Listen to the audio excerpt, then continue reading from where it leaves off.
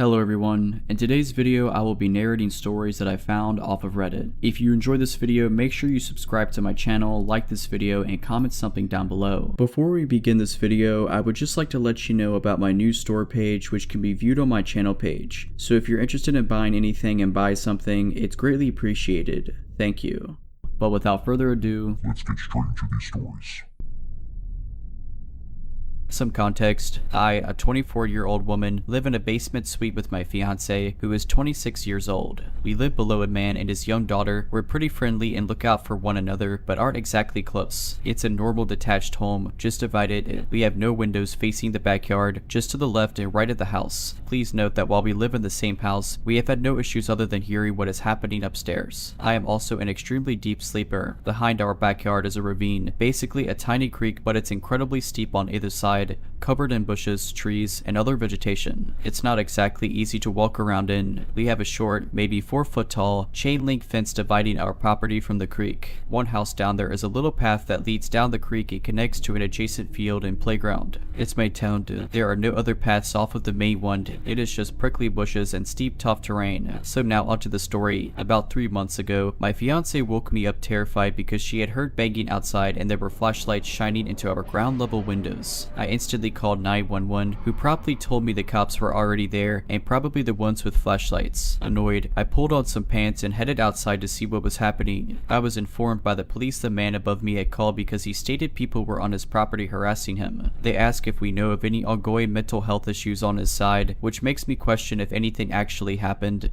but my fiance did hear some weird stuff before the cops showed up. All the while, I'm watching my neighbor plead with the police to check the creek out back because he swears he saw them go out that way. They briefly shine their flashlights back there and leave, determining nothing is actually going on. I get the lowdown the next day. Apparently he heard people banging on his back door, throwing gravel at his windows, and watched his front door handle turn. Man was freaked out, terrified for his daughter, and had no clue who it could be. He spends the next week barely sleeping, sitting by the back door with a baseball bat. Nothing happens, we all relax. It happens again a week later, as soon as he chills out. Same deal, fiance wakes me up, less scared because we know what's going on, but nevertheless the cops find nothing and upstairs man is freaked again. This time he installs cameras. They are on the inside of his house, pointed out the windows. They are rather small and hard to notice, and there's no way you could see them at night. This seems to do the trick. We no longer are dealing with the cops or the begging from whoever is harassing our neighbor. However, after about a month I get chatting in the yard with the neighbor and he tells me almost every single night someone has been in the creek shining a light into his windows. His bedroom specifically. Laser pointers, flashlights, you name it. It's coming from the creek. I'm a little freaked but tell myself he's overly paranoid. Could be some lights from the other side or whatever. This keeps going on. He consistently is complaining about these lights. Concerned someone is still screwy with him. And with being in the same house, last week I said screw it and bought the best outdoor camera I could afford with all the fancy night vision features. Doesn't hurt to have security cameras anyways, right? It should be arriving soon. In the meantime, I'm thinking of some way to keep someone out of the creek. Still slightly doubtful anyone could get back there without hopping our fence. I walk down the path open to public use, stop where the property fence lines start, push past a prickly bush that tries to take me out, and come across a well-worn path with footprints and broken branches, flattened bushes that have clearly been walked on repeatedly. Creeped out, I push on to see where this path goes, and it ends right at our property, right where my neighbor says the lights come from. There is nowhere else to go. The path is right next to where it drops off into the creek. I couldn't go further as it's all thick brush. It just ends at our house. Someone, for weeks, has been sitting in the woods behind our house tormenting my upstairs neighbor for no apparent reason. I am unbelievably creeped out. How do they know what bedroom he's in? How did they know when the cameras went up? Why do they never bother us? He swears up and down he doesn't have any enemies. His ex is the mother of his daughter. They share custody and she wouldn't scare her like that. I'm as baffled as I am horrified.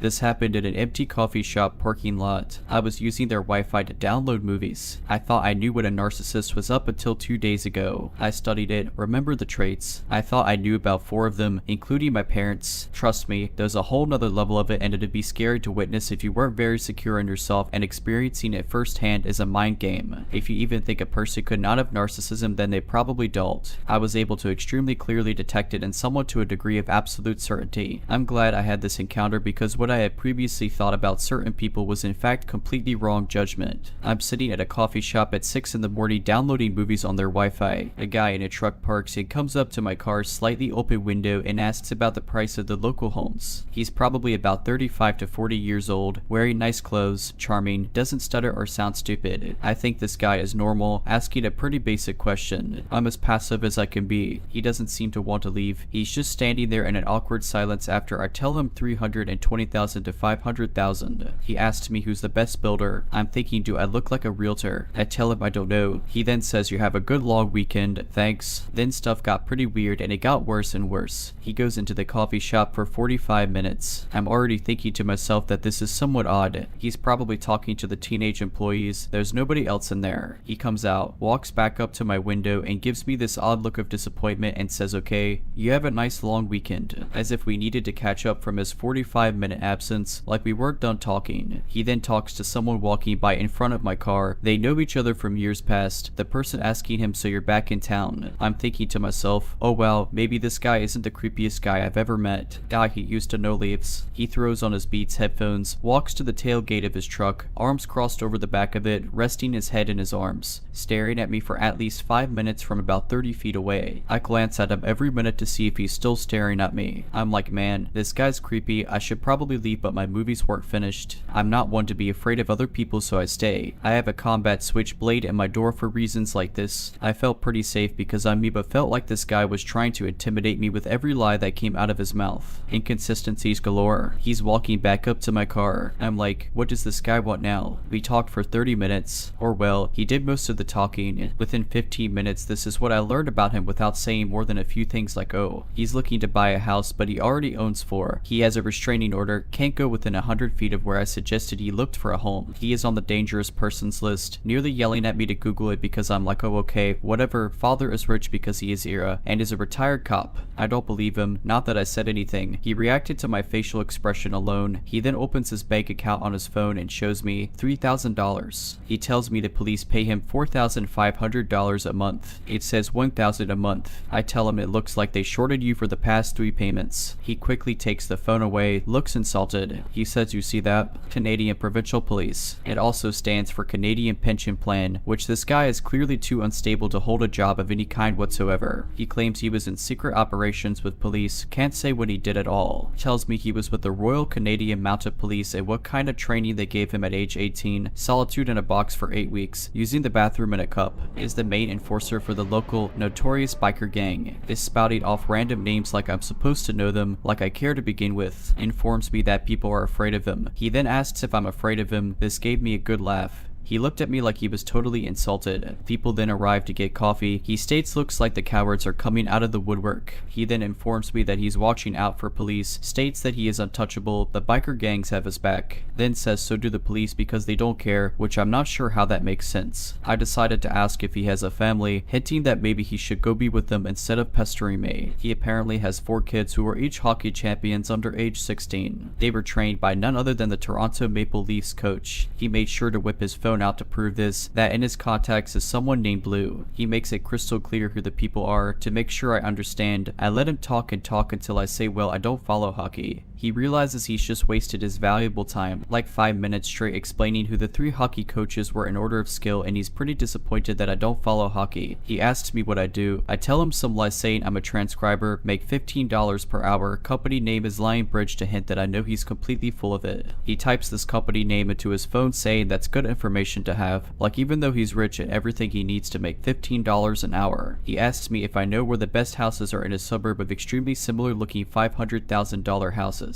I ask if he has a realtor. He says no, I don't need one. I humor him, you want to pay in cash, don't you? Apparently everything he does is off the books, except like, you know, the pension plan of $1,000 per month. He then starts talking about a black guy violating a young girl. This is so random, I don't know what to say. I become quiet. Palms are sweaty. I'm thinking to myself something like psychopath alert. I can't even use my phone, my fingers are so wet. I'm just vaping away, blowing vapor out the window at him. He's not taking the hint. The senior aged man walks past him towards a dumpster. He says to his face, look at this chump. The old man is wide-eyed like he doesn't know what is happening, and neither do I. Old man looks at me and gives me this look of confirmation that he has completely sized up the situation that I'm in and is also thinking what is going on. The guy that informs me that he owns the town starts spouting random names again, then informs me there's a serial killer living down the street. Tells me he isn't leaving until 7:30 in the morning to not be rude to me. I'm so confused by this I just stop talking. A silent minute passes. He tells me I should leave because it's going to get loud soon. I'm now considering that this guy is here to shoot or bomb someone, possibly me. I grab my blade but leave it closed and soaking in my left hand. I ask why should I leave? He says there's a storm coming. I tell him I'm not afraid of thunder. He looks insulted. He's been speaking in covert wording this entire time, so to get a better feel for this guy I ask where he's from and if he slept in his truck last night. He looks offended like I'm the one who is off his rocker, but he doesn't say anything other than no. Another silent minute passes. He then looks at me, changes his facial expression to angry, says very calmly that if he were me he'd get out of town right now. Is he warning me or threatening me? I honestly can't tell. It takes me a few seconds to even process what he's just said. I'm not intimidated in the least, or amused. I humor him, why's that? He starts laughing his head off, walking away now and asks was that scary? I laugh and tell him an assured no, shaking my head at the absurdity of him. He's now halfway to his truck. Finally, now he's walking back to me. I flick my blade open and casually flip it in the air to invert it blade down. He fist bumps me and says you're a good guy, laughing, then walks away. He roars away in his truck, windows down, music blaring at 7:30 in the morning. I was just glad that he was gone. I just sat there perplexed at this character, wondering how many mental disorder boxes he'd check off. It wasn't even a question. This guy was trying to intimidate me in any way possible and was trying to prove his worth to me in any way possible, reacting to each of my facial expressions so quickly and in such a way that made me feel like he was sizing me up the entire time.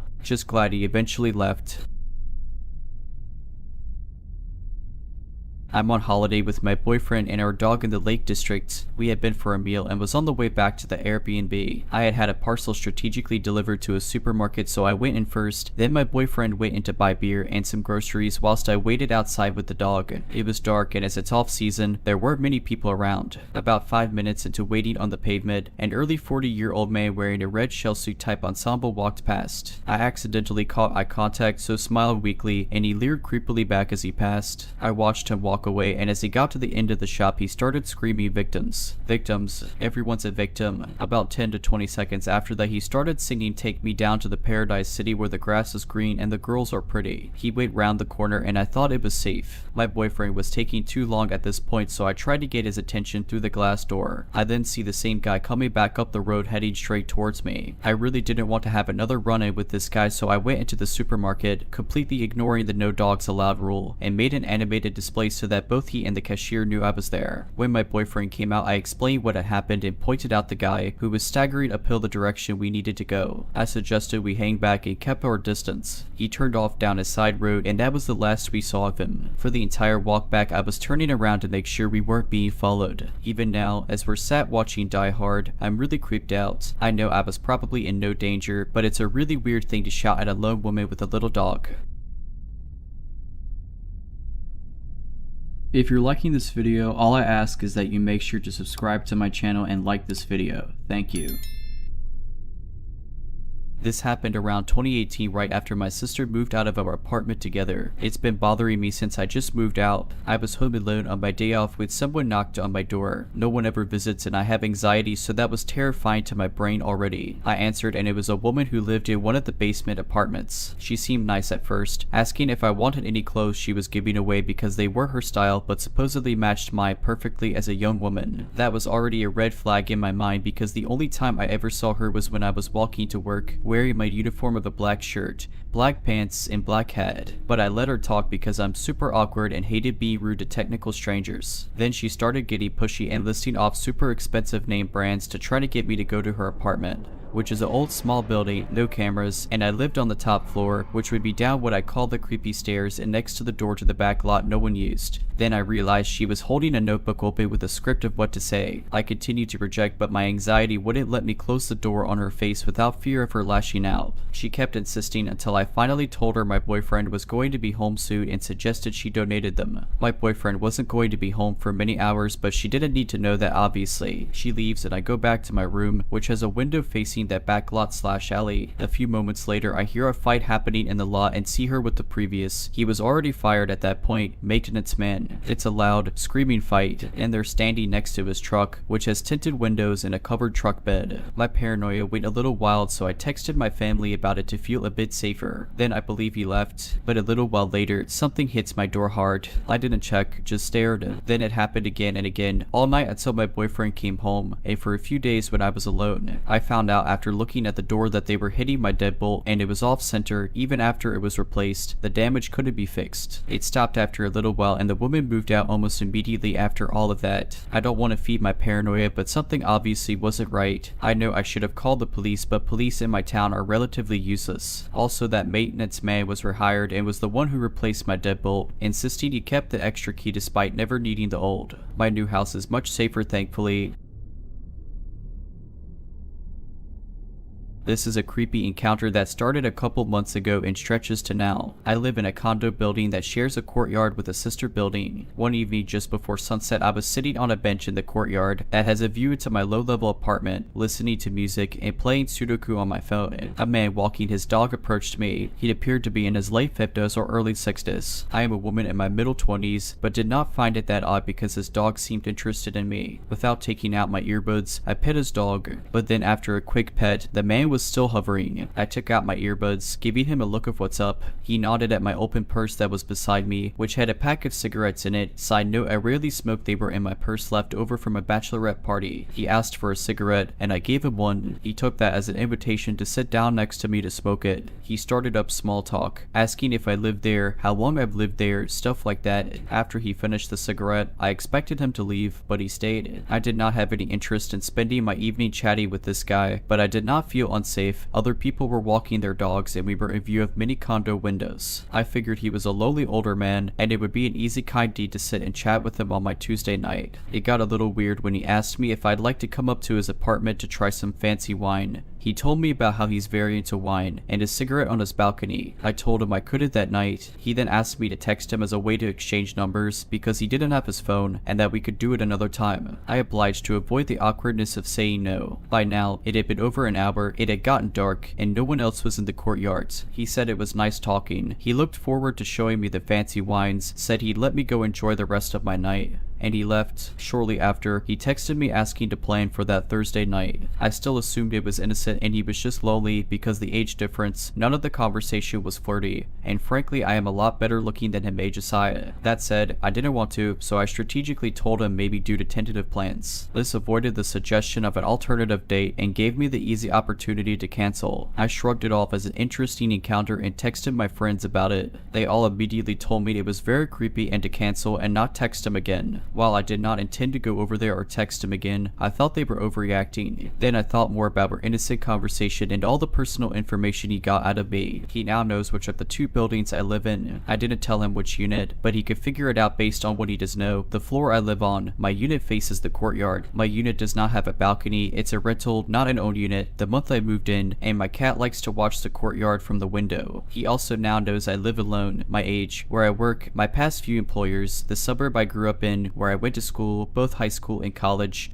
where my parents live, and my phone number. I didn't think I was stupid, but now I'm surprised I didn't give this guy my social security number. That said, he got this information out of me because he also shared all these details about himself. That, along with him living in the sister building, not mine, made me feel better. But then I remembered the sister building's fobs work to access each other. I also then remember he told me multiple times he does not carry his phone or wallet on him while he walks his dog at night because of all the muggings. When he kept bringing this up, I found it very odd because we live in one of the safest neighborhoods of the city, but shrugged it off. I now am scared he may have bad intentions and wanted to persuade me into putting myself in a vulnerable position without my phone. I tried reverse searching his number and nothing came up. I was smart enough to read his last name from his dog's collar, and I googled it with the first name he gave me. But even with all the other information he gave me, like his job and education, I could not find him online. This left me a little unnerved, but his response to me canceling was just to text him another time when I am available. I felt better about it until the next next Tuesday evening, exactly 1 week down to the hour of us originally meeting. I looked out my window and saw him sitting on the exact bench we were on, one of like 20, staring up at my building. He wasn't even with his dog or smoking, just sitting there looking up at my building. I immediately dropped to the floor and peeped only my head to take another look out the window, which starts a couple feet above the floor but stretches the whole wall horizontally. It was definitely him, and it made me feel sick to my stomach. I still excused it as maybe innocent, maybe he hoped to run it to me again and was just waiting, not spying. But in the weeks following, I saw him on that bench multiple more times. I've been avoiding the courtyard and keeping my blinds closed, but they can't be closed 24/7. Apart from me, both my cat and plants need the natural light. A couple weeks ago, my blinds were open and I had to pass the window naked to retrieve a towel. As I passed, I looked out the window. Not only was he on that bench, without his dog or a cigarette, looking up at my building, he was looking straight at my unit and my window at me. I again dropped to the floor. I grabbed the blanket next to me, wrapped myself in it, and stood back up. He was still staring. We held eye contact and he did not look away. Eventually, I closed the blinds, but he knew I knew and he was not shy about it.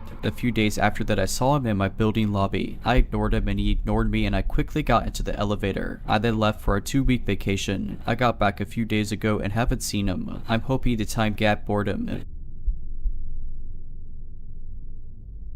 In the early 2000s, I was skateboarding outside of my old elementary school with a close friend. We were 12 or 13 at the time, and skateboarding can be a draw for police, and we were well aware of that. Being harassed by a running from cops was nearly a weekly occurrence for us around that time. After we had been there maybe 20 minutes, a new-looking unmarked Ford Ranger or maybe Mazda equivalent drove by, slowed down, and turned into the parking lot after noticing us. He got out and asserted he was a police officer and that we could get in a lot of trouble. He was wearing plain clothes, white, and probably in his 30s or 40s. He approached me, patted me down, obviously noticed something in my cargo pocket. It was a weed pipe. I was scared that I was going to get busted and I froze. He ignored the item in my pocket, along with whatever else was in there. I don't remember if the touches were weird in nature or focused on any one area of my body. He didn't bother searching my friend. He didn't ask any questions that I remember other than whether or not our parents knew we were there. I don't remember what we answered. Knowing us and our parents, they probably did have at least a vague idea of what we were up to. It is likely we said yes, but I seem to remember telling him no. He began to conclude the interaction and said something like be safe or you should probably go home now. Anyway, he got back in his truck. I remember seeing the cab after he opened the door and it looking like a mess inside. There was trash and signs that he was not driving an official vehicle of any capacity. I do remember thinking that was odd at the time. He left. We went on our merry way after I landed that kickflip down the 3-stair or whatever trick I was working on that day. The situation felt a little odd, but I didn't tell my parents. I was a teenager with more angst than most, after all. Plus, bringing it up would have surely invoked some lecture or accusation regarding drug use, and I was not about to bring that upon myself. Years later, my friend brought it up. He said he had mentioned it to his dad recently. His dad was a police officer at the time of the incident.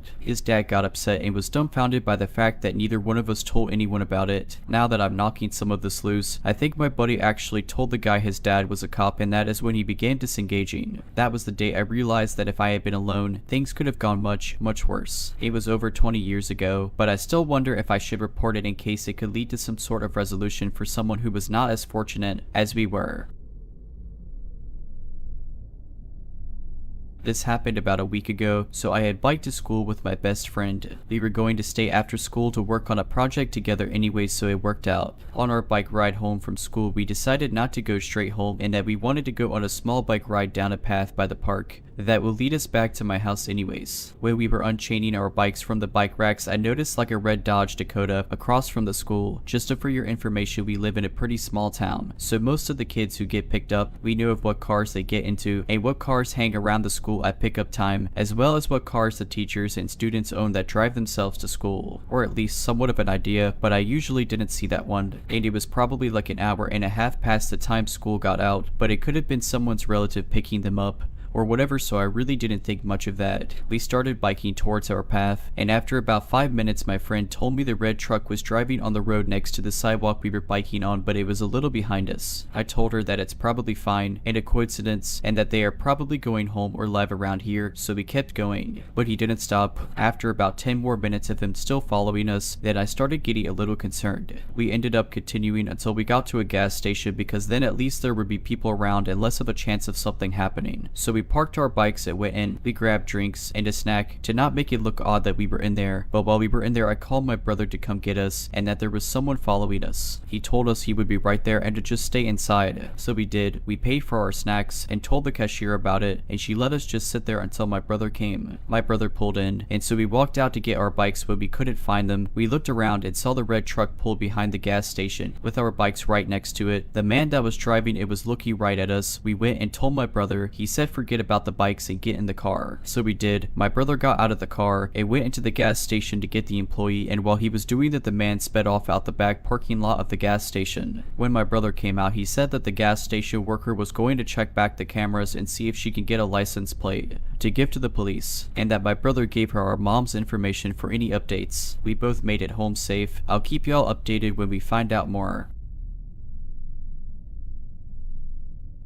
I'm not sure how creepy this actually is, but I always try and play it safe. I don't believe in taking chances, and I don't intend on becoming another statistic. If that means playing on the side of caution, then so be it. I'm a bartender by trade. I've been working in bars since I was 21. I'm 29 currently and female, so I've had to pick a thing or two up. I get a fair amount of unwanted attention in my day-to-day life. I'd say about as much as the average woman gets. I'm not a vain person, but I do put a lot of attention into my wardrobe, my makeup, and my nails. I know it's such a sideways way of thinking, but most of my money is made on tips, and I have to make myself presentable enough. But because of this, I do set my boundaries very strongly. This doesn't mean that I'm perfect though. I'm still a person with people urges. It was a typical Saturday night. The bar that I currently work at, and the one I've been working at for the past 2 years, is a pretty small bar with more of an emphasis on the quality of the drinks and the relaxed atmosphere. I don't serve as many Vegas bombs or Bud Lights that I have at previous bars that I've worked at. It's mostly cocktails and craft beers. This usually keeps the rowdy crowd out.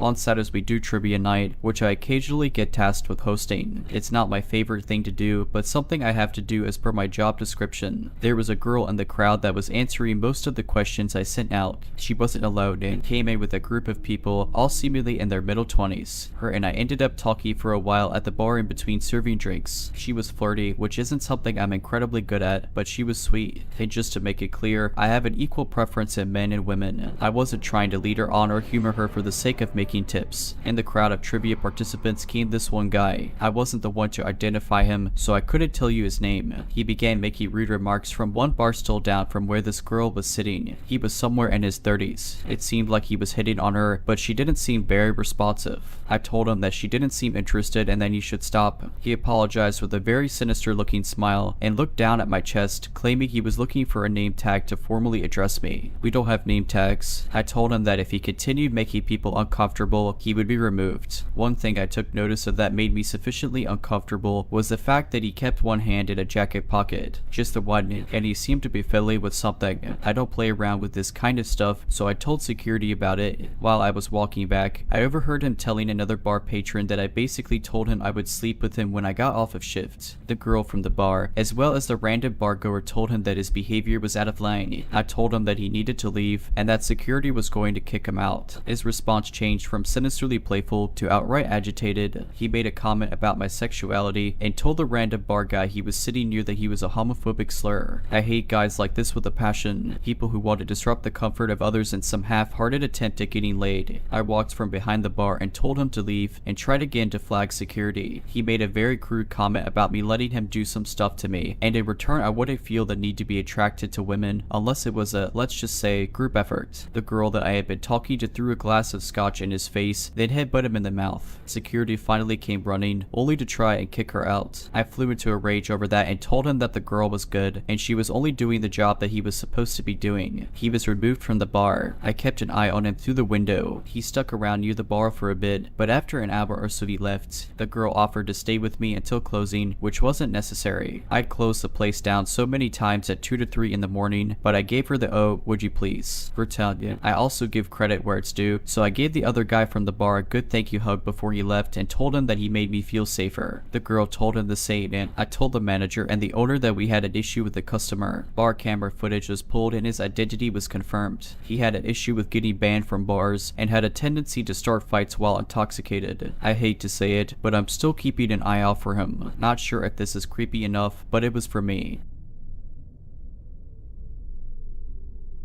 My girlfriend and I were graduate students living together in a 6-unit apartment building with an outside stairwell. It was an older Victorian home that had been converted into apartments. The whole street was lined with similar buildings. It was off campus but conveniently located within walking distance of bars, a coffee shop, and several restaurants. The neighborhood had a laid-back, bohemian vibe. The tenants were a mixture of college kids, young professionals, and families. The area was generally safe, but it wasn't too far from a rougher section of town. It was a Thursday night, and being the night owl that I am, it was past 3 in the morning. I had just finished a movie. I turned the television off and went to the stairwell for a quick smoke before bed. We were in the middle of a snowstorm, and the ground was covered in 6 inches of fresh powder, and it was freezing scary cold. I quickly smoked my cigarette and rushed back inside. My girlfriend was always complaining about me forgetting to lock the door, and, as was my habit, I left the door unlocked. I jumped into bed, and just as I was falling asleep, I thought I heard a noise. I brushed it off at first, but then I heard a creak. Probably just the wind, I concluded. Moments later, I heard the floorboards creaking. Now I was listening intently. My girlfriend felt me shuffling and asked what was wrong. I told her I thought I heard something. Then we both heard what sounded like someone stumbling into our couch. We shot up, and I yelled, "Is someone there?" No answer. The floor creaked again. This time, in unison, we shouted, "Who's there?" Another noise. I quietly stood up and scanned the room for something that could be used as a weapon. Nothing. Growing up, my dad always kept a baseball bat under his bed, and I regretted not adopting this practice. We yelled again, but there was no response. Again, but this time, from the darkness, we were greeted by a low-pitched, incomprehensible growl. I wondered if one of my buddies was playing a prank on me. That seemed out of character from my friends, especially at this hour on a weekday night and during a snowstorm. What I really thought was that a crackhead had wandered in. My girlfriend yelled, "Who's out there?" More footsteps. The intruder was still in the family room, but he was getting closer to our bedroom. We heard the growl again, but this time it was followed by a gurgle, and it's Matt. We didn't know anybody named Matt, at least not any that would enter our apartment uninvited in the middle of the night. I looked at my girlfriend. I'd never seen someone so scared. If worst came to worst, I thought to myself, I know I can outrun this person. I hoped it didn't come to that. "Matt who?" We shouted repeatedly. After a long pause, he finally said, "Matt, I'm friends with Mike and Kelly." Relief washed over both of us. Mike and Kelly were our neighbors. I turned on the lights and walked into the family room. There he stood, a 6'2", slovenly looking college kid. Matt was blacked out drunk. Our neighbors had hosted a pre-game party at their apartment, followed by a trip to the nearby bars. They had abandoned Matt, and despite the storm, he had found his way back to their apartment. Their door was locked, and his phone calls had gone unanswered. His evolutionary drive to survive had kicked in, and he had sought warmth in the first unlocked apartment he could find. I told him that he scared us and that he had to go. He stepped outside, and I quickly locked the door behind him. The next day, I learned that Matt froze to death. He'd been discovered by another neighbor, huddled next to her car under the lean-to garage. I'm just kidding. I have no idea what happened to Matt. I do, however, remember being a little concerned for him after my nerves settled. If you're liking this video, all I ask is that you make sure to subscribe to my channel and like this video. Thank you.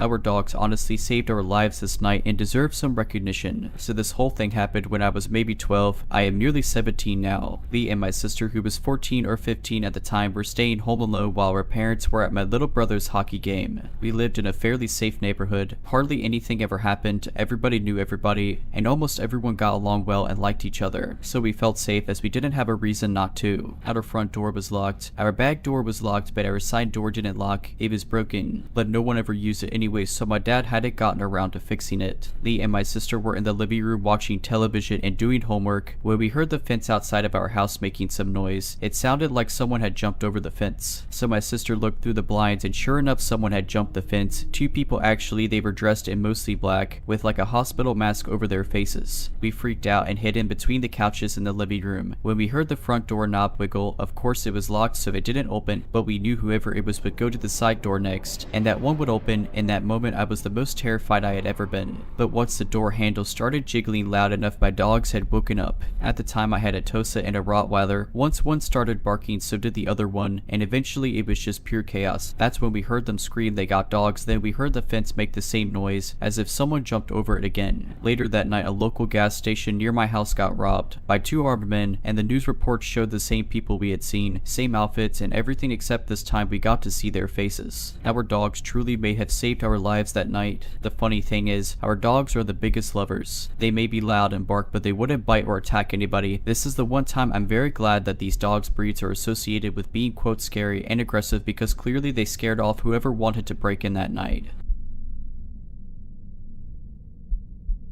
So me, a 28-year-old woman, and my husband recently relocated to a small town for work. The area is known to have high criminal activity and a lot of homeless people, but I am not usually scared or paranoid. I decided to go thrifting, hoping to find a baby safety gate. Once I got to the store and parked, there was no one in the parking lot. I went in. Right behind me entered a large, well-dressed male that was persistently eyeing me head to heels. At first, I didn't think much of it, and I just went on checking the book section they had. After a while, I started to feel as if someone is hovering around me. I started to feel a bit anxious because every time I would look behind me, the guy would be standing way too close to me, literally not looking at any books, just pacing around, and would look to the ground to avoid my stance. I am not a shy girl. I know how to stand up for myself when needed, and I know better than to make a predator feel like he is intimidating me. I turned around and gave him a screw-off look and went to the other side of the store to shop, and right behind me followed the creepy guy. I tried not to mind him and continued looking through clothes, vases, and decorations, and wherever I would go he would follow in a very creepy way, keeping himself as close as he could be to me. 40 minutes in, the employees noticed that the guy wasn't interested in anything, and they asked him if he was okay and if he needed anything specific.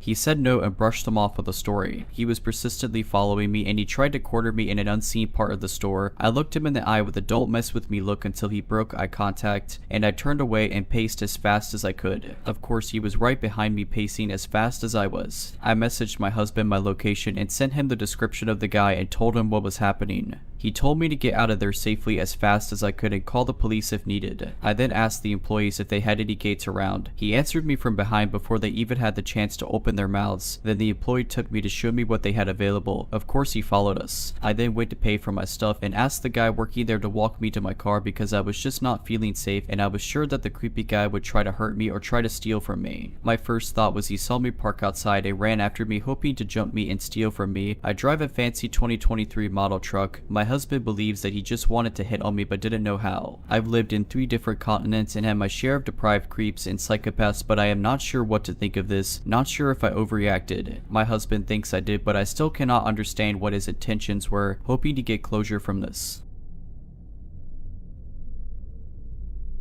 I go unlog box here my home most nights. I live in a safe suburban neighborhood. It's a huge grid of residential streets, in the middle of which is a big open park type area, larger than 2 football fields, that's next to a school. Last night, around midnight, I was walking on the sidewalk next to the park, listening to a podcast, slowly making my way to the school. The school has a big, well-lit parking lot in front, with 2 entrances/exits about 25 yards apart. As I neared the school, I noticed a car in the parking lot with its headlights pointed toward the street. This is unusual for this time of night, especially on a weekday. Maybe it's a cop, I thought. I got closer and saw that it was a beat-up red truck. It had started slowly and aimlessly driving around the lot. As I passed the first entrance, the truck seemed to notice me and stop. I got halfway to the second entrance when the truck rushed toward it. I assumed the driver wanted to pull out before he had to wait for me to cross. No, the truck just sat there. I leaned as I approached. I got to the entrance and saw that the truck was occupied by 4 men. I motioned to the driver to go ahead, but while looking straight forward, he just motioned with his hands for me to cross. At the same time, I noticed a guy in the backseat staring at me menacingly. I crossed in front of the truck, expecting the driver to blow the horn or rev the engine, basically to screw with me. He didn't. They just sat there watching me. I continued down the road, and as I was turning right onto another street, the truck exited the lot, turning in the opposite direction. Just a strange encounter, I thought. A few minutes passed, and I saw the same truck approaching me. Getting to me would have required circling the park and traveling down 3 additional streets, and to do it so quickly would have required serious speeding. The truck slowed as it approached, almost stopping as it got to me. The occupants stared daggers at me as they passed. It felt like they wanted to do something but lost their nerve. Now I'm a little freaked out. I'm not a paranoid person, so I started rationalizing their behavior. I told myself they're just cruising around, enjoying some weed before going home for the night. That wouldn't have been out of the ordinary for my friends and me in high school. These guys looked too old for this, though. My gut insisted something was wrong. Out of an abundance of caution, I walked a little down the street and crouched behind a big oak tree surrounded by bushes on some random person's property. I know this is inappropriate and possibly dangerous. I hope the homeowner wasn't watching me from his Ring doorbell as I lurked on his property. For a couple of minutes, I crouched there before I saw headlights. It was just the neighbor from across the street arriving home. He entered his house, and I breathed a sigh of relief. I told myself I was being ridiculous. I actually felt pretty embarrassed. Just as I was about to stand up, I heard the rattling of an engine and saw headlights slowly moving down the street. It's the red truck. I'm sure I imagined it, but I thought I heard its brakes squeal right before my hiding spot. I wondered why this truck was apparently speeding to get to me and slowing when it arrived. It didn't seem like chance, and I'm now convinced this truck is seeking me out. I started running as soon as the brake lights disappeared. I'm a little more than half a mile from home, and I'm not taking any chances. As I turned onto the street that intersects with mine, I saw headlights and heard a familiar engine rattle. I can't say with certainty that it was the red truck, but I immediately turned around and ran to the side of another random house. Making things more ominous was the spooky music and witch's cackle coming from the Halloween decorations next door. I waited another minute, making sure the red truck didn't pass, and ran the rest of the way home. I walked in out of breath, and my wife asked me what happened. She scolded me for walking so late at night after I told her the story. The middle-aged woman is strong with her, so she immediately pulled up the Nextdoor app. Apparently, there have been several reports of car break-ins in our area attributed to men in a red truck. It's probably not connected, and I was almost certainly being dramatic. I doubt anything would have happened if I'd encountered the red truck again. Still, I'm glad I did it.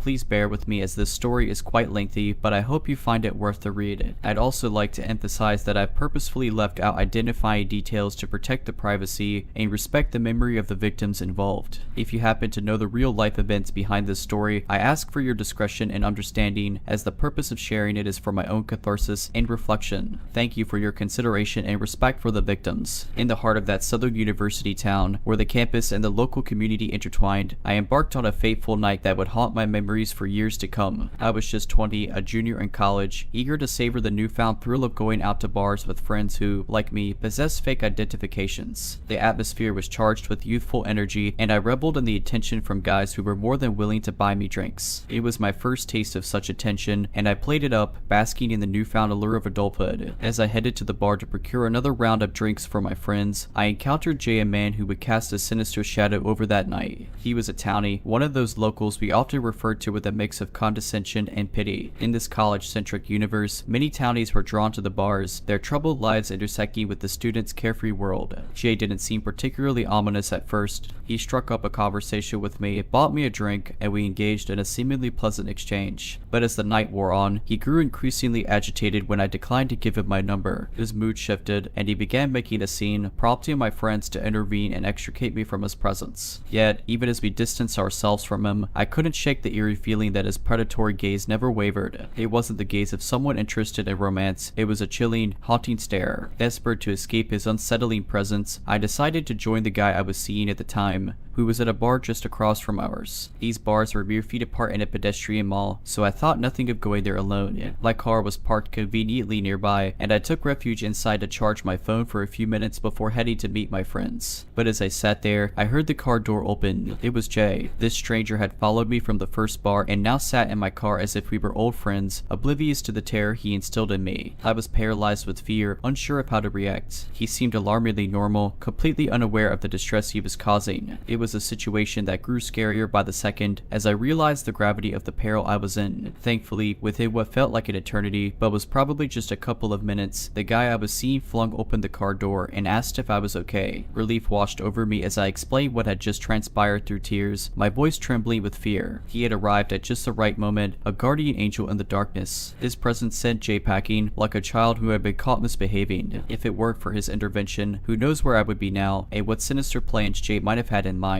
A year later, it resurfaced in the most chilling manner possible. A fellow junior, Holly, went missing, sending shockwaves through the campus and making national headlines. Search teams scoured the area, and the nation held its breath as they discovered security footage of her leaving a bar, followed by a man, Jay. The search ultimately ended in tragedy as Holly's lifeless body was found. The police investigation led to the capture of her killer, and it sent shockwaves through the university community. Jay had not only taken Holly's life, but had also been responsible for the deaths of 2 other girls, making him a serial killer. Witness reports, news articles from those who last saw Holly say she was telling Jay, "I will not get in the car with you." Jay is currently serving 4 separate life sentences. I had never shared this haunting experience with anyone beyond my closest friends and husband, fearing judgment and repercussions from my conservative upbringing.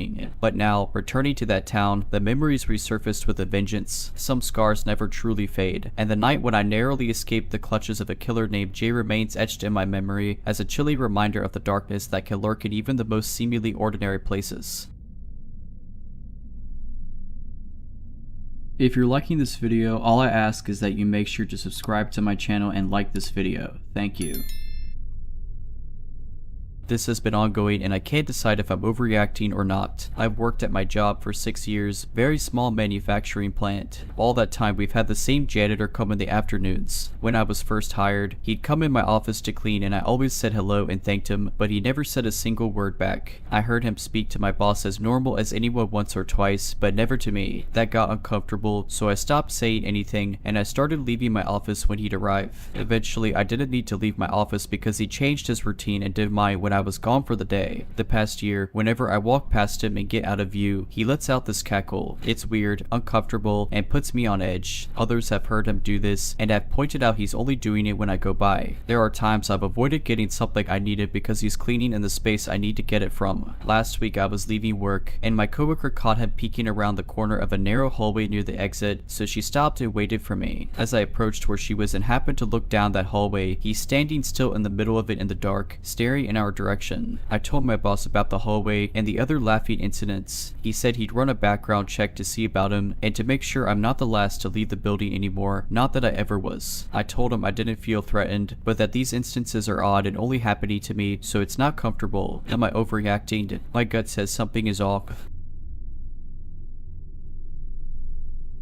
For context, I'm a man in my late 30s and was 18 at the time of this story. 20-something years ago this month, I moved to London to attend music college. Most of my other friends were still doing their A-levels, but I sacked those off in favor of an opportunity to study drums and percussion, which I'd already been teaching myself for 10 years at that point in the big city, and to escape my sucky rural hometown. It was the last day of the last term of our year-long course, so everyone ended up at the pub to celebrate. It was a fairly rough pub, but the nearest one to our college, so it was always a weird mix of shifty locals and annoying music students, myself included, and this night was no different. Everyone was doing karaoke, which at the time I was just too awkward to take part in, particularly in front of a pub full of people. I was getting bored and wanted to leave, but was staying with one of my fellow drummer friends who lived a lot closer to the pub than I did. Things were starting to wind down, so I told my friend I'd meet him outside once he'd finished making out with one of the vocal students. I went and stood outside on the street next to the pub by some fencing, behind which were some garages of nearby council flats. I chain smoked a few Marlboro Reds, knowing my friend was going to take his sweet time. As I was standing there, I saw a shifty looking guy in a hoodie with chin-length dreadlocks approaching from afar. As he passed me, we made brief eye contact, but I thought nothing of it and continued smoking. A few minutes passed and I heard what sounded like some sort of rustling or footsteps behind me. I turned around and saw the same guy on the other side of the fencing. He was walking towards the garages but kept looking up at me. This felt a little strange, but I just assumed he was just a weird guy who lived at one of the flats, so I turned around again and continued smoking. After a few minutes, I was a little curious as it had sounded like the guy's footsteps had stopped quite abruptly shortly after I turned back around, so I looked around again to check if he was still there. To my absolute bewilderment, I saw the guy now sort of crumpled in a pile on the floor with his back against one of the garages, trousers round his ankles, his thing in hand, just going ham on himself whilst giving me the most intense eye contact. I swung back around in shock, completely unable to process what I'd just seen. I was frozen and had no idea what to do. About 20 seconds passed and I heard the zip of his fly, then the sound of footsteps growing louder and I knew he was approaching me. The footsteps stopped and, "Excuse me," the guy said at a soft and nervous sounding tone. I turned around. "Yeah, what? You're not gay, are you?" No," the guy, almost blushing, says. "Oh my god, I'm so sorry," and hurriedly walks away. For years I used to retell this anecdote as a funny sort of "oh my god, that's outrageous" story. It didn't really dawn on me for a long time how messed up that event was, I think in part due to when it happened, early 2,000 seconds and the fact I'm a man, so most people wouldn't immediately think of me as someone who would get flashed at or harassed or be exposed to. It was only in the last 5 years or so, with the increased awareness of that kind of behavior, I started to reframe it a little. Context: I conduct bystander intervention trainings and have an excellent sense of when I feel uncomfortable versus unsafe. I have trained in conflict escalation techniques. I've also taken a self-defense course and feel comfortable using those skills if necessary. I'm a woman in my mid-20s, but usually people guess my age around 16 to 18. Event: I had already been in Marshalls for a while, and having finished trying on clothes, I decided to check the men's section for my partner before heading out to run my next errand. While looking through the racks, I began to notice that someone was following me through the racks and watching me closely. A young man, probably aged 18 to 21, would walk down the aisle a little ways behind me, then pass by me very closely, much more closely than the aisle width required. After having this happen 2 or 3 times, I made eye contact with him after he made his pass, and he said sorry. I first assumed that he was interested in taking my purse and or taking something out of my purse, so I kept a closer hand on my crossbody bag. After having said sorry, he kept his distance for a few minutes, and I continued browsing. However, he shortly approached me and held out a piece of printer paper with an image of his driver's license, a vertical under 21 license, and asked me, I just got my license photo taken, do you think it's a good picture? I said, yeah, it's a perfectly good photo, and moved on. At this point, I was getting a little weirded out, but there were plenty of other people in the men's section, so I wasn't particularly concerned yet. Shortly after, as I approached the end of the men's section, he approached again and asked, can I give you a hug? I responded, no, thank you. He asked, why not? And I responded, I don't really feel like giving a hug now, thanks. Then he said, I'm not a danger to you. I responded, I know, I'm just not interested in giving someone I don't know a hug. He went away to another part of the men's section again after this, and I finished looking through the rack. At this point, I was starting to feel deeply uneasy, but continued to play it cool in order to not escalate the situation. While I was browsing the last rack, he came back again and asked, can I follow you around while you shop? I responded, no, thank you, I prefer to shop alone. He responded with his usual why, and I let him know again that I prefer to shop alone. He left again, and at this point I was so thoroughly freaked out that once I made sure he was walking away from me and not looking at where I was going, I left the store and exited onto the strip. He did not follow me, and I entered the neighboring Ross to wait things out. I immediately texted my partner, who was at a conference hosted at one of the casinos. So my question is, what happened here? My partner and I have a couple of theories, but I'd love to hear if anyone else has experienced something like this or knows of other experiences like this, especially the showing the license thing. We can't really figure out what that was for. Theory 1, bad pickup artist. The game tells men that they should use props to try to pick up women. Was this just a really bad attempt at trying to hit on me? Theory 2, I almost got abducted. Israel Keys attempted to abduct a woman from a Marshalls in the late 90s using a similar technique, staring at her for a long time, then asking her how old she thought he was. Kelsey Smith was abducted and murdered after being followed down the aisles in a Target, then followed out to her car. These instances feel eerily similar to what I experienced, and during the encounter, my unsafe alarm bells were definitely going off. I was ready to fight this man in the Marshalls if necessary. I don't believe trafficking was at play, since trafficking rarely involves getting snatched off the street by a random person. However, I'm not entirely closed off to that idea either. Please check out Polaris Project for more information about trafficking.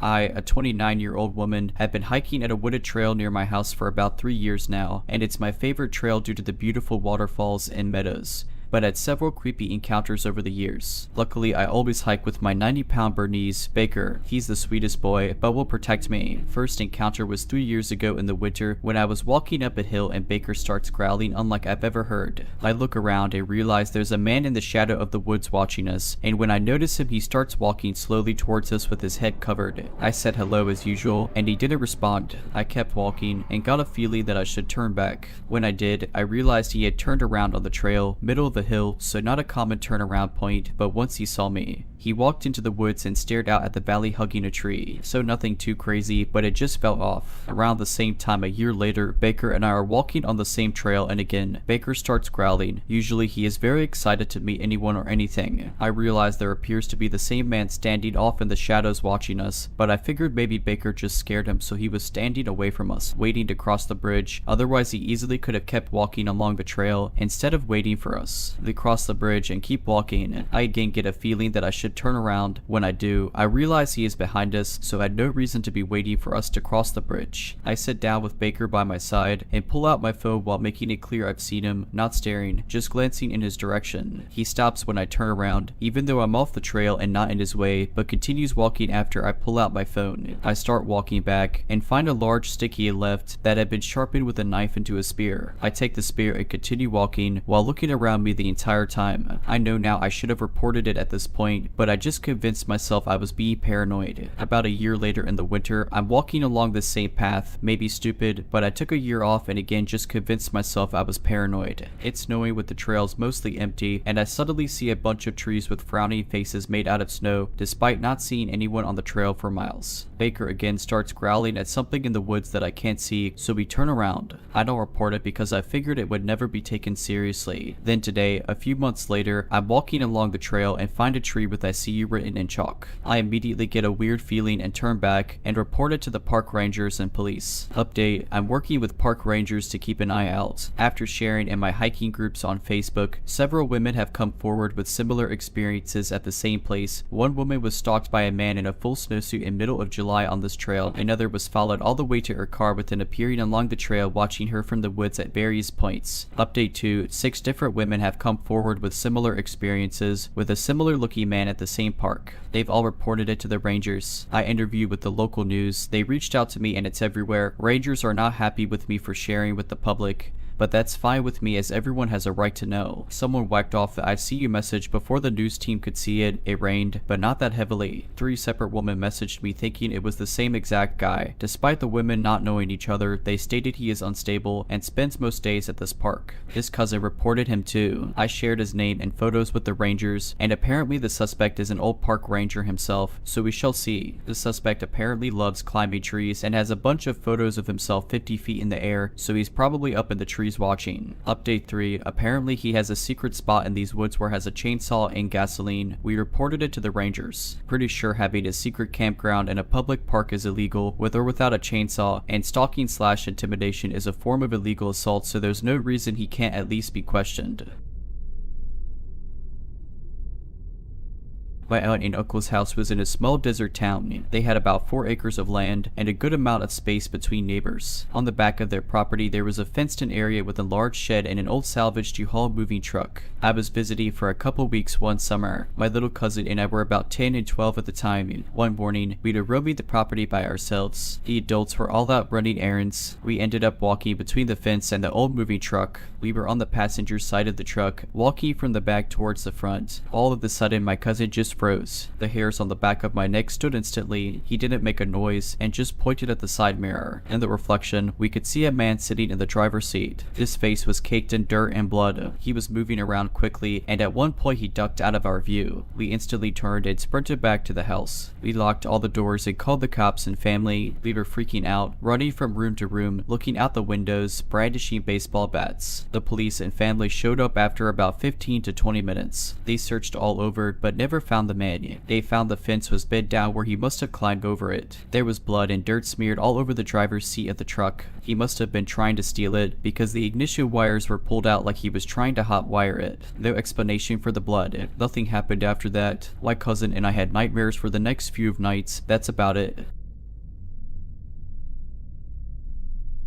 When I was a teenager, me and my friends used to quite frequently go to abandoned buildings of different sorts. This hobby kind of got worn out for me personally, but when I was at my first or second year of university, I noticed a weird, not too big, abandoned building very close to my university. My university is located pretty much downtown. The place we are talking about is very crowded and filled with elite property, stores, and historical buildings. So it was weird seeing the building standing weirdly in some sort of a yard between other buildings. So I grabbed my friends, there were 4 of us, and we decided to check it out. We came there late at night so there would not be more eyes than necessary. It also was winter. We grabbed our tools and broke a lock to one of the entrances, but it was a dead-end small room. It was pretty creepy with a wheelchair standing there. We then found another door to the building. It was locked more heavily. We could not break the lock itself, so we somehow managed to make a big hole in the door so everyone could just climb in there. It was very loud obviously, so after we've done it, we decided to wait a bit before going in just in case someone called the cops on us. After an hour spent at the nearby nearby McDonald's, we, proudly with how we handled that super locked door that seemed to haven't been open for years, decided to go in. The building felt empty and damaged. There was not much stuff there besides concrete walls and a lot of trash which we thought was old. There was no light in there at all. Every window was locked too. It's creepy to think back on this decision, but the first thing that we decided to do is to go to the attic, all of us. It was more of the same, a lot of trash, some graphitis, and generally nothing too interesting. Then we decided to come back to the floor we started from and check it out properly. While we were for some reason, I guess being kind of creeped out from the atmosphere, just standing in the corridor,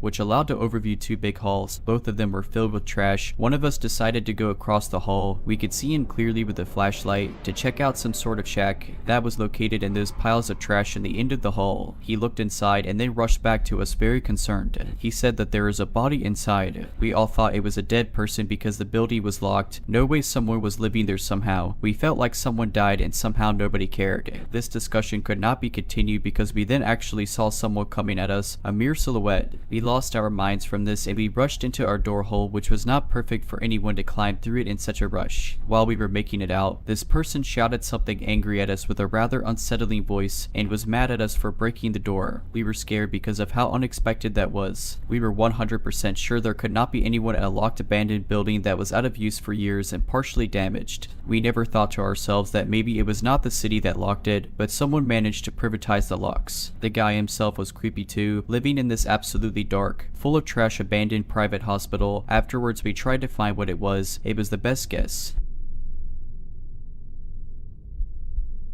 So my boyfriend and I went to Dave and Buster's for a date night the other day and everything was going well, until I passed by this woman closely standing next to a couple. At first I thought she was with them cause she was following them around. She looked like she was in her middle to late 20s. I saw her staring at me from afar, which was weird, but I shrugged it off since I'm Southeast Asian hanging out in a majority white and Hispanic populated area. Then my boyfriend and I walked past her and I felt her tap my arm. So I did what any normal person would do when someone taps their arm. I looked. When I turned my head to look at her, she didn't say anything and continued to stare with a blank look in her eyes. I paid it no mind. I have a pretty heavily tattooed arm, so I thought, maybe she doesn't know social cues and just wanted to touch my tattoo. Yeah, that's it right. A few minutes later, we're still looking for another arcade game to play, and once again I see that same woman, but this time she's not with the couple and she's staring again. My boyfriend and I found a game to play, and as I focused on watching him do his turn, I felt a few quick taps on my arm once again. It was the same lady. This time I decided not to look despite how uneasy I felt, but I did see her pass by. My boyfriend finished his turn on the game and we started looking for another. As we walked around, I started analyzing the strange woman. She didn't have an arcade card and was walking around pretending to press buttons on machines ever so often. She did not go there with anyone. The couple she was by earlier was nowhere to be seen. The look in her eyes kind of reminded me of the people on some type of heavy drug in the downtown part of where I live. Had a creepy and stoic look on her face. As we headed to the ticket prize area, I was talking to my boyfriend about something and felt her tapping my arm again. This time I was fed up. I quietly told my boyfriend, who mind you is a pretty big and buff guy with 2 tattoo arm sleeves. My boyfriend asked me to point her out, so I looked around to find her and saw her staring again. I pointed right at her and my boyfriend was about to walk towards her and she hid behind the arcade machine. We left after that cause I felt pretty uncomfortable, especially since I'm already not about strangers touching me with no consent. Now that I've had time to process everything, I realize how creepy or strange that encounter was. I keep getting reminded of the blank look in her eyes and haven't been able to sleep properly cause of it.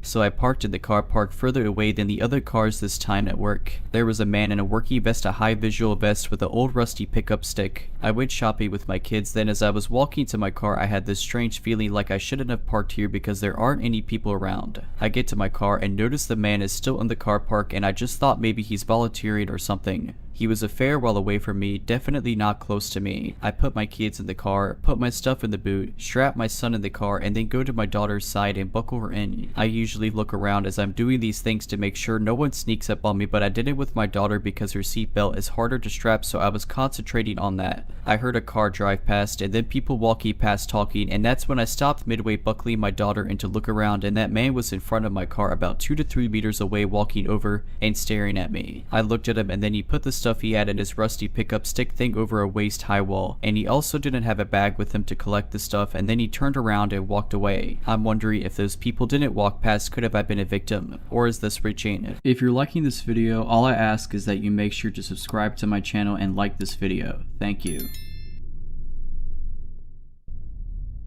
I am not sure why I am writing or posting this, but I feel so shaken by this experience. I thought writing it out might be therapeutic. A few weeks ago, I was watching the news and one of the stories reported that a teacher from a prominent private school had just been convicted on multiple accounts of child assault, the victims including his children as well as students. The report of his arrest and allegations had been suppressed until the trial was over, however was now being made public. The reporter also referenced that the defense lawyers argued for a reduced sentence on the basis that the teacher had also been assaulted by his father when he was a child. When the name and photo of the teacher was shown, I almost choked. It was Cameron, who one of my best friends from primary school. I couldn't believe it. In primary school, I was best friends with two other boys, Cameron and Wilson. We finished primary school in 1995, and whilst they were both sent to the same high school, I was sent to a different school and we therefore lost touch after that. We would often sleep over at each other's houses, either the three of us or just two of us, and I started to recall memories I had completely forgotten, all involving Cameron's father. I really don't remember things clearly, but I remember different incidents at various sleepover nights at Cameron's house. Cameron and I would be changing into our pajamas before bed, and his father would come in and talk to us. I know it sounds warped, but I still remember thinking that he was doing this because he was treating us like grown-ups. I think this might have been because my family were extremely prudish with nudity, and I must have felt that nudity was an adult thing, and he was therefore treating us like grown-ups by having a normal conversation. I know it sounds foolish, but I was around 9 to 10 years old when this happened, and totally innocent. Remember, this was the mid-90s, and whilst we knew about stranger danger, we didn't consider friends' parents to be strangers, and no one ever talked about child assault. I also remember times when Cameron and I would be taking a shower, one after the other, and he came into the bathroom to talk to us. I also clearly remember that I saw his father naked once, and he entered the shower as I was leaving it. This is probably the clearest memory, because it was the first time I had seen a grown-up without any clothing on, and that his nakedness was fully visible and he was standing close to me. Only now, as an adult thinking back to that experience, did I realize he was putting himself quite deliberately on display. I just remember him just standing there openly before he entered the shower. I did have a vague memory that he asked Cameron and I to go downstairs, and that Cameron's mother and sister were entering the door downstairs.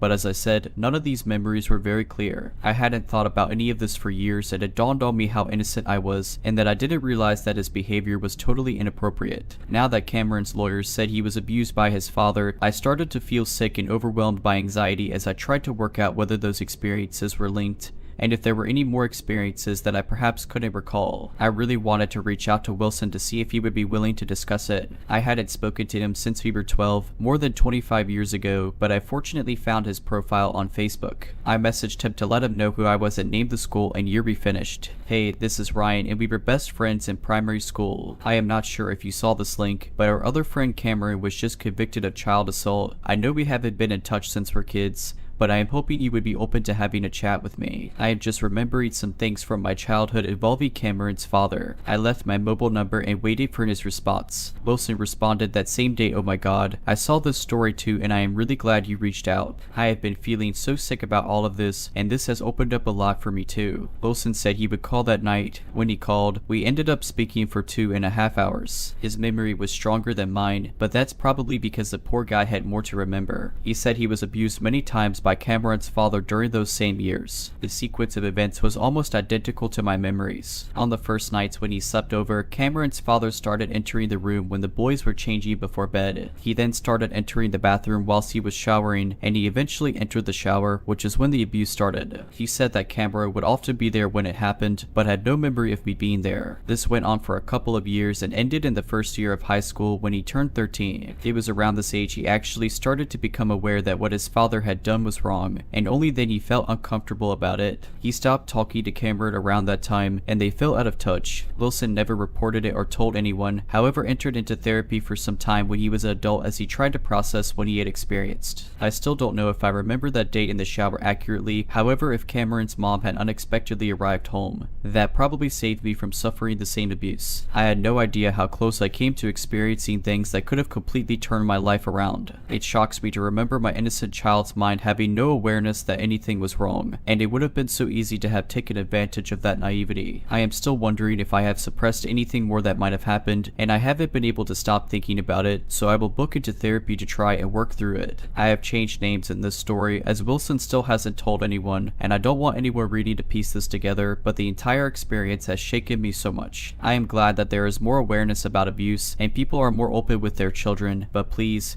educate and protect your kids. I only now know how easy it is for people to take advantage of children.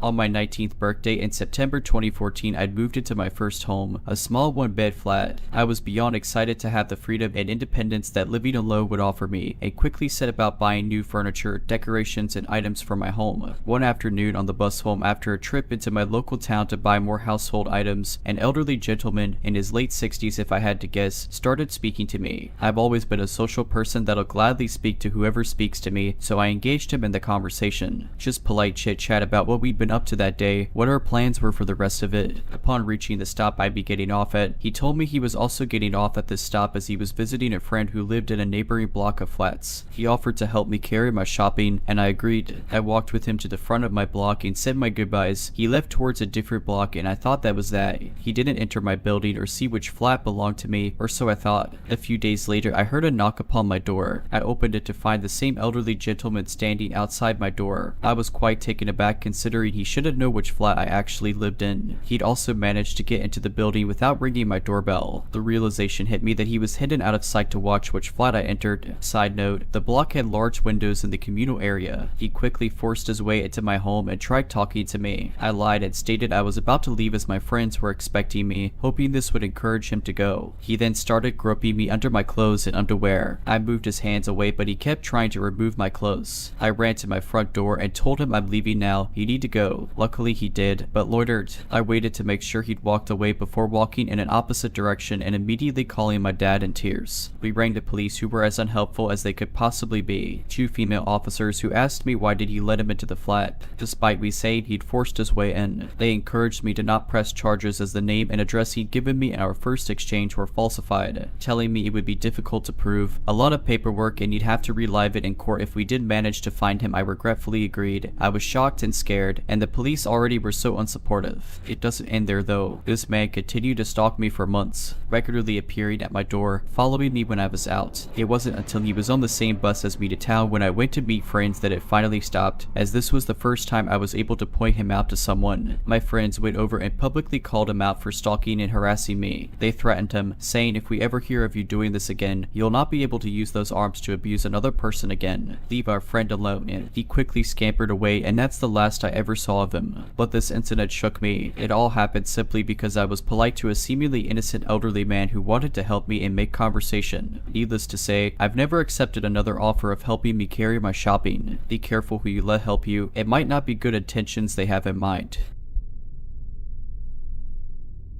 I just got back from a family vacation in Los Cabos, Mexico. We stayed at a nice Western resort, and usually around 9:30 at night, my family would head back to their rooms to go to sleep. Naturally, as a 25-year-old, I wanted to stay up and party or go drinking at bars, but my older brother was working remotely and wouldn't go out with me. After the family went to bed, I went out to a bar around the corner from my hotel and ended up befriending the locals there and a 29-year-old guy from San Diego named Luke, who was there for a wedding. We started hanging out every night after my family went to sleep, and on the 3rd night of the trip, Luke asked if I wanted to meet him in downtown Los Cabos with his friends. I really wanted to, but I was at an important dinner with the family that went on later than usual. I ended up staying home that night. The next night I met him at this huge mansion they rented on Airbnb, and he told me that it was good I couldn't make it out the night before because of how scary of an experience it was. He explained to me that the night before, his buddy was taking a piss outside and someone approached him and held out a key with a bump of coke on it. Without thinking, he snorted the bump, and the person who offered it was now demanding he buy an $80 bag from them. He was drunk and refused, while getting pretty aggressive towards them. Things went from bad to worse as the Mexican who offered the bump started following their group from bar to bar for the next 3 hours, taking pictures of them. He called his friends fans, and there were now a group of them following behind and claiming to be affiliated with the cartel. They warned that if Luke's buddy didn't pay them, they were going to call their boss. Luke eventually went over and tried to smooth things over. They told him his friend had stolen from them and it was going to cost him his life if someone didn't pay up. The cartel member also pulled his shirt up, revealing a 9mm pistol in his waistband. Luke did the right thing and remained calm while offering to take them to an ATM and pay out of pocket $160 so they could all be left alone. The cartel members gave him an empty Coke bag and abruptly left. Even after him doing all this for his friend's safety, his friend denied any responsibility or wrongdoing and even had the audacity to blame Luke for trying to help by getting involved. He also didn't offer Luke a single dollar. After this event happened, Luke got robbed again in the same night, with a girl who ripped his $200 gold necklace right off his neck. His friend was cool to me but sounded like a real jerk after Luke explained this to me. Poor dude was just trying to be a good friend and was met with no gratitude, only to be robbed again. Needless to say, I am very happy I didn't make it out to meet them that night. I also think things could have gotten a lot worse for them had he not offered the cartel members money. Be careful out there and never accept quote-unquote free drugs from a stranger on the street in Mexico, or really anywhere. It always comes with a price. If you're liking this video, all I ask is that you make sure to subscribe to my channel and like this video. Thank you.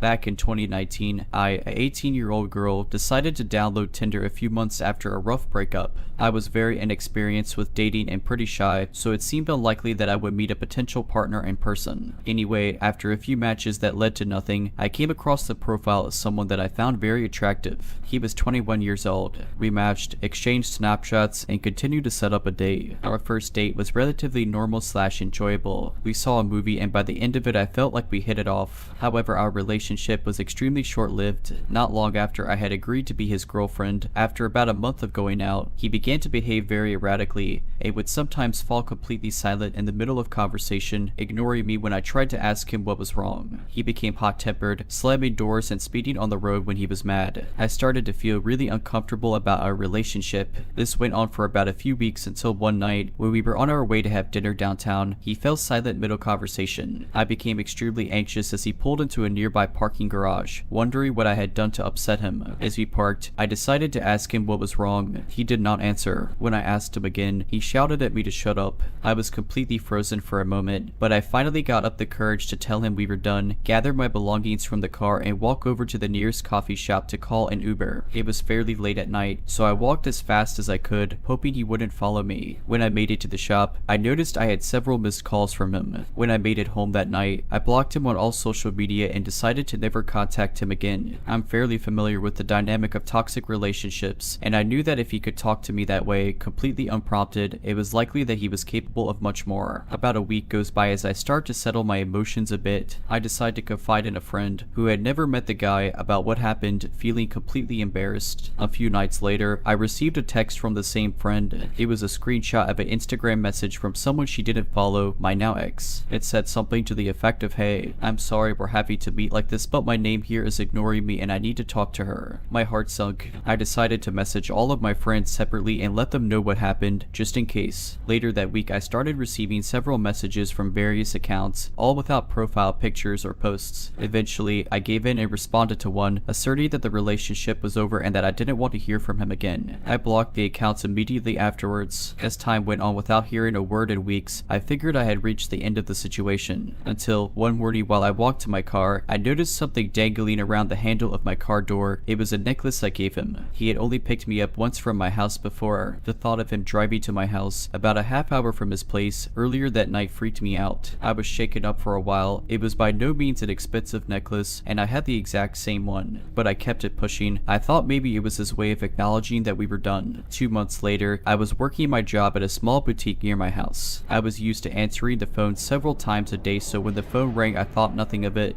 but when I picked up I immediately recognized his voice. He started rambling about wanting a sweatshirt back, but I hung up before he could finish. That was the last time I would ever tell someone I was dating where I worked. I was completely losing it at this point, especially considering he had never called me at work while we were together. I didn't even know how he knew that I was working that day and or time. I told my older sister the situation and she, being very protective, decided to message him herself. She told him to leave me alone and even offered to give him back the sweatshirt for me. He refused and insisted on meeting up with me me in person to get it. When it became abundantly clear that he didn't actually want the sweatshirt back, she threatened him with a private protection order, to which he never responded. That was the last time I heard from him. We moved into a suburban house in the southern United States a few years back. When the pandemic hit, I found myself working remotely. It was great since I spent more time with my family and didn't have to spend 2 hours in traffic. However, being home a majority of my week exposed me and my family to a variety of strange encounters that have only escalated through the years. Early in the pandemic, we got a knock on the door in the middle of the morning. I was in a meeting, but I heard my partner open the door. I could tell by the voice it was our next door neighbor, an older woman who lived alone. She was in the process of moving and had stopped by every day or so to give us a few odds and ends that she didn't want to take with her. However, within seconds my partner called my name with a worried tone. I excused myself from the meeting and head over to our landing, which is open to the front door below. Both my partner and the neighbor look slightly panicked. One of our neighbors says there's a strange man sitting on our back wall. What do we do? For context, my house is on a green belt. There's about 500 yards of woods and field until you hit a 4-lane road and small shopping plaza. Our back wall is a smooth concrete and around 6.5 feet high. The ground on the green belt side is sloped, which ends up making the wall about 7 feet high on the green belt side. A taller person with considerable effort could probably scale it. I initially think there's no way someone is up on the wall right now, but sure enough, as I run downstairs and look through the back sliding glass door, there's a middle-aged man smoking a cigarette with both feet hanging into my yard. He's kind of lazily staring at the back of mine and my neighbor's houses. My adrenaline starts to kick in. My kid's swing set and toys are in the backyard. I hate confrontation, but I seem to be automatically moving to open the back door. My partner asks what I'm doing. I open the door and step out onto the porch and start walking across the yard. As I get closer, I can tell the guy is bugging and probably homeless. He notices me when I get about 6 feet from him. I'm trying to stay calm and not escalate. Hey man, what are you doing up here? He gestures around him, enjoying the view. I interrupt. Yeah, you gotta get down and go somewhere else. He just kind of stares at me and swings a leg over the other side but stays put.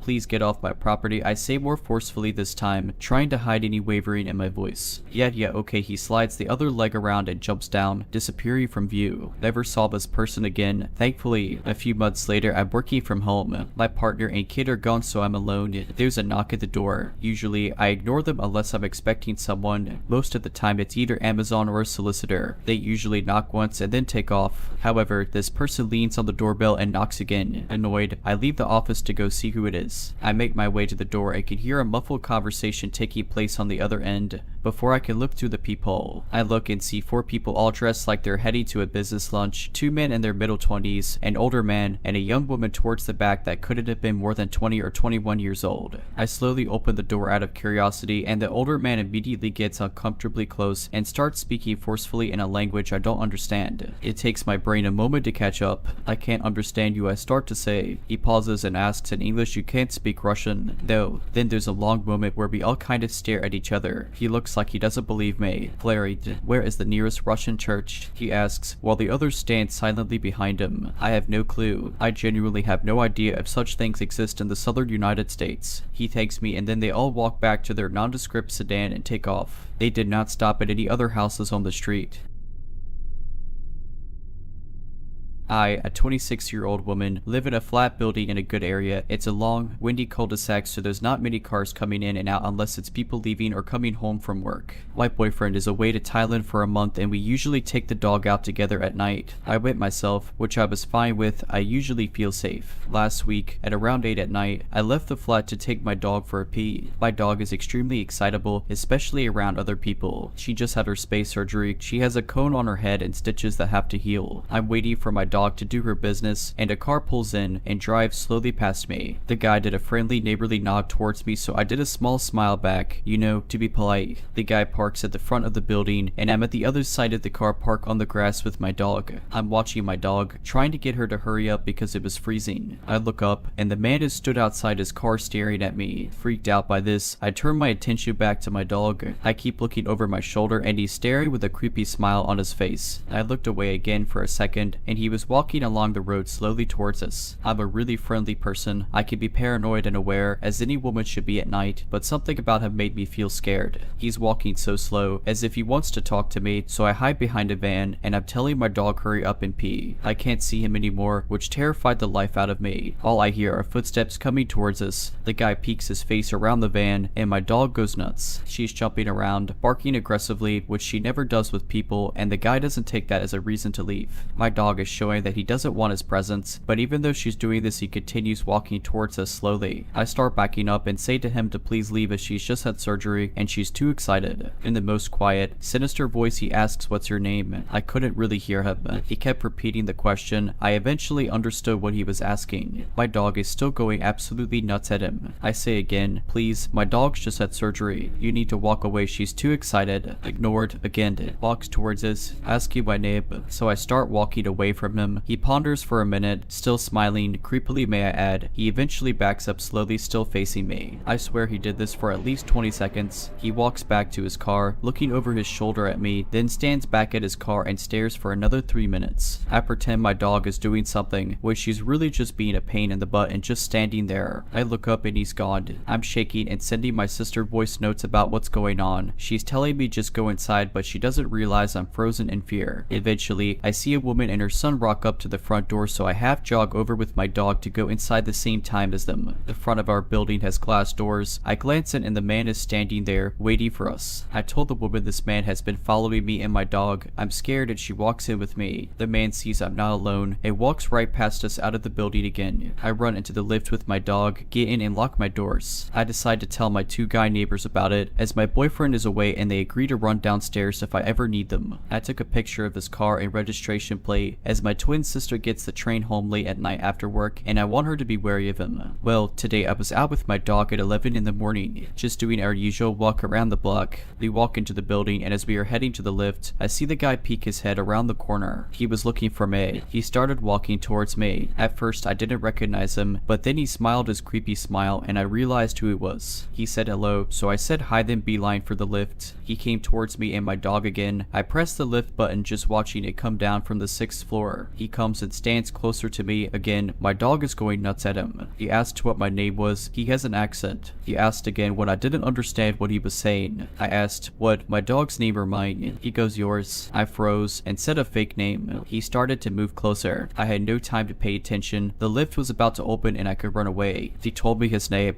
I replied nice to meet you and finally the lift doors opened. I walked in and pressed the button to my floor hoping he'd leave me alone. He ran behind me as I walked in and when I'd like to see you again. Shivers ran down my spine. I was so creeped out. I replied that I had a boyfriend, but thanks. As I said this, the lift doors were closing and he tried to stick his hand out to stop the lift from closing. Thank goodness they closed on time. I'm only on the next floor up, so I was so afraid he was going to run up as he could see what floor I got off at. I stopped for a moment and almost pressed a different floor, but I just wanted to get into my home and lock the doors. The lift opens and he's not there, so I beeline to my front door. There's a glass door to the stairs, and I swear I thought I saw someone coming up. I ran in and locked the front door. I was so confused by what just happened. Next thing I do, message everyone with the update. They told me to phone the non-emergency police number, even just to get it on record, so I did that, and the police arrived at my flat at 3 in the afternoon. I explained everything to them, and they said I could either 1, get the police to go to his front door and tell him to knock it off, or 2, next time he does something like that, tell him to leave me alone, and if he doesn't, phone the police as it would then be considered harassment. But for now, the police couldn't do more, which is fair enough. I didn't want to anger him at this stage, as it's not a crime at this point, but why can't he just leave me alone? I've clearly shown that I'm not interested. I hate saying something's going on when it maybe isn't, but I just have a terrible gut feeling. I hadn't seen the guy since the last incident, however I saw him today. I again was taking my dog out to the toilet around 1 in the afternoon. As soon as I left the main door, I look and the guy is sitting in his car. He clocked me. I started walking past his car when he got out and said hello to me. I completely ignored him and walked on by. I was preparing myself to shout at him if he kept following or talking to me. I went over to the grass and the guy is standing at his car staring. Again, I'm a bit further away, so I text my sister letting her know that he was at his car watching me. She didn't reply, so I phoned one of my guy neighbors and he quickly got his shoes on and said he was coming down the stairs. I look back at the man and it seems as though he has his phone out, recording me. I started shaking, working myself up to the point of confronting him and telling him to leave me alone. Next thing I know, my sister bolts out of the building building and fast walks over to me and my dog. She said as soon as she came out of the building, she saw him back inside his car with the car door fully open and his back was turned to her because he was watching me. So she saw at this time, he looked at her briefly and watched her walk over to me. He started staring at us both. That's when my guy neighbor got outside and walked over to us. The man continued watching as I told them both I think he was waiting for me to go back into the building because why was he just sitting there? My sister had enough of it, so she told me and my neighbor to take the dog for her walk and stormed over to the guy's car. She said excuse me and he was shocked. She stood right in front of his car and explained that he needs to leave me alone. I'm not interested. I told him the dog had surgery and he wouldn't leave, which is unacceptable. She also said that I had mentioned about my boyfriend, so he needs to leave me alone. He just nodded and mumbled a few times. She said he looked frightened. She walked back into the building, so we took the dog a walk and when we got back, he was gone. Probably got out of his car and ran back into his flat. I mean, he made me uncomfortable, so she did it to him. Now, if anything else happens, I'm phoning the police as they would then say it's harassment.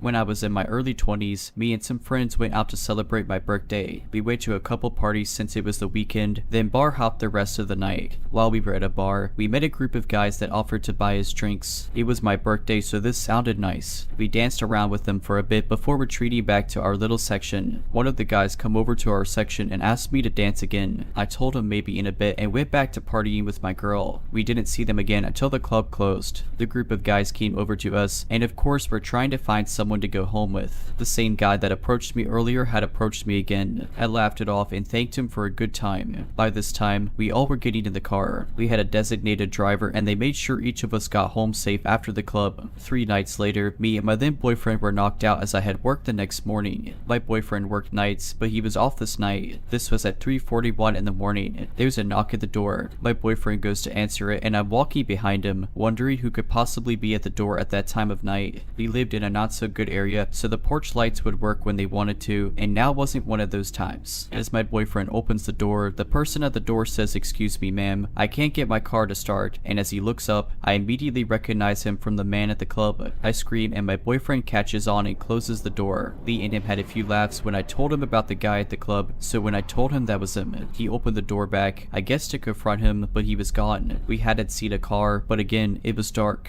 I don't know how this man found where I live, other than following us home that night. I still get the chills thinking what may have happened if my boyfriend wasn't there that night.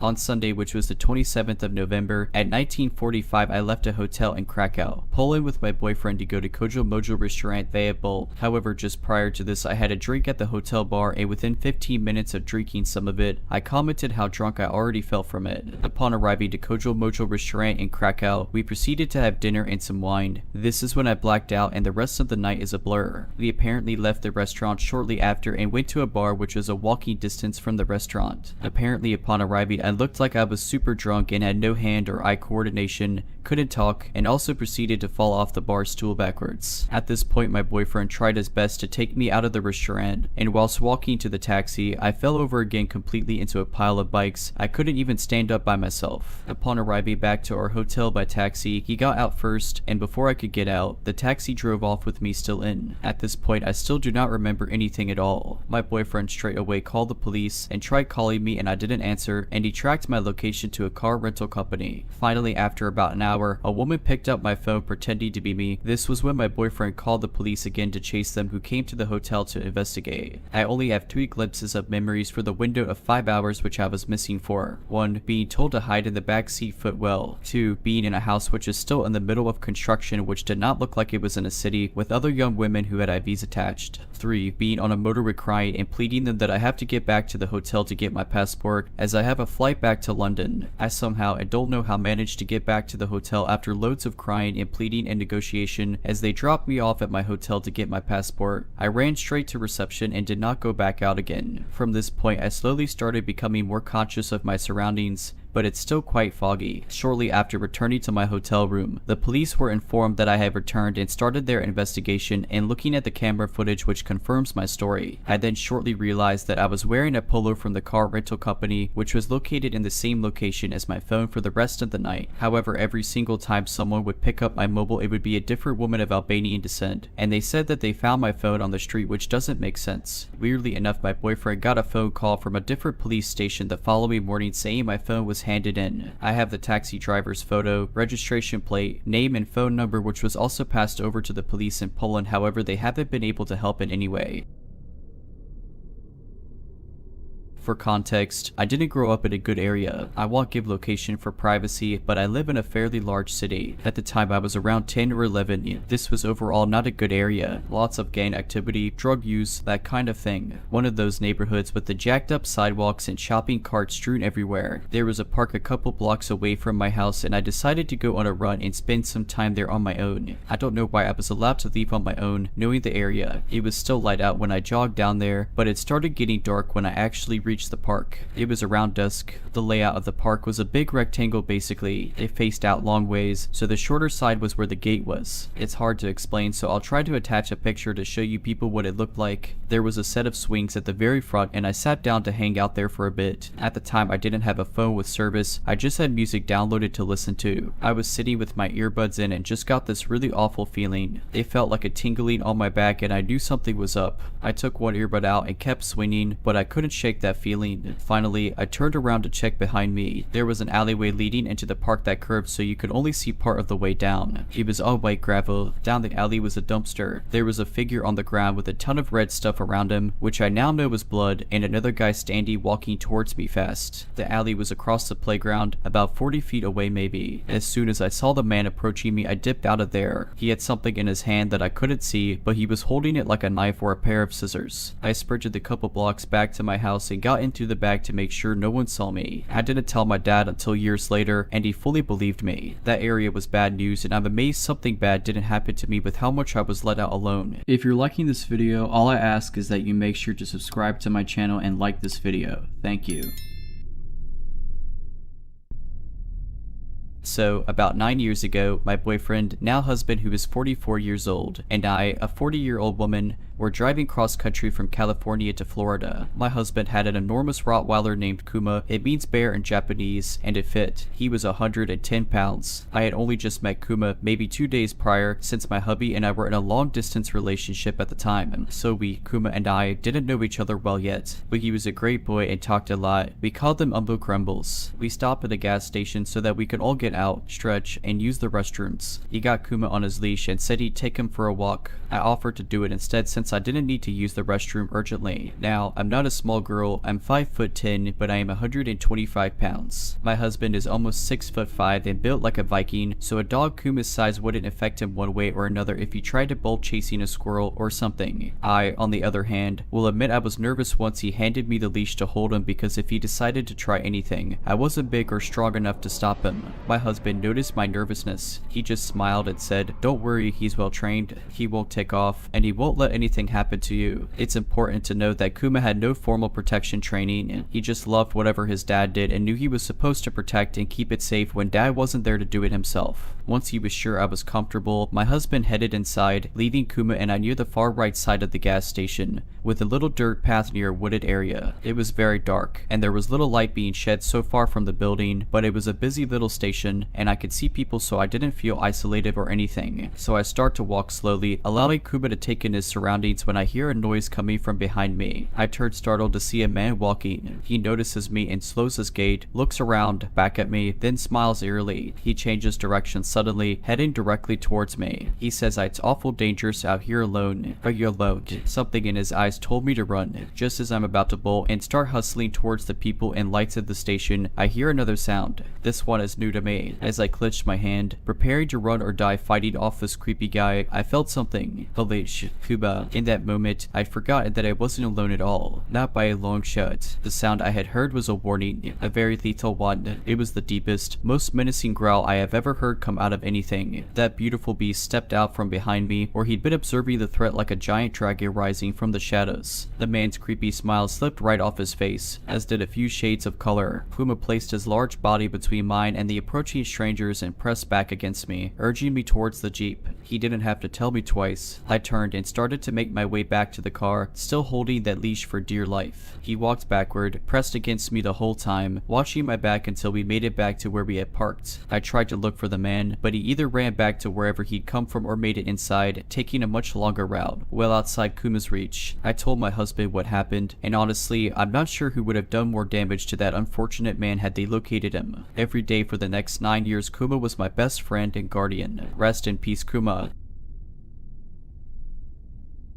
I, a 20-year-old woman, work part-time at a small business in my local mall and usually work alone. I am a sales associate, so I am required to talk to customers and encourage them to buy things. It was the last hour of my shift when a creepy man came in. He was about in his middle 40s and everything about him was odd. His clothes didn't fit, expensive shoes, socially awkward. He originally asked a pretty standard question about a less expensive item that I happily answered. After this though, he continued to ask questions almost as if he wanted to keep my attention to him. He then asked if he could try out our most expensive item in the store, which is a massage chair, and I say yes. We let everyone try it out. At this point, I just thought he was an innocent yet socially awkward guy. He gets in the chair, try it out, and continues to ask unusual questions. We chit-chat a bit, and I tell him the massage chair's features and the price of it. All of a sudden, the questions get more personal. He asked what high school I went to and if I missed it. Me being naive, I said the high school I went to and that I did not miss going. He said some story about a teacher I've never heard of and said he missed high school a lot.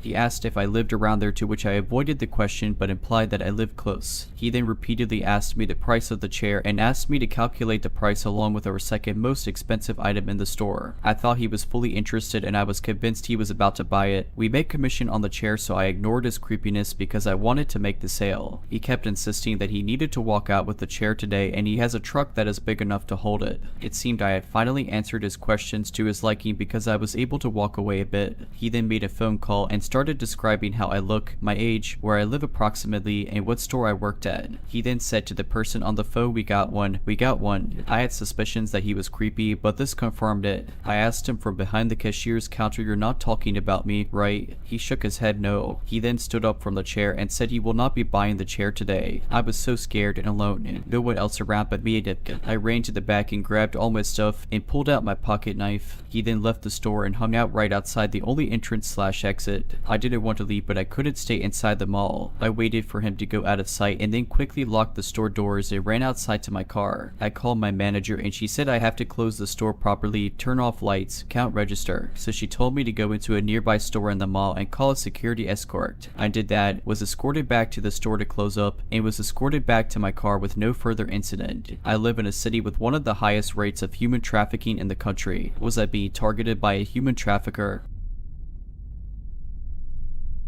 My mom decided to tell my dad, my brother, and me an incredibly secret one-word code that would only be used to verify that we are who we say we are in case of a dangerous situation, or something like that. It's a pretty unique word. If you can even call it that, it's almost inconceivable to be mentioned in regular conversation. We all thought it was pretty corny, but we all agreed to remember it, and all of us talk about the code in conversation every once in a while. Note that my mom came up with this code several years after we had moved away to a different state, California, from our hometown, Illinois. Fast forward to last week. A tradition of our family is to go back to our hometown for Thanksgiving every year, and my dad's and uncle's birthday is within that week, so we usually celebrate their birthday during this week as well. We decided, since it was my father's 50th birthday, that we'd go to a dive bar with my family and my parents' high school friends. Vibes were great, and it was the first time our whole family had been out together for several years. About an hour in, a late 60s to early 70s man wearing a bar staff shirt came up to me, my brother and my mom, and said this incredibly secret aforementioned family code. The way he said it was so deliberate, it was like he knew how much the code meant to my family. We all looked at each other with very perplexing gazes, like we all wanted to say something to each other, but as soon as we looked at each other, he went over to where he was sitting prior to this incident. My brother went over to talk to him a few minutes later, but I forget what he had said to him. Nothing noteworthy as far as I know. Later that night, he and my dad were outside smoking and gave my dad a rock. It was a dark brown rock with dark orange streaks passing through the rock. I think my dad gave it to my mom, and my mom threw it away. My mom believed that the rock was some sort of bad omen. This really did happen. My brother and I think it's a clever prank that my mom has pulled, but she usually cracks when this happens and we ask her a few times. I wouldn't think she would have joked about this in the first place, but it's the only logical thing that we could possibly come up with. Even the day following, my brother and I asked my mom about this incident again, and she remained very adamant about her having no involvement in this. My dad isn't the prank pulling kind of guy and wasn't even there to see it go down. No negative connotation, but it's just not in his nature to ask a stranger to do something like that, so it eliminates him from doing something like this. We asked him anyway, and to no surprise, he said he had no involvement. It's a creepy interaction we'll likely never forget. We haven't lived there for roughly 20 years, and the only family member living there is my grandmother, who is in her 80s and I don't think even knows how to get the phone number of said bar. As mentioned previously, some of my parents' high school friends still live here. However, it was an on-the-fly decision to go to this dive bar we art frequents, and it's located in a medium-sized city, about 150,000 people. Nobody had posted its whereabouts on socials until later that night or afterwards. This goes back to when I was about 12. We lived in a really bad neighborhood at the time. It was me, my little sister, and our parents. This was the kind of neighborhood you lived in when you had literally no other option. It was a miserable existence. I was often tasked with watching my little sister, who is 3 years younger than me. I also hated this, and I had gone to play with some neighborhood kids and ended up staying out later than we were supposed to. I remember trying to rush my sister because I was afraid I would get in trouble. I don't know why this one specific part sits in my head still and makes me sad to think about, but I remember pulling her arm really hard because she wasn't keeping up. On our way home, we ran into these two older guys from our neighborhood. They were somewhere in the range of late teenagers to early 20s. Literally everybody in our neighborhood hated these two. They were always starting fights, playing their music too loud, and driving way too fast. Just the kind of people that you wouldn't want to hang around. As I'm pulling my little sister, one of them charges at me and picks me up. 12-year-old me wasn't having any of that, so I was fighting him, but eventually he just took me and physically threw me in his backyard. I don't remember how the other bit happened, but the other one grabbed my sister and followed us. This would make sense to me later, but I noticed that their behavior was much more erratic than usual. For instance, one of them would periodically grab me by the head and squeeze it around my ears. This terrified me because I thought they were going to kill us. I was crying, but my sister oddly enough held it together. I also recall they would randomly just scream things at us. Nothing about them was making any sort of sense. This went on for almost an hour, then a cop car passed and I remember screaming for help. He didn't hear me, but the two guys ended up letting us go. We ran home and told our parents. My dad would go and talk to these two, but he didn't do anything about it. I was told many years later by my mom, long after we had actually moved away from there and into a good neighborhood, that on that night in question, one of our neighbors had brutally killed his wife and mother. Had we kept running, we would have been in the midst of that. These two guys pretty much abducted us for the sake of protecting us, as weird as that sounds. From what I could piece together, they would scream at us and cover our ears to prevent us from having to hear what was going on. Could have gone about it a lot better, but what's done is done. I'm writing this out because I actually ran into one of those older boys recently. He's actually a cop now and has been on the force for about 10 years. He is very decorated and seems to be making an effort to keeping the streets safe. It was a creepy and scary encounter, but I'm glad that there are people that still want to do some level of good. A little context for this one, just so you know, this ended up being longer than I expected. I, a 32-year-old woman, usually get around town in my own car, but I've used Uber on multiple occasions. This is not Uber bashing, by the way. Most times it is a safe and reliable service, which is why I use it. And I try not to be paranoid despite the stories of women that have gone missing this way. Anyway, this means that every woman I know has thought about what they would do if they found themselves in this situation. Stuff like being on the phone with someone the whole ride, not falling asleep no matter how tired or drunk you are, sharing your location through another app, assessing whether jumping out of a moving car is worth the risk, and even carrying weapons. I carry a pocket knife and I learned to use it. Survivors have told stories of their driver going quiet, turning off the app, and changing routes to streets they don't recognize. They try to pass it off as taking shortcuts. That being said, one day after work I had to take a taxi home, and I scheduled an Uber as usual. The car rolled up, the make and model matched, the plates matched, and the driver looked like the photo. So far so good. I climbed climbed inside the car, greeted the driver, and immediately shared my live location with my hubby, letting him know I was on the way. As an extra precaution, I always checked that the locks could be disengaged by hand, and bonus points to cars with windows that could be cranked down manually. The drive started normal. Driver was an older guy, friendly. We struck up a conversation, small talk. We found a lot of traffic and the driver asked if I wanted to take an alternate route. I pointed at an access road that I normally use to skip traffic, and he switched lanes. We were going down the access road, and this is when things started getting sketchy. He said that he made a wrong turn, and we kept driving farther and farther away from the main road, supposedly looking for a way to get back on track. The app was still running as normal, and the GPS was telling him how to get back on the main road, but he kept ignoring it, saying that we were not too far away anyway and that he knew another way to get to my destination faster. So this is when alarms start going off in my head, especially because we kept getting closer to a bad part of town. True, if you cross those neighborhoods you could find another main road on the other side, but most people avoid it for it being the aforementioned bad part of town. Like, police don't even patrol those streets sometimes. As he drives deeper into the neighborhood, he notices I'm tensing up. Truth is, I was debating whether I should reach for my knife or if I was being super paranoid, and the driver was honestly just trying to get to the other main road. So he starts telling me about the neighborhood and that I shouldn't be scared, that it was dangerous, but that good people live there. Honestly, I wasn't so worried about the people living in the neighborhood as I was about this guy taking the scenic route. So I started talking about how I was aware there was a road that crossed to the other side and that I knew exactly where I was. The conversation at some point turned to his daughter, who was college aged, and I kept making as many parallels as I could between that girl and myself. Hand on my pocket knife by this point, the other hand ready to unbuckle the seatbelt, while I kept an eye on the map to make sure we were getting closer to the other main road, and thankfully we were. I did not begin to relax until I started recognizing where we were. We did eventually make it to my own neighborhood, and I made him stop a block before reaching my house. Didn't want the guy to know where I actually lived, and I skipped out of there as fast as I could. I really hope I was just being paranoid and that I was never actually in any danger, but all I have to say is that was an intense ride. If you're liking this video, all I ask is that you make sure to subscribe to my channel and like this video. Thank you.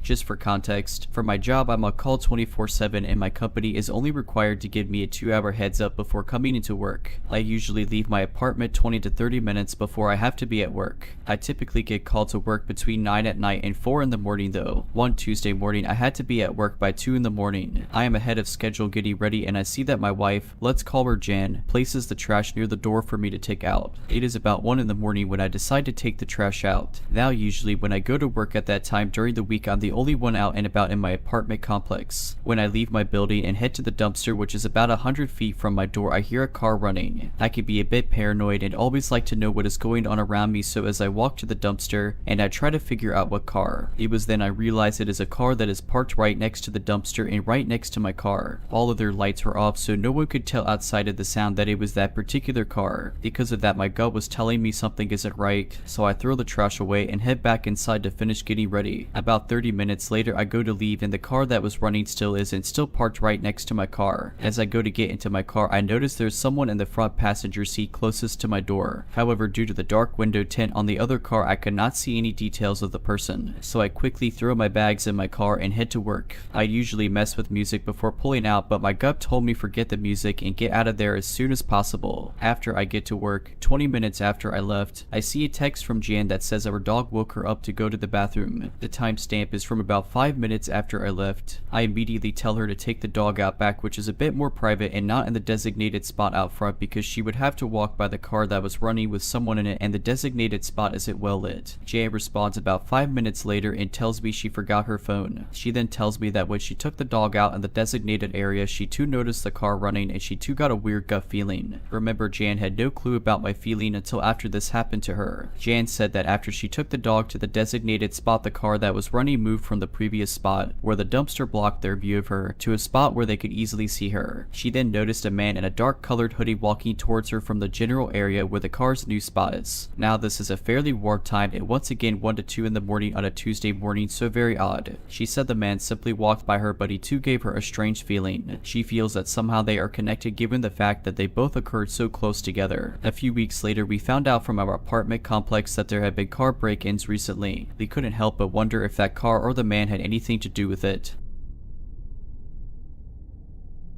This happened to me in the summer of 2019 when I was a 19-year-old woman and working at a dollar store as a summer job between semesters at university. A guy came into the shop around closing, 9 at night, probably in his late 20s to early 30s, and was obviously high. He had the red eyes, slurred speech, everything. Anyways, I said my normal fake hi and smile. Any retail employee knows what I'm talking about, and just let him into the store. He grabbed a cart and started piling stuff into it, only 20 minutes later to come up to my station saying his weed had worn off and he no longer wanted the pile of stuff in the cart. At this point I was super pissed because that meant I had to put it all back. He paid for a few things, thanking me for being so chill about the fact that he was high, then basically started telling me his whole life story about how his wife left him and took his 3 kids with her, that he was broke, all that stuff. He started asking me what my name was, where I lived. Obviously I lied. He said he would be back and walked out. I thought nothing of it. I noticed that he started coming in a lot more often with his backpack, and he always made eye contact with me, coming up to my station to pay for a bottle of water or something. He kept asking me questions about myself, and I was pretty discreet. I suspected that he was stealing. To be honest, I didn't really care, but he always gave me that look as if I was his accomplice or something. Then it started getting super weird. I didn't tell my boss about him. Granted, I probably should have, but I didn't want to accuse someone of stealing because of their financial status or whatever else might be going on. I didn't want to accuse him in case he was innocent and I was just misunderstanding things. I think she knew something was up though because of how uncomfortable I was whenever he came in, asking if someone could cover me on my station or asking for an early break, stuff like that. I wasn't actually at work for this part, but my boss told me about it later. She said he came into the store in tears, admitting that he had been stealing from the store the last couple of weeks. He told her he had made a list of things he stole and was going to pay it all back. This is where I reminded it was a dollar store. It's not like he snagged the Mona Lisa. I was stocking shelves when I saw him next. He came up the aisle and snuck up behind me, startling me. He insisted he wasn't there to steal, then professed his love to me, insisting that I call him. I didn't even have his number, not that I would have if I did. I wasn't at my station when he went up to pay for a handful of chocolate bars, but my boss was, and she told me he pulled out a wad of bills to pay for them. She asked him where he got the money and he quote responded, "I found a pot of gold." She thought he was joking, so she asked him with amusement where he found it and he quote responded, "I found it next to a dead leprechaun." To say she was freaked out was an understatement.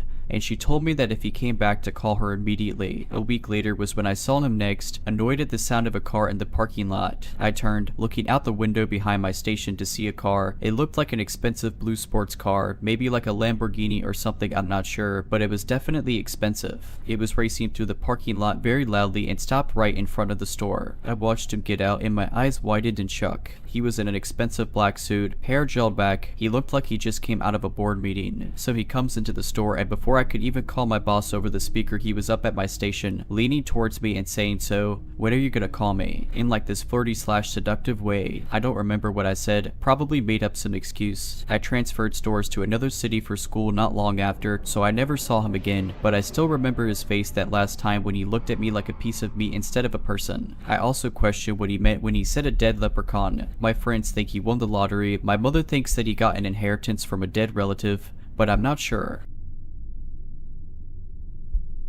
I'll try and keep this story as short as I can, but so much of what makes it creepy is in the details and atmosphere surrounding my experience. My mother and myself decided to visit Nevada City on a whim. It's an old-timey Victorian-era mining/logging town built in 1856. Look at pictures on Google if you really want to see a creepy town. It looks haunted without having to try. After eating lunch at a brew pub, we decided to stroll around the massive Pioneer Historical Cemetery on the outskirts of town. It wasn't quite dusk, but the trees are really tall in this area, so daylight is hard to gauge, and it usually feels later than it is. This cemetery was sprawling. I mean, most pioneer cemeteries are, because of the high mortality rate of the time, and lots of child graves. As we progress through the cemetery, it starts like a proper cemetery with large, ornate tombs/mausoleums, marble obelisks, family plots, stuff like that. What's wild about this cemetery is that it stretches on almost forever into the woods. As we follow the cemetery deeper and deeper into the woods, it becomes hard to tell what's a grave or not, and it's getting more wild and overgrown. It eventually devolved into just wilderness, with the occasional sign of homeless camps like abandoned tents and bags of trash. Luckily, the trees were opening up and more daylight was coming through, and we ended up in an open area with a large solitary juniper tree, tall brush, and a few random graves. I sort of tripped over something, and it turned out to be a purse, like a large designer purse, and it looked super old, like it had been there a while. Looking up from the purse about 10 yards ahead, I saw what looked like a pile of women's clothing, but then I noticed to my horror a tangled mass of hair hair and I froze. Never know something without actually quote unquote knowing something. I knew that this was a dead woman's body down to my core. I put a hand out and stopped my mom, who was trailing behind me. Get your phone, call the police, that's a dead body over there. And she immediately started dialing 911 because like me, she just knew. Then it gets bananas. As my mom and I are discussing the situation, we had our attention turned away from the corpse. When we looked back at the body, I swear to God, she was sitting up with her back turned to us. She was wearing a bright red trench coat and she had super grimy blonde hair that was more standing up than laying on her shoulders. It's like the grime in her hair allowed it to defy gravity. Slowly, she turned her head over her shoulder like something out of a horror movie and spotted us. She literally jumped to her feet lightning fast and turned to face us. Her front was a mess of torn clothing and she was barely covered. In the weirdest gait I've ever seen, she rapidly advanced on us at a jerking/lurching fashion. Her hands were desperately trying to keep herself covered. My first thought was that she had been assaulted. She kept trying to speak, but it was like she couldn't form words, only make short high-pitched squeaks. As she closed on me, she stopped and pointed down in excitement at the purse I had tripped over. I asked if it was hers, and when I did, her expression changed into a horrible smirk. It still haunts me, and suddenly, she was slowly starting to undress herself and we had to shout to get her to stop. By this point, we had the cops on the way. We said we had found someone in serious distress. Be that as it may, we both knew this was not a safe situation for us, and we quickly backed away, turned, and cooked it out of there. When we followed up with the police out of concern and morbid curiosity, they said whoever we found must have fled, because they didn't find her. I hope to God she's okay and gets the help she needs. So at around 12 in the morning after I had gotten off work, my boyfriend and I are watching television and had just put a blunt out when there's a knock at the door. We both look at each other in confusion when a second round of knocks goes off. He gets up off the couch, looks out the peephole and recognizes it's a woman that had talked his head off when he was checking these apartments out before moving in. She's, as he describes, in probably her 50s and very annoying. He sees her every morning when he's going to work and she always waits for him to leave first before driving off. He reluctantly opens the door as I take the paraphernalia out of sight. I can hear her voice, but she's speaking incoherently until he apparently deciphers heat and not working, to which he then asks her heat's not working. She says yes and asks him to look at it when our cat walks out the door, so he closed it to pick her up. The lady begins walking upstairs, so he brings the cat back in and follows. He sees the woman standing there as he reaches the top of the steps, and from her doorway she says never mind, it's working me, while all the lights in her apartment were off. Pitch black. She then says you can still come in and take a look at it if you want. He says no and decides not to wait around for anything else weird to happen, so he turns around and descends down the steps, returning to our apartment where he sat in silence for 5 minutes trying to piece together what just happened before recalling me with the story I just told you. Fast forward to 1:30 or 2:30 in the morning. My boyfriend is asleep now when I hear steps coming down the stairs and then, you guessed it, knocking. But fate this time, I know it's not on my door, so I look out the eye hole and there she is again, knocking on my neighbor's door, yelling more incoherent words for a solid 5 minutes. Eventually she just walks away with no answer, but not in the direction of the stairs to her apartment.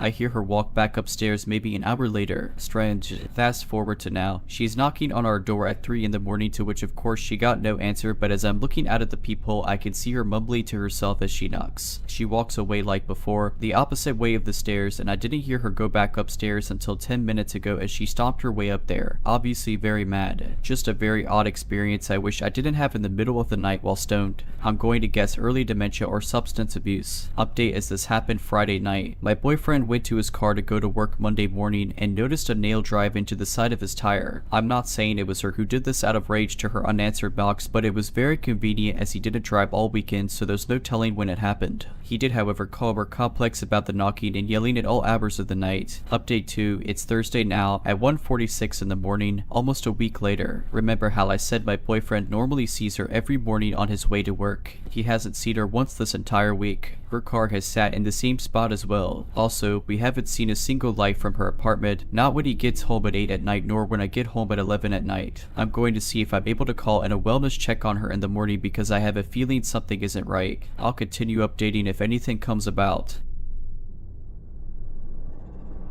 This just happened to me the other day and I need opinions on whether or not I should be worried. I, a 24-year-old woman, took my son to my mom so she could watch him while I went to work, as she's been doing for the past few years. After leaving her house, I went straight to work, about 7 minutes away. As soon as I pulled up at my job, a truck parked next to me. There are many cars around at other shops as we are directly in town, but I am the only one at my job that morning. I'm thinking it's a customer waiting for us to open, which wouldn't be for another half hour. So I get out of my car with my store key in hand hand, and the man in the truck says, "You work here." I look at him and he doesn't look familiar, maybe in his early 40s. I said, "Yes, I do." We open a tent and smiling, he said, "You get your tire fixed." I wasn't immediately alarmed, just trying to think of how he knew I had tire troubles and where I knew him from. But I didn't know him at all. I told him, yeah, that I had to replace 3 tires because I kept running over nails. He was not from the tire shop or anywhere I had been recently. He told me he had also run over a nail and had to replace a tire. Since I had to go to the bank before opening the store, I told him I would be right back and went inside. When I come back out, he says, "You don't remember me, do you?" I told him no and asked where I met him. He said that he remembered I had a baby a few years prior, that I used to drive a little gray car around, and that he helped me out when I had car troubles. I asked if it was when I broke down in town a few years ago, and he said, yeah, that was it. Maybe he did, but I do not remember him ever helping me. My family showed up to help me that day and get my car towed. The whole time he is speaking to me, he's grinning, which didn't seem off in that moment.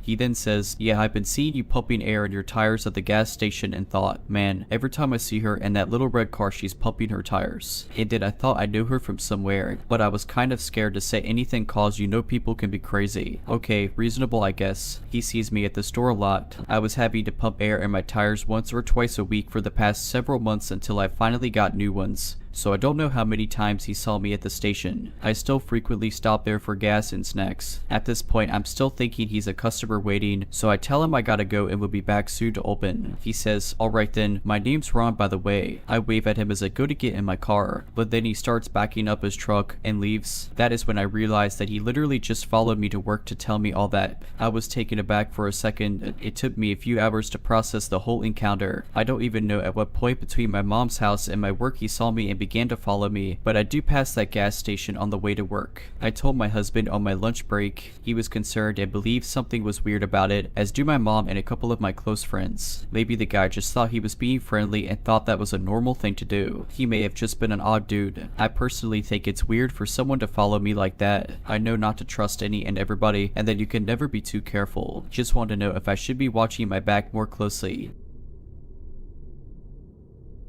Just had something happen and needed to write it down somewhere. I went to my bank at around 10:45 at night. They have a drive-through ATM, which is behind the bank, away from street view. When you pull up to the ATM, there's basically a curb on the other side, so you can only go forward or backward. So for example, if a car was to pull up behind me and one wait around and pulled up in front of me, I couldn't go anywhere. I'm a 25-year-old dude, 5'11" and built pretty big, so usually I don't have many bad feelings about something. I feel pretty safe in the area I live as well. But as I pull in at the ATM, another car comes behind me, didn't think too much about it, but 10 seconds later, another car pulls up on my right, other side of the curb, and just stays there. Now usually I would just go about my business, but for some reason I had a really bad feeling about how the cars pulled up and how the car to my right just stayed there, doing nothing. There was more than enough space to park randomly in front of the bank. Why stay next to me and wait there? My gut was telling me to get out of there, so I acted casual, as if I was finishing up, took back my debit card as fast as I could without acting weird, and got out of there. To this day, I tell myself sometimes I probably overreacted, but it kind of haunts me to think how easy it would have been for them to trap me there and force me to give them all I had. If you're liking this video, all I ask is that you make sure to subscribe to my channel and like this video. Thank you.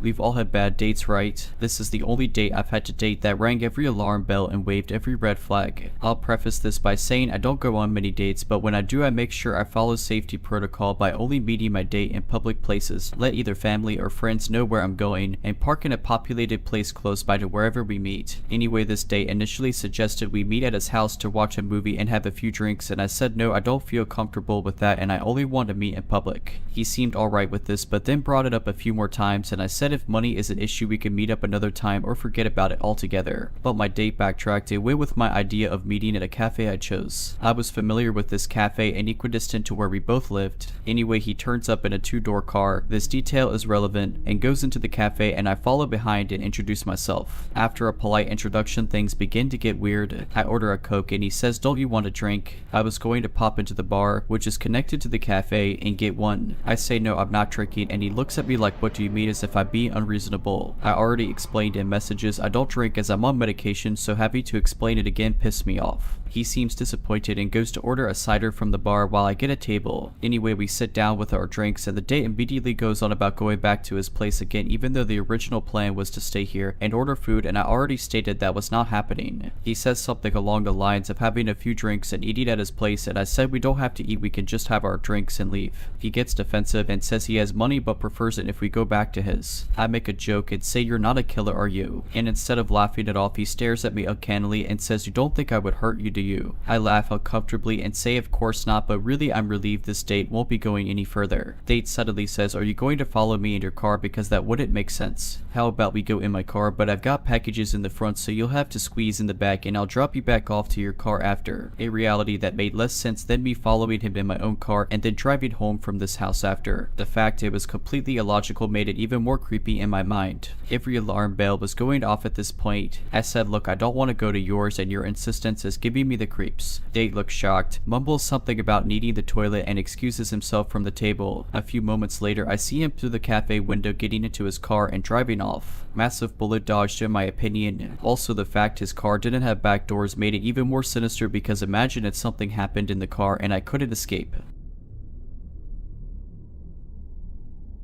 This story happened 15 years ago and I still have shivers in my spine when I think about it. I was a student at a small university where everyone knew each other. All the students in my class were very close to each other. There weren't many of us, so solidarity was the normal. During the third year, 15 Chinese students joined our class, 14 girls and only one man. The girls were very nice and we welcomed them with open arms. They integrated very quickly. The man meanwhile hardly ever spoke. He was very secretive, dressed quite extravagantly, and was always hyper tense or stressed. My closest friends and I tried to push him out of his comfort zone a bit. We used to help each other with studies. We thought that was normal. We quickly realized that it was a mistake. When he spoke to us, which was rare, his words were incomprehensible. He was completely delirious. He always told us about his fascination for death, that music made him want to kill people, that he hated women. We tried not to judge him and just work, but he became more and more comfortable with us, and every day he told us more and more horrible things. After a while, it was rumored that he was harassing a lot of girls in our university. He managed to get their phone number and was calling them day and night, or he was following them down the street to their house. It was extremely creepy and scary for everyone. One girl in particular really didn't appreciate him following her and filed a complaint against him.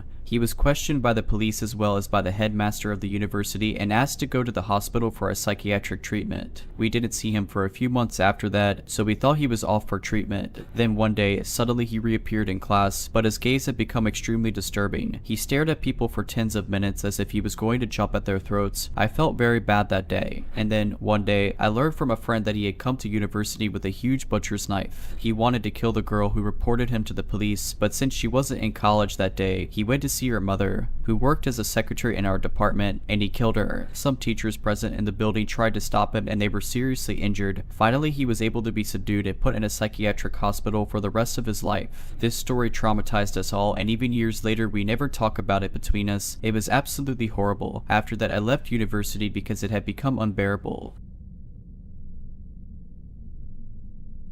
After a long week, I was feeling the need to unwind, so I accepted an invitation from one of my friends to join her and a few others for a night at one of the local bars. We played pool, we danced a bit, and we had a few beers. I'm not much of a drinker, it messes with my metabolism, but I had a few pints of beer. I'm 6'1", and it's something that works in the world of fighting, but it has, in the past, been a severe source of insecurity for me. Over the years, I've learned to just embrace the insecurities, but every now and then it rears its ugly head. Most of the guys and girls that I date are shorter than me. That's totally fine, but when someone that's 6'5" comes my way and shows interest, I'm more likely to be interested. Maybe it's shallow, maybe it's insecurity. I really don't know, but that's not entirely the point of this story. This guy was very cool. He was an athlete, funny, cute, charming, the whole 9 yards. I beat him at a game of pool. We danced, we had a shot, just had a fun time over the course of a few hours. We exchanged numbers and all was good. Come closing time, he asked if he could walk me to my car. That sounded lovely, and I told told him as such. We walked to my car and I thanked him for a fun evening. He grabbed me by the waist and pulled me in for a kiss. I wasn't exactly ready for one, so I gave him a side kiss and told him to give me a call for a date. This was apparently not good enough. He wrapped his arms around my waist tighter and pulled me in. I pushed him away and said that I wasn't the kind of person to kiss someone I just met, and I preferred for him to leave me be. This was also not good enough for him apparently, and he pulled me closer. Yeah bro, not going to fly with someone like me. He attempted to nuzzle my neck, but I sent a knee to his groin, then gave him a right hook to the chin. He got noticeably angry, completely opposite of the cool and collected individual he had been all night,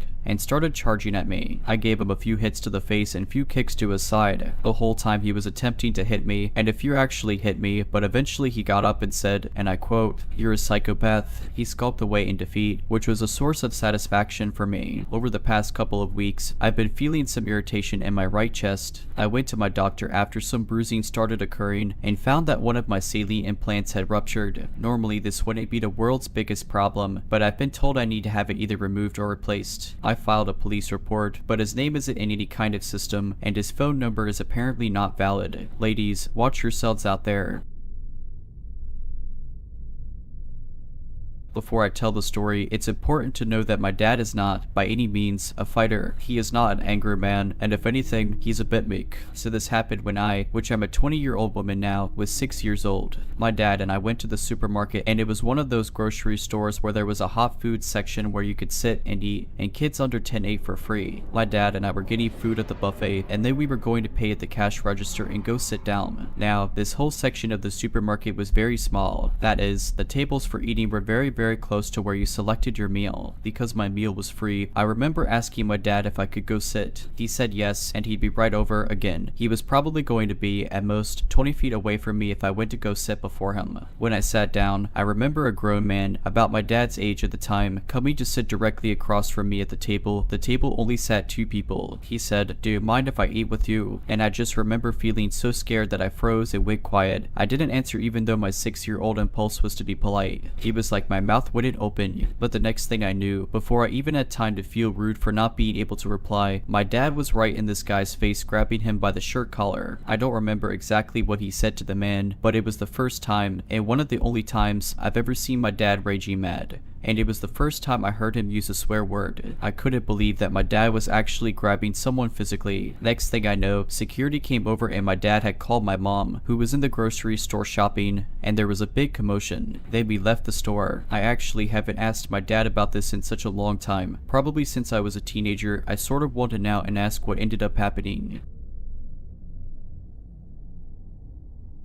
This happened a few weeks ago and it was so bizarre that I still think about it every so often. Anyway, I was babysitting my nieces who were 8 and 10 years old since my sister was going out to meet this other girl at a coffee shop. I offered to babysit my nieces since her house was nice and I didn't have anything else to do that night, so I decided why not. At first we just watched movies and played video games together. Later on into the night, I noticed they didn't eat anything and so I asked them if they were hungry. They both replied no at first. That's when I said I could make a quesadilla for them or anything else they want. They still replied no. When I mentioned pizza, they immediately yelled yes. Of course they would. Well, bad idea that night. When I called the local Pizza Hut, I ordered 2 large pizzas to be delivered. Keep in mind that I went outside to make this phone call. Quite loudly I should say because it was dead silent outside. I only went outside because I noticed a bag on the street and I thought it was mine or somebody else's. It was just trash when I looked closely at it. I'm assuming this was the neighbor's trash bag. 20 minutes go by and I hear a doorbell ring. It was the Pizza Hut delivery girl. I paid her in cash and I took the pizzas to the kitchen where my nieces were eating at. This is when the weird stuff happens. Not even 10 minutes go by and I hear the doorbell ring again. I was skeptical at first and looked out the window. It was hard to see much of anything by this point. I opened the door only to be greeted by an old man with a pizza box in his hand. He says to me, "Hello son, I got your pizza that you ordered." I tried to answer in a way that would divert the situation. "Oh, I'm sorry. I didn't order any pizza. You must have got the wrong location." That's when I tried to close the door, but he pushed his hand hard on the door. "Are you sure?" He replied. I firmly replied back yes, and I closed the door. I thought that was the end of that, until one of my nieces told me, "Why is there a man just standing outside our house?" I was confused, but my heart started to pound when I thought it was the same old man from earlier. I was right. It was the same old man still standing outside the house, with the pizza box still in his hand. I was absolutely livid. I opened the door furiously and yelled at him that I would call the cops immediately. He ran off. My sister arrived 2 hours later and I told her of what happened. She looked immediately concerned and then asked who it was. I told her it was an old man who impersonated a pizza delivery worker.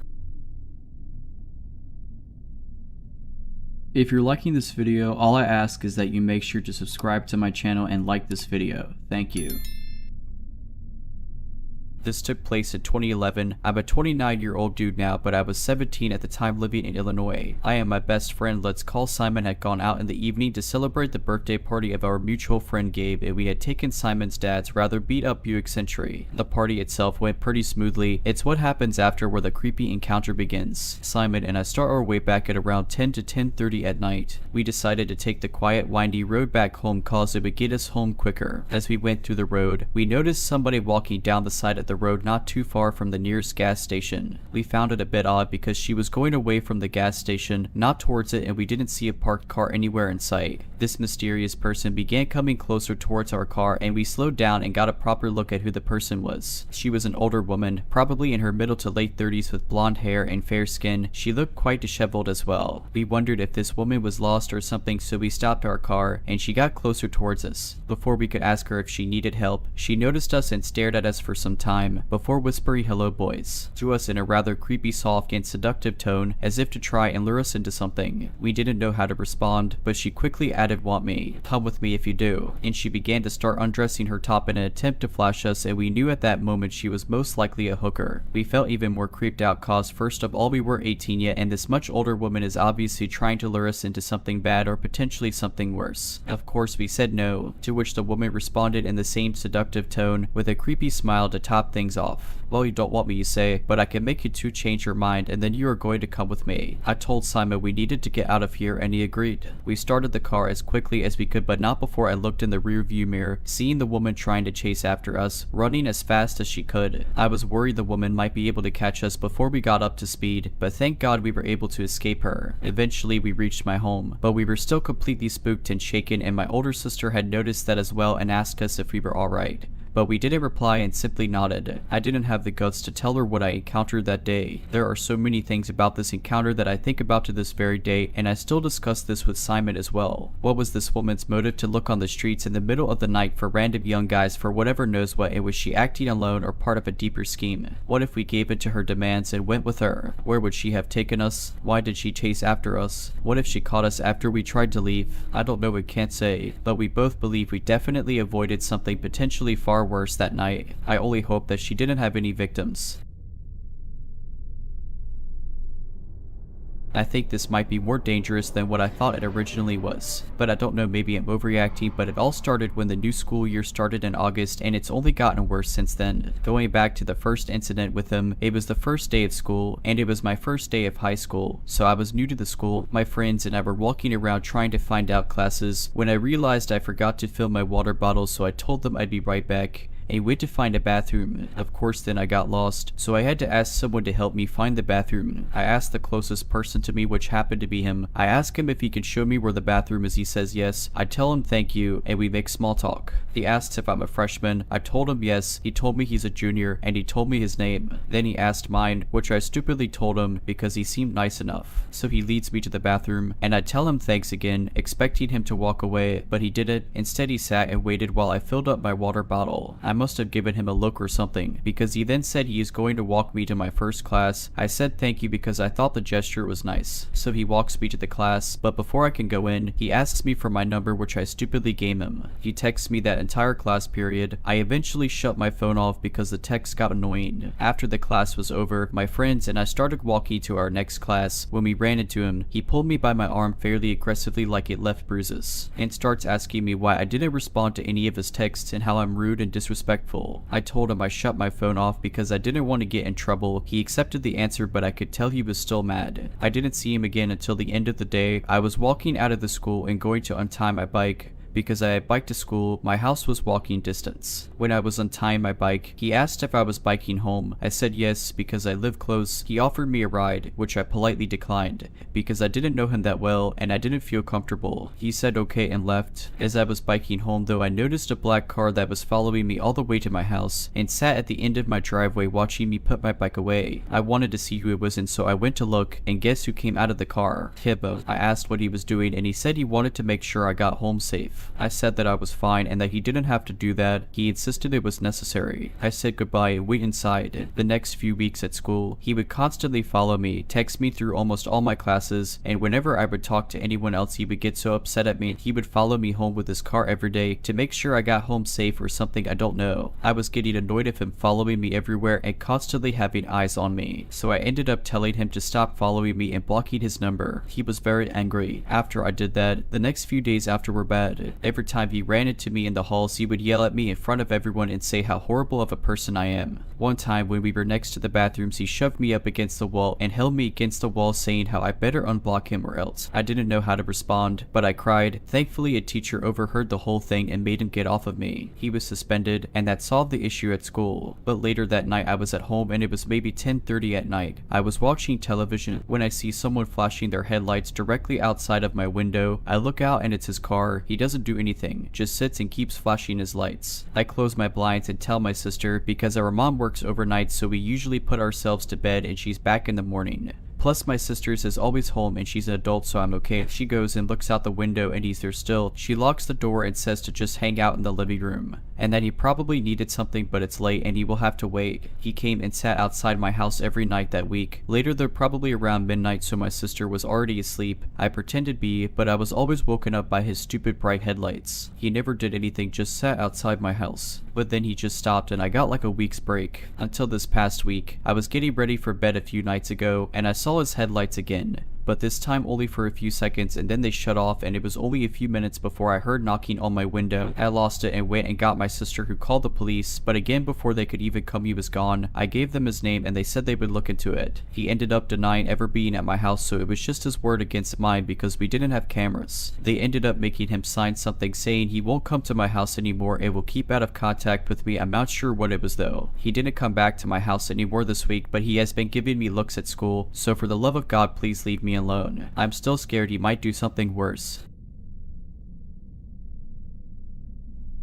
This all started about a month ago, starting quote-unquote innocently enough that I just didn't really care too much. I live in a townhouse and my neighbor who I share a wall with has had someone recently move in with him, a man who I assume is his brother. The first instance was me laying in bed reading and I could hear some slight breathing or a general sense that I am being listened to. This escalated through the next few weeks with this man whacking it nearly every night when my window was open. I would look outside quickly to see who it was and I could never get a glimpse of this person. I was so confused how they could scale the 6-foot fence back in my yard that quickly. From that it escalated to him whacking it at all hours of the day on random days. On the days he did it he would do it all day. My bedroom window and my living room window and kitchen window downstairs on opposite sides of house. I thought I was losing it, like are there more than one person? How does this person run away so fast? But I was just like whatever. I'm a man too so I didn't feel particularly threatened. I had a bat in each room just in case. This is when stuff went sideways last night. The whacking it was on another level and I kept hearing breathing in my basement and it sounded like someone was in the walls. I kept running to windows and downstairs looking everywhere. Again I could never find this person. This whole night I thought I was losing myself. I was extra vigilant listening in silence in my room. And then I heard it. The man was walking on my roof and peering over where my window was in my bedroom. I freaked out, pushed open my attic and thank God he was not inside the attic, but opening it allowed me to hear his footsteps on the outside roof crystal clear. Every time someone would be walking on his side and potentially see him, he would run back to other side and hide. I called my brother to come try get a picture of him. This part is embarrassing. I pretending I was whacking it off to lure him to my window close. That was when he would go wild. He took off when bro was down there. He was crunching leaves I think, I'm not sure. Well now I know I'm not crazy because I can hear him perfectly clear, and on top of that I can hear him perfectly clear and run back into my neighbor's house when he gets too spooked. Well, this is the really scary part. I have a very small window in the basement in a pretty old house that I had absolutely no idea was even able to be opened. Turns out it can and was unlocked. The man has been in my basement for God knows how many times. For some reason I don't feel particularly that scared. I have a feeling he is disabled or something and feel bad for him. I've seen his hand opening the back door, seeing me and then running back inside and it was really dirty. I think he is scared of me because he ran so fast in that house when he saw me backyard, but then crawled back out so I couldn't see him from fence and you guessed it, whacked it off really loud. So I said out loud to him if he doesn't stop going on my roof or entering my house I'm going to tell his brother and the cops potentially. I'm totally assuming this but I have a feeling the brother took him in because he had nowhere to go and is disabled in some way, so I'm scared he will kick him out. Now all my windows are locked top and bottom, and at least it's almost winter, so at least I don't mind to keep windows shut. I told the police non-emergency what's up and identify him in case there has been any other instances in neighborhood, and or I have the bat as ribs one day in my house.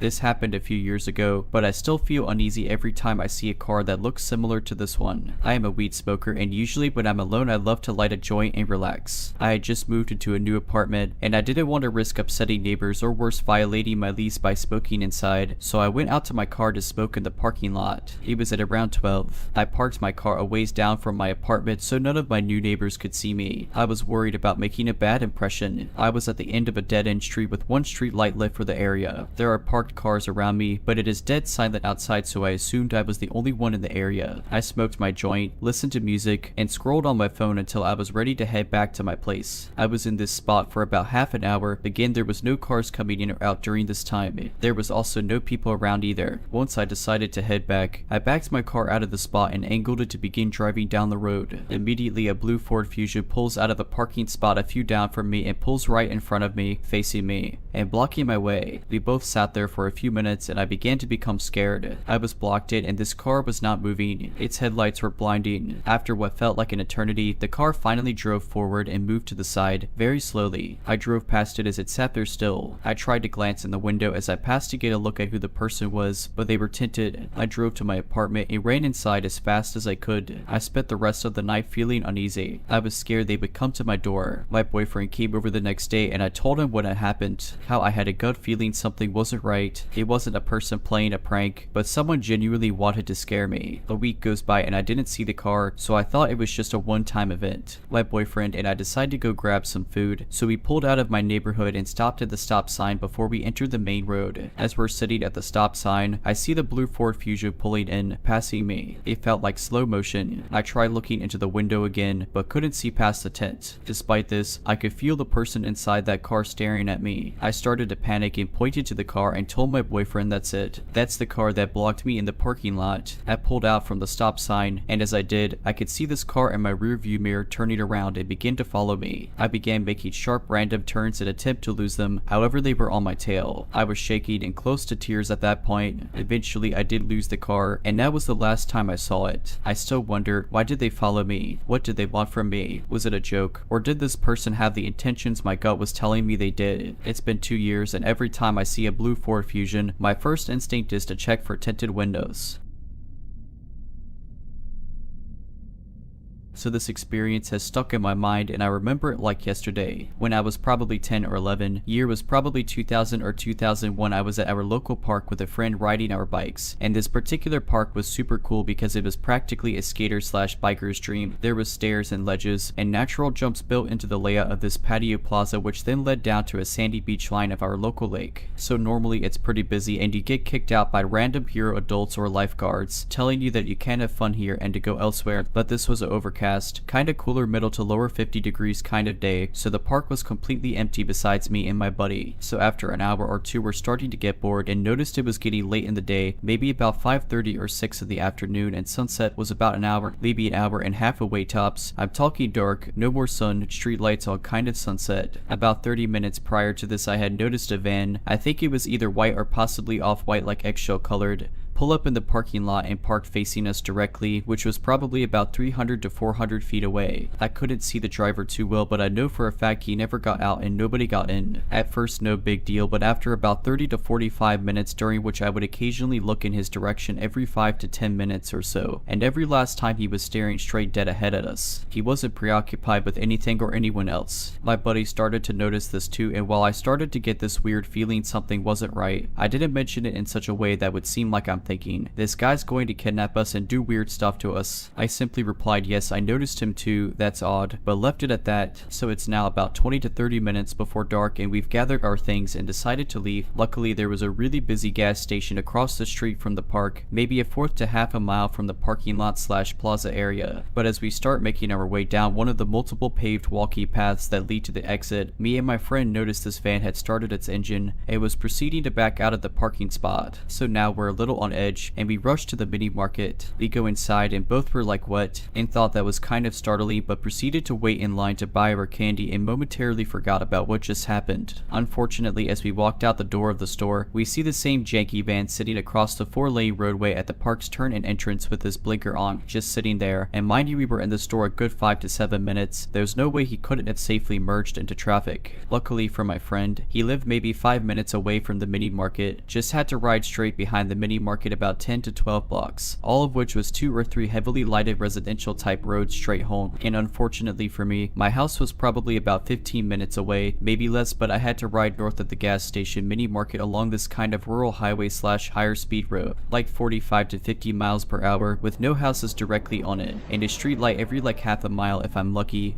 before turning onto a different 25 miles per hour rural kind of road that was sparsely dotted with houses, before taking a third turn onto my heavily populated normal neighborhood that has eyes and ears it would certainly see a child getting abducted. My friend pretty much was like, best of luck, I'm out, and took off towards his, while I started my short ride back home as well. So I'm about to turn off the higher speed highway kind of road and look over my left shoulder as I turn right, and what do I see? That same van driving by my road, and after passing me also immediately starting to slow down. It was like slow motion. I can still picture the fear I felt when I saw the brake lights on the van. Mind you, he didn't slam on the brakes or do anything that would draw attention or be considered erratic or reckless, but my first instinct and thought was he was slowing down to turn around and double back. I never, even to this day, had ridden / pedaled a bike as fast or as hard as I did that evening. Literally every once of my being was put into going faster than I had ever gone, the entire time thinking this van is going to pull up next to me and do whatever. I was pedaling so hard, just staring straight at the ground, focusing on my feet, that I almost ran into a parked car like 2 blocks from my house. It was literally inches away from running head on into the car. I never bothered to look back once I saw those brake lights. I didn't want to know how close or far whoever was driving that van was from me. All I knew is I was scared, and best believe I'm not going to be kidnapped without the perpetrator having to work for it. Anyway, I made it home but never told my parents. Even to this day, I never brought it up, and I don't know why.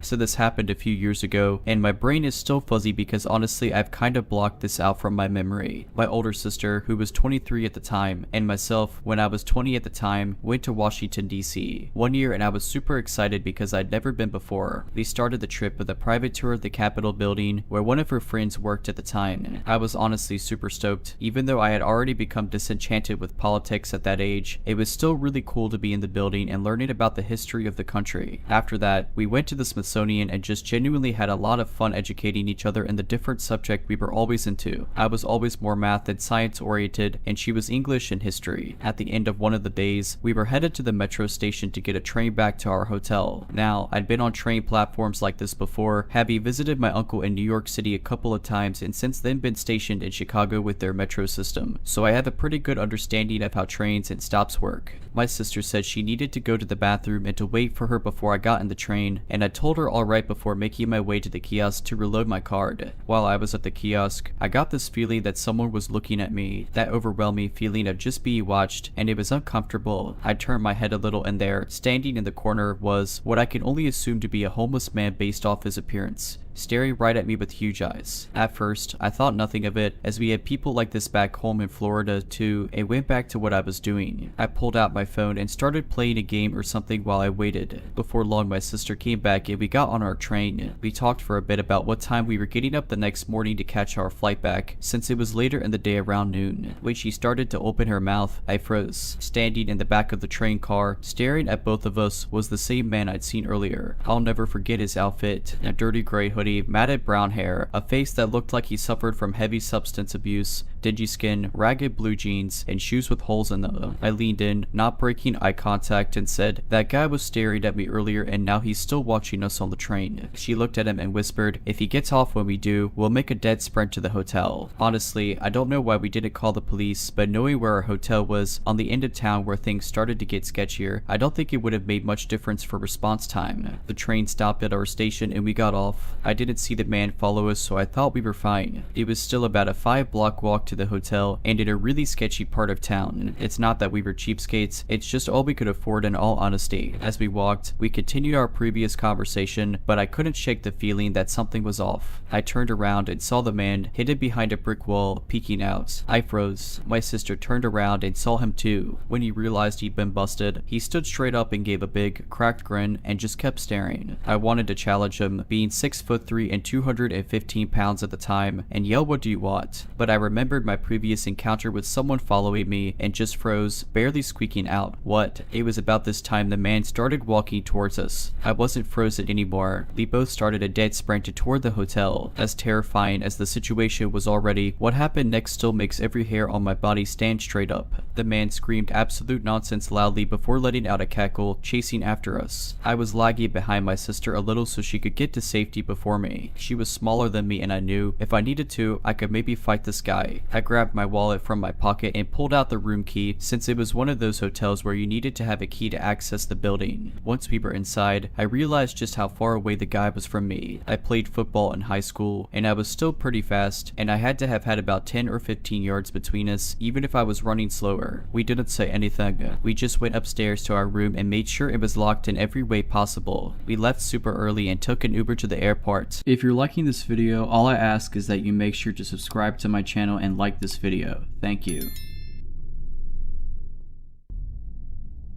I, a 36-year-old woman, wish this wasn't real. Let me start by saying it's crazy how children are so trusting. Maybe it was just made. When I was 7 years old, my parents and I were living in a basement apartment in the Bronx. The way the apartment was set up had my mother and father's room at one end of a short hall, the bathroom in the middle, and my room at the other end. If you don't know anything about a basement apartment, just know that it doesn't take much effort to enter one through a window. One very early morning, possibly around 7 or 8, I was woken up by a very hard sharp-like pain on my butt cheek. I got up thinking our cat had gotten in my room and it bit me as she used to nip hard and attack at whatever she felt like, toes included. I jumped up looking for her only to see a grown man sitting on my bed. I remember being upset and asking him why did he pinch me, to which he hushed me and said something about him being thirsty. I remember pulling down my nightgown to cover my butt and asking him if he wanted juice or water. I wasn't scared at all, more surprised and mad that this man pinched my butt hard. He said that he wanted juice, so I left my room and closed my door with him still sitting on my bed. I walked to the kitchen and got him some juice. As I was bringing the cup back to my room, I looked at my parents' door and thought that I should wake him up, but can't remember why I decided against it. I ended up giving the man the cup and he drank the juice. I remember he asked me if I could help him find his friend and him telling me he was lost. I remembered that my dad had told me that I wasn't allowed to go outside without him or my mother. They were worried as this was a new neighborhood. We had only moved into maybe 2 weeks earlier. I remember being scared to go outside because I didn't want my parents to be upset with me, so I told him that I had to wake up my parents to ask. I remember he said that it would be real quick because he knew his friend was somewhere in the area and we would find him quickly. I once again said no and told him that I was not allowed to go outside without my parents, so he ended up saying that he didn't need my help anymore and that he would find them. He asked me to lock the door behind him, so I walked him out and locked the front door, waving him goodbye. I tried to go back to sleep, but it was too late. I was awake, so I started watching cartoons. Well, the volume happened to be louder than expected because my mother woke up and asked me, very angrily, why was I awake so early. I told her all about the man pinching my butt hard, to which at first she didn't believe me as she thought I had a quote-unquote bad dream, but she lifted up my nightgown and I guess I must have had a bruise. I will never forget how she got so calm and she started smiling at me and with a very sweet voice started asking me what did he look like, what happened, and if I remember what he was wearing. I told her, to which she left my room for a moment, coming back with my dad. She then told me to tell him everything using that same sweet voice, and I did. I didn't think I was in trouble or anything and I thought I had made a new friend. After telling them about my new friend, they got dressed and started searching. Well, it didn't take long because he happened to be the Super's family member. When I saw him, I immediately shouted at him, "Hey friend." My parents told me to go inside, which I did. Maybe an hour or so later, my parents came back with McDonald's for me, but they seemed angry. Before the end of that day, my father put a padlock on my door and told me that whenever I go to sleep to always lock my door as our kitchen windows didn't lock. That's how we got in. Sometime later, I was 15 at this time, I found out that the guy was mentally ill and was sent away from Dominican Republic by his family so he wouldn't get arrested for something he did out there with another little girl. It still surprises me that I wasn't scared. Please, if you or anyone you know lives in a basement, ground level apartment or flat, please triple check that all the window locks work and lock your windows up. I just need to decompress on this. Looking back, I don't believe I was necessarily in immediate danger, but I feel a lot of that had to do with being in the right company at the right time. I, a 29-year-old woman, run barbells, and this past weekend we had a rodeo. Normally the rodeo scene is rowdy, but it's mostly working class folk that are unwinding. There's always a lot of beer and a lot of competition. It's normally a safe enough environment, but I've always been one to keep my guard up. As I was leaving, a guy had struck up conversation with me. He gave me the whole "I saw you riding, you did really good" routine. I thanked him. We talked for a little while, but I was neglecting the group of people that I was there with, so I told him politely that I needed to go, but maybe I'd see him again. Should have chosen my words a bit more carefully. Around 1 in the morning, I was sitting outside of my camper having a smoke and a glass of wine before going to sleep. It's not uncommon for people to still be roaming around at this time. I saw the silhouette of a man walking towards me. The same guy from earlier approaches me with 2 open beer bottles and has a seat in a chair near me. He asked if he could take me up on my offer. A bunch of things started going through my head. What offer? Though maybe I'll see you again. And I'm definitely not taking an open beer from someone that appeared out of nowhere. And how did you find my camper? I told him that I was about to turn in and that he needed to leave. This was extremely inappropriate and invasive of my personal space. He just smiled and kept drinking from his beer bottle. "Let's have some fun," he said. "What? Like what is your criminal malfunction?" That one sentence, as simple as it is, gives me goosebumps. What part about no and leave don't people understand? I told him one more time no, and that he needed to get away from my camper. He stood up and made more advances. I attempted to get into my camper, which is where I pack heat, but he made a move for the door. She said, "No, my guy." I heard from behind me. I turned around and saw that my older and younger brother were standing there with a group of their friends. Apparently they went and closed down a strip club, which they considerately didn't invite me to. I don't know if they moved in stealth mode, or I was just paying more attention to the creep in front of me, but they really showed up at the right time.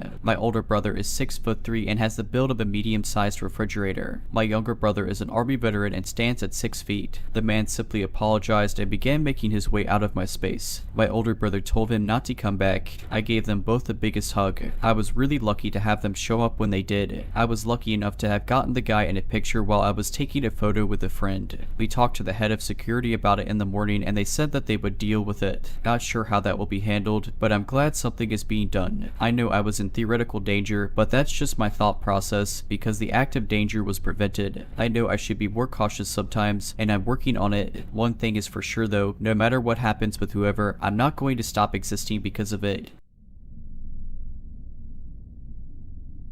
This scene happened when I was 21 years old. It is in a smaller town outside of a huge city in the Midwest. This was 1981. I worked at fast food and they stayed open until 3 in the morning. My then husband worked for a bowling alley as a manager and he was never off before 2 in the morning. I was expecting my first child and business was slow, so I was sent home about 1 in the morning. In the town we lived in there was a large private girls' college. Women were being warned to lock their car doors because 2 males were still on the loose that were targeting women around my age. They were sometimes following them home and attacking or forcing a woman alone late at night off the road. The men were violating and killing the women. They had killed 3 women by this point. 2 of the women were found on deserted roads and 1 in her apartment. There was no description of these men or what kind of vehicle they drove. I left work, climbed into my car, locked my doors, and started for home. The hair on the back of my head stood up on end and my gut feeling told me something was very wrong. I figured out that I was being followed home. I took several turns around town trying to shake this car, but to no avail. The advice given was that if you thought you were being followed, to drive to the police station. We had recently moved to this area, so I had no idea where the police station was. I was terrified, panicked, and couldn't think what to do. This was in the days of no cell phones, but the pay phones were made in different areas where you could drive up to them, sit in the driver's seat, put your window down, and the pay phones had a longer cord to enable you to stay in your car and talk.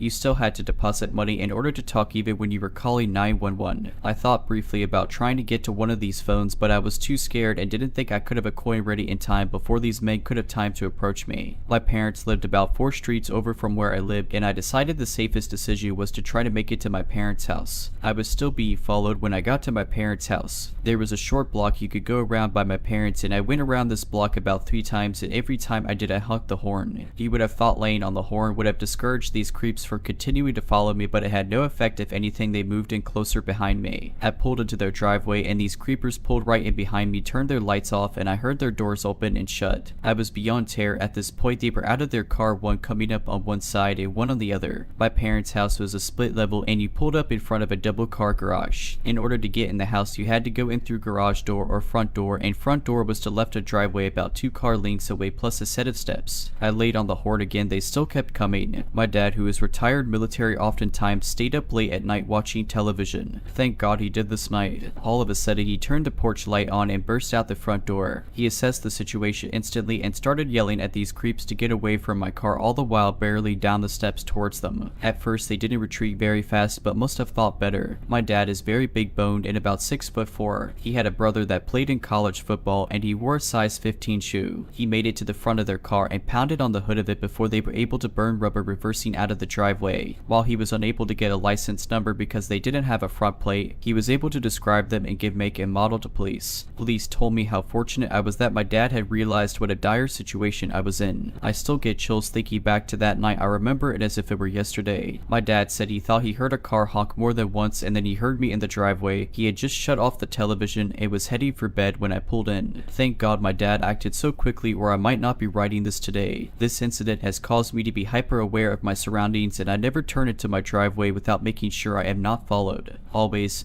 be mindful of where you are and don't walk around with your headphones on or phone pressed to your ear. You never know when you may be an opportunistic moment for someone with ill intentions. Know where your local police station is, and if you ever get chills something is wrong, drive into the police station. The police did capture these creeps about 2 weeks later and they didn't get a 4th victim. They were both on probation for kidnapping and violating women and served their time and decided killing their victims left no witnesses. My dad is still my hero today. His quick actions prevented me from being the 4th victim. In the color, model, and make of car my dad described was the description of what they were driving when they were arrested. This happened about 10 years ago when I lived in Boston with my husband. I had totally forgotten all about it, but something I read today reminded me of it. We lived in this old crappy building in Jamaica Plains. It was our first place out of college and it was cheap. That's all that mattered at the time. The building was one in a row of other apartment buildings that had separate entrances but shared a common roof and basement. So you could enter one building, walk down to the basement, and access the basements of the other buildings. Yeah, not very safe. The shared laundry room for the 3 to 4 buildings was in the basement and I hated being down there. It was cold and always had that eerie fluorescent lighting with 1 or 2 lights flickering that just made you depressed. Most of the other residents were college students and were at class during the day. I worked nights back then, so I used some of the daytime hours to do laundry since the laundry room was pretty empty at that time. Luckily on this day, my husband was off from work too, so we were just hanging out, taking breaks from watching Netflix and cooking to go down there and load up the machines. When we went down there to get our last load from the dryer, it still had a few minutes left, so we decided to wait for it. While we were talking, this man speed walked into the laundry room. I was sitting on top of one of the broken machines and there was a list of do not do things on the wall that said not to do that. So at first I thought he was coming to give me a hard time about it, but then I noticed that he was really disheveled looking. His clothes were dirty, he hadn't brushed his hair or shaven for a long time, and he looked like he was definitely on something. He came up to me and held out this large piece of colored craft paper and said, "You need to have this." I took it and looked down at it. It looked like something that kids would make at Sunday school, or maybe something that would be posted on a pin-up board at a church and listed the 10 commandments. Well, 6 or 7 of them because it had been ripped. His eyes looked totally crazed, massive pupils and bloodshot. He was looking at my body in a creepy way. He was either on a ton of something or was having a mental health episode. Maybe both. He seemed like he was waiting for me to say something back and getting a bit impatient about it, but I didn't exactly know what to say. My mind was just stuck on reboot. I was trying to think of rational reasons he would give a stranger a piece of craft paper with some commandments on it, but there probably wasn't a rational reason. My husband broke the silence and said, "Hey man, thanks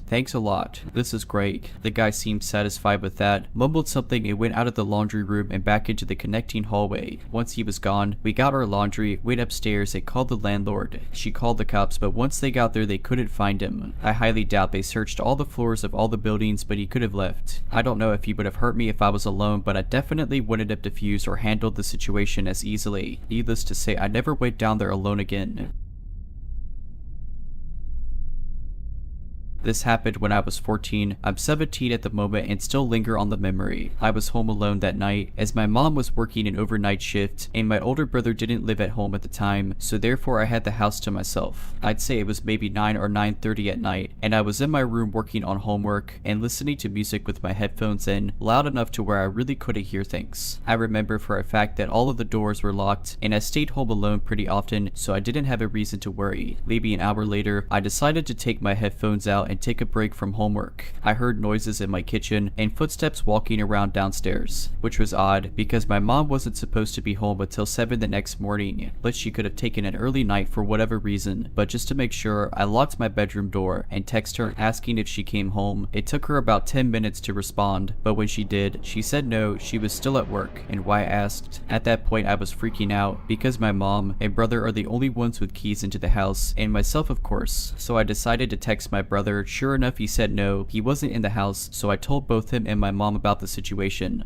and my brother wasn't far from the house, so he said he would be there soon and to call the cops. As I was trying to find a hiding spot in my room with my phone to call the police, I heard my name called from downstairs. That got me thinking, did whoever was in the house know me personally, a family friend maybe? I didn't respond out of fear of who knew my name it was calling it, and I didn't recognize the voice. I called the cops and was on the phone with them when my name was called again, followed by I know you're up there, and I heard someone starting to walk up the stairs. Again, I didn't respond, but I was pure terrified. The police assured me they were on the way and to stay put. I was still texting my brother while this was all happening. He informed me he was 5 minutes away. That's when I heard the front door slam. After I heard the door slam, about 5 minutes later, the police arrived and assured me it was them and that I could come out. Shortly after my brother arrived back home, the police looked around the property and all over the house, but there was no trace of whomever was once here. However, there was damage on the door and lock from being forged open and looked to be done by some sort of tool to pick the lock. Everything turned out okay because nothing was taken, oddly enough. But the upsetting part is whomever was in my house wasn't found. From that night forward though, we got cameras installed and got a better lock.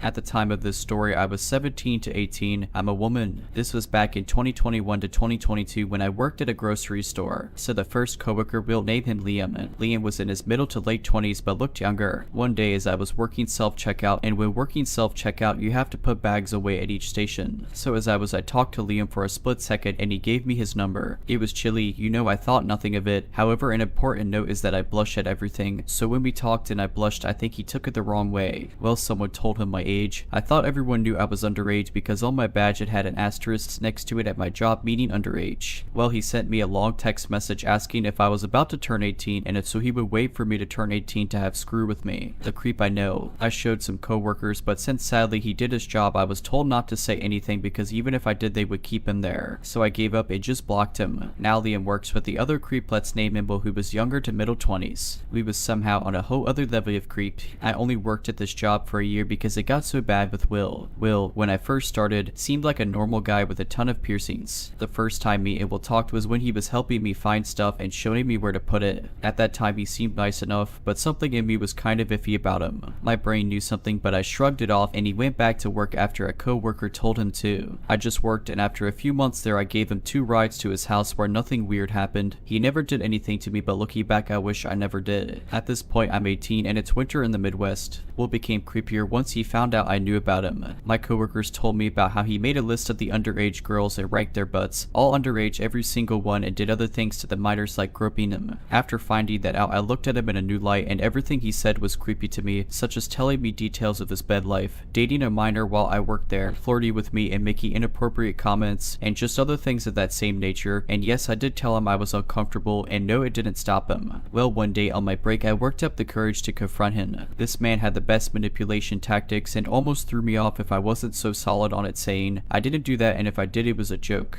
Then I broke down crying in front of me. I ended the conversation with I no longer want to be friends with you, and after that it seemed fine. Spoiler alert, it wasn't. The minute I came back inside and went to self-checkout, he immediately talked to a guy, let's call him Dave. Dave told me a month before I quit that Will was trying to say I was making things up about him and how I was a bad person, but at the time Dave lied to me saying that Will wasn't telling him about that situation. Then a guy at work, shout out out to you, Jay. If you ever see this, somehow you're a hero. He listened to me and I broke down with him and what happened. Well, apparently Jay's wife came in and Will hit on her immediately. That's the type of person Will was, a creep. I called my UD rep and cried to him for about an hour on the phone. I told him everything I could, but nothing came of it besides my bosses saying hush and giving me a 50-cent raise. Thanks. Anyway, after that, Will made my life miserable and would always try to be close to me, knowing the higher ups told him to stay away. It got so bad I was breaking down every shift because he was making me so uncomfortable. Well, I had enough of it, and the higher ups asked me nicely why, and I told them Will still wasn't leaving me alone, and even though I put my 2 weeks in, I made it to 1 to 2 more shifts before I just stopped showing up altogether thanks to Will. After I quit, they questioned a lot of people and had enough evidence to fire him. If you're liking this video, all I ask is that you make sure to subscribe to my channel and like this video. Thank you.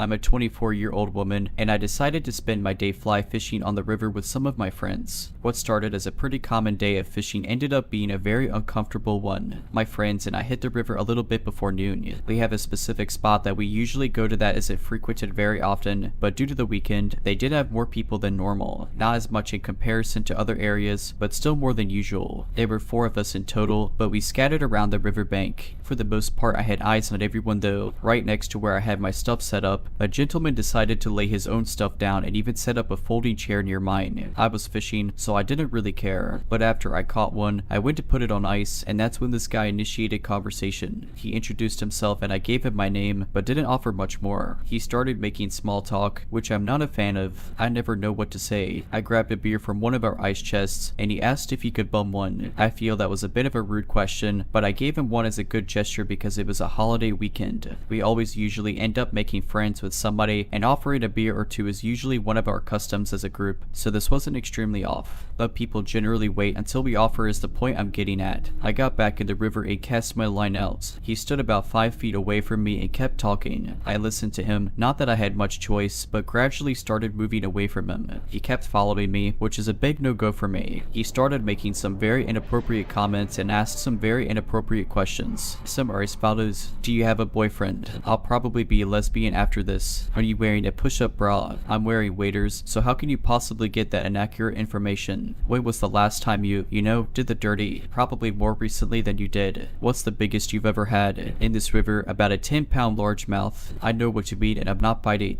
You want to go and have some fun. I was having plenty of fun before you showed up. I got tired of the questions and am not taking the hint, so I moved downstream where one of my guy friends were. I told him the guy was bugging me and I needed to find a new spot. My friend started waddling out of the river to go talk to him, but he had moved away by that time. With the guy gone, we were able to continue fishing in peace. After a couple more hours on the river, we collected our belongings and headed back to the parking lot of the fly shop we parked at. Moving all of our gear back and forth took about an hour by itself, and in that time, I noticed that the creep was still around. I told my friend about it again, but I stopped him and my other friend from going over to him. Didn't seem worth the trouble, plus the guy stood at about 6'4" to 6'5" based on my observations, and I just didn't want anyone getting hurt on my behalf. After about another hour, we all parted ways for the time being, but we're going to meet up later to cook our catch. I went into the fly shop to grab a Coke, which left me as the only remaining one from our group. This is where the story gets scarier in my opinion. I was at my truck and had removed my waders and threw them in the back. Then I grabbed a shirt from my bag to change into. Lo and behold, look who walks up. Here myself is alone in a parking lot and not close enough to the shop to go for help.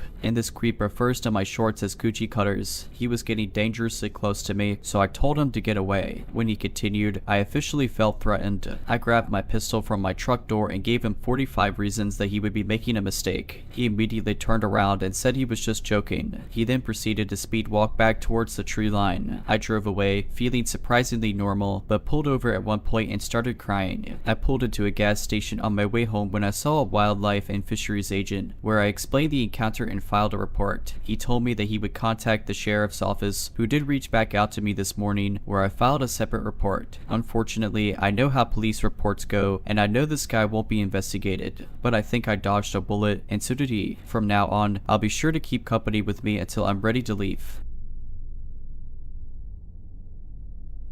I had the strangest experience while on my regular commute to work this morning and felt I wanted to share as I can't get this off my mind. I, a 26-year-old woman, took my regular bus route I take to work. For context, this is a 1 hour and 30-minute bus journey. I got on the double-decker bus and sat in my usual spot upstairs. The bus is completely empty when I get on, until this man comes upstairs. I have my headphones on so I can't hear him trying to speak to me. Only when I saw a waving in my face did I notice he was sat in front of me. He asked, "May I sit next to you, please?" Me, being the shy, non-confrontational person I am, stupidly said yes. He comes and sits next to me so close that we're touching, and with every small move I make to be further away from him, squishing myself up against the window, he sits closer. He starts by introducing himself and asks me for my name. I knew where this was going and felt like this would be a typical case of flirting which I could easily dismiss. He asks if I live alone as one of his opening questions to me, to which I promptly replied stating I had a long-term boyfriend. He told me he's unsurprised as I'm a beautiful girl. I sit uncomfortably trying my best to ignore him and stare out the window. Every time I do this, he taps my shoulder to gain my attention. He tells me how I'm the first person in a long time to allow him to speak to them, and how he is incredibly lonely and how he feels he has no purpose. He asks how he could meet someone like me along with other questions relating to making friends. He asks me where I'm going and I say I'm going to work. He tells me he's leaving the bus at a certain spot but would love to stay on the bus with me and accompany me to work. For context, his stop was 30 minutes into the journey. He would need to stay on for an extra hour to do this. My heart dropped when he said this, in my head figuring out what to do if he wouldn't leave and stayed on the bus with me. I told him I didn't want him to which he replied saying it's okay. He was sure he would see me on the bus again. He asked me what days and time of the week I worked to make sure he would be on the bus to get to know me better. I responded with a lie saying I very rarely get this bus and how I never normally work at this time. He carries on and asks if I would be his friend, practically begging while telling me how much of a failure in life he is. I told him sure, to which he acted elated, thanking God and telling me that I made his entire life. He was telling me how he had plans to cook dinner for me. I tried my hardest to ignore him. However, he keeps tapping my shoulder asking me various questions in an attempt to get to know me better. He asks me specifically what my goals and aspirations are in life. I keep my answers vague and short. He tells me now that we have met it is his goal in life to become my best friend. We get towards his stops and he asks for my number. I tell him no. He then asks for my social media. I tell him no. He looks physically hurt by this. He shakes my hand once more and says he hopes he sees me again soon. That interaction was so creepy.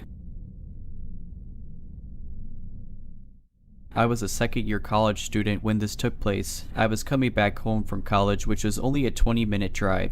Every day, I get off the bus, walk through a narrow path which led to a set of railway tracks, and wait for my brother to pick me up on the opposite side of the railway tracks. My mother always warned me to be careful at that place since it was a hangout spot for crackheads. I'd never encountered anyone, though. One day, as I was walking to my waiting spot, I noticed a guy, probably in his middle to late 20s, looking at me and somewhere further away simultaneously while walking away. I wondered what his deal was but shrugged it off. I reached my waiting spot and there was no one else besides me. A couple of minutes went by when I heard someone coughing. This seemed strange since I was the only one there. The sound came from somewhere behind me, so I turned to look back. There was a person standing probably 50 meters away from me. He appeared to be in his early to middle 40s. He was way too well dressed to assume he was a crackhead. He was standing behind a pillar which was somewhat secluded and was staring at me. At first, I thought he might be peed or something, but to my horror, he was whacking it. He wanted to make his presence and what he was up to known to me. I felt disgusted. In my 20 years of life, I had never been in any situation like this before. I froze and didn't know what to do. That's when I realized my ex-boyfriend worked in a building right in front of me. We were on good terms at that time, even though we had broken up, or at least that's what I thought. I texted him, explaining everything in hopes that he'd help me. Yeah, I was dumb. However, to my surprise, he replied, "Why are you asking me for help?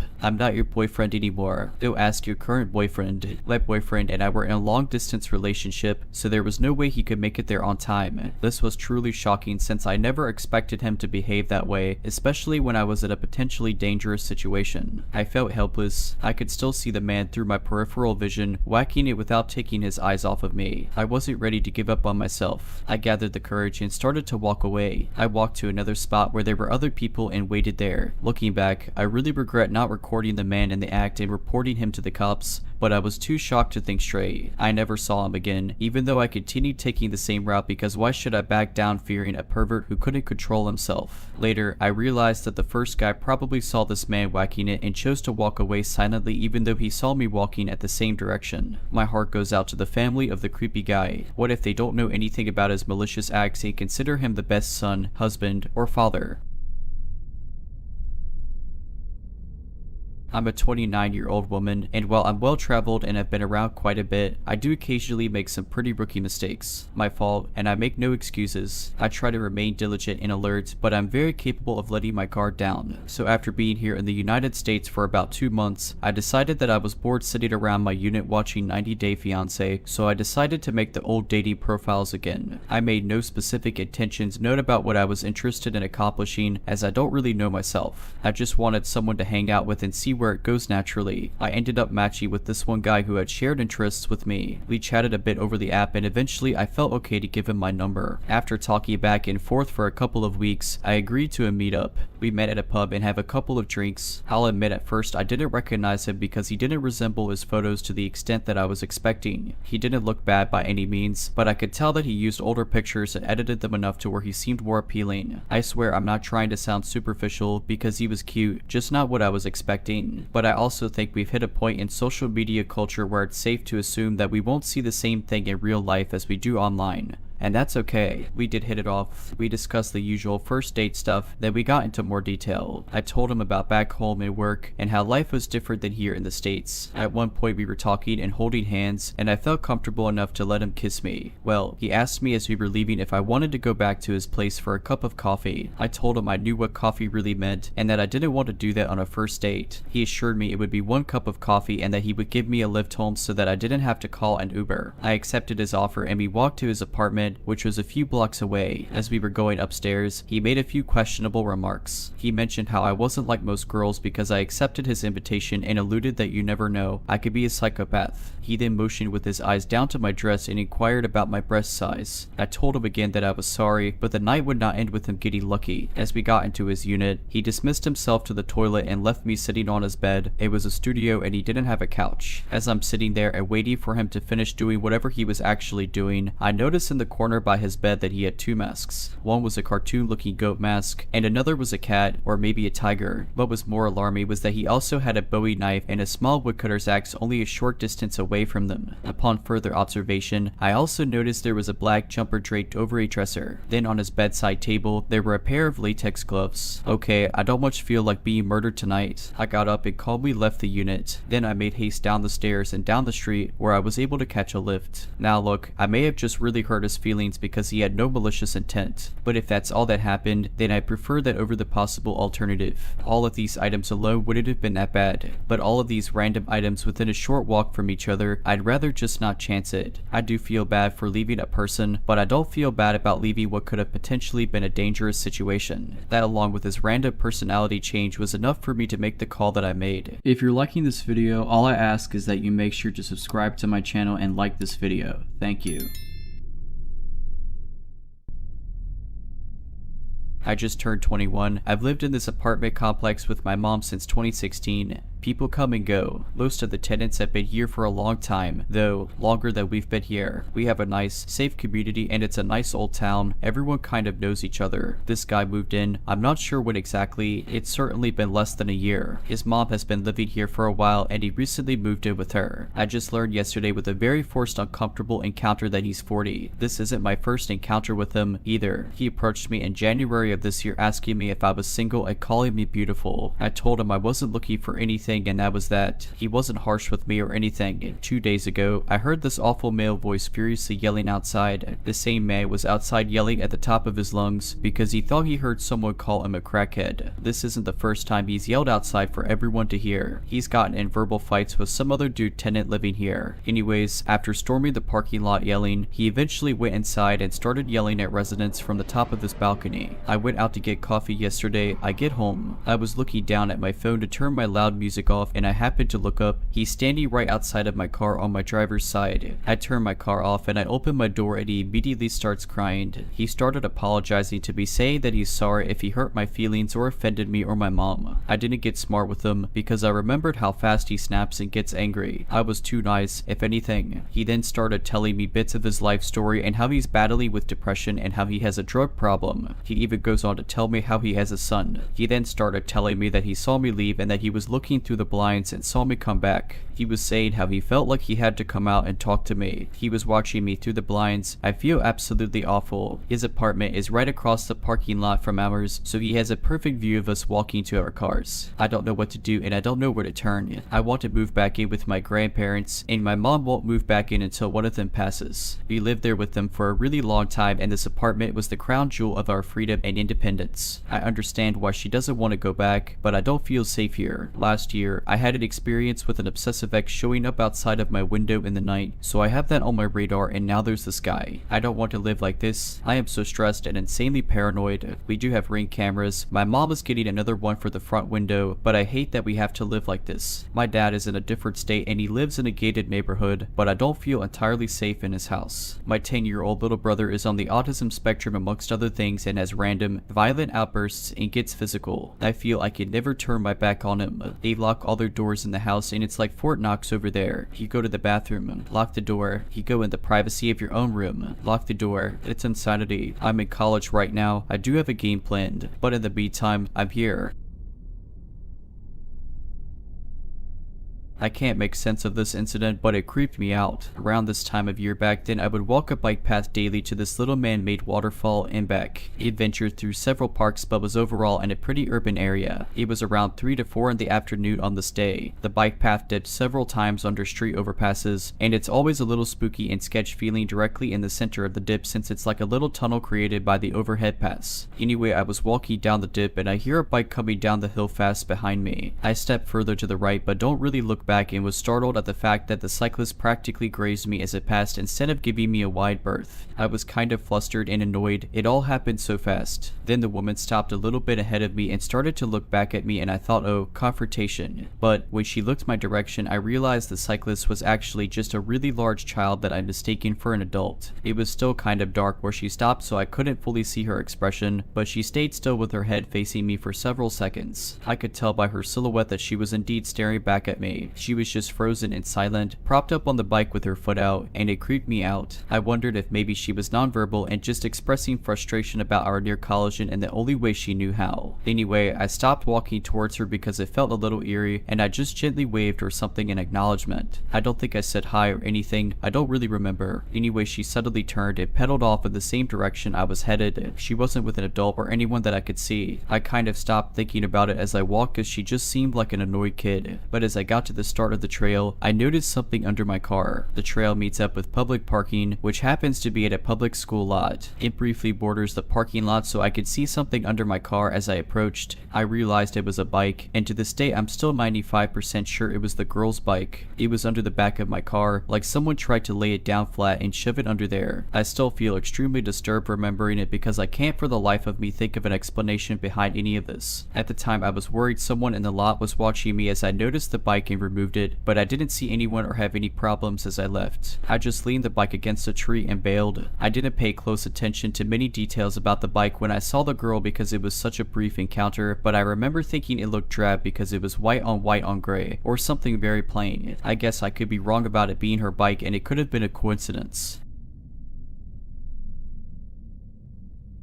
I was 17, it was my graduation year, so all my time was devoted in studying and preparing to my exams. After school, I went to additional evening classes on the other side of the city. School ended at 2:30 in the afternoon. Courses started about 4 and ended at around 7, so I returned home quite late. Usually I went home with a friend from additional courses, but this time somehow I ended alone. I am a daydreamy type of person and I usually don't really pay attention to surroundings, so it was no shock when I bumped into a man while going on the sidewalk. I said I'm sorry and and kept going, but something felt strange. I understood that the man didn't respond, so I turned around to see what's wrong. Well, I expected some kind of response like it's okay, so I turned around and saw that he stayed still there where I bumped into him. His body was half turned to me and he silently stared in my eyes. I felt shivers down my back. I remembered that he was young, maybe 20 years old, with blonde short hair, and he wore a yellow-brown striped pullover and red scarf. It was early autumn, maybe September, chilly, but not cold yet, so he stared me in the eyes, then smiled, and slowly turned to me and started approaching. Silently, I was naive maybe, but not stupid to ask if everything is okay with him. Something was definitely not okay, so I turned away and quickly went away from him.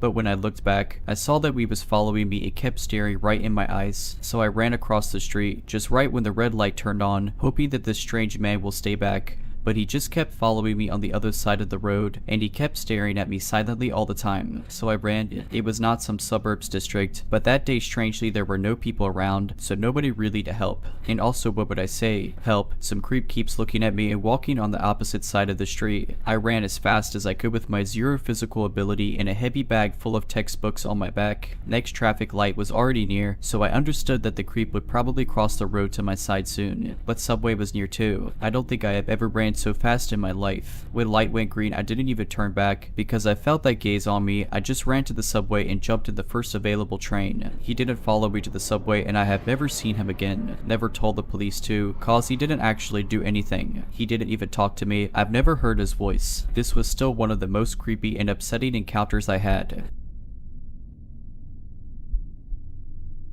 I, a 32-year-old woman, live in a pretty small town with one main grocery store. Last year, the store hired a new employee, a large, older man probably in his 50s. The guy would be stalking a certain part of the store, and he'd always strike up a conversation with me and try to talk to my kids. I would consider him overly friendly, but I am an introvert, so I thought maybe it was just me. I was polite but short. I think most people would have gotten that I clearly didn't want to be bothered. Well, one day, a few months ago, he approached me and told me that it was his last day on the job and that I should come visit him at his new job, which was kind of weird in and of itself because I do not know this person. I was relieved it was his last day because I always dreaded running into him. He just gave me a bad feeling, like he'd asked me over and over if I needed help after I already said no. He would also say weird things like that we were his favorite part of the day. It just made me uncomfortable. The following day, after his last day of working there, I had to run back to the store for a couple of things I'd forgotten. I saw him as soon as I entered and quickly turned away, hoping to avoid him. I thought it was weird because he had said the previous day was his last day. I quickly walked through the store trying to get what I needed as fast as possible. I saw him down every other aisle. He looked like he was looking for me, like he was craning his head. I was picking up the last thing I needed when he quickly, practically running, came up and offered me some chips he was eating. I declined. He started talking to me, asking questions about how I was, what I was up to, the brand of chips he was eating. He was just trying to make conversation with me. Then he started saying that he expected to see me at his new job again. I made some non-committal comment. It was about to say have a nice day and walk away when he got very close, like inches from me, asked me how I was in a really weird way, and he was staring at my ring finger. I had taken off my wedding band when lifting weights that morning and forgot to put it back on. I said I'm good and started to push my cart forward when he freaking full on hugged me. I do not know this person. I completely froze. I wish I'd made a scene. I wish I'd shoved him. I wish I'd yelled. I don't know why I just stood there. Who freaking walks up and hugs a stranger? He stood back and looked at me to see how I'd react. He winked at me and said have a good day and walked off. I should have started screaming at him. I started literally shaking and bolted down the next aisle and started crying. It felt gross. It felt like he was seeing how far he could push it. I was scared he'd follow me home or that he'd be in the parking lot, but he wasn't. I started crying when I told my husband about it. My husband was really ticked off at the nerve of that creep. He asked around about him at work, and some people that had gone to school with him said that I should be careful. It's such a small town, I frequently worry I'll run into him again.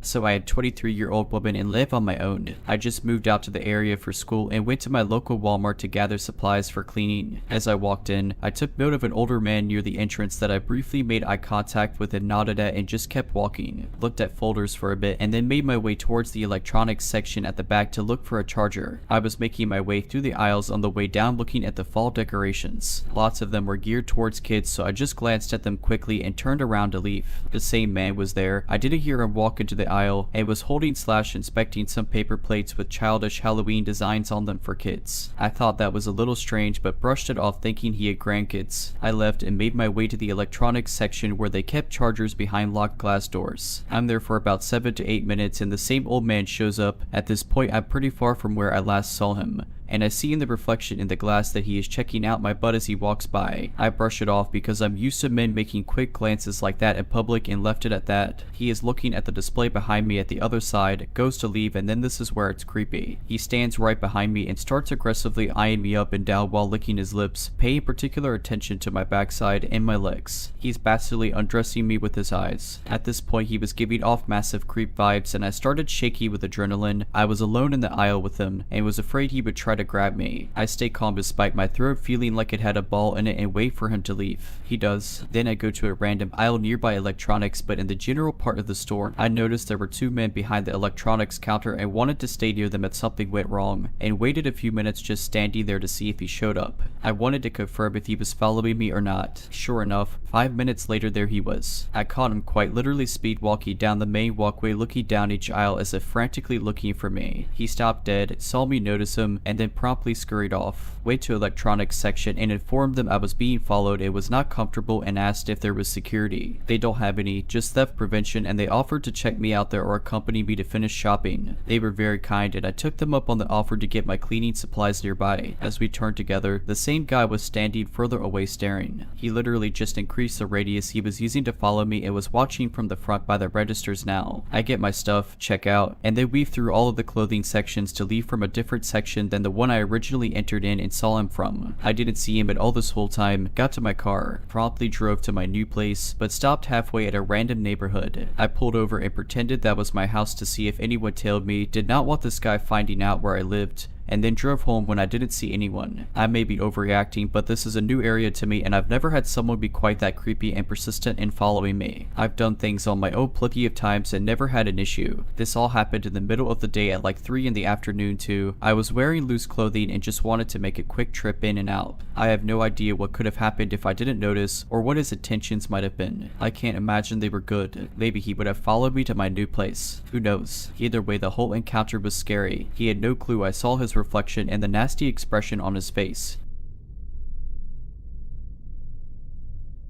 This happened a couple of years ago. I, a 26-year-old woman, was walking my dog in my local field. It was dark but it wasn't late. It was winter time in the United Kingdom, so it was maybe 6 in the afternoon. The field is mainly used for rugby football but is completely free to walk through whenever. It is also surrounded by houses and street lights on the roads, but the field itself is dark, so I had brought a torch with me, mainly so I didn't trot in any dog poop. I've come in one entrance of the field and I'm following a path that leads to another exit / entrance. I use the field to make a loop back around onto the road and back to my house, giving my dog some off-lead time whilst in the field. Anyway, as I'm walking up the field, I notice a figure walk in the exit / entrance I was going to use to leave. I keep my eye on this figure as they have very dark clothing on and their hood up. I'm shining my torch as I'm walking, so I know the person knows I'm there as it's very obvious. At first I wasn't nervous, more so just being vigilant. My dog is a wonderful German Shepherd, so as you can imagine I feel pretty safe with her. It wasn't until I saw the person duck down behind a bush / tree. There is lots of new trees / bushes planted sporadically up the part of the field that isn't used for sports that I absolutely froze. I was about 200 feet from the exit but would have to walk past the bush they hid behind to get to it. I call my dog over and get her back on the lead so she is close. By this point she is also hyper alert due to the person behind the bush. With that, I hear a weird, high-pitched voice that sounded like they were saying my dog's name. I assume they heard me call her. They said it 3 to 4 times in this longed out high-pitched voice. It's clearly coming from the person hiding. Luckily, my dog wasn't reacting to it as it probably barely sounded like her name to her. I had a moment of shall I fight or flight. Either I, 1, run past the bush and try for the exit, or 2, turn around and run back into the dark field and make for the other exit, a lot further away, or 3, confront this person. My dog at this point hackles up, ears up, and is very alert in front of me, all while still maintaining a wonderful sense of calm. I went with number 3. I confronted that guy. I mustered up every bit of courage and confidence I had and shouted at the top of my voice, "What are you doing?" The hood of man came out from the bush very quickly without saying anything, and I said the same thing again. What are you doing trying to scare a young woman? I'm so glad my voice didn't shake/break when I said it, as I really was terrified at this point. He started to stutter and said, oh, I thought you were someone I knew. I answered back and said, who hides from someone they think they know in a dark field. After that, he apologized a couple times and continued to skulk down the rest of the field, and I made for a swift exit with my dog. God knows what his intentions were. Maybe he thought I had a smaller dog and was going to try attack me. Maybe he saw my dog and realized, no chance. Or maybe he really did think I was someone he knew. Whatever it was weird and scary.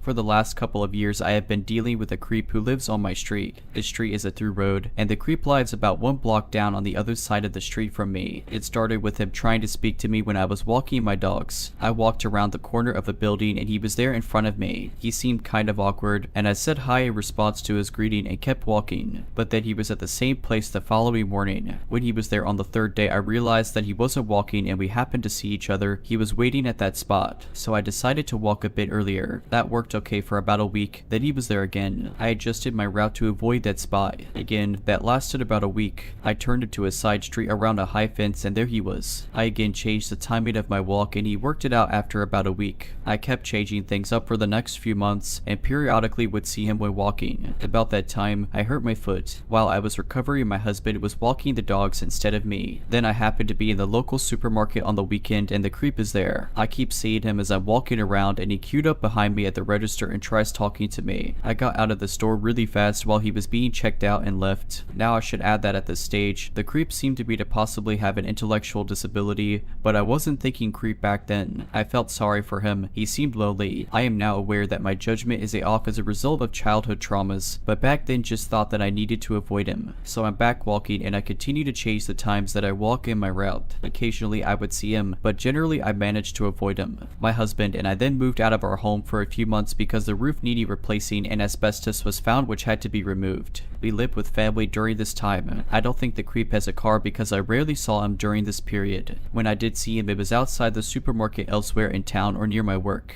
When we moved back home, several months went by that I didn't see him when I was walking. I thought that thankfully he had lost interest. Then, when I least expected it, he comes seemingly out of nowhere and he's right in front of me. I can't cross the street at that point and my only options are to keep walking and get past him or to turn around and go back the way I came. Turning around with a dog on a lead can be tricky, so I just keep going. I don't make eye contact and move as fast as I can without running. As I'm passing, he says, "Good morning, sexy. How are you, gorgeous?" Although I wasn't confident the police would take me seriously, I went to the police. I am very grateful to the young officer who spoke to me. He acknowledged that up until that morning when the creep called me sexy, it was a bit iffy whether they could have got a restraining order. But with that plus his past behaviors and my attempts to mitigate the situation, the police would apply for a court order to stop him. I only knew his first name and address, but they were able to work out his full name and it was on my copy of the application paperwork. It has taken a few months, but he didn't contest the application and the personal safety order has been made. He is not permitted to approach me or attempt to speak to me, and he is not to walk on the footpath past my house. He could walk on the other side of the street. Unfortunately, he has continued to walk past my house and I sometimes see him when I am out walking, which I am noting and reporting to the police every time he does. But he has not spoken to me since the order was made. So all in all, a pretty low level creep, right? Rug. I was sorting through old paperwork at work the other day as my office shreds and bins anything 7 years or older unless we need to keep it longer. I found a note that the creep had come into my work 7 years earlier, giving a different address and had spoken with me. Later, when I called him about his inquiry, he became inappropriate, that's what the note says, and was told the business would not be dealing with him anymore. Now I'm wondering if he moved to his current address because it was just down the street from my house.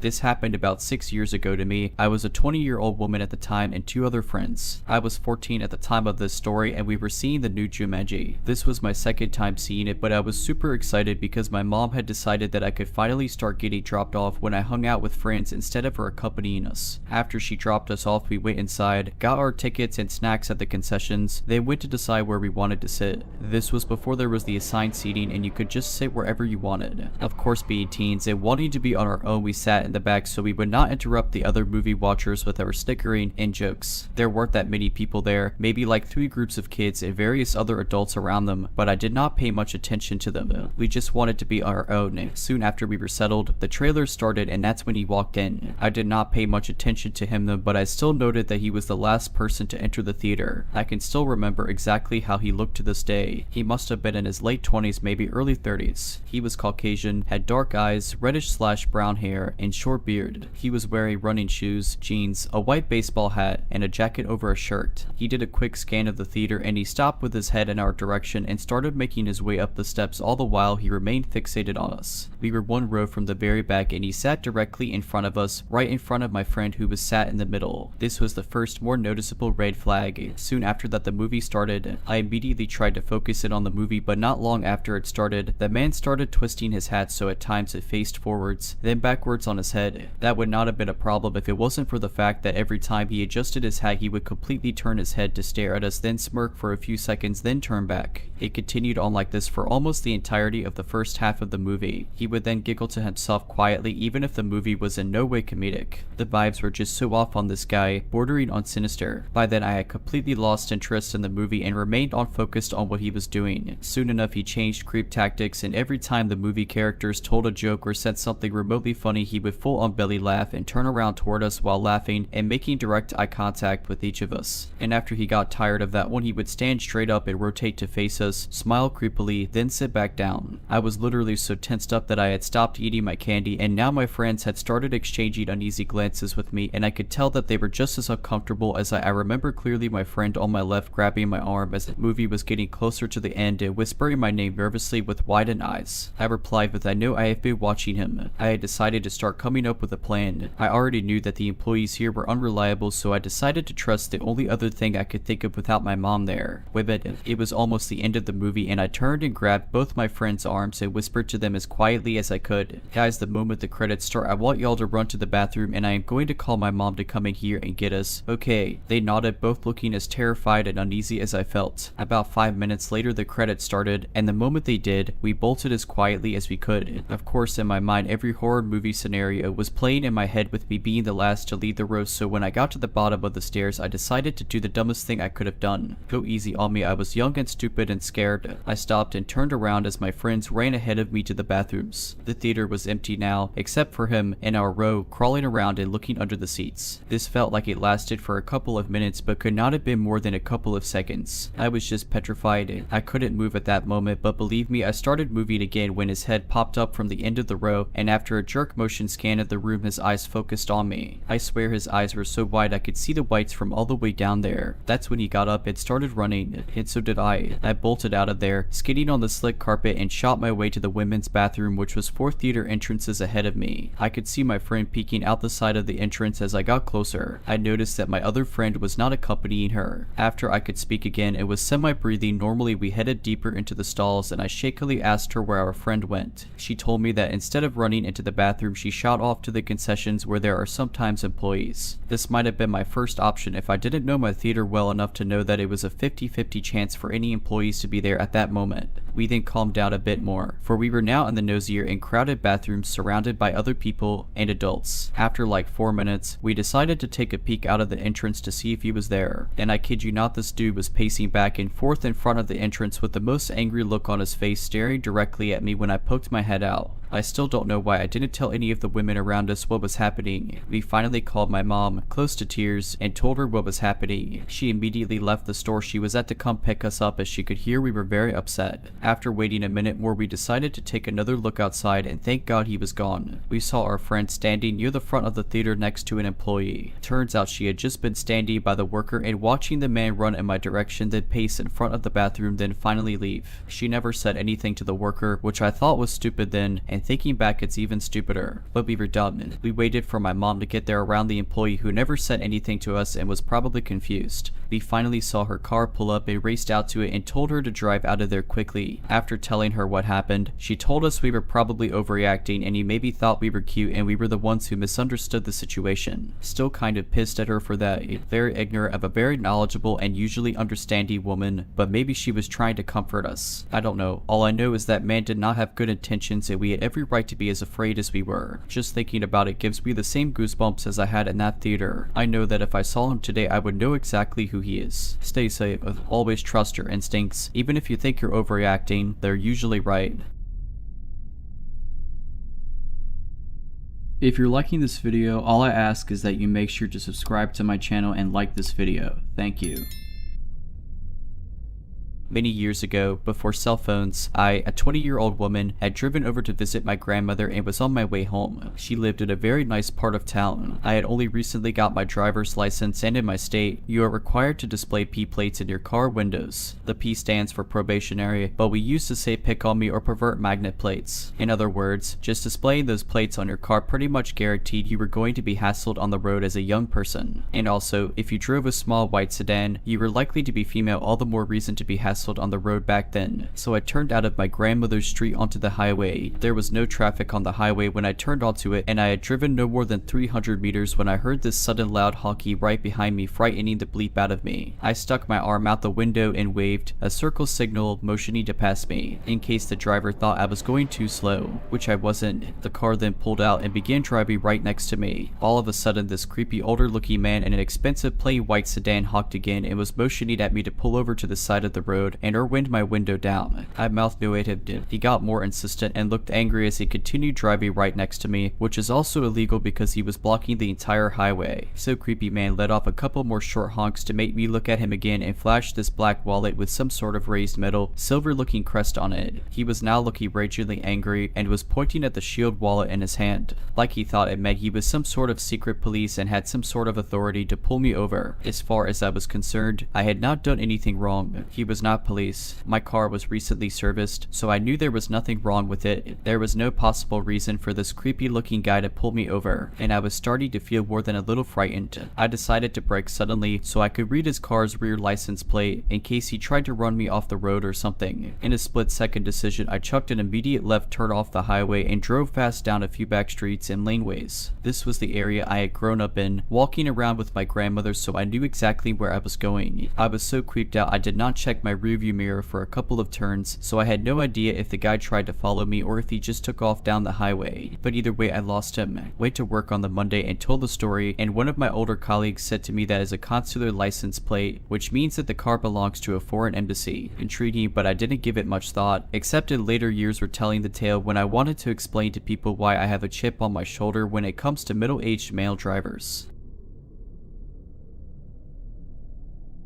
I was at Walmart earlier this evening with my two daughters, one elementary school aged and the other middle school. We looked around the school supplies for a minute and then rounded the corner to see the Halloween candy on display. As we turned the corner, a slightly older guy came to really close to us like he was in a hurry and almost ran into our cart. He didn't have a cart or any items. I said, "Oh, excuse me," and then stopped in front of the candy to let my youngest ask a bunch of questions about the candy pumpkins. The man stopped quickly and started rummaging around the candies right next to my daughter. He was listening to our conversation and reacted strange when my daughter said she wanted to take a picture of the candy. He was twitchy and caught my eye and looked away quickly. We moved on to the women's pajama section to look around for a few minutes, and I noticed the same man pass by really close again. He was turning to the right toward the shoes with a big bag of candy cradled in his arms. My girls went across the aisle to the boys' clothing section while I finished deciding, and when I was catching up with him a couple minutes later, that guy was winding through the boys' clothes toward my daughters. He paused and looked confused or lost, but still like he was in a rush, and watched me discuss sizes with my youngest. This is when I started thinking something was off with this dude. I mentioned him to my older daughter, and then we moved through the partition into the girls' clothes. I didn't see him again for a few minutes, and I figured it was nothing, but then he came into that section and was acting like he was trying to pick out just a shirt. He still had that big bag of candy that he kept adjusting his grip on. I kept seeing him take quick peeks at my girls, but then every time he saw me watching him, he pretended to be occupied in his shopping. I told my oldest that I thought he was following us, and she said she noticed the same thing, and I made my youngest get in the cart so I could keep them both close. They both like to wander a bit. The guy then walked out of the girls section, passing close behind me, but he looped around the partition back into the boys section and stopped at an opening on the other side, but still in a straight line of sight. He caught caught my eye again and twitched. Then he pulled out his phone, texted someone, and walked away. By that time, I was on high alert and possibly getting quite paranoid. I looked around and saw two other slightly older men standing around. One was in electronics, kind of looking at a half-empty display of something, but I swear he glanced at me several times even though there were 3 or 4 racks of clothes and a hallway with occasional people in between. The third guy had wandered into the girls section and was apparently considering buying a Justice shirt too. Every time he saw me notice him watching us, he wandered down to the baby aisles, but he kept coming back after a couple minutes. I realized now looking back that if I suspected something bad, I should have gotten my girls out of there. Clothes shopping for a picky preteen isn't fun, and I wanted to get it done and over with. On top of that, I kept second guessing myself that the 2 other guys were just a coincidence. I kept my girls really close, and after we moved to the women's section, I didn't see any of them again, and I stopped feeling creepily that we were being watched. Now it's the middle of the night, and I'm pretty freaked out wondering what could have happened if I didn't notice the first guy and continued to let my girls wander around. If you're liking this video, all I ask is that you make sure to subscribe to my channel and like this video. Thank you.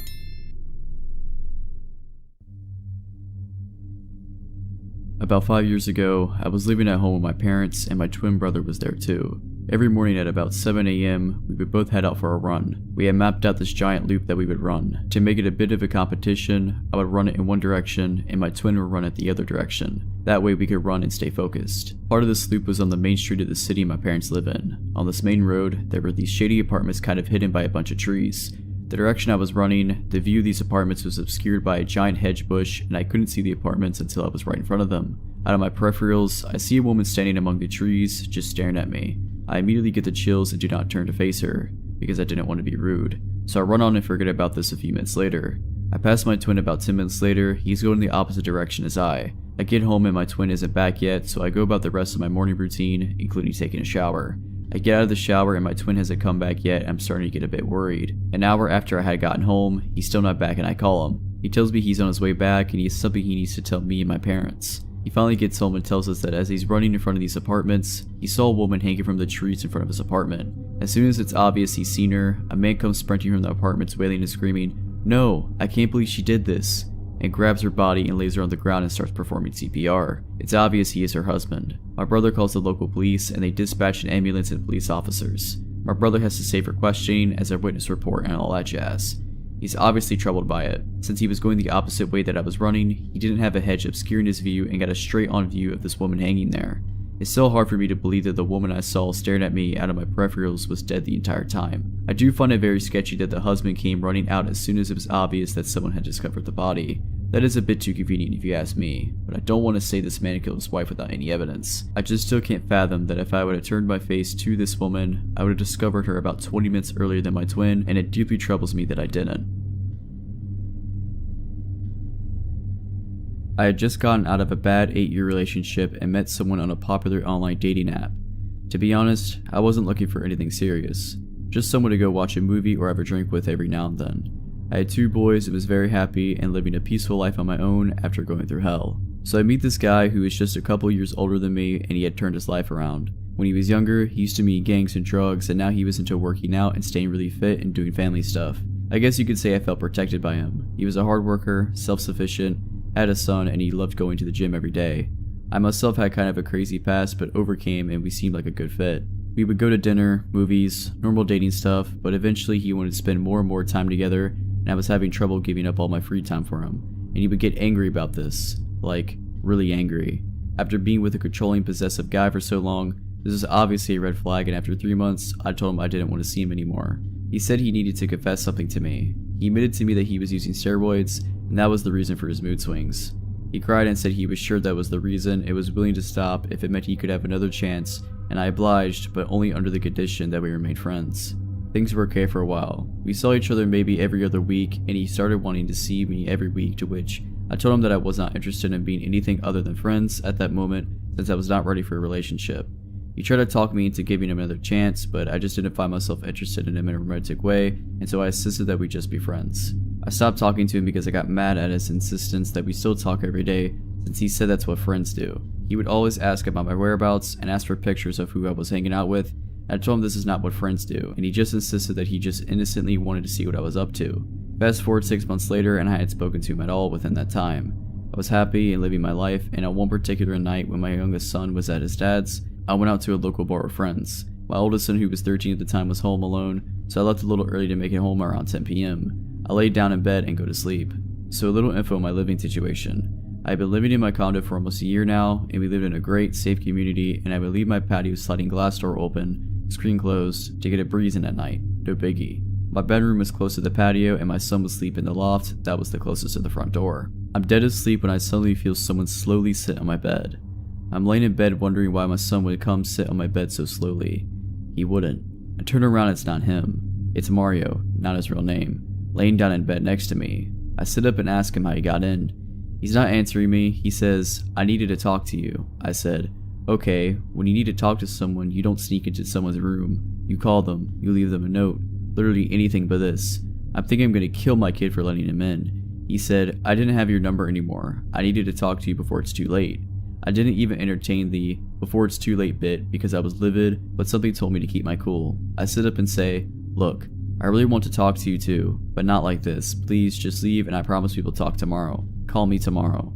He gets up and walks over to my side of the bed and starts rubbing my shoulders and is slowly making his way to my neck. He says, "Do you really want to talk?" I look him into his eyes and say, "Yes, I've been wanting to talk to you, but not like this. Please call me tomorrow." He stares at me while rubbing my neck and goes down to my shoulders and lets go. Says, "Okay." This proceeds to exit through my patio door and jumps my patio wall, which tells me that is exactly how he got in. I freaked the f out, check on my kid, he had no idea what was going on. I locked all my doors and I didn't sleep the rest of the night. The next day I text him and I tell him that if I ever see him near me or in my complex, I will call the police and to never contact me again. If you're wondering why I didn't call the cops to begin with, I knew he had a gun, so A, I was scared of being retaliated against for being a snitch, and B, I figured if I called the cops, they would probably not do much or just let him out, and I was afraid of what he would do after the fact. Either way, he left me alone and I didn't hear from him for years. 4 years later, I'm going through Facebook and I see his face in People You May Know. I click on the picture and notice that it looks like a jail picture. You know, those pictures where the guy is clearly in a jail cell. I scroll down the page and his most recent post is him posting his address for his family members to write to. A prison address. So I Google his name, sure enough, articles after articles, all with the same headline. Man arrested on suspicion of killing girlfriend.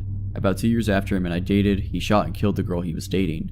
That could have been me, and I feel like thinking if there was anything I could have done to stop him. Even scarier thought is that he only got 12 years for her murder. So my stepsons are 7 to 10. They play with 5 other boys in our area, which are of similar age, and all go to the same school in our neighborhood. Now there is a police station in our neighborhood, and we live in a city that is large, but we feel very safe here and have almost zero crime around us, so when they go to the park to play with their friends, my husband and I agree it's okay. They'll be gone for hours, going from house to house swimming, jumping on the trampoline, scootering, skateboarding. Sometimes they're all at my house and my pool. It's a good system. However, our state has been known for human trafficking. Because we are close enough to the border, it's just something I worry about. So I bought them bright orange whistles and tied them to their backpacks. Sometimes they all ride bikes to school together. At home I had each of them blow into the whistle as hard as they could, so they knew how loud it was and to only use it for emergencies, which we've discussed emergency situations. So today on break from school, the kids wanted to do a lemonade stand. Something in my gut told me to say no, that's not a good idea, even though they had their own little garage sale around Christmas to make money to buy gifts, and the neighborhood thought it was so cute that they actually got a ton of donations and made very good money. I didn't have any worries that time, but today was different for me though. As my older stepson was making his signs, I reminded him about interacting with strangers and he needs to watch his brother, and so he asked me, "Should I bring my whistle?" I said yes, great idea. I took it off his backpack and I put it around his neck and I told him I'm going to leave the window open. If you feel scared or something happens, you blow that whistle like there's no tomorrow and I'll run outside. They were right on our street corner of our neighborhood, right where the main street is through our neighborhood, so a decent amount of cars go by. An hour or so goes by and I'm into a documentary when I hear that whistle and my stomach drops. I dash outside to see a flashy red car. I was looking and running towards the kids, so I wasn't paying close enough attention to the car, but I immediately saw all the kids there, and this guy is getting back into his car, and my older son tells them that the man in the car got out and was talking to them, asking them their ages, and invited my younger son to get into his car. I literally told my older son earlier, do not get into anyone or near anyone's car. So he said he didn't feel safe anymore and he blew that whistle as hard as he could. My mom said that the car looked like a Dodge in red. That's what my son told the police. I got a good look at the guy at least, but didn't get the plates. He was getting to his car as I was making sure the kids were accounted for and pounded the crap out of his hood, asking him why you would ever invite a child into your car before he drove away. I wasn't thinking clearly and was in a bit of a panic. The police said they searched our entire neighborhood for the car and put out a description of the guy in the car, with a now possibly dented hood for me. They put out an alert and are taking this very seriously, so at least there's that. I'm so thankful for that $10 whistle I ordered on Amazon. Sometimes you just don't know when something is going to go down. I went dancing with some friends and was really drunk by midnight. Unfortunately, this was back when I had little money, and I realized you could only save money by eating very little before going out, and it would take a far fewer drinks to get drunk. So I was so drunk I could barely remember my friend ordering me an Uber home. My phone was dead, of course. I can vaguely recall them helping me into the car and telling me to get home safe, but I don't remember greeting the driver or the first minute or so. But soon after getting in, he asked how my night was and if I smoked. Honestly, I was just thinking about bed at this point, so I sort of just slurred out that I did sometimes. He then offered me a joint, and this is the first moment I got sort of nervous and began paying attention. I tell him something like I'm really tired and I'm just ready to get home. I think he said something about it being an indica-based joint and it made for great sleep. Once again, I say something not exactly like no, but not a yes, which he takes as a, yes, I'll take that joint now. Once again, I'm still drunk enough and I could barely see straight or speak clearly, so when he says, okay, well, I have to cancel the ride really quick because I can't give it to you while I'm on the clock, or something to that effect, it takes me a second to realize how dangerous that is, and by the time I start to say something, he has canceled the ride and pulls over. We were just east of a bridge, I think, and it was totally secluded.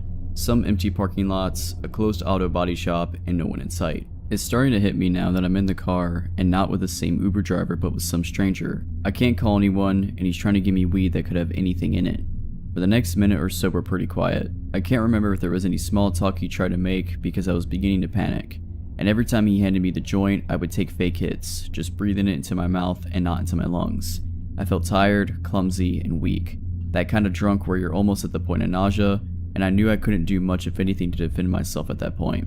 I remember vividly being fixated for a moment on the fact I didn't have a pair of keys to defend myself with, as my building used fobs for just about everything and I didn't take my mail key with me. As I'm freaking out, I look up to see if this guy is sort of noticing, and I make eye contact with him in the mirror. He was just staring at me, but I couldn't read his expression. Finally, he says something along the lines of, well, let's get out of here. I tell him I'll just call another Uber to get home, thinking at this point it might even be safer to walk. And he says, no, I still have your address, I'll just take you home. For a moment I was relieved. I guess I wanted to believe him so badly that I would get home safe, so I just believed him. I try to calm myself down, thinking he hadn't actually done anything threatening. Maybe he was just your typical stoner guy and I'm overreacting. At this time, I lived on PSU campus in downtown Portland in the southwest area of the city. He's driving me north on the east side of the river. There are several bridges to our left, and as he keeps moving north, he has several opportunities to take an exit to hop over the river and get me back downtown. He keeps skipping them, and we keep passing bridge after bridge that could get me home. Up in northeast Portland, there are some large industrial areas that could get very isolated at night, and Portland in general is surrounded by lots of forest. So I knew he could have me in a secluded area and really quick. After he passes like the fourth exit for a bridge, pretty sure it was the Broadway Bridge, I've been thinking in my brain for a way to make him actually take me home, and say something to the effect of, hey, my boyfriend is waiting for me at home, which was true, though I said it in a very meek way. My driver says nothing, but he did take the next exit for a bridge and basically hung a giant U-turn that started taking me home. Even as we're on the west side of town heading south, I'm still shaking and have my hand on the door handle, thinking about just hopping out at a red light the closer we get to my apartment. My phone is completely dead, and he honestly still has several chances to hop onto nearby highways and speed out the city. We're getting pretty close to my apartment now, and I'm once again trying to convince myself I'm being paranoid about some stoner that can't even navigate the city. Although a few minutes before I was so scared and I was crying. So once we get about 2 blocks from my apartment, I lie and tell him it's the easiest to stop here and he can let me out. Again, he doesn't say anything but does slow the car. I'm flooded with relief and even feel myself smile, but when I go to open the door it's locked. I try to lift the lock mechanism manually, but it won't budge. I look at him instinctually to see what's up, and he's got his head turned almost fully toward me, shoulders still facing the road, just smiling at me. The worst smile I've ever seen, and it looks so mocking. It just didn't reach his eyes at all. I just started crying more and kept asking him to open the door. I was so freaked out and still very drunk, but thank God he did. I will never forget the sensation of vulnerability. Not just being drunk in his car with no way to contact anyone, but even as I got out of the car, I kept feeling like he would somehow grab the back of my shirt and pull me back in, as silly as that sounds. When I got home, I found out my boyfriend had actually gone out with friends last minute and wasn't even home. He wouldn't have even known till much later if I hadn't got back safe. The next day I convinced myself I was freaking out over nothing, which I realized still could be the case, but in my gut, I had truly felt in danger the night before. This happened quite a while ago when I was home alone with just my dog. After all this, I'm sure what happened was really strange and I have no idea what this man actually wanted. So I was watching TV one night at about 11 p.m. when I heard a car pull up outside and the engine shut off. I figured it was obviously a neighbor, but my nosy dog wanted to have a look and went to the window. He kinda messed up the blinds when he went to look, so I got up to fix them. When I did, I noticed a car parked on the street across from my house and my neighbor's house. I couldn't really make out any details, but it looked like the driver was still sitting in the car. I didn't really think anything of it. I got a drink and went back to watching TV. Quite a while had passed since I fixed the blinds, but I'm not sure how long. I'd guess about 15 to 20 minutes. Out of nowhere, I thought I heard a tapping at the door. Not a knock, it was much lighter and very quiet. My dog had set up to look at the door and I paused the TV when the same tapping then started on the window. I opened the blinds a little and saw a man standing there. I couldn't make out his face properly and he immediately walked back to the door and started tapping at it again. This doesn't sound very frightening and I'm not sure why, but I suddenly had a very awful feeling. I felt absolutely terrified and had no idea why. The tapping at the door never stopped, but something in my head was saying if I opened that door to him, then something really bad would happen. I went upstairs to open a window to ask what he wanted. It felt safer doing this. He said in a really quiet voice he was delivering pizza and told me how much it cost. I felt so stupid for being frightened and I told him I didn't order pizza. I guess he was speaking quietly and knocking lightly so he didn't disturb my neighbors. My dog had followed me upstairs and was letting out this odd growl and bark, which isn't really usual for him. I was trying to shush him when the man downstairs told me he had the correct address and I better get downstairs now and open the door to pay what I owed and collected my food before it got cold. I was really confused because I most definitely didn't order any food and began telling him that again when I noticed he didn't have any pizza. He wasn't carrying anything at all. I told him again that he had the wrong address and he got really angry. He kept telling me to open the door. He was going between angry and sort of trying to persuade me to go back downstairs. I asked him where the pizza was. He said he had a hold of it. It was really dark, but he definitely didn't have anything in his hands. My dog was really making quite a bit of fuss at this point, and the stranger had turned into a broken record. Come downstairs. Open the door. Come downstairs and open the door. All the noise must have alerted my neighbor, who did open his front door, and the man didn't say a word but practically ran across the street to the car that I heard pull up a while ago. He went back to the car empty-handed. I have no idea what he wanted, but he certainly wasn't a delivery driver. It really freaked me out as well that my dog was quite obviously a large breed and the man saw him through the window, but he wasn't deterred at all. It seems even stranger and less random that he actually drove to my house as though he'd planned on showing up. This was 1992. My mother was going through a bad patch in her marriage and chemotherapy for breast cancer. We lived in a very quiet town where residential areas only had small markets. For everything else, including pharmacy and public calls, we had to go through the main market, which was almost 3.5 miles from our house, 1.5 miles from our apartment blocks to main road, and then 2 miles to the market, either by walk or by public transport. My mother, who was going through some tough time given my father's complete disconnect with us. She used to call her brother, my uncle, for advice and catharsis, who lived in another city. For those calls, she had to go to the public call office, PCO, which was run by 2 weird men. The same market had the pharmacy where my mother would buy her medicine. I was 11 and my older sister was 17. One evening, my mother along with my sister went to the PCO to talk to my uncle. I don't remember why, but I think my father asked her to leave the house and she wanted to discuss her options. She was in distress and didn't realize it was already late when she finished the call. The market was closed, so was the public transport. My mom and sister paid the bill and started their walk home on the path next to the main road. The 2 PCO owners closed the PCO and started following them. One on foot right behind them trying to offer a ride, and the other on bicycle next to them on the deserted main road. My mother strictly refused, held my sister's hand tightly, and started walking as fast as she could when a white van appeared on the service road and started driving slowly next to them. The PCO guys had already arranged a ride with some really bad intentions and didn't seem to go away. They were probably waiting for them to get off the main road to strike. On the next turn, 2 men came from the opposite side of the footpath. To my mother's relief, it was the pharmacist and his friend who were returning to pick his car from his shop's parking after a walk. They saw the men in the van and immediately realized what was going on. They stopped, said hello, and asked if she needed help. They agreed to walk them home. The PCO men fled upon seeing the guys. The kind pharmacist saw my mother and sister to the safety of our house. My mother never went to that PCO again. A few years ago, I was renting a house in Northern California. The neighborhood was just outside the suburbs. It seemed like the perfect balance of having space and having nice neighbors close enough to not feel isolated. The area had no streetlights, so it was very dark at night, especially if there were no clouds blocking the moonlight. It didn't bother me though. It made my little house feel even more quaint on dark nights. I got home from work one day in midwinter. It was a cloudy night, so pulling up to my house, I saw only what my headlights and front porch light illuminated. When I got out of my car, I caught a whiff of cigarette smoke. That was odd, as I had never smelled that before around the house. I didn't see anyone nearby, so I ignored it and went inside. I had just got off a shift with a few hours of overtime, so I felt pretty tired. Even though it wasn't even 7 yet, I decided to take a shower and call it a night. I woke up sometime later sure that I had heard a noise inside my house. I wasn't worried right away because my friend would sometimes stop by to use my shower after work on his way to his night classes. I even gave him a spare key so he could stop by even if I wasn't home. He would always text me to let me know beforehand though, and I hadn't heard my phone go off. I reached over to my bedside table and picked up my cell phone to see if my friend had sent me a text. The bright light from my phone's screen and number pad blinded me. Through squinted eyes, I could make out it was a 9 or something, but I couldn't tell if I had an unread text or not. I set my phone aside and called out my friend's name. There were a couple seconds of silence before I heard loud footfalls as someone started running through the bottom floor of my house. I leapt out of bed and ran to the closet.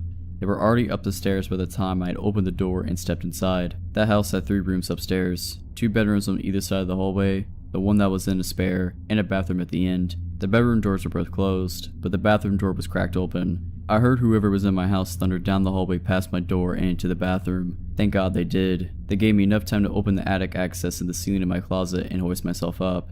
I just started to lift myself up when the person ran back out of the bathroom. My feet were barely inside of the attic when my bedroom door burst open. I heard footsteps run into my room and stop. When they didn't see me in that room, they ran back to the hallway and into the other room, which just had boxes stacked in a corner, some weights, and a table where I painted my miniature models. I guess they decided that if someone were hiding, it would be in the bedroom because they charged back into my room and turned on the light. A moment later, the closet door was ripped open. I was crouched in my attic just a foot or so away from the access, so I could try to stop them if they had started to climb up. From my vantage point, all I could see was from about their knee down. They were wearing dirty blue jeans with frayed cuts and worn work boots. After a few seconds of looking into the closet, they stepped away and I heard a loud crash come from my room followed by a scream of frustration and anger. That scream was the most unnerving part of the incident for me. Whoever it was in my house ran back down the stairs. I heard crashes and clatters as things were thrown around and furniture was knocked over. I stayed crouched in the attic. I had left my cell phone when I ran for the closet, and I wasn't certain I could climb down without him hearing. After some time, the noises stopped. I started counting slowly, and when I reached 1,000, I decided it was safe enough to climb down and call the police. The first thing I noticed when I exited the closet was the intruder had flipped my bed over, I assume in an attempt to find me. That was the last noise I heard after they stepped away from the closet. I couldn't find my cell phone, so I went to the landline by the bed and called the police. I waited in my room until I heard them call from downstairs. The first floor was a mess, but I expected that. Chairs had been knocked over, the sofa had been flipped, all the books, pictures, and knickknacks I had on my shelves were strewn all over the floor. The cupboards in the kitchen had been opened and all the boxed and canned foods had been thrown to the ground. As far as I could tell though, the only thing missing was a single knife out of the wooden block in my kitchen. The police checked the house from top to bottom. They also found a few cigarette butts along my fence line, along with some foil and an empty pin tube which the police said people often use to smoke meth with, so they think they had been watching my house for a while. I realized that they must have been out there smoking a cigarette when I got home. They collected up the evidence and told me I should stay with my family or friends that night and get that door fixed as soon as possible. I opted to just not sleep. I moved a shelf over to block the broken door and spent the next couple hours cleaning things up. I would often go to the window with a flashlight and shine it along the fence line where the police found the cigarette butts and foil, but I didn't see anything. The next day I called to have the door fixed and motion lights installed at the back and sides of my house. I lived there another 3 years without incident. My boyfriend, who I live with, works as a teacher in a town about 15 minutes away by train. He gets home more or less at the same time every day, give or take an hour or so. I, on the other hand, work from home. In late January this year, we got in a pretty big fight about something stupid. I can't remember what it was by now, but it was one of those fights where we didn't speak to each other, text, or call, or anything the whole next day. So this afternoon I was lying in bed getting work done. It was a Tuesday and I'm pretty sure his last class finished at 1 PM on Tuesdays, meaning he'd surely be home at 2:30. But around 1 PM I heard the front door open and shut. I thought, I guess he's home an hour early today. It was normal for him to skip his class every once in a while, so I didn't really think anything of it. In fact, I was mostly mentally preparing for the awkward post-fight, hey, how's it going conversation. So I continued to lie in bed and do my work and wait for him to come in and change his clothes. The bedroom door was closed and I had earplugs sort of half in, as I usually do when I'm working. But I could hear the heavy footsteps of him walking around the apartment, as he always does. If we hadn't been mid-fight and I wasn't so preoccupied with the awkwardness of all of it, I might have noticed it was strange how slow the footsteps were or how long he spent walking around the living room. But I was caught up in the dramatics of the fight and didn't think about it. I was just lying there, waiting for him to finally come in. Finally, the bedroom door slowly opened just a few inches. I turned my head towards the door and prepared to give him a sort of awkward, "We've been fighting for 24 hours, huh?" smile. But the door didn't open more than a few inches. I looked and saw that it was a woman's hand with red nail polish on the doorknob. Whoever was there slowly closed the door just as they opened it, without entering the room. I jumped out of bed, ripped out my earplugs, and sort of froze there for a few seconds while thinking rapidly. My first thought, that was not my boyfriend. Then I thought, could that have been his mom? His sister? The landlady? For some reason, I concluded that surely it was his mom or sister. So I opened the bedroom door and walked into the living room. There wasn't anyone there, but the room smelled heavily of women's perfume. Then I came to my senses and realized his mom and sister don't have keys and have never come before. The landlady has never entered without permission. This was a stranger. I ran back into my bedroom and shut the door, now shaking heavily. There was a balcony connected to the bedroom, so despite the cold January rain, I stood on the balcony and called my boyfriend. He picked up and I asked him if his mom or sister might have come over unannounced. He told me, "No, don't move, I'm calling the police." The police were there in minutes and searched the whole apartment. Of course, nobody was there by this point. It was weird though. Nothing was missing from the apartment despite us keeping a jar full of money right in the entrance. Nothing was even touched. In fact, it seemed like the intruder came straight in the bedroom, saw my legs on the bed, panicked, and left. Plus, you can't open that big wooden front door without a key. Nevertheless, we demanded that the landlady change her locks. When she came to change them with her husband, she made a discovery. There was a square area by the keyhole that had been scratched away with something. The landlady said surely someone used tools to break into the apartment. I never got to meet the person who opened the door that day, and I hope I never do. Okay, this happened in 2016 when I was a 17-year-old first-year college student in film school. I lived alone in my first ever apartment. I never felt unsafe in this apartment for several reasons. There were multiple gates in the residence that needed to be opened through a code only the people who lived there knew, and my door had 3 different locks and it was right next to the university, so most people who lived in the neighborhood were college students. Nothing bad had ever happened in the neighborhood before. I've always been very careful with locking the door when I leave my home. I always check it twice. So this one time, I leave to go to class and lock my door, but for some reason I couldn't get the key out of the lock. It was completely stuck, so I went to get the caretaker of the building to help me, but he wasn't there and I was getting late for class, so I went to class with the key still in the lock. I took off the keychain first so it's not too noticeable. When I got home, the caretaker was back, so he came to help me, and we couldn't get it out for 15 minutes until somehow he did. He told me the lock was damaged, but that I didn't necessarily need to change it if I only locked it once instead of twice. I just said okay and that was the end of it. I really wasn't worried because of how safe I felt in this building. Flash forward to 2 months later, I was taking out the trash one night around 11 p.m. While on the phone with my sister, I remember telling her that I was taking out the trash. Then I would take a shower afterwards before heading to a party. As I previously said, I always locked the door, even just to take out the trash. Because of my lock being damaged, I only locked it once. When I got back to my apartment, I found the door unlocked, which immediately alarmed me. So I went to the apartment and locked the door immediately, with 3 different types of locks. When you walk into my apartment, which is just 215 square feet, you have the main room in front of you and the bathroom door immediately to your left. I left the bathroom door slightly open, enough so I could see a man in my shower, turning his back to me. Naturally, when I saw this, I tried to open the door and leave as fast as possible. Except my main lock was damaged from 2 months earlier and I couldn't open it no matter how hard I tried. In this moment, all I could think of was the fact that I had to leave as fast as possible. I jumped out the window without really thinking. I figured it was the only solution, except I live on the 2nd floor, so I completely smashed my ankles in the landing. I started running in whichever way I could, and when I got a little bit further from the building, I looked back and a man was there, at my window, watching me run away. I thought of 2 possible outcomes. Either the man was going to jump and chase me, except I wouldn't get far with my twisted ankles, or he would get scared at the height and be locked in my apartment. Thankfully, he picked option 2. I went to hide in a bush a little further and called the police, who arrived in just 10 minutes because I live close to the station. They pushed my door open, the man was there just sitting on my couch, holding a kitchen knife, waiting for me to come back, like he didn't think I would call the police. They arrested the guy and later told me he had already been arrested for attempted kidnapping and attempted murder. They also told me how everything had happened. Like I said, it was a very friendly neighborhood with mostly college students, so he got inside the building by other people holding the door for him. He then heard me telling my sister I was going to take a shower, which was why he was waiting in the bathroom for me. He crocheted my lock while I was taking out the trash. He apparently noticed me on my school campus and followed me to my home several times before succeeding to actually come in. He stayed inside waiting for me because I had recently changed my phone and the previous one was still on the table, so he thought I didn't have a phone with me to call the police. I don't live there anymore, but after that, to get into the building, we all needed identification proving we lived there. Building IDs were created and we had to scan them every time, and it was the only way to go inside the building. Nothing really bad happened in the neighborhood after that. It's back to being very peaceful and friendly. If you're liking this video, all I ask is that you make sure to subscribe to my channel and like this video. Thank you.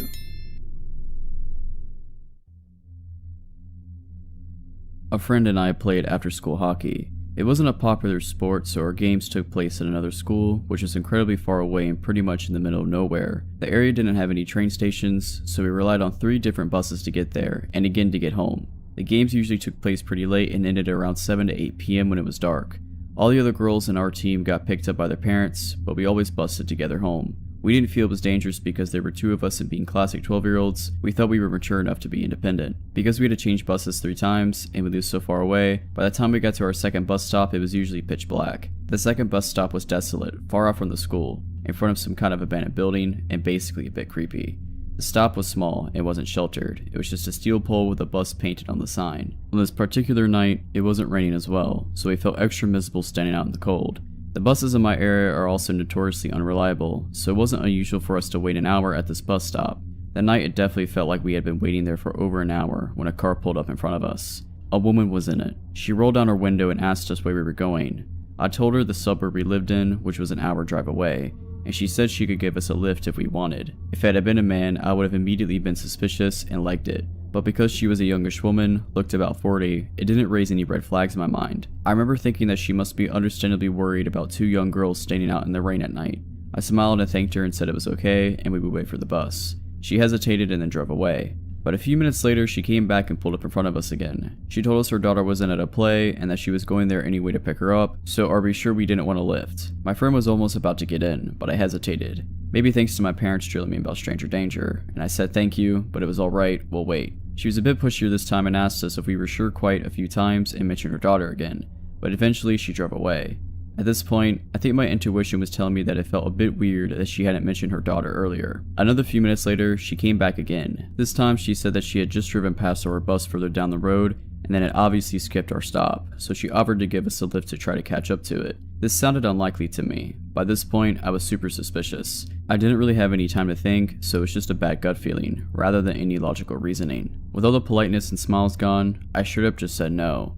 I could tell my friend, who was about to get into her car before, was also starting to feel weird about it because she backed away from the road. The woman hesitated for a while. It lapsed into an awkward silence and I remember she just kept glancing at her back seat. I remember holding my hockey stick tight and playing in my brain how I was going to defend myself. It honestly felt like forever before she finally drove away. A few minutes later the bus came and I had never been so relieved in my life. By this point, we were absolutely soaked. To this day, I still don't know whether she was just worried, a good Samaritan, or a potential kidnapper. I flip between the two and honestly I can't decide. My friend also thinks it's a mystery, and we don't know if we were just being paranoid. This was around 2015 and I was living in Seattle. I worked in an office that allowed me to bring my dog to work. A 100-pound German Shepherd. He's a big sweetheart but looks quite scary to strangers. After work one day, I got on the bus home, which was around a 45-minute ride. I noticed someone stared at me and didn't think much of it. While it's unsettling to be watched, I've had my fair share of odd conversations on the bus, and it wasn't out of the ordinary to encounter such weird behavior. I honestly don't remember too much about his appearance, but I do remember thinking he looked fairly normal and didn't seem high or drunk. My bus stop was on a busy street in a bit of a sketchier part of town, but it's not frequently trafficked. When we reached the stop, my dog and I set off on the short trek home, only a few blocks away. As I exited the bus, I noticed the man who had been watching me had exited too. Something was off about him. He seemed intent on keeping stride with me, trailing closely behind. I've heard advice somewhere in the past that you shouldn't go straight home if you're being followed. I'm sure that's situation specific and sometimes it's safer to be in your home, but nothing had happened besides having my personal space invaded and didn't feel immediately unsafe.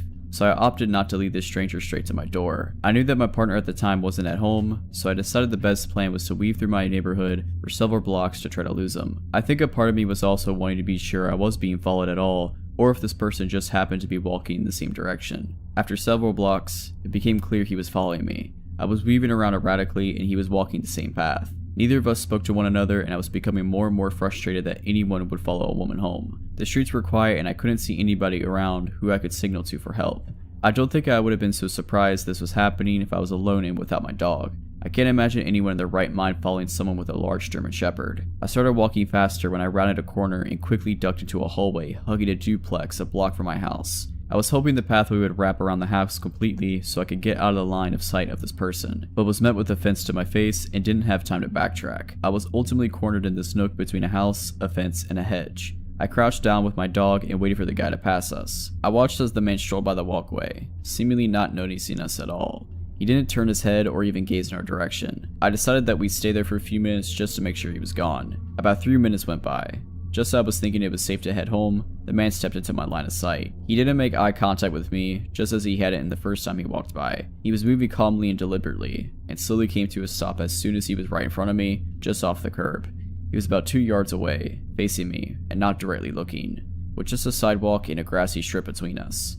I watched him as he started to unload his pockets. He had a number of metal objects he was taking out, placing them in a line. To this day, I'm not sure what they were, but I'm glad I didn't find out. At this point, I called 911 and told them what was happening, that someone was following me and showing erratic behavior. The cops made it there quickly, and as soon as they pulled up, the dispatcher advised me to get out of there. I hightailed it out of my hiding spot and took a non-direct path home since my house was technically in the line of sight of where I was crouched. I don't know what ended up happening with him, but fortunately never saw him again, and I don't know if he had malicious intent.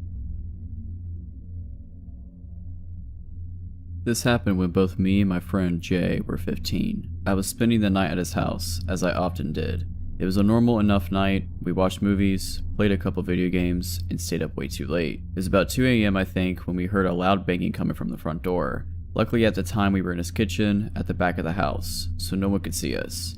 We were spooked because there couldn't have been anyone at the door at this hour, but we figured it was just some drunk person and they'd go away soon enough. After 30 seconds, there was more banging on the door and yelling that neither of us could understand. It sounded like an adult man, and he sounded angry, so we both were scared. He texted his mom, who we thought was upstairs, but she said that she had just left a bit before without saying anything. She did that often enough. She liked to go to her friends' houses in the middle of the night, so we didn't pay any attention or notice when she left. We didn't know what to do, as we were scared to call the police based off past experiences with cops in our small town being not the best. At this point, we turned off the kitchen light and we were ducked down on the ground. We heard the banging and yelling getting louder, and I decided to see who it was, if it was anyone we knew. I army crawled through the dining room, which was also dark, and peeked through the door to the living room, which is where the front door was. There was also a huge window by the door that you can see right into the dining room though, so I was very careful not to be seen. I couldn't see any details of the man, but he looked to be about 6 feet tall and had gray hair. I crawled back to Jay and we quietly decided what to do. We heard the knocking stop, so we decided to wait a bit before seeing if it was safe. We also decided to go around the table in the dining room in case he tried to come around back, which is where the kitchen was. After around 10 minutes of silence, we rock paper scissors for who had to check if he was there, and of course I lost, so I again army crawled to the dining room door. I saw the man staring through the window, hands cupped up against the glass. I made eye contact with him, and the moment he saw me, and I loudly said, causing my friend to panic and crawl behind me. I saw him pull out his phone, and he told me later he was texting his mom to come home and save us. The man started yelling again, and this time we could make out a bit more of what he said. It was mostly cussing, although I definitely heard the phrase, "I'm gonna kill you," in there a couple times. I quickly looked past the man to see if any of the neighbors seemed to notice him, but no luck. I crawled back out of his sight and again discussed what to do with my friend. We decided to go into the basement for safety, which you could get to by moving the fridge. Confusing house, I know, but it was really old and not meant for modern-sized appliances. We pull out the fridge and get into the basement, feeling mostly safe but still terrified. I start having a panic attack, although I'm trying to hold it together best I can for Jay, who is also on the verge of a panic attack. We hear a gunshot and shattering glass from above us, and I cover my mouth so I don't scream. Jay and I look at each other, terrified. We hear loud footsteps and yelling above us, the man asking where we went. We hear him going upstairs and run around up there for a bit. He eventually comes back down and starts turning over our furniture, I'm assuming to find us. After what felt like hours, but was probably only minutes, Jay's mom pulls into the driveway, which scares the guy as he runs out the back door in the kitchen. Jay and I get out of the basement and run to greet his mom, never happier to see her. She was shocked by the state of the house and hugged us, happy that we were safe and scared by how close we were to being hurt. We were all scared after that. After that night they had better security installed, and we went over safety protocol if anything ever happened again. Luckily it hasn't happened again yet, and I hope it never will. I work at a convenience store. I've had some creepy customers come in before, but this one was a little more disturbing. If it weren't for what had been said and done, I don't think this would have been that bad. I normally work third shift, which is around 4 PM to around 12 AM, and I'm by myself for the last 4 hours of my shift. This man had come in earlier that day and was acting odd, jittery, chewing at his lip constantly, fumbling with his debit card, to the point I did everything for him except putting the pin in. Fast forward to around 10:30 p.m. I'm sweeping the floors as I'm supposed to do every night when the man entered. He approached my register and I asked him what he needed. "Hey, can I have one of those lighters?" I pick one up and go to scan it, but he tells me that he doesn't have any money. I tell him he can't have it and he glares at me before leaving. A man was in line behind him, and the entire time I was scanning his things, the lighter guy was staring at me through the window right next to my register. He eventually walks off, and the man jokes about the creepy guy asking for a lighter when the man in line didn't even have his with him. He tells me to be safe, then walks out to the gas station pumps. I start sweeping again, but when I turn around to move a small crate out of the way, the creepy guy is staring at me again, just watching me work. I quickly make my way to the back room to make mop water so I could get away from him for a second. He stayed there for a solid 5 minutes before stalking off again. I grabbed a random receipt as a cover and basically bolted to the man at the gas pumps. I got close and asked if he was in a hurry to go anywhere. I told him that the creepy lighter guy was still hanging around and that it was really freaking me out. He promises me that he didn't plan on actually leaving after getting gas. At this point, I thought it wouldn't take up too much of his time, since we both thought the man was already wandering away from the store. Unfortunately, he went back toward the store a few seconds later. Soon, an older woman comes in and I warn her about the creepy guy. She asked what I was talking about and I subtly nod in his direction. Mind you, still hanging around my window. She looks a little disturbed, leaning in and whispering, "What does he want?" I explained that he wanted a lighter, but he didn't have any money so I didn't give him one. I told her to be careful and she quickly told me to worry more about myself since I was at the store alone. She left, and I saw the creepy guy approach the window again. Thankfully, he didn't look in, just hung around it like he was waiting for someone. After a while, a daughter of a family friend comes in with her girlfriend, and we quietly make small talk. Like the last woman, I warned them that the lighter guy was still roaming around and he could be dangerous. Before they get to tell me anything, a woman was talking with the guy from the gas pumps, spotted them while scanning family friend's items, and hurried in and told me to call the cops. Obviously, not familiar with the area I worked in and hearing 3 different people telling me what numbers to call, I was shaking and in near tears. My family friend said she would call while I calmed down. Another girl had run out at this point, and I don't blame her. Family friend's girlfriend told me that lighter guy threatened to throw rocks through the window and hurt/rob me. After about 3 minutes of pacing and trying not to cry, I saw my mom's truck pull in. I bolted to her, telling her what was going on. She calmed down and walked me back to the entrance. As this happened, creepy guy had climbed the hill and crossed the street to Bojangles and sat near the front door. The cops arrived. The man from the pumps gave his statement, I gave mine. And finally family friend gave hers, which included the threats. From what was said, he was about to break into my car. The man that stayed with me stopped him, but that didn't stop the creep from roaming still. After we talked to the cops, they sped to Bojangles and confronted the lighter guy. After arguing, a quick pat down and more arguing, the man was put in the back of the cop car. Lighter guy, I knew you were probably on something, but please, let's not meet ever again.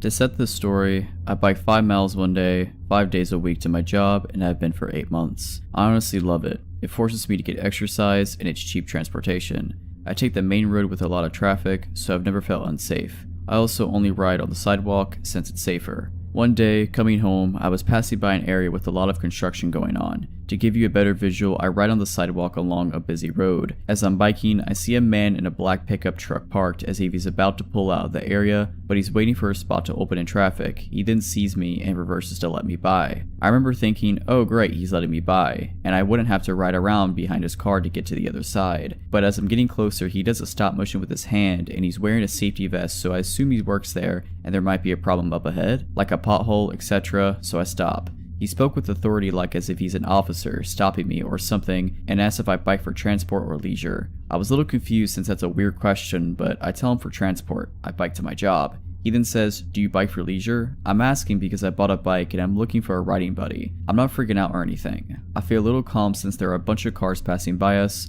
so we're not secluded, but I don't know this man. He's a complete stranger and I was under the impression he worked there and was stopping me for something important. I tell him not really because I'm too tired on my days off and use them to get errands and stuff done. He says, oh I get it. Well there's a bike marathon happening soon if you want to go with me. I'm Shane by the way. What's your name? I tell him my name and say, oh I don't know, I might be busy then. I'm a little awkward in social situations with people I don't know, and this whole interaction was just off, so I don't really know what to say. He changes the subject and starts looking at my bike. He points at it and asks if it's a hybrid. I say yes, and he says, can I see it? And starts getting out of his car. This is where it starts getting weird. He tells me he's seen me riding before and I thought I was cute. He's also looking at my bike and commenting on it and saying stuff like, oh that's nice, it's aluminum, and I'm just feeling weird on the inside. I'm also sitting on my bike ready to get the f out of there. He then asks if I have a boyfriend and I tell him yes I do. He lets out a big groan and says, "Oh man, really? Because if we go biking together, it would be kind of a date thing." I tell him yeah, sorry, and he goes, "Are you sure? Are you ready to kick him to the curb or what?"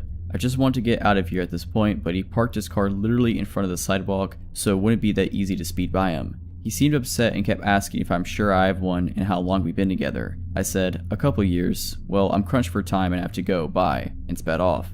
After that, I had a mini vacation and was off for 5 days after that, but now I'm back to riding to work again and I haven't seen him since. This probably happened maybe 3 or 4 weeks ago. So creepy older man who tricked me and blocked me on my bike, let's not ever meet again. This was back in 2014. I had moved off campus and into a really nice part of town. I was a junior in college and this was my first time living on my own. Campus was only 2 miles away, so I would often walk back home from campus. I would take the bus or catch a ride with a friend to campus. I walked home because my schedule ending never quite matched up with the bus schedule and my friend finished 2 hours before my daily schedule did. I was used to walking the 2 miles to my apartment. I never thought anything of it because I walked through the busy area of my town, along the second main road. So there were always people around. My apartment was actually a stone throw from the most popular frozen custard shop in the area. Every night the parking lot would be packed. So I'm walking home like usual. I get to the frozen custard shop and notice there's a lot of people tonight. It was just something I always noticed and paid attention to. All of a sudden this huge red truck pulls up beside me. I'm caught off guard because I have headphones in. It takes about 30 minutes to an hour to walk home, so I'm normally listening to music or talking on the phone. I stop and take my headphones out and look at the truck. This man dressed like a country singer was sitting in the driver's seat. He looks at me and asks where the mall is. I point him in the direction to the mall. He said, "I've been down that way. I'm a photographer and I'm supposed to be doing a photo shoot at a bar behind the mall. I've lived in this town going on 3 years now. I know where all the bars are located. Makes it easy when all of them are on the same street." I explained to him, "There's no bars by the mall. They're all on Philly Street." He continued to insist on a bar being behind the mall. All of a sudden he just changes. He looked at me and asked me to step back, so I did. He looked me over and asked how tall I was. I told him 5'7". He then asked me, "I'm doing that photo shoot, would you like to be a model for it?" I told him I don't like getting my photos taken. He insisted, telling me I was beautiful and would look great. Almost like he's given up on the tactic, he moves to another. He then asked me where I live. I told him not far. He wanted more info.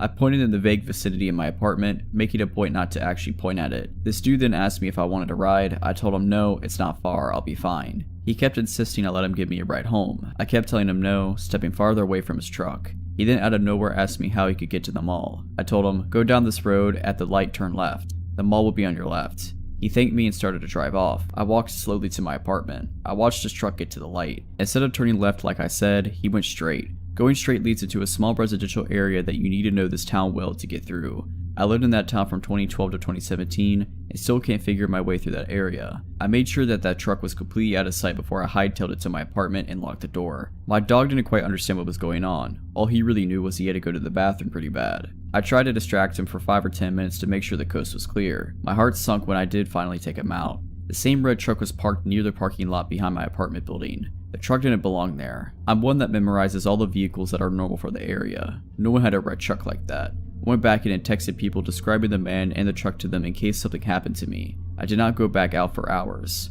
When I did, the truck was gone. I never saw the man or the truck ever again. To the man who probably tried to abduct me in front of the most popular venue in town on my way home, I hope I never see you again. Okay, before I get into the story, there's a few things I need to explain about my country, South Africa, for you to fully understand the story. In South Africa, it's normal to have high brick walls with electric gates, electric fences, alarms, etc. The crime here is hectic. It's also pretty normal to have big gardens. My family and I are big animal lovers, so at the time we had 6 dogs. 2 Shar-Peis, 2 German short hair pointers, and 2 Dachshunds. With that being said, our dogs roam freely in and out of the garden, as it's obviously enclosed. We usually leave the veranda door open during the day for them to do their thing. Another thing about South Africa, it's normal to have a live-in domestic worker, maid, and gardener. Like, the average family usually employs them. It's not only for wealthy people, which seems to be a thing in other countries. For the story, our DW is Ellie, and our gardener is Vince. So, this happened in 2007 when I was just 9 years old. My older brother, who was 10, and I had just gotten our first cell phones that day. My dad surprising us after work. You may think it's a bit young, but it was used for emergencies or to communicate with our parents. Anyways, it's an important piece of info for the story. We don't usually leave our veranda door open at night, due to security reasons. but I remember it being a hot summer night that night. So of course, this night of all nights, the veranda door was wide open and the dogs were doing their thing in the garden. My brother and I were in my parents' room setting up our new cell phones, all excited. Ellie's daughter Anne, who's like an older sister to us, 18 years old, was helping my brother and I. My dad was somewhere in the house and my mom was in the bath. I specifically remember Anne having a comment about how the dogs would not shut up and how annoying it was. That's when I noticed it too. Sure, they'd bark, but it was usually the dachshunds that yapped, when the bigger dogs just chilled. Plus, it would only happen for a few minutes, then they'd get over it. Something was different that night, as even the bigger dogs were barking non-stop. My dad appeared in his room and mentioned to us that he too noticed the dogs' incessant barking. He was going to check if everything was okay. No alarm bells went off in my head, and I don't believe my dad thought anything was amiss either, because my brother asked to investigate with them and my dad agreed. I was obviously too engrossed in my new Sony Ericsson. My dad ventured out to our garden with my brother in tow when my dad had noticed the dogs were all grouped, growling and going nuts at a dark corner behind our in-the-ground swimming pool. The best way I can describe it is that our garden beyond our pool hits like a slight decline, so we have a few steps leading down the hill to the bottom end of our garden. We usually have a lamp that lights it up, but my dad had noticed how the lamp seemed to be off, which confused him because he could have sworn it worked the other night. Either way, my dad said he got this gut-wrenching feeling because of this and because of how out of the character the dogs were acting. He called after them, they'd usually come running, but tonight they all just seemed to look at him, then turn back around and continue to go crazy at this dark corner down the steps. My dad told my brother to go back inside the house and get a torch, sort of using it as an excuse for my brother to not come out with him because of this off feeling. When my brother went back inside, my dad slowly approached the steps. He noticed how the dog seemed to be snapping at whatever it was, hiding just out in the view in the darkness. As he got to the steps, he noticed the lamp was smashed. Confused, he inched the steps, and as he put two and two together, it was too late. My dad, being an ex-vet and an avid hunter, felt something cold against his temple and immediately knew it was a gun. Out of the darkness stepped four of the men in balaclavas, all armed. Shocked, he stood frozen on the steps. The man holding the gun to his head was instantly aggressive and asked him where my brother was. That he saw my dad come out with my brother, but my brother went back into the house. My dad said something came over him, and before he knew what he was saying, he responded with, "He's gone inside to press the panic button." As he said it, he saw how all these guys started to panic. They started speaking in an African language called Zulu. Assuming my dad couldn't understand, it's not common for white people to speak it, but my dad had actually grown up on a farm where he learned it fluently because of the farm workers. The aggressive guy holding the gun said, in Zulu, "The cops will be here any minute. Let's just kill this, grab what we can, and go." The others seemed apprehensive, and a smaller guy seemed really on edge. They continued to say how he can't go back to jail again, and they need to get the out of there before the cops show, which would be any minute.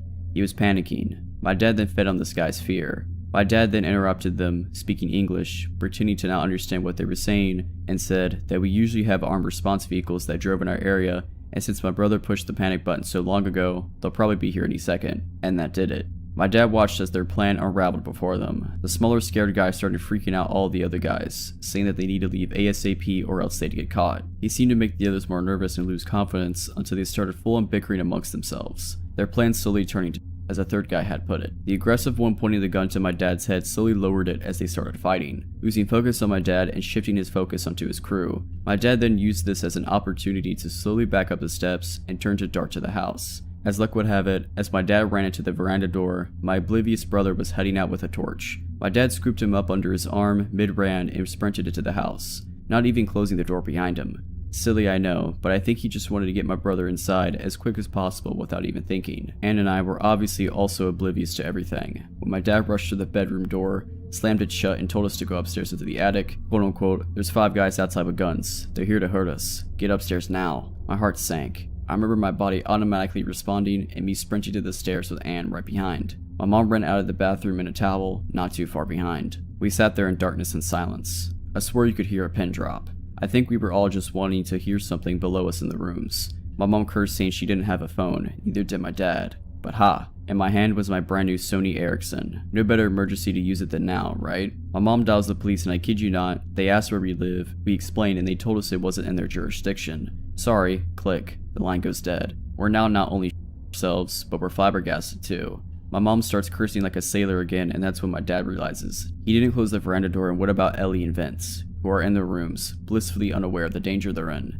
He gets his firearm in the safe in the attic and tells us whatever we hear, do not come downstairs. to stay hidden no matter what. Now I'm sobbing, begging my dad to not leave us, but he tells us he has to go get Eli and Vince before something bad happens to them. Now there's even more tears, as reality hits that there's 2 other people still in danger. Anne's understandably in hysterics because she's also fearing for her mom downstairs. My dad disappears and the air is thick with tension. We can still hear the dogs going crazy, indicating that those men were still on our property. My mom then calls another number, the armed security that drives around the area, and they say they'll be over in about 10 to 15 minutes. They say to wait and stay hidden until they ring our bell at the gate. We all wait in silence, fearing that we'll hear a gunshot or anything indicating these men are in our house. But there was just silence. The only sound was the dog's barks outside. After what seemed like hours, most likely a couple minutes, we heard stomping coming up from the stairs and my heart rate quickened. I remember shutting my eyes and praying that it was just my dad with Ellie and Vince. Luckily, it was. We all hid for a while, no one dared to speak. The dogs seemed to have calmed down considerably, but we were still barking every now and then. The gate intercom rang, and my dad told us to wait while he checked if it was just the security company, and sure enough, it was.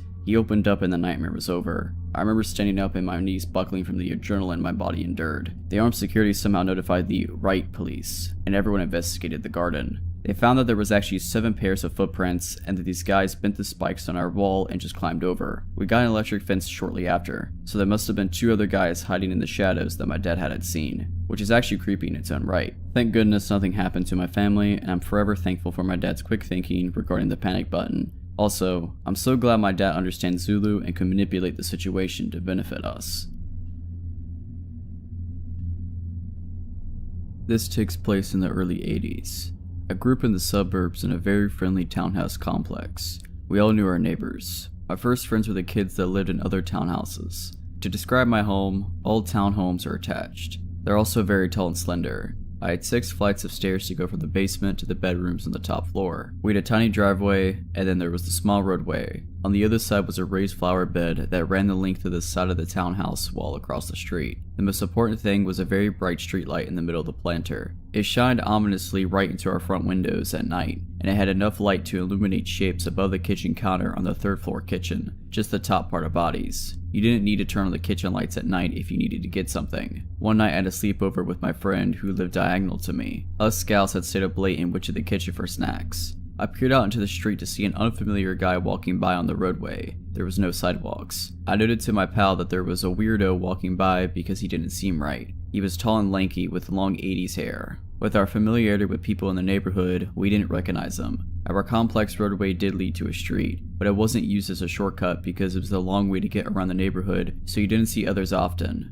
especially at night. As soon as I commented weirdo, he walked by our house. Only a couple of minutes later, he walked by again, going in the direction he came on the roadway. This time, we saw him out of the corners of our eyes coming along. Being scared kids, we immediately ducked as we were visible to the street. Up until then, we didn't think anything more of it, but our instincts told us to hide, so we did. My friend said we were overreacting after a few minutes being crouched down, so we carefully peered over the counter. Weirdo hadn't walked by. He was now standing in front of the flower planter looking up at our house. To this day, I remember that bright streetlight illuminating him from behind very ominously. He looked like a horror film killer come to life. We hit the floor again, thoroughly freaked out. I don't know how long we were there for. I could only hear the sound of our breathing for some time, until I thought I heard the squeak of the garage door handle. It was one of those old rusty ones that opened outward. I thought I was dreaming until I heard for the second time that rusty handle squeak. He was trying to get in now. My friend and I were frozen in fear. Luckily, my dad always locked the garage. The squeaking stopped. Even though my friend and I could have run upstairs or shut it to my parents, we were rooted on the spot, thinking if we moved, he'd get us somehow. We thought that was it as it was suddenly quiet. But a few minutes later, I heard the swoosh of the screen door and telltale sound of the front door handle being pressed down. The first screen door was never locked, but thank God the wooden door always was. The noise repeated a few times. The metal scratching of the screen door hinge and the click of the front door latch. I wanted to piss my pants, and my friend looked like crying. Again, we were too silly enough to move or do anything to help ourselves. We just shook in terror and hoped he'd go away. He stopped trying to get in after about 5 minutes, and all we heard after that was silence. About 8 minutes later on the kitchen floor, we moved to stand up.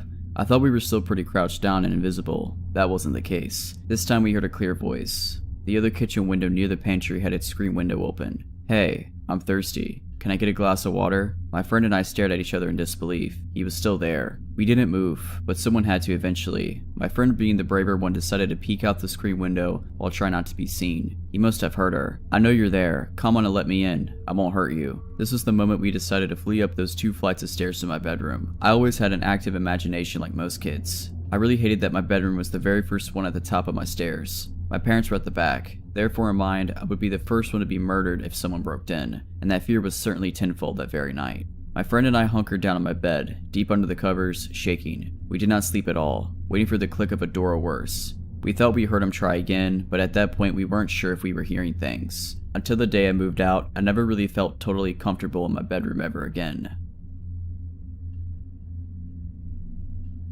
I'm a 21-year-old female, and this story took place when I was around 11. I remember this day clearly because it was the first time I was ever allowed to walk to school and back by myself. Up until the age of 14, I lived in what we thought was a safe place in Chautauqua County, New York. Everyone knew everyone here. If you thought you would get away with something, then be prepared to have your ear chewed off by the time you get home. There was this one day though, it was a cold winter day and school unfortunately was still open, so all the neighborhood kids had to walk through knee-high inches of snow just to get to school. It took me longer to leave the house as I was used to walking with my older sister to school since she knew the routes better than me. I always used to make fun of her for being paranoid and taking a different route every day from school, but after that day, I learned that was what saved my life. As I was waiting by the door to leave, my mom came up to me and told me that I should ride with her to drop me off because my sister was too sick to go today. Being a brat, I made a big deal about walking by myself because I was almost 12 years old and all my friends' parents let them walk alone. She looked at me for a long while, then told me to make sure I pay attention to cars.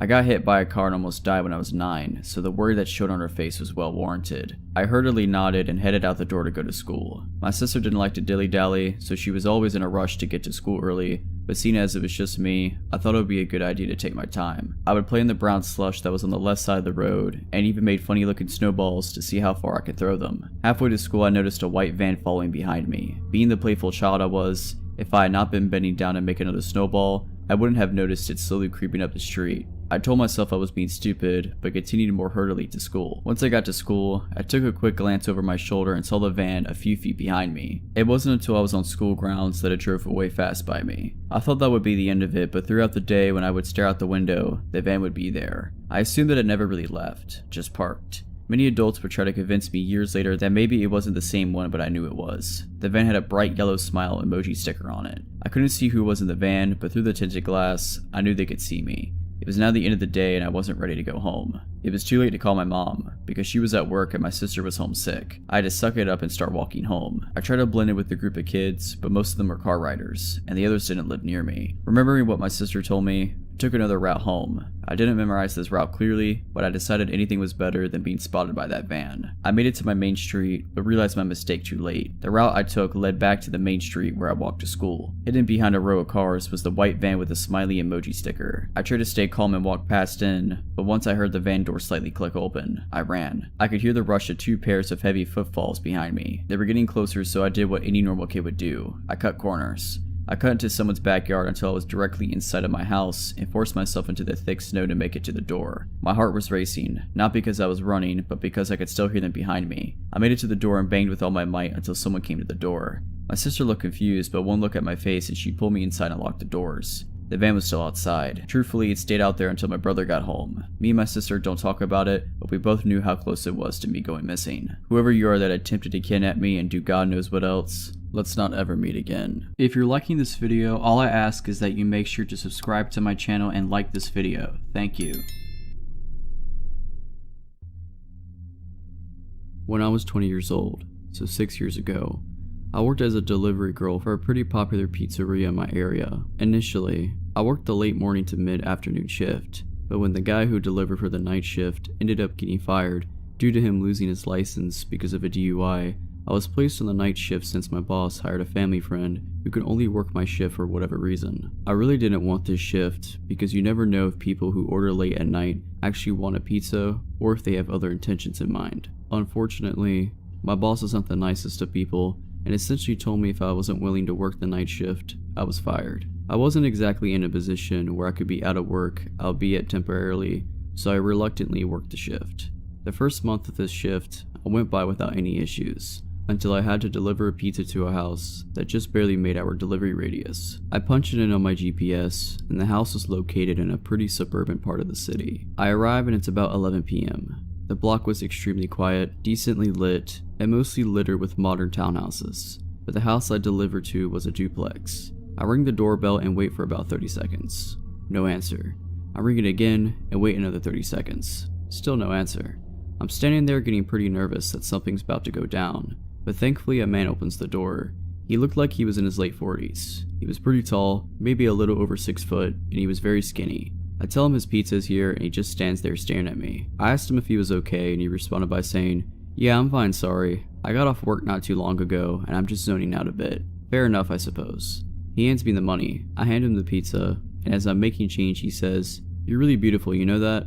Not really thinking too much into it, I thanked him for the compliment and gave him his change. I said goodnight and he did too. I walked back to my car and finished my deliveries for the night. A few days later, I get a delivery order to the same place. I head over there around the same time as last time and ring the doorbell. He answers the door very excitedly and says, "Hey, it's you again. How are you?" I told him I was tired and I can't wait to go home, to which he chuckled and said, "I know that feeling pretty well," as he was pulling out his wallet. As he's counting his money, he asked me what my name is. Being kinda tired at this point and not really thinking straight, I stupidly told him my name. As I'm making change, he asked if he could have my number, as he'd love to hang out with someone as gorgeous as I am. I've literally only met this guy like twice to deliver a pizza. I had no idea who this guy was, and I'm positive he barely knew who I was as well. Another thing to mention is I looked way younger than I was at that time. I was told by numerous people that I still looked like I was 15, and I was hoping he thought differently as he wasn't hitting on what he thought was a teenager. I'm just standing there awkwardly for a few seconds before I muster out, "Sorry, I have a boyfriend." He gets upset and says, "Oh, okay, I see." We stand there in silence before I tell him to have a good night, and walk back to my car. He says nothing and still stands at the doorway, staring at me, until he finally went back inside once I started my car. I got a pretty creepy vibe from this guy, and even brought it up to my coworkers, and they agreed it was pretty creepy. Except for my boss, who overheard everything and claimed I was making up stories and trying to gain sympathy for having to take the shift. A week later, as I'm working the night shift, we get an order from the same guy again, and this is when it finally hits the fan. I arrive at the house at around 10:30 p.m. and keep in mind that from my perspective on the road, it didn't look like a single light in the house was on. I get out of my car and I walk to the front door with the pizza box in my arms. As I'm approaching the door, it quickly swings open to reveal the man, except this time, he was wearing a suit and I jumped back. He laughs and said, "Sorry if I scared you. I saw you out on the window and I figured if I just opened the door now, so you wouldn't have to ring the bell." I was getting scared because, as I mentioned before, there were no lights on in the house, so he was sitting in the dark this whole time. And if so, why? I nervously laugh and say, "It's okay." He asked me if I liked his suit, which I said yes. He then asked me, "Would you like to go on a date with me tonight?" I once again tell him I have a boyfriend, to which he chuckles, gets close to me and says, "There's no way a girl your age is in a serious relationship. You should really go on a date with me." He grabs the pizza box from me and throws it to the side and grabs me by my arms hard. I'm officially sweating bullets at this point and now trying to cry from the fear that was overwhelming me. I start pleading with him, "Dude, please. I just want to go home. I don't want to go on a date tonight." He just stares at me with the most sinister look I've ever seen on someone's face and says, "I don't care. Get inside now. We're gonna have a good time." He starts trying to pull me to the house, and I'm trying to resist as hard as I can. After a bit of struggling, he lets go of one of my arms and starts grabbing something out of his pocket, which I presumed was a knife. I did something to this day that I'm still thankful worked as he was doing that. I used my free arm to punch him as hard as I could in the stomach. This stuns me for a few seconds, and as he loosened his grip on me, allowed me to break free. I quickly run to my car, and as I get in, he runs at me and tries pulling me out of the car, holding the knife in the other arm, and just starts yelling. I grab a half-empty soda bottle I had in the cup holder and throw it, and luckily it hits his head and he lets me go. I slam on the door, and then all of a sudden he jumps right on the hood of my car and starts scratching and banging at my windshield with his knife. I put the car in reverse and quickly back out of the spot and quickly reverse down the road with him desperately trying to hold on. He's banging on my hood screaming, "Stop the car!" I turn onto the next road as swiftly as possible, and luckily, he falls off the hood of my car. I slammed the gas as hard as I could to get away from him as far as I could. In my panicked state, I drove a couple blocks down the street and kept making turn after turn onto other side blocks as I feared I was being followed. Eventually, I reached a red light and I slammed on the brakes and just sat at the intersection frozen from what had just happened. I began crying and violently shaking as I was just sitting there. It dawned on me that I came so close to losing my life, and I couldn't help but feel like I shouldn't have been alive. Once the light turned green, I pulled over to the side and just sat there crying. Eventually, I get the energy to drive back to the pizzeria, and almost immediately after I walk in, my coworker knew something was wrong after seeing me. I practically broke down in front of him, and everyone else came to the front wondering what was going on. I fought my tears and explained everything that just happened. My coworker comforted me, and my boss surprised me and began apologizing profusely for what had happened and for putting me on the night shift. He took me into the office and handed me the phone to call the cops. They arrived at the store, and I gave them my statement, as well as taking pictures of any marks on myself, as well as scratches on my car for the encounter as evidence. My coworker followed behind me as I drove home, and I collapsed on my bed, and strangely enough, I managed to fall asleep. I quit my job the next day, and luckily a friend of mine managed to hook me up with a new job at her clothing store. As far as the psycho goes, 2 days later I received an update from the police. The entire duplex is owned by the guy's brother, who lived on the right side with his wife, and the psycho lived on the left side of the duplex. I learned that he had been in and out of jail constantly at first for robberies and assaults. He had been released from jail about 5 months ago apparently. When they arrived at the house, he was long gone and his family had no idea where he ran off to, but the police insisted they would find him, and indeed they did, albeit not alive. I spent the next 2 months in fear that he would find me and finish what he had in mind, but the police contacted me and updated me on the case. Apparently, he fled to another city nearby and attempted to kidnap a teenager walking alone late at night on the street. Luckily, somebody happened to be looking out the window at the right time, called the cops, and the police caught him by trying to force her into his car. He manages to flee and the police chase after him. He blew a red light near a busy boulevard and a van slammed right into the driver's side of his car. By some sort of miracle, the driver of the van only sustained minor injuries, while the psycho succumbed to his wounds long before the ambulance even arrived. I thank the officers for everything they did and for informing me, so I walked out of the station. I walked down the street and I light up a cigarette as I'm taking in everything that I'd just been told. I don't wish death on people, but after hearing about his death, I felt relieved. I felt relieved that he couldn't hurt anyone anymore. I was relieved that I wouldn't have to ever encounter him again, and that I wouldn't have to go through with charging him and reliving what happened that night. Who knows where I'd be if he managed to pull me into his house. I grew up in Ohio in the 70s, and me and my childhood friend Joe were outside all the time when we could manage it. Joe lived on a farm that bordered a pretty big forest, and my parents would drop me off in the morning and we'd stay in the woods all weekend. We'd only come out for school. We loved pretending that we were frontiersmen. We'd build shelters, traps, practice making fire with sticks, the whole 9 yards. When we got to be in high school, we got this notion to pull a Stand By Me. This was based on the movie on the same name that just came out. The idea was that we'd walk the railroad tracks out in the country, but instead of looking for a dead body, we'd find cool bridges to fish from and to camp little ways off the tracks. Of course, we knew this was dangerous and we'd likely be trespassing, but we were kids. We had a lot of fun. We did find beautiful rivers. We discovered bridges no one went to, we fished, we hid from trains. At night, we camped in woods just near the tracks and made small hidden fires. Nothing bad ever happened. It was idyllic. In fact, it was so fun we did it multiple times. Never had a problem. After high school, me and Joe went our own ways. We both left home, but always stayed in touch and always tried to coordinate visits, so we would see each other occasionally. Well, one summer in the mid-90s, it worked out that we were both in town for about a week. We would do stuff with family in the day, and at night, we'd either catch drinks at a bar or sit outside Joe's house around a fire and talk about the old days. One night, me and Joe got to talking about our Stand By Me trips. Well, nostalgia and beer are a heck of a mix.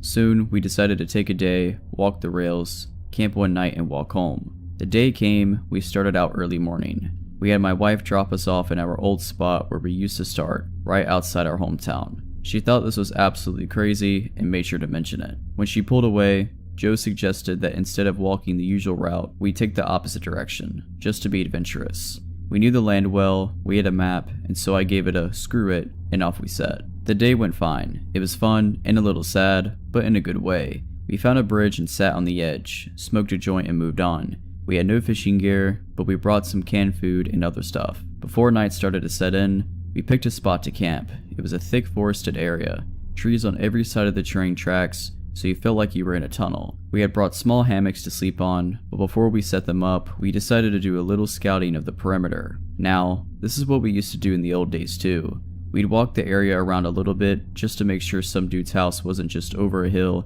and we were actually camping in their yard. We walked maybe 100 or so feet into the woods and up a small incline. We figured if we didn't see anything from up top of the short hill, we'd be fine. But when we got to the top, we saw an old building down at the bottom, about 100 yards into the woods. It was barely visible. We pondered over what to do. We both assumed it was a sugar shack or something, because there didn't appear to be any clear road into it. From where we were, there didn't look to be anyone in it either. All was quiet. No movement could be seen. No lights. We decided to walk a little closer just to make sure. We came down the hill very slowly, and as we neared the building, we saw it, and it wasn't a sugar shack at all. It was an old church. It looked like it had been abandoned for years. It was a squat, sagging building whose wooden planks were almost black from years of moss and rot. A cross still stood on top of the place, also weathered black. None of the windows had glass, and there were no doors, just open doorways. We got close enough to see inside. There were rows of pews and a built-up section in front for a preacher to stand. We didn't go all the way in. We didn't want to. Beyond all that, there was no sign of anyone else. No footprints, no paths, no roads. It was an abandoned church. We left immediately and went back up the hill to our spot that we had picked to camp. Having a hill between us and the church made us feel better, but we were still a little uneasy. We chalked it up just to the natural creepiness seeing a church in the middle of the woods would elicit. Besides, at this point it was dusk, and we just decided to rig up our hammocks and go to sleep and move on at early morning. Night set in, and as we lay in our hammocks and just talked, we began to hear something in the direction of the church. Our conversation about it went a little like this. Do you hear that? What is that? It sounds like people singing. And it did sound just like singing. We both slid right out of our hammocks and hunkered down, straining to hear more. We listened for a minute or two, and the singing continued, but it wasn't getting louder. Finally, we decided to creep back up the hill and see if we could spy where the sound was coming from. We could still move very quietly in the woods from the old days. It was second nature to us. The moon was barely out, but it provided enough light so you wouldn't walk right into a tree, but it was near pitch black. We didn't use flashlights as we crept slowly up the hill, and we didn't talk. When we got to the top, we saw light in the distance. It was coming from the church, and the singing was coming from inside. Joe and I put our heads close together and had a hushed conversation that boiled down to, "Can you believe this?" The light looked to be a candlelight from the way it flickered, and though we tried, we couldn't make out what was being sung. It sounded like church music, but in another language. We sat and watched for a while, trying to see who was in there, but we only saw occasional shadows. We had no intention of getting closer either. We had about a football field length between us, and we aimed to keep it that way. The singing continued for a bit, and then it stopped. After that, a booming male voice began to chant. I was already freaked out, but this voice thoroughly scared the crap out of me. It sounded like some Old Testament preacher you see in movies, but again, it was like he was speaking in a different language, because we couldn't understand a single word. Eventually, it got to where the single male voice would say something, and then a bunch of voices would answer in song. This lasted for a while, and then they all broke into this long, sustained wail that just kept getting louder. It got so loud and so disturbing that I covered my ears. Then it stopped. At this point, I was just getting ready to say, "Let's get the heck out of here," when Joe put a hand on my shoulder and hissed, "They're coming out." We were far enough away that we couldn't really make them out very well, but what we could see was a line of figures walk out the open doorway, all holding hands in single file. We could see some of them had flashlights. They began to sing again, and the light from the flashlights began to move toward us and the hill. We booked it back down to our campsite, grabbed our stuff, and ran to the tracks. Once there, we ran down the tracks in the direction we had come from. After a few minutes, we stopped and looked back. We saw lights coming down the hill, and they were moving erratically like whoever was holding them was shaking them. We continued to run in spurts and walk as fast as we could. We eventually stopped seeing the lights and came to a road. By our map, we knew a small town that was about 15 minutes down it, and we walked there, got to a 24-hour gas station, and called my wife to come get us. My wife and other friends all just thought it was kids messing around, but I heard those voices and they sure as hell didn't sound like any kids to me. Not sure who those people were, but it was definitely the most creepiest thing that happened to me out in the woods. So, this happened about 5 years ago while I was 9 months pregnant. I was Christmas shopping at the mall with my then 7 and 15-year-old daughters one Saturday night in a very safe city with very low crime rate. There was an Applebee's connected to the mall, and we ended our shopping pretty late, and the mall stores were starting to close, so I took my kids to the connected Applebee's for a late dinner. We finished up eating at about 10 p.m. to leave out the Applebee's entrance into the practically deserted parking lot with shopping bags in tow. As we got to the car, I was in the middle of maneuvering the shopping bags in my arms to find my keys, when a 50-ish-year-old looking guy starts walking up from somewhere in the parking lot with shaggy gray and white hair and a faded flannel shirt and old jeans. I noticed him briskly approaching when he was about 40 feet away, and he said, "Give me all your money now." My blood ran cold and I stared at him owlishly and shakingly said, "What?" He then said he was just kidding and came up and stood right next to my daughters, who were standing on the other side of the car, waiting for me to unlock the door to let them in. He then starts making small talk with me and my girls. He's asking things like if they were being good girls for Santa, how old they were, if we got all of our Christmas shopping done, what kind of things did we get, etc. He didn't seem drunk, high, slow, or anything at all. He was very coherent and seemed sound of mind. Mind you, I was a heavily pregnant woman, alone with my 2 daughters in a mostly deserted parking lot at 10 o'clock at night. I was being approached by a stranger who came and stood right next to my kids on the other side of the car, just shooting the breeze, talking to me and my kids with his hands in his pockets and occasionally looking over his shoulder. I didn't want to aggravate him, so I was politely conversing with him and trying to look calm and nonchalant while trying to disguise my frantic hands digging inside of my giant purse for my car keys. This exchange went on for about a couple minutes while he periodically kept looking over his shoulder. I was silently panicking and trying to politely keep the situation from escalating by calmly and nonchalantly talking to him while also trying in vain to find my car keys to get us out of there. They were in there hiding good. I felt that at any moment he was going to pull a knife or gun or rob me, and my kids were right next to him, away from their mother on the other side of the car, and I couldn't find my car keys to get my kids into the safety of the car. He kept trying to engage them in conversation, and I could see that my oldest daughter was a little weirded out. She kept glancing at me to gauge my assessment and reaction to the situation. Being that he was only talking and acting friendly, and I was doing my best to stay calm, they were oblivious to the alarming situation we were all in. And being 9 months pregnant, and that I was no match for this full-grown man, especially if he was hiding a weapon on him. While still desperately digging for my keys, I tried to politely give him hints that the conversation was over by saying things like, "It was nice chatting with you, but I gotta get these kids to bed," and "It was nice meeting you," and telling my girls to say that it was nice meeting him too. My polite attempts to get this guy to leave wasn't working because he kept sidestepping my attempts and asking them what their favorite school subjects are and how nice young ladies they were, etc., while I was struggling with the shopping bags and digging in my giant cluttered purse for my car keys. My outgoing 7-year-old was completely oblivious to how not okay the situation was, because he was being friendly and because of the whole "I'm with mommy, so I'm safe" child mentality. So she started to talk about what she picked out for dad for Christmas, and started enthusiastically talking about kid stuff and asking him if he knew what Minecraft was, etc., and keeping this creep from leaving us alone but keeping him engaged in conversation. They didn't realize that I was becoming desperate to get them out of there. Then I suddenly felt this sinking feeling of dread when I realized that I may have lost my car keys in the mall, and that we were stuck outside with this strange man who kept looking over his shoulders and was showing no signs of walking away, and I was thinking that he was waiting for the perfect moment to pounce. All he had to do was grab one of my girls and threaten their life, knowing it would make me do whatever he wanted as long as he wouldn't hurt them. I started to feel my adrenaline start to spike, and my heart and stomach started doing flip-flops, and I felt like at any moment something was about to go down, as the gravity of realizing that there were no other people or witnesses around, and that they were totally alone with him at that moment, the odds were stacked against us and that he has his chance. He all of a sudden was all like, "Okay, it was nice talking to you, see you later," and walked off in the same direction as which he came. It wasn't until then I found my car keys and locked the car and told my kids to get in fast, and I got in too, and locked the doors and started the car and drove out of there. My 15-year-old lightheartedly and jokingly said, "Okay, that was weird," and laughed. I was overwhelmed with relief, and then I was confused over what just happened. I thought to myself, why the heck would a guy of seemingly sound mind think it was totally acceptable to go out of his way just to approach a woman and her kids in a deserted parking lot late at night just to chit-chat? But being that nothing bad happened, I brushed it off and joked about it too. When we got home, my husband greeted us and asked us how shopping went, and I said it went well, and my 15-year-old told him what happened in the parking lot and how weird it was and was kinda joking about it. I started joking too, saying how I was mentally having a panic attack while trying to look calm, and I started making fun of myself by telling my husband how I was attempting to inconspicuously rummage through my purse to find my car keys. My husband went completely white, and I acknowledged his horrified look of alarm, and I assured him that, albeit creepy, the guy was talking and eventually left on his own. Now, my father-in-law is a retired sheriff deputy, and my husband went through police academy training after graduating high school. He decided to go to business school instead of becoming a cop, and being that the knowledge he gained from that, plus growing up with a cop for my dad, I found out why my husband looked absolutely horrified when I told him about the details. What my husband told me completely rattled me to the bone.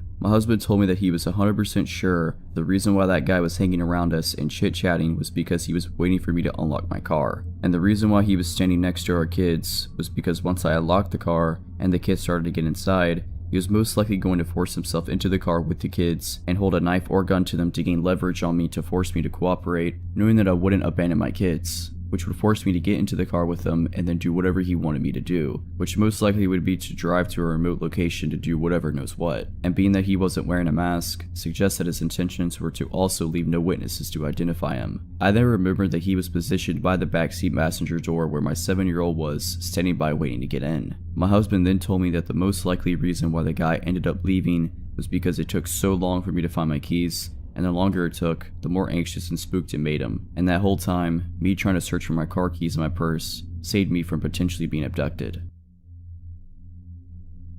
I was 23 when I started working full-time at everyone's favorite supermarket.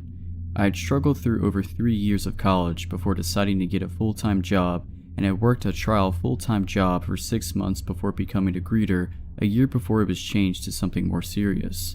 I look younger than I am, and people have asked if I was still in high school or if I had a boyfriend, and I was ignorant enough to be used to those questions under a work environment. I also have anxiety, so I worried about customer service more than my own comfort zone most of the time in that position. I soon started to keep work journals detailing what I saw on a daily basis or anything I found suspicious, which came in handy for me in my opinion. There was this older gentleman that needed to use an electric cart to get around in EFS that I helped from time to time, since I normally watched the secondary doors. He introduced himself as Al, claimed to be in his 70s, and required the electric cart because of all the smoking he did since his younger years. Al normally would strike up long conversations about his life after he was done shopping, that he would stay at least another 5 or so minutes before leaving, including asking if I had a boyfriend and, at one time, making up scenarios of meeting a potential boyfriend. As stated before, I was used to hearing the boyfriend question so much that I stick with saying I don't have a boyfriend and I'm not looking to find one anytime soon. Al took this as me lying to get out of the situation when I was telling the truth. I also overlooked a lot of what he said most of the time because it was normally loud when these conversations happened. He had a rasp in his voice, which was proof of the smoking information he told me, and I thought they were things that were the norm for his time. As a retail worker, I felt it would have been rude if I ignored him, and it gave Al reason to think that I was his friend. I didn't start seeing red flags about his behavior until late November 2018 when he told me that I looked pretty and that he wouldn't imagine me naked. It made me uncomfortable, but I awkwardly thanked him for the compliment and went about his shopping before I documented it down. Red flag number 2 came a month later, the day after Christmas and sometime after my birthday. Earlier that day, I was talking to fellow greeter Tom, a male in his mid-50s, about when greeter Queenie would let us go on our breaks after a Mountain Dew spill when Al came in to do his shopping, and after he was done and I was helping him transfer groceries to a pushcart, he said he saw me talking to Tom in a monotone sounding voice and left without going into conversation. It was enough to scare me. Red flag number 3 came not even a week into the new year. Al came back to do some shopping and tried to strike up a conversation with me after he was done, but noticed how I was trying to focus on my job more than him. This prompted him to ask if he made me uncomfortable, and I told Al I didn't want to be rude as I thought telling him would make him upset all the time. Al told me that he sees me as a friend and that whenever he comes in, he looks to see if I'm working because I'm the friendliest greeter compared to everyone else before he left. I could tell he wanted to put me at ease, but it did the opposite as I found I was right to be paranoid about him. I started to actively avoid Al if I ever saw him again and was alone at either door, acting like I was busy and having an assistant manager switch me and Queenie to different doors whenever the two of us worked alone in the morning. It worked for a month until greeter Nora came and gave Queenie her breaks when she wanted them. Come February, I'm gathering baskets when I spot Al at the register that sells tobacco and he says hi to me, but I ignored him and hurried away. I later asked one of my managers to use the restroom and hid in there until I couldn't hear him. Self-checkout host Story had noticed how uncomfortable I was, as Al recounted that he thought he might have insulted me because he asked if I had a boyfriend. He then told her everything he was saying to me and Dory understood why I was so uncomfortable. She later told me that Al was very vocal about me ignoring him until he left. I told 2 other co-workers as I was trying to catch up in my journaling as I had fallen behind it, and they told me to escalate the situation to the head of loss prevention, Rebecca. I eventually did once I had 3 entries written down and marked as my evidence, and told Rebecca what I had been doing to avoid Al. I was afraid to tell anyone in management without any evidence as I worried I'd be brushed off as an anxious worker, but Rebecca took me seriously and said I was doing the right thing by avoiding him, Since my journaling included times and dates, I was able to give Rebecca the time frame Al was most commonly coming into shop at the time, sometime between 10 a.m. to 2 p.m., closer to the end of the month, and mainly Sundays. With that in mind, I was told to keep an eye out whenever Al ever came back in and to point him out to her or her team, as his actions could lead to harassment of the customers as well. In March, I was surprised to see Al come in at a later time and act more professional around me, keeping things to hello and goodbye instead of trying to make a conversation. Even with the change of attitude, I still kept my guard up. Near the end of the month, around 6:50 at night, Al stated how nice the weather was and asked me if I could help him out to his car with his groceries so I could take the electric cart back inside. It's EFS's policy that the electric carts stay inside to avoid any damage to them unless if the customer physically can't get to the store without heavy assistance. So I politely said he had to use a push cart as the electric cart can't go outside and I'd get him one. Al was a bit insistent in taking the electric cart out and was halfway through the entryway, but I pushed the push cart close to the electric cart and politely insisted that the electric cart stay inside to avoid any damage from pebbles and dust that could get into the cart. Al relented at that reason, had his groceries put into the push cart and left. I was relieved that the situation wasn't escalated, so I had to help him, but I did take note of his car should Al get an idea to try and follow me home. That was also the only time he ever asked me to help him outside. I eventually told Nora that I didn't feel comfortable around Al, as she said that I wasn't the only young woman he had said these things to, as he said things like this to other female workers at other EFSs since Nora had transferred over from the west location in the city. A little over halfway into April, I switched over to cashiering and put together more information about Al's visits so I could try to avoid serving him by myself. Coming in around the time food stamps was replenished, and within the 7 to 10 days at the end of the month, mainly on Sundays and Fridays, and during the 10 a.m. to 2 p.m. and 5 p.m. to 7 p.m. time frames. Luckily enough, I didn't see Al after the switch. Even more coincidentally, at the start of May, I found an online article by the local newspaper with a picture who looked to be Al in my Twitter timeline. I didn't want to get my assumptions up and had Nora look at the picture 2 days later. To my shock, Nora confirmed it was Al. Reading the article revealed that Al had quote-unquote spilled gravy on his laptop and took it into Popular Electronics to get the files recovered when the IT people found what appeared to be pictures of children during the recovery and called the police. Al admitted to saving the photos and was able to describe what he saved and was arrested. The article also revealed that Al wasn't his real name, that he was really in his mid-50s. It was from a nearby city in Iowa, which explained why he mainly came in on weekends. I told everyone that knew the story that they were equally shocked, but also relieved. I did research on his state laws and on the charges against Al a few days after his scheduled court appearance and found that he was guaranteed at least 2 to 10 years in prison. In October, I decided to do more research as it had been months and found more articles confirming that Al copped a plea deal for 2 years and over $600 in fines for each count against him and was sentenced in September. I had switched to another position on the sales floor by the time I found out about the sentencing. It's been over 2 years since then, and I have my old co-workers and Rebecca to thank for giving me the fact and confidence that I do have the option to tell a customer no if I feel something isn't right. But I can't help but think about how badly things could have gotten if I helped him out to his car and if he had other intentions in mind. It should also be noted that any electric cart policies are put in place not only to maintain the functionality of the cart, but to also protect the employees from injury or other harm at any store electric carts are provided, and I was lucky to enforce this policy when I did.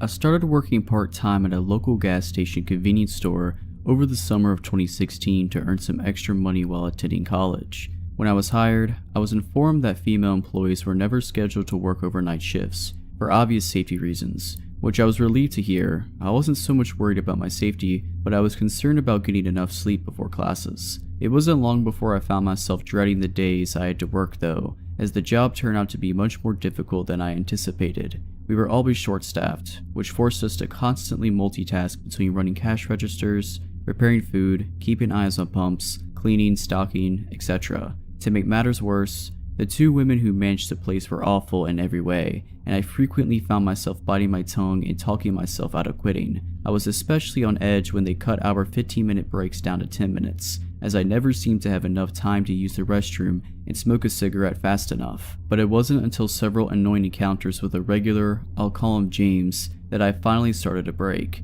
James was younger than me, maybe late teens or early 20s, and he thought he owned the place. Perhaps being the grandson of one of the managers gave him a sense of entitlement to screw with people there. The first time I met James, he approached the counter to purchase some chewing tobacco. As I was ringing him up, I asked to see his ID and he told me who he was related to, but I politely asked again to see his ID because I was new. Another employee overheard our conversation and assured me he was old enough, so I went ahead and rang him up. Staring at me intently the whole time, he looked down at my name tag and said, "Mindy, that's a pretty name." I thanked him for the compliment and gave him his dip, but he continued talking to me and asking several personal questions. He wanted to know where I live, what my last name was, or whether or not I had a boyfriend, etc. Meanwhile, a long line had formed behind him, and not trying to be rude, I said something like, "Sorry, there's a line behind you," and I casually motioned for the next customer to move up, but James didn't leave. He simply stepped to the side and continued talking to me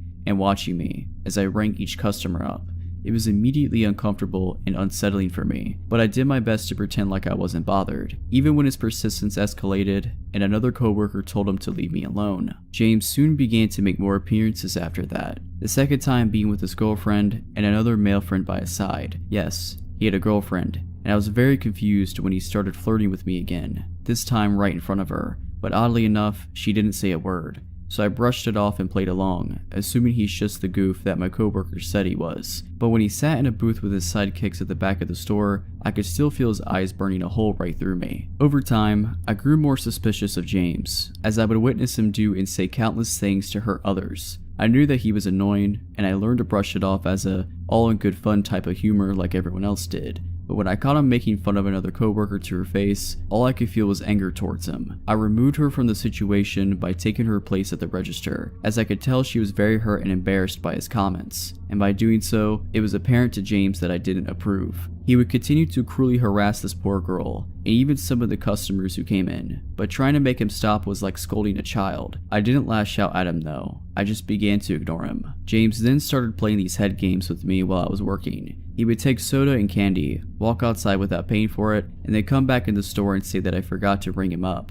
loud enough for everyone to hear. One night, he even filled up his gas tank and took off without paying for it, before returning to say he forgot to pay. He knew he'd always get away with it, because Granny was the manager. By this point, it wouldn't have surprised me if he was really stealing gas and food from the store. There was something very dark and strange lurking behind his goofball facade, and I avoided him like the plague, though it was nearly impossible to do at times. Then one day, while I was working alone with another coworker, we were very busy with tasks as usual, when, lo and behold, James walked in by himself. I muttered under my breath, "Pain in the butt," and I walked straight back into the freezer to finish what I was working on earlier, and then he followed me inside the freezer. I didn't know he was there until he walked right up behind me and asked why I didn't greet him anymore. Startled, I jumped and quickly turned around, grabbing my chest and asking him what was he doing back there. He laughed as I told him I was busy and reminded him that only employees could be in this area. He ignored everything I said and instead proceeded to ask me personal questions, just like he did the first day I met him. "You never told me where you live," he said, and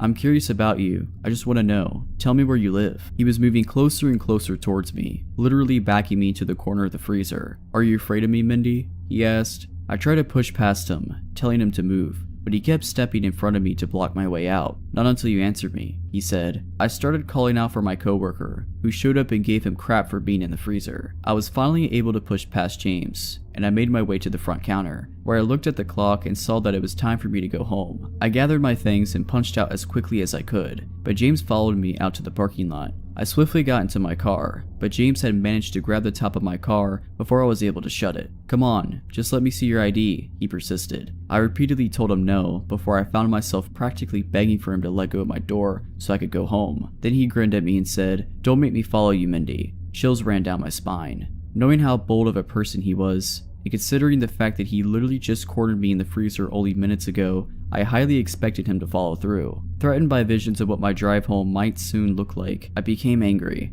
I looked at him dead on before shouting, "Let go of my door and stay away from me." I then grabbed the door handle and ripped the door shut as hard as I could. He tried yanking on the door handle from the outside to open it, but luckily I locked the doors in time. He then continued to knock on my window, asking to see my ID, but I started my car and backed away from him. I turned the wheels and hightailed it out of there, while he just stood and watched me speed off. I was never so glad to finally get away from him, but I was paranoid the whole way home, thinking that he could possibly catch up to me on the road, even though I never saw his vehicle behind me. I would end up quitting the job after this, and I didn't care that my hiring manager was pissed about it. I had enough of everything, and dealing with James was the last straw. I didn't bother explaining anything to my manager, because it was apparent to me that James was probably never held accountable for anything he did ever wrong in his life, and he likely never would be. I never saw him again after that, and I hope I never do either. James was honestly borderline psychotic.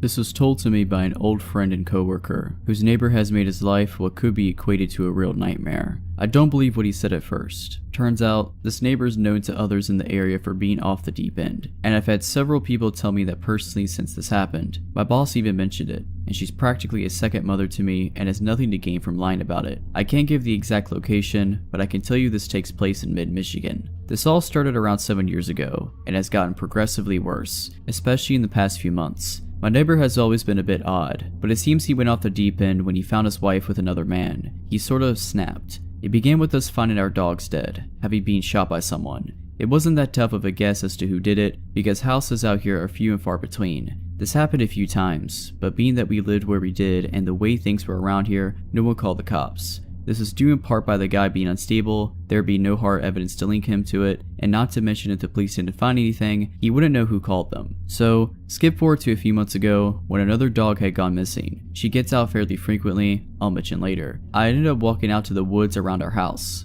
alone being that my friend didn't want to go. I had been out for a bit when I heard off in the distance. After looking a little bit, I saw him. After what he has done in the past, I decided I need to get at least some sort of evidence. So I pulled out my phone to start recording. I tried to get a little closer, then hid behind a tree, so that only the phone was out to record. He was out under a group of pine trees, digging a hole, a big one. I shouted once just to see what he would do. Yeah, not the greatest idea. A normal person would look around, right? Look at their surroundings to figure out where the noise came from. Not this guy. He jumps out of the hole and grabs a gun and starts waving it around. I took this as my cue, and while he was looking the other way, got the heck out of there. After that, I couldn't stop thinking what he could be digging for back there. No matter what I came up with, I can't seem to come with a logical reason as to why he was doing that. Though, to be fair, since when is anything he is doing logical? A few nights later, my dog had gotten out again. We have them on an invisible fence, but one of the collars was acting up. Anyway, this happened at about 3 a.m. Of course, the dog wasn't in our yard, but at least I had a friend that had time to search with me, so out we went. We were walking through the woods and realized that the neighbor's garage door was open and the lights were on. Curious, we quietly made our way over, with me taking my phone out after what I saw last time. As we approached the garage, I handed the phone off to my friend. I went around back to look for my dog, while my friend stayed up front, but then noticed him standing at his workbench at the back of the garage. It's one of those things that you kind of look on in disbelief, or have to do a double take to actually realize what you're seeing. It's 3 in the morning, and this guy is standing in his garage sharpening what looked like spears? After a bit he stopped, and I headed into the house and opened the door leading out next to the garage. My friend moved to the side of the garage and watched. The light on the side of the house was on, and he was sitting nearby. The guy comes out and picks up an extremely heavy black bag and puts it into his wheelbarrow. Now to put this into perspective, he's a big dude, and according to his brother is able to bench around 500 pounds. So whatever is in this bag isn't normal trash. He stands there for a moment, grabs his shovel and puts it with his bag, and starts off into the darkness towards the woods, and the direction of the location I saw him digging in before. After this, I decide to head over a couple of nights later, this time making it to his garage, in time to find him dragging another bag out. This time though, things got even weirder. He drags it out, then drops down and starts punching it, then proceeds to grab a golf club and starts whacking at it harder. He does this a few times, then throws the club behind him, bouncing it off his boating and almost hitting me, and puts it in his wheelbarrow, picks up his shovel, giving it one last good hit, and then starts towards off the woods again. This brings us to a couple weeks ago. My dog had gone missing for a few days, and fearing the worst, I decided to make a bold move. Or stupid one, whatever you think. After seeing that he left to go hunting, I made my way to his house and went in. What I thought I would find, I'm not sure of, but I thought it ought to be worth a look, seeing as I could find my dog anywhere else around and he's obviously been up to something. I made my way in and started looking around, making my way from the basement up, but it was when I was on the second floor that my worst fears came true. I heard a sound that made my heart nearly jump out of my chest. The door downstairs opened. He was back. In a panic, I ducked into the closet of the first room I came across, which, of course, his bedroom. I closed the door and crouched down, waiting for him to leave again, but he instead made his way upstairs into the room and sat down, his outfit and mask still on, leaning his gun against his desk. I sat there, not sure of what to do, how long I would be there, if he would find me, or what he would do if he did. I waited for what felt like forever, but ended up actually being a couple minutes, till there was a sound from downstairs. I couldn't believe my luck. He jumped up and grabbed his rifle and ran downstairs, and I took this opportunity to run down, following the stairs all the way to the basement and out while he was occupied. I don't think I've ever run that fast in my whole life. I left the back door and sprinted off into the woods and made my way back to my house. So, the good news is I'm obviously alive, and the noise that I heard when he grabbed his gun and ran downstairs it was the cops, waiting within a warrant for his arrest. I'm still trying to figure out what the psycho did, but haven't got an answer from his brother or the cops. I left a tip hunting in the woods, but as far as I know, no one has ever set foot out there. Currently, he is still sitting in the jail, and I hope it stays that for a while. First update. Me and a friend had gone out into the woods when we knew he wasn't home to see if we could find anything what he was digging. What we ended up finding were a ring of those spears stuck in the ground with large holes in front of them, some of which had been filled in. Of course, they were the traditional size for a grave, including being about 6 foot deep. I don't know what this dude is doing, but I'm going to keep an eye out. Second update. While crazy neighbor's in jail, I ended up doing some work over summer for his brother, who was slightly less crazy but still a little off. He wanted me to dig a hole for him in the corner of the basement, supposedly for drainage. Thought oddly enough, he asked me to make it big enough for someone to be able to get down there. The one thing I noticed while down there was the smell. That of something rotting meat in particular. That smell you get from a bloated deer on the side of the road on a sunny day. Why would I do it for him? Well, simple answer is I've dealt with sketchy people before, and he didn't seem near as bad as his brother, and I really needed the money. Either way, I got the job done and got the heck out of there. Final update. He's out of jail and back home. This will be the final update for now, or at least until weird stuff starts happening again. All this information was collected back in 2015-2016, and it's been a long while since this all went down. Maybe there was something sinister, maybe he's just another tweaker, which is quite common out here. It's been a couple years since I've talked to the person the story came from, but could possibly reach out for further insight. If you're liking this video, all I ask is that you make sure to subscribe to my channel and like this video. Thank you.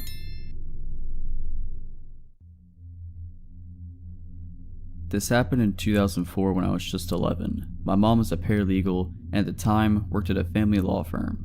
Something urgent came up and she had to go get case materials from her job that night, so she took me with her to go grab them. It was around 7 p.m. I should mention I guess that I lived in a fairly affluent nice neighborhood where it was very safe and nothing bad really happened. I say this to give credit to my mom's insane sense of intuition that likely saved our life that night. We pull into the parking lot and my mom doesn't get out of the car. I'm an only child, so I was reading in the back seat and honestly didn't notice nor care, but eventually I asked her why we were getting out the car. She replied that she was waiting because as we pulled in, someone walked through the parking lot and got into their car right behind us, then proceeded to wait in his car while it was on with the lights pointed at our car. It wasn't overtly sketchy or creepy, as there were several non-ominous explanations, but my mom had a gut feeling and I'm glad she trusted her intuition and proceeded very deliberately and carefully because it quite possibly saved her life.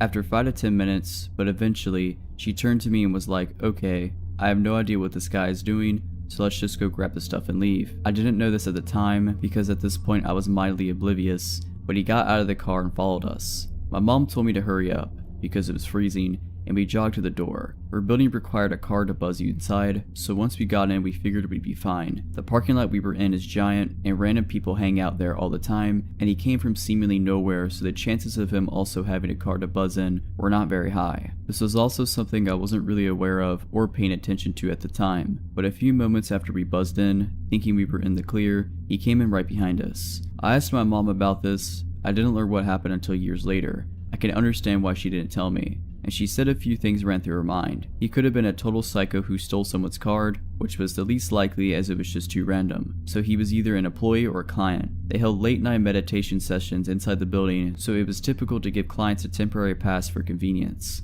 I'm going to assume this practice changed after this event. My mom, knowing the ID card system, actually wondered if she was overthinking it at that point, but she had that gut feeling and stuck to it, and truly taught me from the get-go to screw politeness. I hadn't seen him follow us in, and my mom honestly played it so cool that I didn't even put 2 and 2 together and just thought it was another random employee. But I remember just having a weird gut feeling that I just couldn't put my finger on and mercifully I just shut up and followed my mom's lead. Before he came in, my mom was frantically pressing the elevator button just in case he somehow got in, but it hadn't come yet, so he came in and waited for the elevator for us. My mom was faking being polite and said hi. Then when it came, he got in and held the door open for us, waiting. My mom really killed it thinking on her feet and pretended to get a call and kind of shooed me to the side and told him, "Oh, I have to take this, so we'll just wait for the next one. Thank you," and ushered us away. I followed without protest even though I saw that no one had called her. After getting the weird feeling and seeing her fake a call, I knew something was up. That, and he was extremely creepy standing there holding open the elevator. The second it took off, she immediately pressed the button so the next one would come down and grabbed me and said quietly, "That was the man who was waiting behind us in the car in the parking lot. He got out of his car and followed us inside. I was not letting us get in an elevator with him. When the elevator comes, we're gonna run to my office and wait a few minutes, then take the stairwell out." At this point, I'm freaking out but stayed calm and quiet and followed her lead. She saw that his elevator went to the 3rd floor. She was on the 2nd floor so we wouldn't run into him. Even if he somehow discovered we went to the 2nd floor in a different elevator, her office was right next to it and he wouldn't have ever caught up to us. We ran into her office and locked the door and waited about 5 to 10 minutes while she held her ear to the door to make sure she didn't hear anything. We then unlocked the door and quickly looked out, then ran to the stairwell and ran the heck out of her office, got in the car and drove home. That was the end of the story for me at that time. I asked my mom when I was a teenager if she remembered that weird time at her office when we hid in her office and ran away from a guy in the elevator and her face turned white, and she told me what transpired while we were waiting in her office and ran out the soundproof stairwell. The man in the elevator was there for a custody meditation session with his estranged ex-wife. He was against the divorce and was desperately trying to stop his wife from divorcing him. The custody session took place before my mom and I got there. He had refused to sign papers that would have awarded him less than 50% of their children living with him. He apparently got so angry that he got up and walked out halfway through the session. His wife decided to remain in the office for about 25 minutes after he left because she was freaked out. During this time, he went back to his car and sat inside and sobbed. This is when my mom and I had pulled into the office building. He eventually grabbed a pair of kitchen scissors he had in the glove box and got out and went back into the building, which is when he followed my mom and I inside. I'm not sure if us getting out of the car kind of snapped him out of it and gave him the push, if you will, to go back inside. He came back inside at the same time as us and got in the elevator, which he invited us inside with him. Based on the evidence from the trial involving a gray sweatshirt, prosecutors put together that he went to the 3rd floor and looked around, waiting for his wife. He got back in the elevator and waited until his wife went to leave and get in the elevator. He proceeded to ambush her and stabbed her 106 times with a pair of scissors in his pocket. He murdered his wife in the most gruesome fashion. The details of the case are horrifying. The links are below, but fair warning on the graphic details. What chills me to my core is wondering what would have happened if we stayed in the elevator. It was clear he had an agenda and a direct target. It's highly possible he would have left us alone and went along with his plan. But the last detail is that while he was waiting in his car, he was snorting meth and was high as a kite. The mediator was the key witness in trial and her testimony is horrifying. Her husband also worked in the building, and she was walking to his office when she heard screaming. When she got closer to the elevator, she heard the wife yelling her name. She yelled out, "It's him." She found the husband dragging his wife inside the elevator with blood everywhere, all over the walls. Then, in front of the mediator, he continued to plunge the scissors into his wife. When the police got there, they found him holding his wife, who was dead, choking her with his arm around her neck. This all took place while we were still in the building. We didn't hear it because we were in the cement stairwell and ran directly outside. All of the above is to say that he clearly went absolutely psychotic and lost his absolute mind. Someone who stabs their wife over 100 times with a pair of poultry scissors is clearly insane, but him rapidly continuing to murder her in front of the mediator and choking a dead body when the police arrived is a horrifying level of insane. That, and he was high on meth. There's nothing to say that we wouldn't have set him off in the most random way, or that he had already entered his psychotic break, or that he wouldn't have wanted us to get out of the way. My mom's actions likely saved our lives that night. She had a gut feeling and trusted her intuition. My mom knew the fake call might have seemed like a lie, but she did not care and was absolutely not getting in the elevator with him. She's not only my hero, but my best teacher. I learned that night to be hypervigilant, pay attention to every little detail in my surroundings, and to never dismiss my gut. I will never forget the slightly too wide, toothy smile that didn't even seem to reach his eyes, while he stood 5 feet away from my mom and I holding open the elevator. I think about it all the time of what could have happened if we got in the elevator. My husband and I were at the supermarket and our baby was being especially fussy. so he took her for a quick drive, the motion of which usually calms her down. It only took about 10 minutes to settle her, and I was still in the store, but unsure how much longer I'd be, and there's poor cell reception inside, so he pulled back into the parking lot to wait for me. It was an unseasonably nice day, so he took her in her car seat to sit on one of the benches outside the store. He took a business call and had just sat them down, absent-mindedly rocking the carrier, when a woman, well-dressed, mid-30s, average height, fit build, approached them. It's not uncommon for people to ask to play with our baby. She's got big rosy cheeks, soft wisp of gold hair, and the most adorable gurgly, toothless grin, especially when she's deep into a good nap. But her nap schedule is paramount, so my husband was preparing to tell the woman she actually couldn't play with our baby right then. She walked over right in their direction, brimming with nonchalant confidence, and before he could even finish his sentence explaining she was napping and not to be touched, she picked up the carrier and started walking off. He was in shock for a minute, not fully believing someone would be ballsy enough to do something so sinister in plain daylight, so he said, "Excuse me, put her down." As his panic mounted, she remained calm this entire time, but when he called after her, she started walking away more briskly than when she approached. He ran full speed ahead, tried to grapple the carrier out of her hands, finally resulting to restraining her arms. This woman yells, "Help! He's trying to take my baby! Kidnapping! 911! Help!" kicking him in the shin and pulling a pink bottle of pepper spray out of her handbag. Of course, no one in the parking lot was clocking the earlier interaction and assumed he was really a kidnapper. A lone man in a Deadpool t-shirt versus a tiny well-dressed woman. Immediately, a man knocked my husband to the ground and was holding him down. You could hear bystanders encouraging the woman to file a police report, but she was doing a very convincing job of acting shaken up and insisted she just wanted to get home. To make matters worse for my husband, she was driving a minivan. He was in a raw state of panic, realizing the entire parking lot had banded together to inadvertently facilitate the kidnapping of our daughter. He was begging and pleading with them, but no one was listening. They just kept screaming at him that the jig was up and he needed to lie still and wait for police and stop terrorizing a young mother. My husband finally had the novel idea to show them family pictures on his phone, but too panicked to think clearly, this manifested as him shouting, "I have pictures of the baby in my phone,"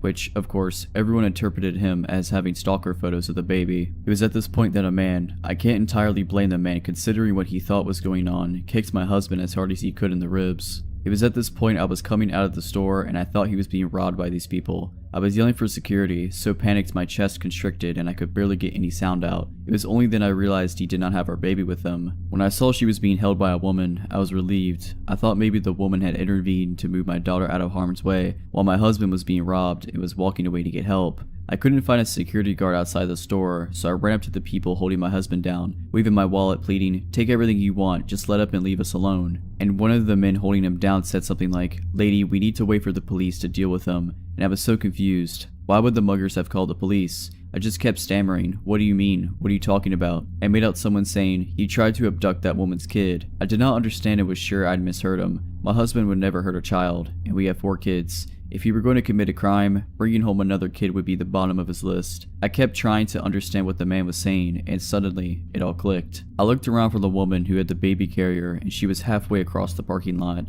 I went into total ballistic tiger cub mode, literally leaping out of my heels, and sprinted across the parking lot. I grabbed the woman by her hair and squeezed her throat with my other hand, which didn't do much. She was getting away even as I grappled with her. Amazingly, none of the other bystanders had yet to connect that my husband was telling the truth, and this woman was absconding with my baby. I yanked on her hair as hard as I could, and that was enough to make her drop the carrier. I was so scared and surprised that I actually just threw myself on top of the carrier, covering the entire thing like a blanket, and stayed that way without saying or doing anything else. The woman left. Not one person tried to stop her, even though she was clearly leaving without the child she claimed was hers, which would be pretty damn incriminating if I'd watched this scene unfold. Within the next couple of minutes, police had arrived. After all that, there were still several bystanders who explained it as my husband trying to kidnap the baby. The police, to my horror, assumed that she must have not had bad intentions. The first questions they asked me after getting her description weren't investigative. They were questions thinly veiled trying to convince me not to pursue charges, still placing blame on my husband.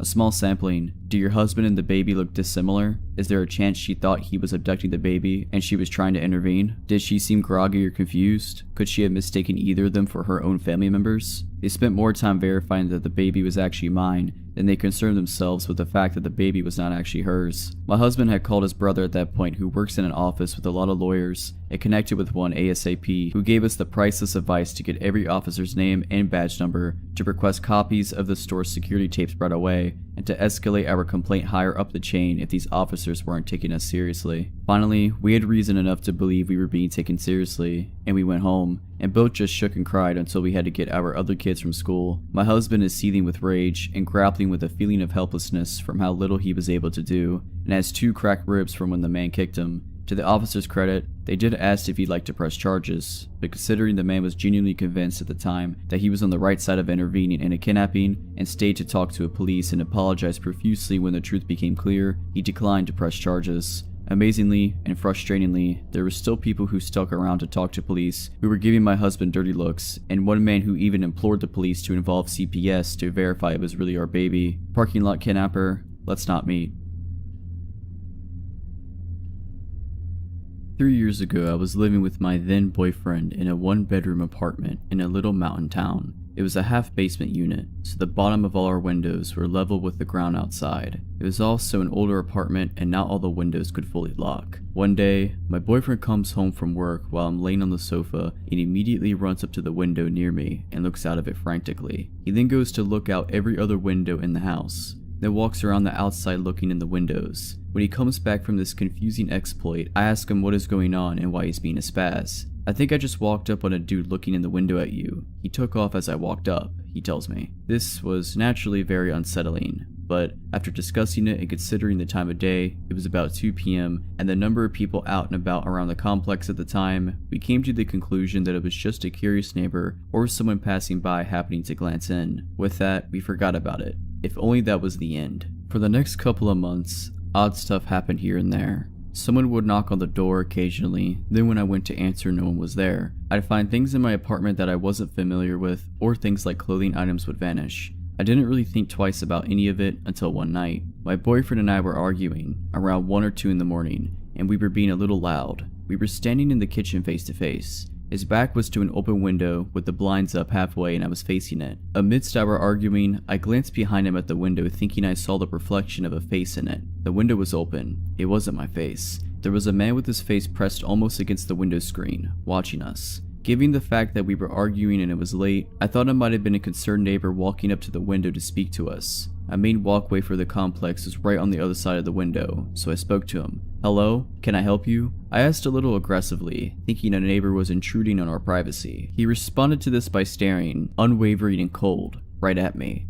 His face did not change expression. He did not blink or move, just looked right at me a way I have never been looked at before or since. In this instance, I also realized that because of the window being level with the ground, the only way this man's face could be where it was if he was laying on the ground outside the apartment or crouched and contorted to look into the window. My heart sank. I buried my face in my boyfriend's chest and closed my eyes in fear. My boyfriend, up to this point, thought I was messing with him. When I buried my face in his chest, only then did he say, "Is there really someone at the window?" I whispered yes to him. He felt my fear and took a moment before he turned around. By the time he did, the man was gone. It was at this point I started to think about all the little odd occurrences that I'd been experiencing. I assumed the worst. I filed a police report with this description, and my brother loaded my apartment up with weapons to protect me, or at least inform this peeping Tom that I was armed. After that night myself, my boyfriend and my brother were on high alert. There were a couple times when my brother came over that he saw a sketchy dude hanging around, and even one time he saw him at my window. He tried to follow him discreetly, but the guy took off running as soon as my brother stepped in his direction. The last night I had an experience with this man. I was sitting home alone on my sofa.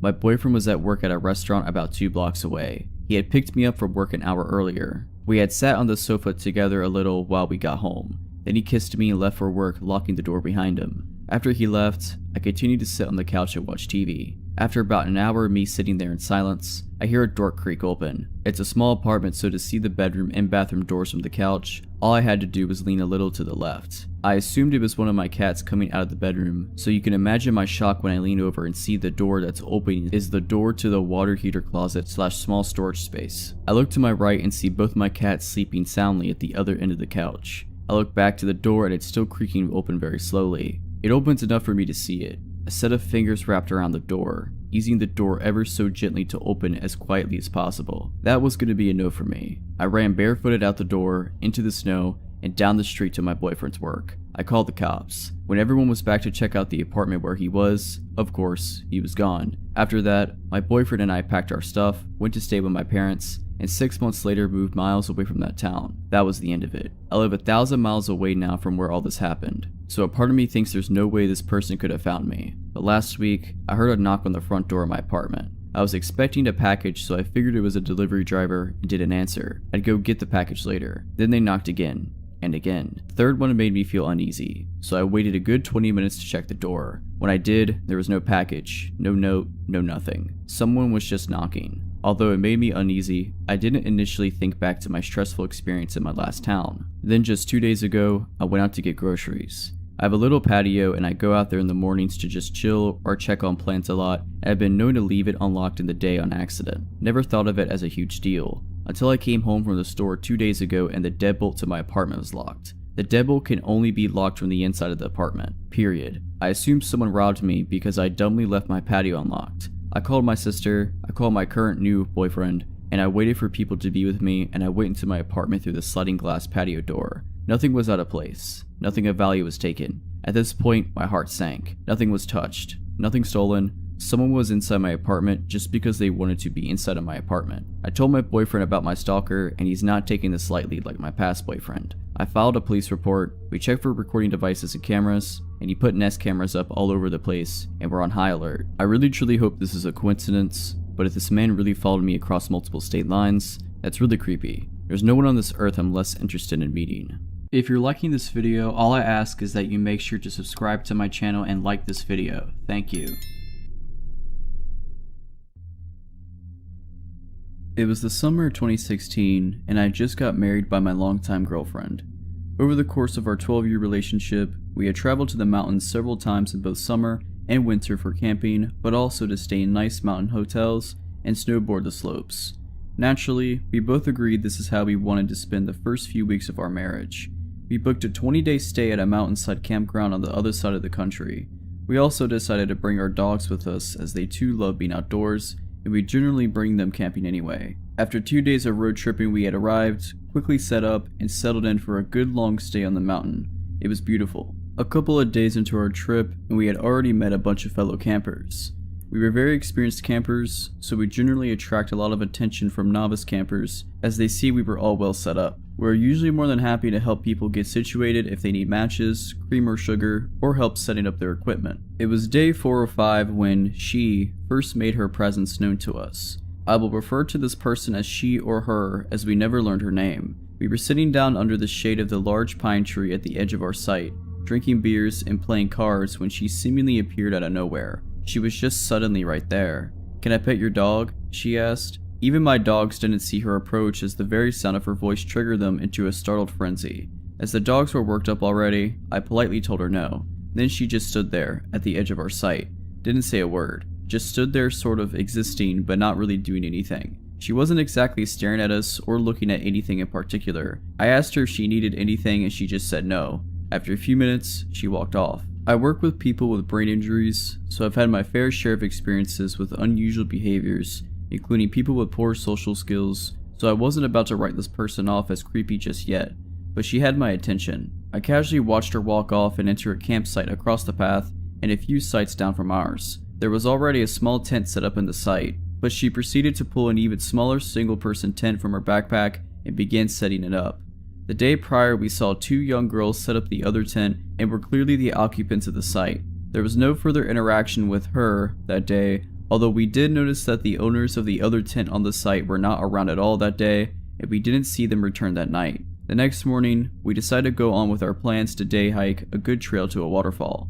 The trailhead for this hike was accessible from the campgrounds, so we didn't have to drive to get there. We just walked the additional 2 kilometers to the trail. We walked a good pace, so when we got to the trail, we decided to stop for a few minutes and take some photos of the surrounding mountains before heading into the thicker bush. After sitting there for maybe 5 minutes while my wife is taking pictures, she emerges from the trail that leads towards the campground. At first, I thought, okay, coincidence. She's staying there and this is a pretty common trail. But then she says that I see her and she stops dead in her tracks and just stands there. Same demeanor as our first encounter. Just standing, not doing anything in particular, but also sending creep vibes our way. This was the first time I said to my wife, I think we have a stalker. Confused, my wife then looks to where I'm looking and is immediately a little creeped out. Once again I think, whatever, maybe she's just hiking the trail, no big deal. So we continue on the trail at a good pace and she maintains a consistent distance behind us. Our dogs at this point are a little distracted by her and our youngest dog keeps turning around to watch her. I got a little fed up with the dog constantly stopping to look back, so I decided we will all stop for some water and let this woman pass. Well, what does she do? She stops walking when we stop and then once again just stands there. Okay, so now we are genuinely concerned and I start to wonder what this girl's intentions are. Standing motionless at the distance and refusing to pass us just ramped up the oh crap factor to about 9. So my wife and I agreed to just give in and cut the hike short by taking the shorter loop, which is only another half kilometer ahead, and head back to our camp. We managed to get some distance between us by jogging every time we would make a turn and she was out of sight. We didn't see her again until later that night. That night my wife decided to take an evening shower at the camp showers. When she returned to our camp, she tells me our stalker was in the bathrooms also taking a shower. This time, however, she was with 2 other girls and appeared to be getting ready for a night at the club.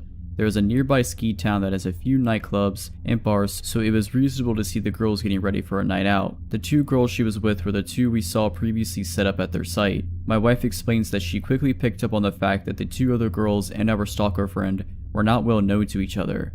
It was clear that the 2 girls were close friends with plans to go out partying, and our stalker was making an attempt to be friends and sort of invited herself to join them in their night out. Now we know the ski town very well, and the girls kept reinforcing that they were meeting at a specific restaurant before going to the bar. It was currently 10:30 p.m. and we know the restaurant they were telling her to go to was closed at 10 p.m. They were lying to her about their plans. The stalker kept asking them too, "Are you sure this place? Are you sure?"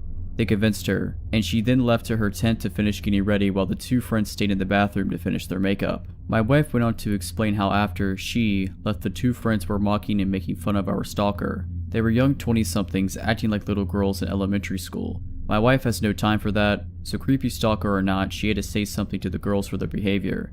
My wife calls them out on their behavior. Well, putting all the bullying aside, the girls explained to my wife that the stalker girl had set up her tent on their site when they were staying with a friend at the ski town. When they returned, they found her living at their site without invitation. She had just taken it upon herself to take a little corner of their site without knowing them at all. The girls said they were upset with her and trying to make her feel uncomfortable so she would leave, but she wouldn't leave. Of course, my wife asked them why they didn't just report her to the park warden. The excuse they gave was they were leaving the next day and didn't want to make a huge deal out of it. So whatever happened between them and the fake late dinner plans and clubbing is unknown to us. About 3 a.m. that same night, we were all awoken to a blood-curdling scream right outside our camper. At first I was like, whoa, that must be a wild animal.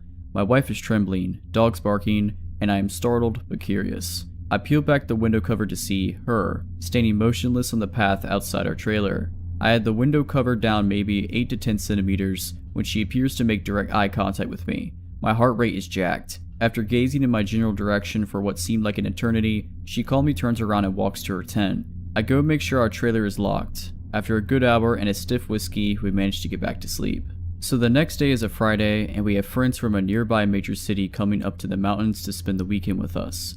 We haven't seen them in a while, so we are excited for a couple days together. Well, they are not at our site for 15 minutes, and as they are setting up their tent, she mysteriously appears out of nowhere yet again.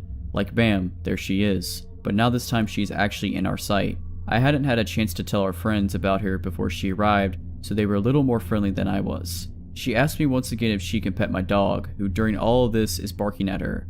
I think I said something like, "She isn't being very friendly towards you right now, so I would prefer if you didn't." She didn't pet my dog, but she also just stood there staring at me like she was considering how she would dismember my limbs. She then notices our friend's tent brand as he is still setting it up and comments how it's the same model as hers, although a larger sleeping capacity. My buddies picked up on the creep vibes and my general displeasure with her presence, so he just gives her the, "Oh yeah, cool," and keeps setting it up. Well, she starts grabbing at the tent pegs and picks up the hammer and says she will help him set it up because she has experience with it. My buddy declines and asks for his tools back. Cue the psychopath stare down, but this time she has a hammer in hand. She literally just drops everything right there and runs off. I go on to explain the last few days to our friends, and they agree we need to keep an eye on her. So by this time, the 2 girlfriends whose site she had hijacked were packed up and gone. It's now Friday night and we've been drinking all day, so we're feeling pretty good. It's maybe about 11 p.m. when she walks over to our site again. She says, "Hey, you guys seem to have a lot of extra room with the tent and camper.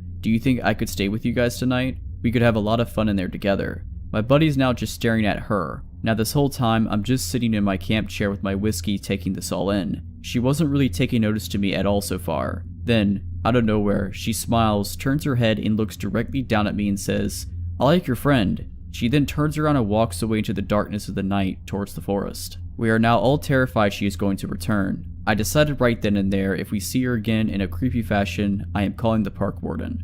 This is just getting weird. Well, the night is winding down, so we all decide to walk together to the bathrooms to clean up for bed. My wife pulls on my hoodie and says, "Babe, look." I look over to see that the site she was set up on is completely destroyed. Stuff everywhere. Just stuff, garbage, clothing, food, everywhere. I thought, okay, this is weird. Could this have been a bear? Well, no, we would have heard it. I then noticed that the tent is gone. She is gone and left the site a complete mess. As luck would have it, the park patrol was completing their fire rounds and were at the messed up site when we were returning from the bathrooms. We told them there was a girl staying there who was acting erratic and we suspected she was squatting on the site based on our conversation with the two girls from earlier in the week. We didn't see her again for the rest of our trip until the last full day. There is a great little lookout point not far from our site which has amazing views of the river and valley below, and it was a perfect evening to see the sunset behind the mountains. It was a lovely final send-off to an otherwise beautiful honeymoon. Just when we thought we were done with her, she emerged once again from seemingly nowhere.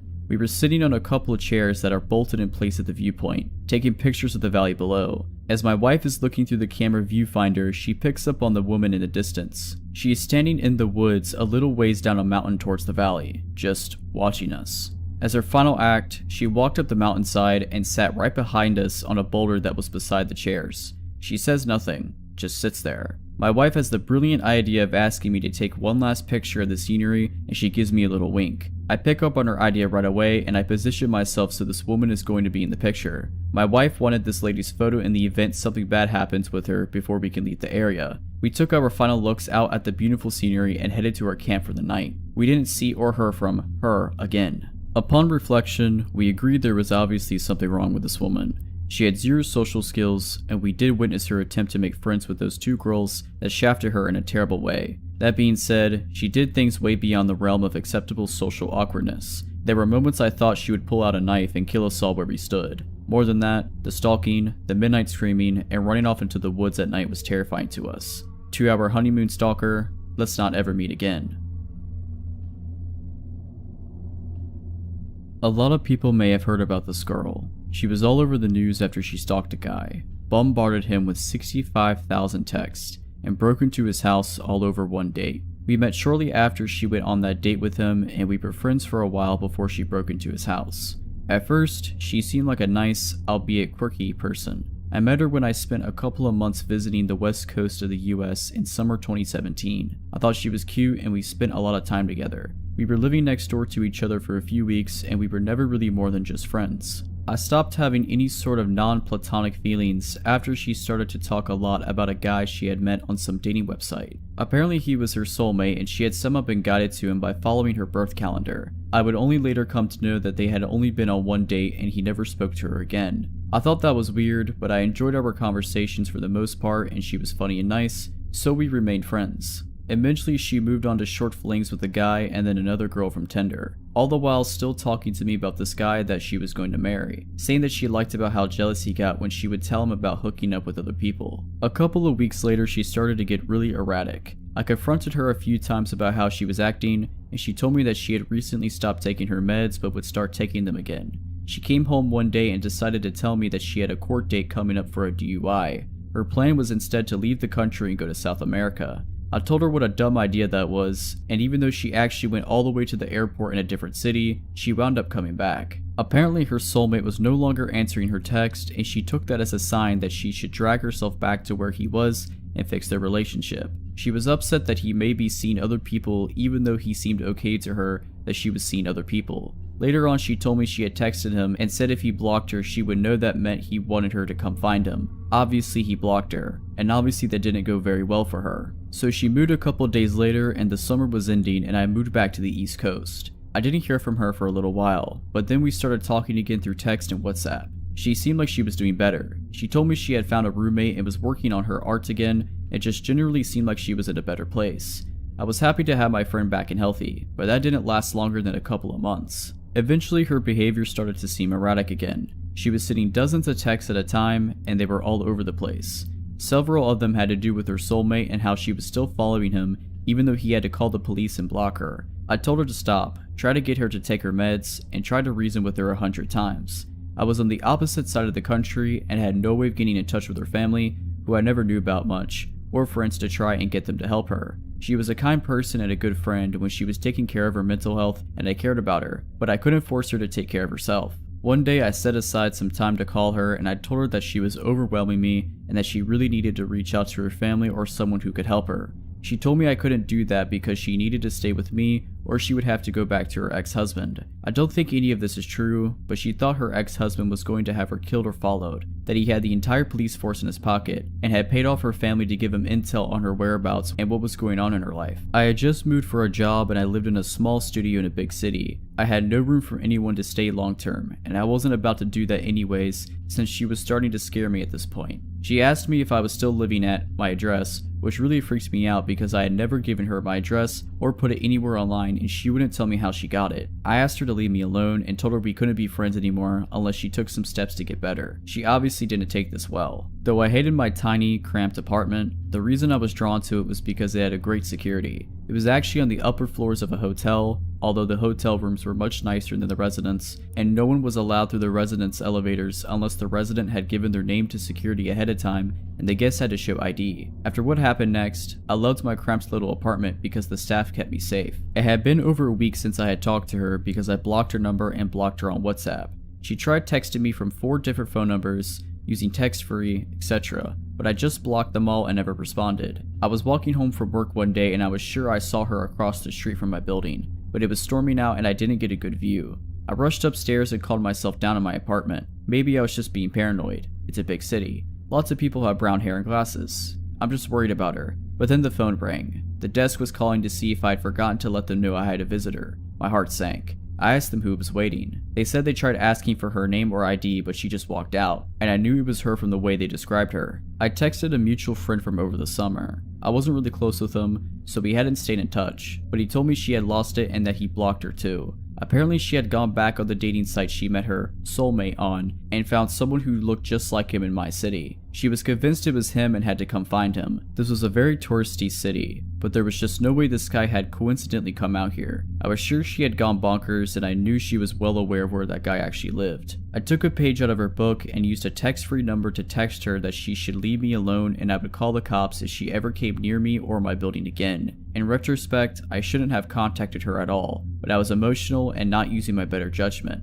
She said she just wanted to know if I could help her find something. She texted back really fast and didn't even try to hide it. Then I deleted the text-free app so she couldn't reach me again. I lived in a very crowded area and I knew she couldn't get into my building, but I was still scared whenever I had to take public transit alone at night or was walking through less crowded areas to get home. I had a friend who used to work for the police, but not in this city or at the time this all happened, and she would drive or walk me home from work whenever she could for a while. She told me I should go ahead and report it even though they couldn't really do anything since she hadn't hurt me and nothing really happened, but I was embarrassed and again I didn't use my better judgment. I felt like it was my fault for engaging with her for so long. I knew she was unstable and I would still try to be her friend and help her. Maybe I gave her the wrong idea that I could do more for her. I ended up moving to a new city for another job after that and didn't hear from her again. I later found out the reason why was that a couple months later she had once again gone back to Arizona and had been arrested for breaking into her soulmate's house and using his bathtub. They found a large knife in her car. I didn't want to go into much detail about her stalking of that guy and what she said about him in our text because I wanted to try and focus more on my personal experience with her instead of his. Okay, so this happened when I was around 9 years old. I'm 25 now, and it's something I will never forget. It gives me goosebumps to this day. I live in a terraced house, 4 houses combined, and my neighbors and I each have our own little patio. There's a small road 10 meters from my yard where people do their Sunday walks and so on. Only a small fence separates my small yard and patio from that road. I live in a pretty crowded area with several of these terraced houses spread around in my neighborhood, so seeing people walking on that road is pretty normal for me. Seeing random people standing on my patio is not. When I was 9, I usually got home from school about an hour before my mom got home from work. I lived maybe about 50 meters away from my school, so my mom figured I was mature enough to be home alone for about an hour before she got home. This one day I got home from school. I did the usual thing, which was to make sure I locked the front door and double check that the back door leading to the patio was also locked. I was 9. Being alone was a little scary, even though it was in the middle of the day and only for 1 hour. I then rushed to my room upstairs to play as much PlayStation as possible before my mom came home and made me do my homework. While playing, I heard this noise coming from outside my window. My room was located 1 floor over the patio, with a view to the road I told you about before. It was kinda like the sound of a cat, but my cat had been missing for over 3 months. Hope sparked and I thought, oh, did he finally come back? I ran downstairs to check if it was my cat, but the sight that met me gives me goosebumps just writing this. There was this guy standing on my patio, a tall guy with black hair covering half of his eyes, making him look like a male version of the Ring Woman or something. I could hear him making high-pitched sounds, almost like a cat meowing. A brown liquid was running down from his mouth, and I could see him spitting out my dad's stomped cigarettes. He was actually eating from the ashtray. I was frozen observing this. Eventually, snapped out of it and screamed so loud that the man must have heard it. He didn't react, he kept on eating from the ashtray. I ran upstairs to my room, locked the door, and called my mom, who then called the cops. I'd never been more terrified in my life. Laying in bed under my sheets, shivering with fear, as I hear these creepy high-pitched noises from the guy eating cigarette stomps from the ashtray on my patio. I kinda blacked out for a moment, because the next thing I remember is the police arriving on the road by my yard. I hear them talking to the guy saying stuff like, "What are you doing? Get over here or we will come down and arrest you," and so on. He didn't respond, but the high-pitched sounds was more frequent and louder. I decided to look through the window, feeling safe now that the cops were there. I could see 2 police officers standing by my fence, 1 man and a woman. I did not see the creepy man, however, because he was standing directly 1 story under me in my field of view.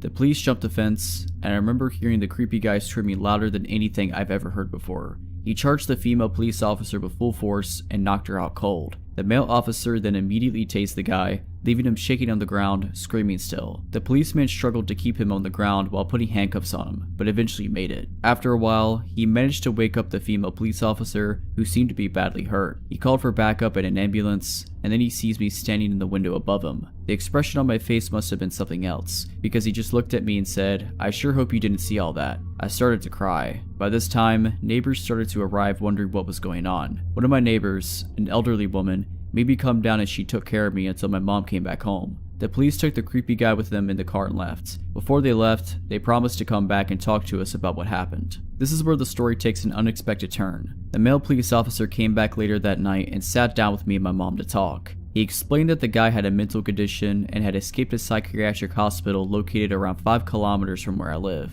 He explained that the guy had actually been living in my house 5 years ago, but he had been forced to move when his mom, his only caretaker, died. The poor guy probably thought he would find his mom in my house. He missed the routines and he missed living there with his mom. The police had to move him from the house that time 5 years ago, because he was extremely strong. From what I heard, he had extreme tensions in the body because of his condition, making his muscles grow stronger and stronger throughout the years. This is the reason he reacted the way he did when the police came to stay. Still frightened, I told the police officer that he needed to make sure this would never happen again. He promised it wouldn't. After a few sleepless nights, my life got back to normal. The years went by and the guy didn't come back, until 1 year ago. At this time, my mom and dad had moved out. I bought the house from them and I'm still living there today. I was enjoying my morning coffee on the patio when I see this random guy stopping on the road by my fence. He just stands there, looking at me. I look at him and give him a nod, and then I hear the high-pitched noises. It's him. His hair had turned gray, but the high-pitched sounds made me realize. My heart started racing and I instantly remembered the reason why he was back. I realized that he must have managed to escape again. Because I kept my cool a bit longer than when I was 9, I started to realize how sorry I felt for the guy. 16 years later and he was back to look for his mom. I decided to carefully ask him if he wanted to come down to the patio. He instantly jumped the fence. I started to think he would knock me out like he did to that police officer. He didn't. He smiled. He looked at me and smiled. I offered him to come sit down. He didn't respond. I offered him to come inside. He started laughing. We went inside. His face lit up, pure joy. He was home. It reminded him of the life he had with his mom. It almost made me tear up. All of a sudden he sat down in my couch, turned on my TV, and switched directly to the cartoons. I observed him for a while. He was just completely focused on the cartoons. I just wanted him to enjoy the moment, so I didn't say anything to him. I realized I had to call the hospital to let them know. The caretakers arrived 10 minutes later. After a lot of convincing, he got back up, crying, and then went back to the hospital. I called the hospital 2 days later. We made a deal. His name is Tom, and now I consider Tom my friend. Every Sunday from the day he returned, Tom and his caretakers visit me to watch cartoons. They say it's the highlight of his week. It makes my heart warm. Now, for several years my thoughts were, let's not meet, guy on my patio eating from the ashtray. Now my thoughts are, let's meet every Sunday to watch cartoons, my friend Tom. If you're liking this video, all I ask is that you make sure to subscribe to my channel and like this video. Thank you.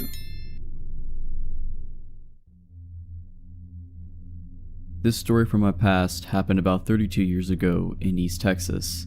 My mom and dad divorced when I was 16 years old, and my brothers and I lived with my mom. My dad visited us once in a while, but not really on a consistent basis. He was a gambler, one of the reasons my parents split up, and tended to not come around when he was broke. But on the rare occasion that he won big, he would visit and spend money on us and then disappear again. My dad said that he had a job as a shuttle driver from a local hotel. He told my brothers and me that the shuttle driving was just a cover, that he actually worked for organized crime, which he claimed owned the hotel. He said his real job was to drive out to various places in the area to pick up fugitives running from warrants or otherwise wanted by law enforcement, bringing them to the hotel to hide, and then later they would move on by means my dad said he didn't know. My dad always exaggerated or lied about things, so my brothers and I just blew it off and didn't think much of the claim, until something strange happened. My dad disappeared. It was 1988 and I was 22 years old and I was a college student still living at home. I worked as a full-time disc jockey on the overnight shift, 10 p.m. to 7 a.m. at a local radio station. My middle brother was 19 years old, lived in an apartment with a friend, and worked at a nearby Dairy Queen. My youngest brother was 9 and lived at home. One day my brother called my mom and me and asked us if we knew where my dad was. He says some men came to the Dairy Queen while he was at work and asked him if he's seen my dad recently. My brother truthfully told them that he hadn't seen him or heard from my dad in months, and that he often does that, cuts off contact for months at a time. My brother said these men didn't say who they were, but seemed satisfied and left. My brother wondered if these men or anyone had called to talk to us and ask us where my dad was. We also had not heard from my dad in months. The following day, my brother says the men returned to his work, and this time flashed badges and claimed to be FBI agents. He says they were very aggressive and demanded that my brother tell them where my dad was. My brother kept insisting, truthfully, that he didn't know where my dad was, that the last time he heard him, he worked at a local hotel as a shuttle driver, but the experience upset him and he called my mom and me again. Upset, my mom called the hotel where my dad worked. The man she spoke to said my dad had disappeared weeks ago and he had no idea where he went. The following day, my brother was at work when his roommate called and said that someone had apparently been in their apartment. The roommate claimed that when he got home from work, he found the sliding glass door open and the place ransacked, but nothing appeared to be missing. My brother, very upset, went to his apartment and found out that, in fact, his address book was missing from the breakfast nook, and a teddy bear he recently bought for his son and a photo of his son were missing from his bedroom. Now, my brother, my mom, and I were beside ourselves with anger, fear, and paranoia. We went to the local FBI office to complain that the FBI had done this, and to tell them once and for all, my brother does not know where my dad is. Well, as you might have guessed, the FBI claimed no knowledge of the event and claimed that they were not looking for my dad. They said none of their agents had contacted my brother. Furthermore, when my mother told them my dad had claimed that he worked for organized crime, the FBI would neither confirm nor deny that the hotel had tied to organized crime or that there was an investigation going on. My mom called the hotel again and told the manager that the men were looking for my dad and that they were terrorizing my brother, and flat out asked the guy if there was any truth to my dad's claim to be working for organized crime. The man laughed and told her, "There's no such thing as the mafia." While we were trying to make sense of all these weird details, we kept wondering why my brother was being harassed but not my mother or me. That's when I was reminded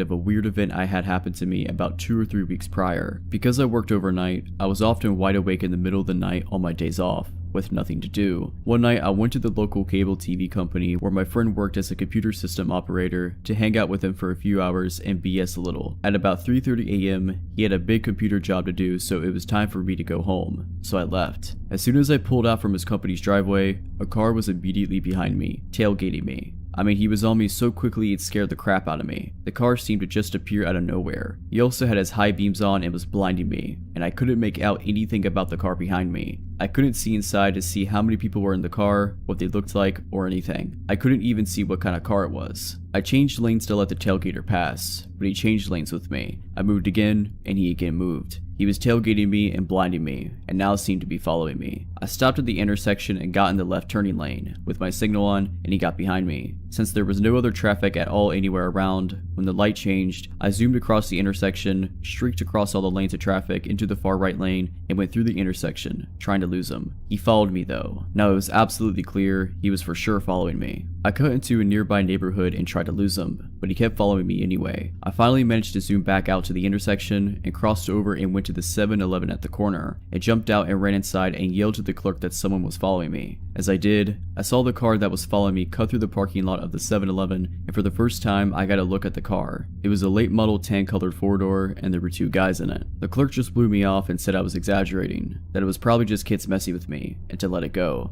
I left, but I was still spooked by it, and didn't want to go straight home. I was afraid they might follow me, and I didn't want them to know where I lived, so I went to my workplace. I knew that the disc jockey on the air that night would be my friend Paula, so I decided to go visit her on the air for a little while and hang out and calm down. I told her what happened and hung out for about 2 hours. She also felt it was probably just some punks being jerks, and that calmed me down. But when I got home, now over 2 hours since this car harassed me, the car was at my house. As I was coming down the street to my apartments and about to turn right, I saw the car pull out of my apartments, and as it passed me, they flashed their high beams on and off at me. It was them. I panicked and called Paula at the radio station and told her what happened. She was freaked. She was like, "Why would they wait for you at home? Who is this? Call the police." I was freaked out as to how they could possibly know where I lived. Why would they wait 2 hours for me, and then when they finally saw me, flash their lights at me and just leave? But now, remembering that event and putting it together with my brother's quote-unquote FBI visit and apartment break-in, it seemed obvious that it was all tied together. I hadn't thought about it before, but now I remembered. My car was actually my dad's car. He gave it to me about 2 months earlier when he got a new one. So if someone had been looking for my dad, they might have thought I was him, and when they saw me coming home, realized I'm not him and just left. But who was messing with us and why? Where was my dad? Why are these strange people harassing us? My mom, my brother, and I went to the local police and filed a missing persons report and a complaint. We spoke to a very nice detective. About 5 days later, we got a call from the detective. He had solved the whole strange case. It turns out, my dad disappeared because he owed his employers more than $50,000 in gambling debts. The detective confirmed that my dad did work for some unsavory characters, but said they weren't organized crime per se. He had no idea if my dad was shuttling fugitives or not. He said my dad was hiding out in Nevada, and that he had spoken to him and he was alive and well, but hiding. We asked, then who were those men and why were they bothering my brother? The detective explained that it's not uncommon for unsavory bounty hunters and debt collectors to impersonate law enforcement and call and harass people. My brother asked, how did they get in his apartment? The detective said a sliding door is easy peasy to open, and they probably stole the address book hoping it had my dad's contact information in it. They stole the teddy bear and pictures to use to scare my brother, which worked. I asked the detective why the men only harassed my brother and not my mom and me. The detective said, because my dad had used my brother as a reference on his job application at the hotel, he gave my brother's address and phone number. The FBI agents probably figured he was close to my dad and either maintained contact with him or if threatened, would contact him. So, my dad eventually turned back up in town and acted like nothing had ever happened. He never spoke of the incident and we never brought it back up. I guess he got the money he owed them, but I don't know. Hopefully, this never happens again. I had this friend who was really into the occult. Unfortunately, I was the one who got him turned on to it. We had a mutual appreciation of all things weird, so I thought the subject would interest him. He started going deep into the subject to the point where he wouldn't talk about anything else. He would actually interrupt a conversation and force the subject back to occult matters. Rude, but sometimes people go through phases where their interest is all they want to talk about. It was a mostly forgivable offense. I think I should mention that this particular friend didn't have a very large friend circle. His depression and introverted nature kept him inside a lot. His world was kind of small, and I did enjoy hanging out with him, so I did my best to be a good friend. I didn't want to just brush him off because he was acting a little weirder than normal. Honestly, for the longest time, he was a totally normal guy. We chat and play games together on the PlayStation. Sometimes we'd go see movies, with my boyfriend accompanying us. We all hung out at the park, we went swimming. Overall, we had a good time hanging out. Things started to go downhill when he started to smoke DMT. Personally, I think psychedelics are amazing tools that can offer insight into your life, but they should be treated with respect. My friend got to the point where he was making it himself,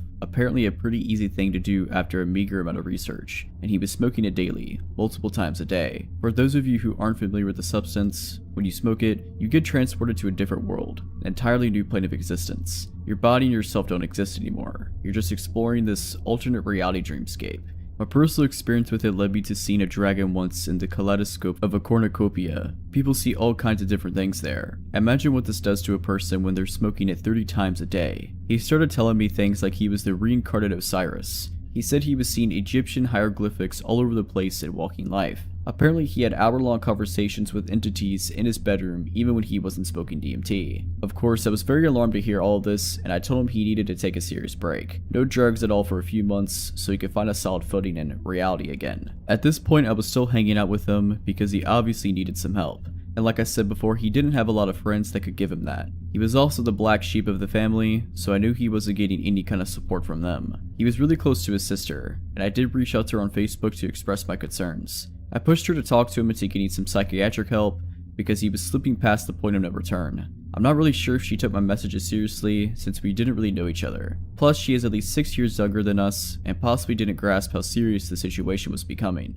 In any case, I'll jump forward now to the part where things start to get really creepy. My boyfriend had made arrangements to hang out with our friend at the park. I didn't really want to go because I felt like I needed a break from him and his nonsensical ranting. I just couldn't deal with it on that particular day. My boyfriend said he wasn't all that bad and we went anyway. We get to the park and he is his usual self, ranting about Egypt and made up gods that only he knew the truth about, etc. He also had this large hunting knife that he kept fiddling with the whole time we were on a walk. He told us that he had been using it in ceremonial magic, and that it helped to banish negative thoughts. It made me extremely uneasy. He would do this thing where he would take the knife and make stabbing motions near his heart or head, like he was mock stabbing himself, all while holding a conversation with me or my boyfriend. I think we were both really on edge and didn't know what to say or do about it. I tried to distract him from doing it by bringing up other subjects that might interest him, but he kept on with this ritual. Keep in mind, we were all walking a trail, so it wasn't like we could just say goodbye then and there. We had to walk back to our car and drop him off at his car. My boyfriend had the bright idea that we should get some lunch after our walk,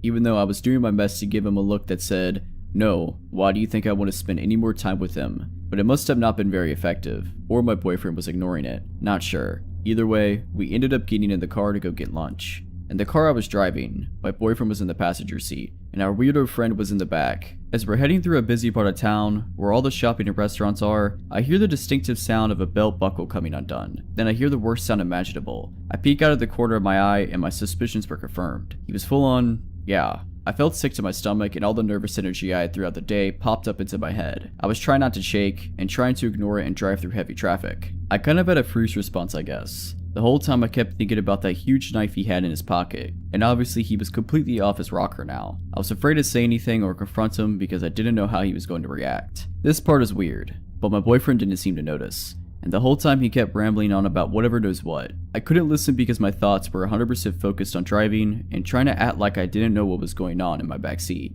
We get to the restaurant and my boyfriend runs inside to grab food.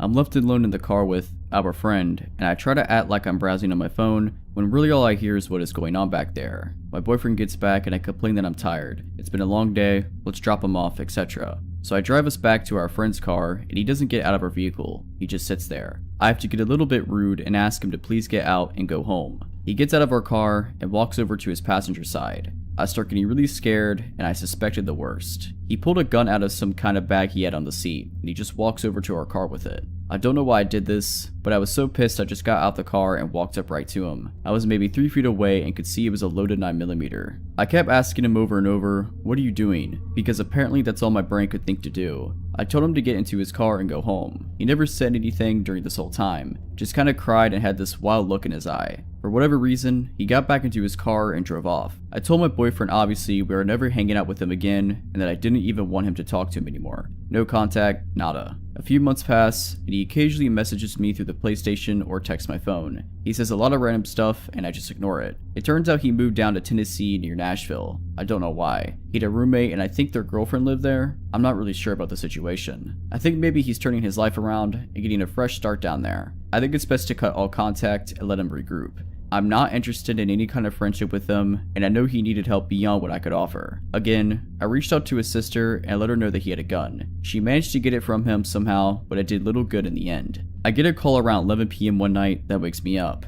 It's a man claiming he's a detective down in Gallatin, Tennessee, and my heart skips a beat. I start sweating and immediately asked what happened. Apparently my former friend stabbed someone to death on Halloween day. I don't know all the details, and the articles about it are kinda sparse. The whole thing is really surreal, and I'm just left feeling like I'm lucky that I didn't get shot last summer. This whole thing turned out way longer than I meant it to be, but that's the story. I'm glad I don't have to meet him again. I work at a popular coffee chain, generally during afternoon and closing shifts. This night in particular, we had a very young crew for closing, which happens at 10:30 p.m. For reference, we have our shift lead, who we will call Sarah, myself, and my coworker, who we will call Mia, and another coworker, who we will call D. It had been a relatively slow night, with only a few loyal regulars dropping by. Both drive-thru and the cafe was empty, as heavy rainfall started and no one wanted to be out. I was in the front of the store cleaning while the rest of my coworkers were in the back of the store, when an older man walks in. He wore odd clothing, a bit strange for the humid weather, full black attire with combat boots, a heavy red jacket, and a beanie on his head obscuring his hair. I brushed it off as protection from the storm and figured he worked outside, and went to ask if he had placed an online order as he stood at the mobile counter. Putting on my customer service voice and went through my standard spiel, and was alarmed when instead of responding, he places a bag on the counter and starts pulling out DVDs. Once he finishes pulling out a stack of 10 or so, he stares past me to the back room where my coworkers were obviously chatting, and then makes a lap around the store, eyeing me the entire time and not speaking a word. He backs out of the front door and walks out to his truck, which I now see is a large black pickup. Freaked out, I stupidly grab the stack of DVDs and run back to my coworkers. They're immediately alarmed by my demeanor and ask me what's wrong. I hold out the DVDs and let them inspect them while I explain what happened. Much to my discomfort, Sarah points out that all the movies are either about murders or kidnappings. Slightly pissed off and extremely uncomfortable, we make the decision to call my manager. He picks up and Sarah explains the situation, who are freaked out probably more than I am at that time. He tells us that there's nothing we can do about it, but to call back if anything else happens. So we hang up and move back to the front of the store as a group.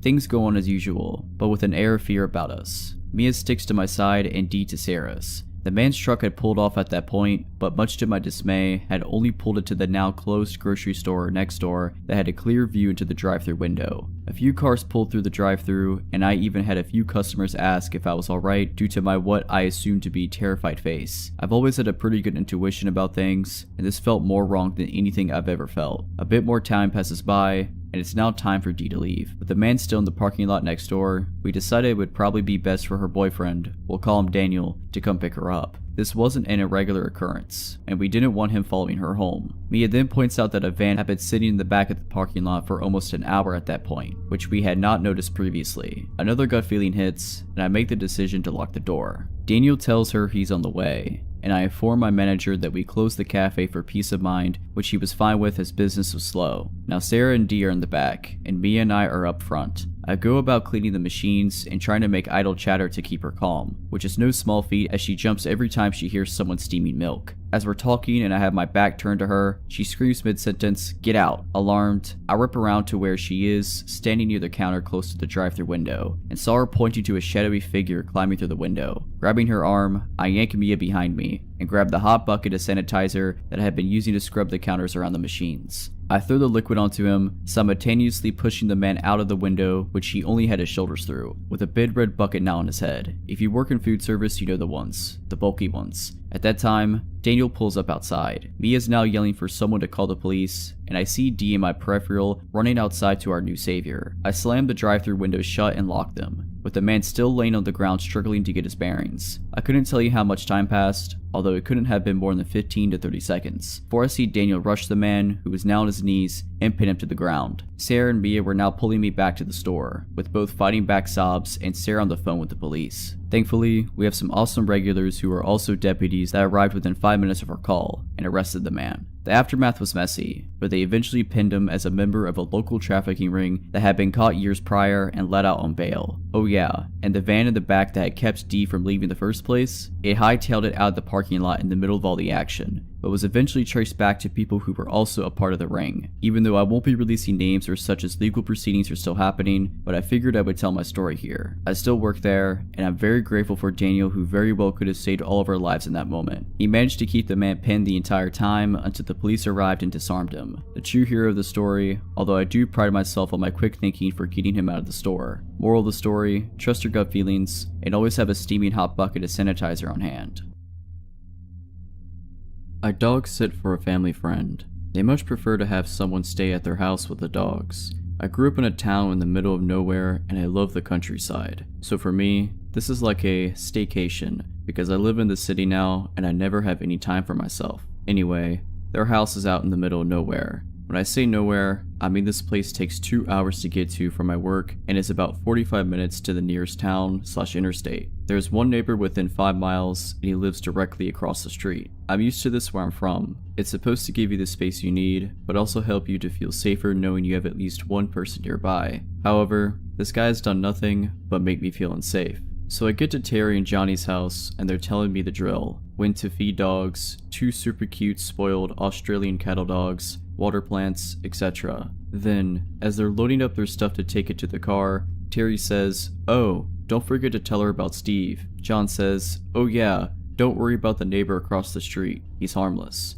The guy drinks a lot and is a little off, but totally harmless. The guy has lost his license so many times, so all he can do is drive a moped to get to town. However, just in case, this is where we keep the gun. He then takes me to his gun and explains that it's loaded, and if I were to use it, if I don't need to cock it, just pull the trigger extra hard. At this point, I'm like, whatever. You keep a gun in your house when it takes police at least 45 minutes to get to your home. Still, I've got no worries, I'm used to drunk weirdos. I love this life in the middle of nowhere, and I've got 2 protective dogs that will attack on a 1-word command, so I'm feeling pretty safe. Terry and Johnny leave around 3 p.m.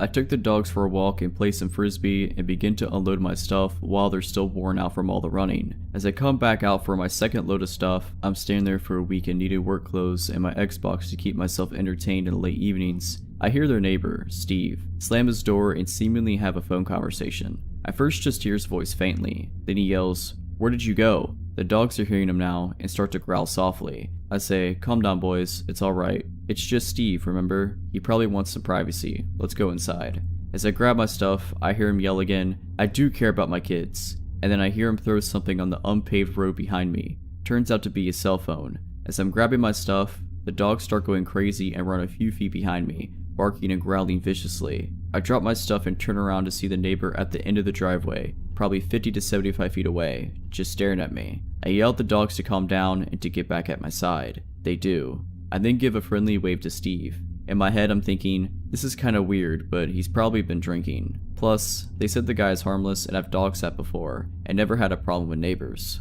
He then takes a single step forward and says in a manipulative sounding voice, "You alright?" Steve is wearing dirty jeans, work boots, a dirty red hoodie, and a red hat. He's also got brown dirty hair to his shoulders and a beard that's probably 5 inches long. "Yeah, I'm pretty good. My name is Pip.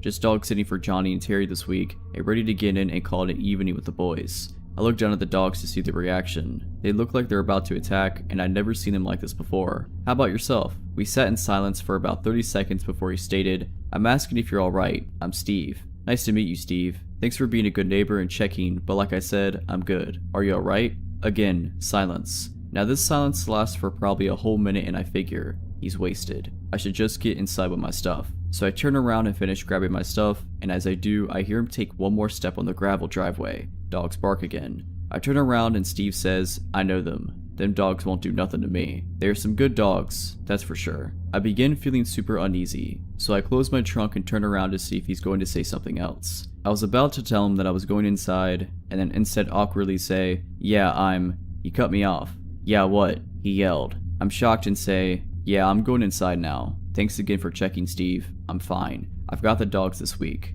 Have a good night." I turn and go, and the dogs follow me with no problem. Steve continues to stand where I left him for literally 10 minutes, just staring at the house. Note, this house does not have a front door. There's a side door and a back door. The back door is the main door because the front of the house has those big green fluffy privacy trees. So I can't even see his house through the front window. You can't see either doors from the street. You have to come onto the property to see them. It's about 6 o'clock where I'm at, and the sun starts going down around then, but doesn't actually get dark until about 9:15 p.m. during the summer. Anyway, the dogs and I are on the couch and I've got my headphones on while playing the Xbox. All of a sudden the dogs flip their mess, running towards the back door barking and growling. I'm like, they don't do that unless someone pulls up into their car and they don't know who it is. I'm not having anyone over. So I grab my knife, which is always close by, and start walking towards the back door. The dogs are still going crazy and I have no idea what they're looking at. I don't see anything, but then I look closer. I see moped tail lights in the driveway seemingly hiding behind my car. I then try and focus in and see that Steve is turned around staring at the back of the house from his moped, ducking behind my car. I get the dogs to be quiet and I hide to see what he's doing. The dogs are still growling, but at least they're not giving away my location right now. I watch him for 5 minutes. No movement, just a creepy stare in my general direction. I don't think that he could see me, but I'm not sure. He then shuts off his moped and crouches next to my car, where I can see him now peeking into my car windows. When I lived in the country, I never locked any doors.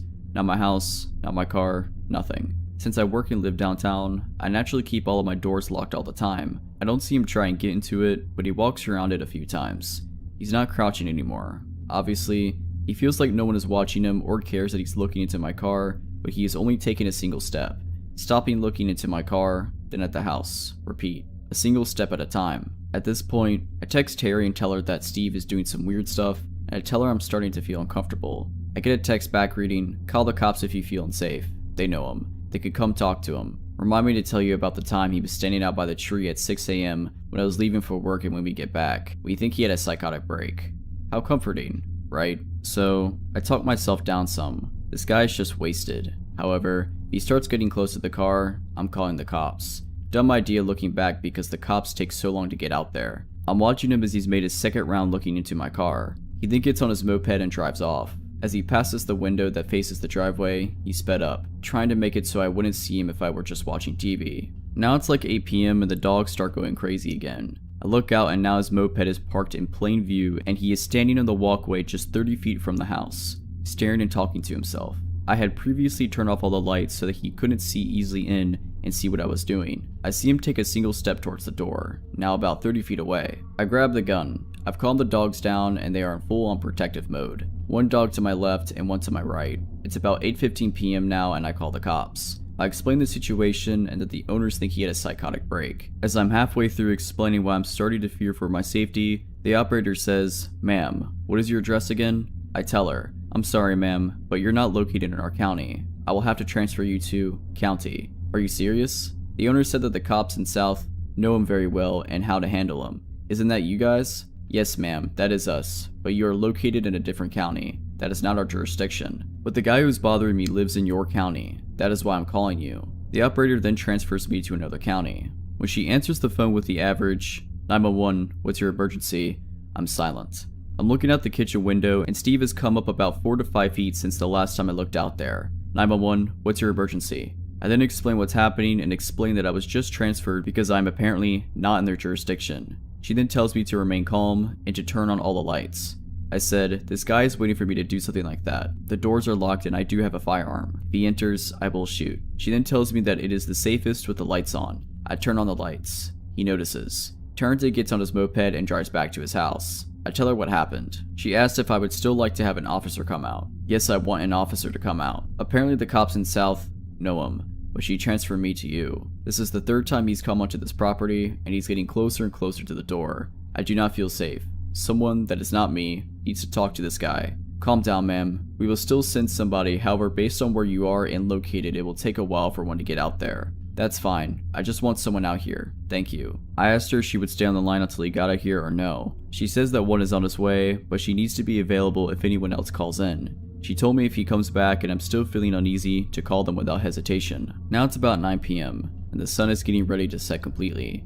Again, the dogs go crazy. Now I'm getting really pissed off and walking around the house with a loaded gun so that if Steve sees me, he sees that gun too. I look out the window and see his moped, but I don't see him. Where is he? From the window in the kitchen, I can't see the back door. So I go upstairs, one dog follows, the other is too old to climb the stairs, and peek down through the bathroom window. Steve is on the back porch lighting matches and throwing them down onto the wooden porch. He doesn't seem harmless anymore. He's talking to himself and twisting his head back and forth like he's getting warmed up to fight or having a conversation with another one of his personalities or something. I start filming him from the upstairs window, just in case I die, you know, so that I could hide my phone and when they found it, they'd know it had to be this guy. The sun is down and it's starting to get dark. He steps up to the door and starts knocking. He then starts pounding on the door. I'm pretty good at staying calm in these type of situations, but my heart started beating so fast that my Fitbit had to change my heart rate tab every 2 seconds. If he gets in here, I'm going to have to kill this guy or he's going to kill me. I could see pure hate in his eyes. Then he stops pounding at the door, quickly turns away and runs to his moped,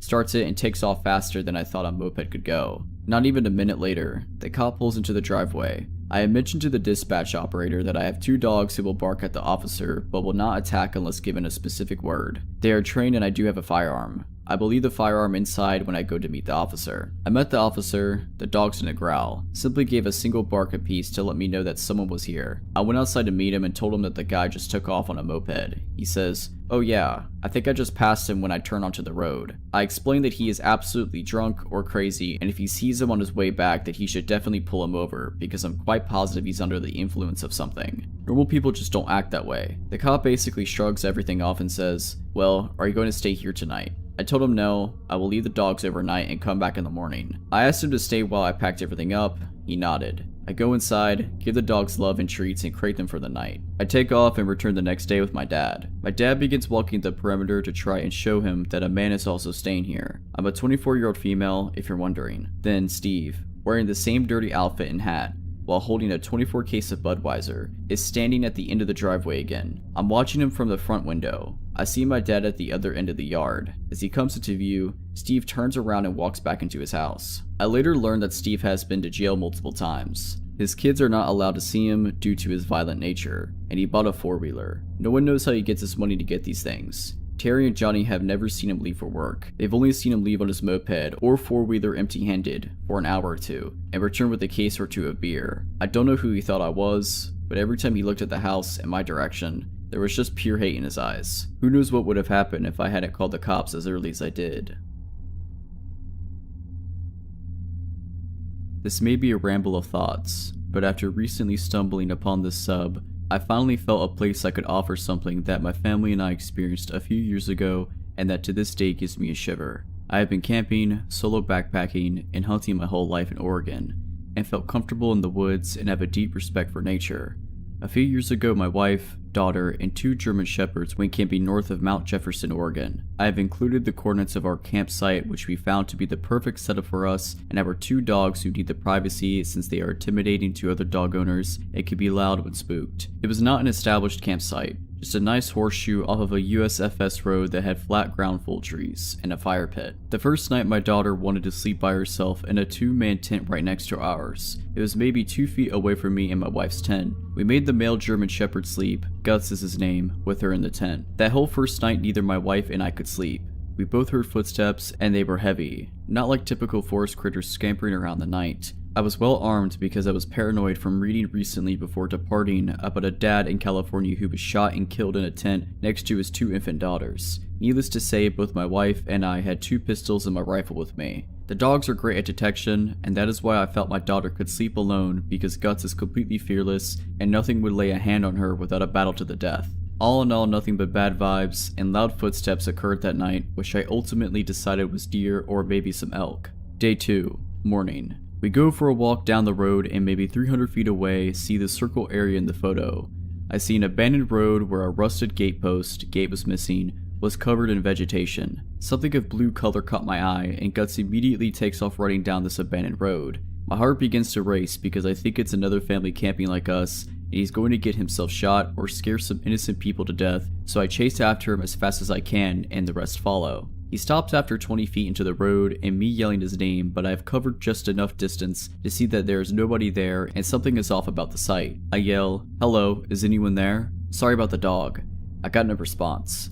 My curiosity gets the best of me and I have to see what the site conditions were. As I get closer, I know something is wrong. It had all the necessities for a campsite including a cooler, propane burner, tent, blankets, folding table, but every single item had been completely destroyed, smashed and torn from what appeared to be claw marks. We all walked around in circles, puzzled why anyone would leave all their camping gear behind, including an expensive REI tent. I figured well someone left in a hurry and animals got to the rest as the only logical explanation. Still, a propane tank and cooler were flattened by something, and it certainly wasn't snowpack with tree coverage in that spot. As the afternoon rolls in, me and my daughter are playing ball at the campsite, and my wife goes walking maybe about 70 feet north to do her business. I do not have direct line of sight on her, but all of a sudden I see Guts make a mad dash straight towards her. Normally he would always be with me unless he is called over and she didn't call for him. His speed and focus caught my attention, and I knew something weird was happening. So I ran over there, and my wife starts jogging at me, and I immediately draw my pistol. Guts has completely continued running into the forest another 100 feet before I call him and he stopped. My other dog Leia, who never misses the opportunity to be the pack leader, is not taking point. I have had her for now 7 years, and this is the first time in her life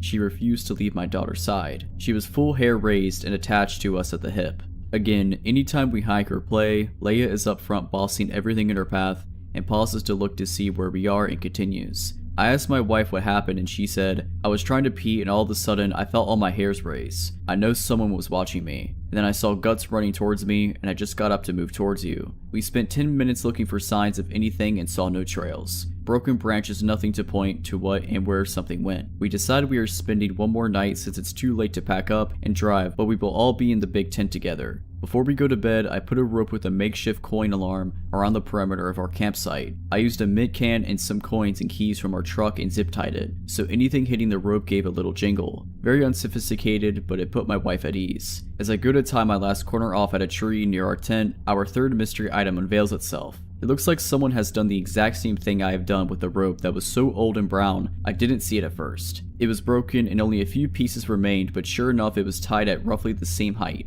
about 8 to 10 inches off the ground, and even had a few rushed washers on it. I immediately felt someone had stayed here before and put the same makeshift warning system on the same tree, maybe 10 to 15 years ago based on the condition of the rope.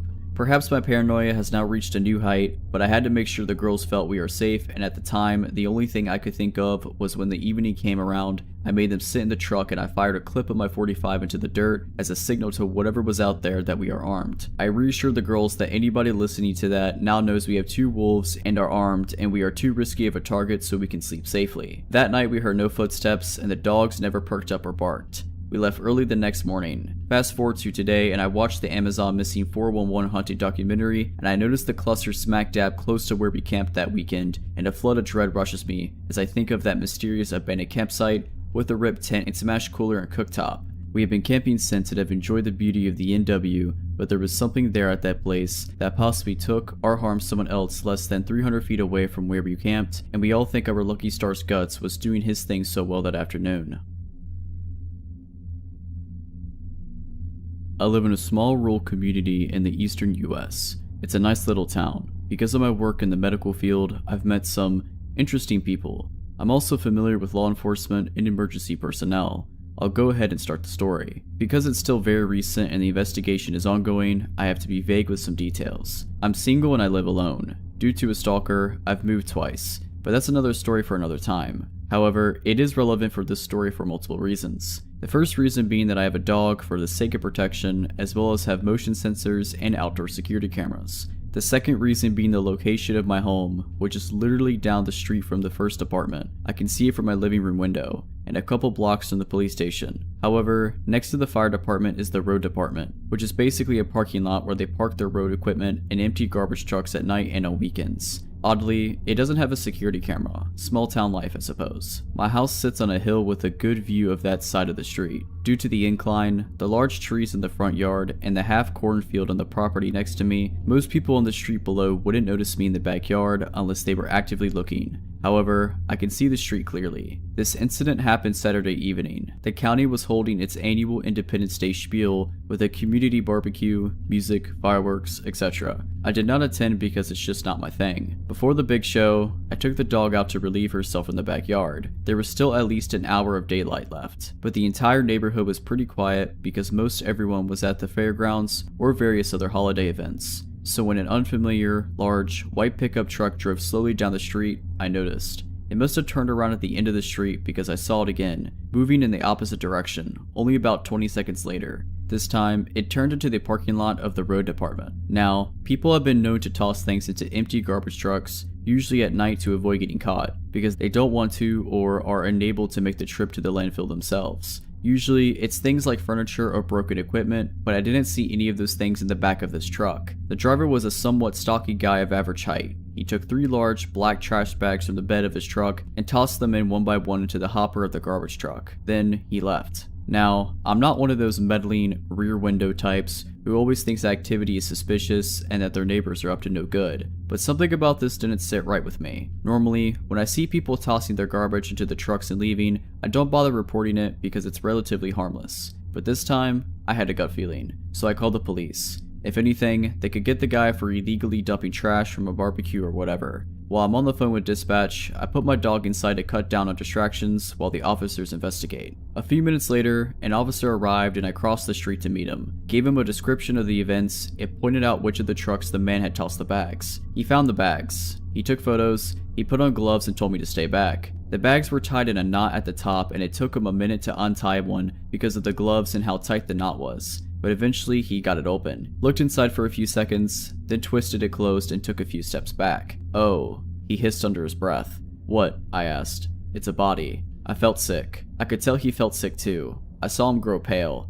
His hand was trembling when he held the radio. Even his voice was shaking as he gave the code to dispatch. The dispatcher sounded confused when she asked him to repeat it. Within 10 minutes, the county sheriff was on the scene. Even he looked sick at the contents of the bag. The coroner arrived 10 minutes after that and the first officer walked me back to the house, along with another one who arrived at the same time as the coroner. Though I showed the first cop via the app on my phone when I described the events initially, I now showed them the video on a larger screen. The camera caught footage of the truck as it drove by both times, as well as pulling into the parking lot, though unfortunately not a clear view of the license plate or of the man tossing the bags out of frame. We watched the footage over and over, pausing frames, the officers taking notes. Ultimately, they requested this footage as well as a copy of the files from the past week to see if the truck had been in the area before. I've also been saving footage until the road department installs their own camera this week. Because this is still fresh, I don't know many more details. I know the body was in pieces, but I don't know the age of the victim, the gender, cause of death, any of that. Information has not been released to the public. I don't know if the coroner has ever been able to identify the body yet. A police cruiser has been parked at the fire department next door for constant surveillance in case the guy comes back. The guy who dumped the body was likely a local. How else would he know he could dump there? He probably thought it'd get buried in other people's illegal trash accumulated over the holiday weekend and the sanitation crew wouldn't have bothered to investigate. When I think about how this guy lives in my community, it makes me feel physically ill. To think that he had clearly scouted the area for a dump site, that it may have not been the first time this had happened. That this could happen again. If I hadn't called it in, if I hadn't been in the backyard at that exact moment, or if I had ignored that gut feeling, the victim would have never been found, may never find potential justice, their loved ones may never have closure. In fact, there's a possibility that it just might happen again to another poor soul. I hope it's not me. If you're liking this video, all I ask is that you make sure to subscribe to my channel and like this video. Thank you.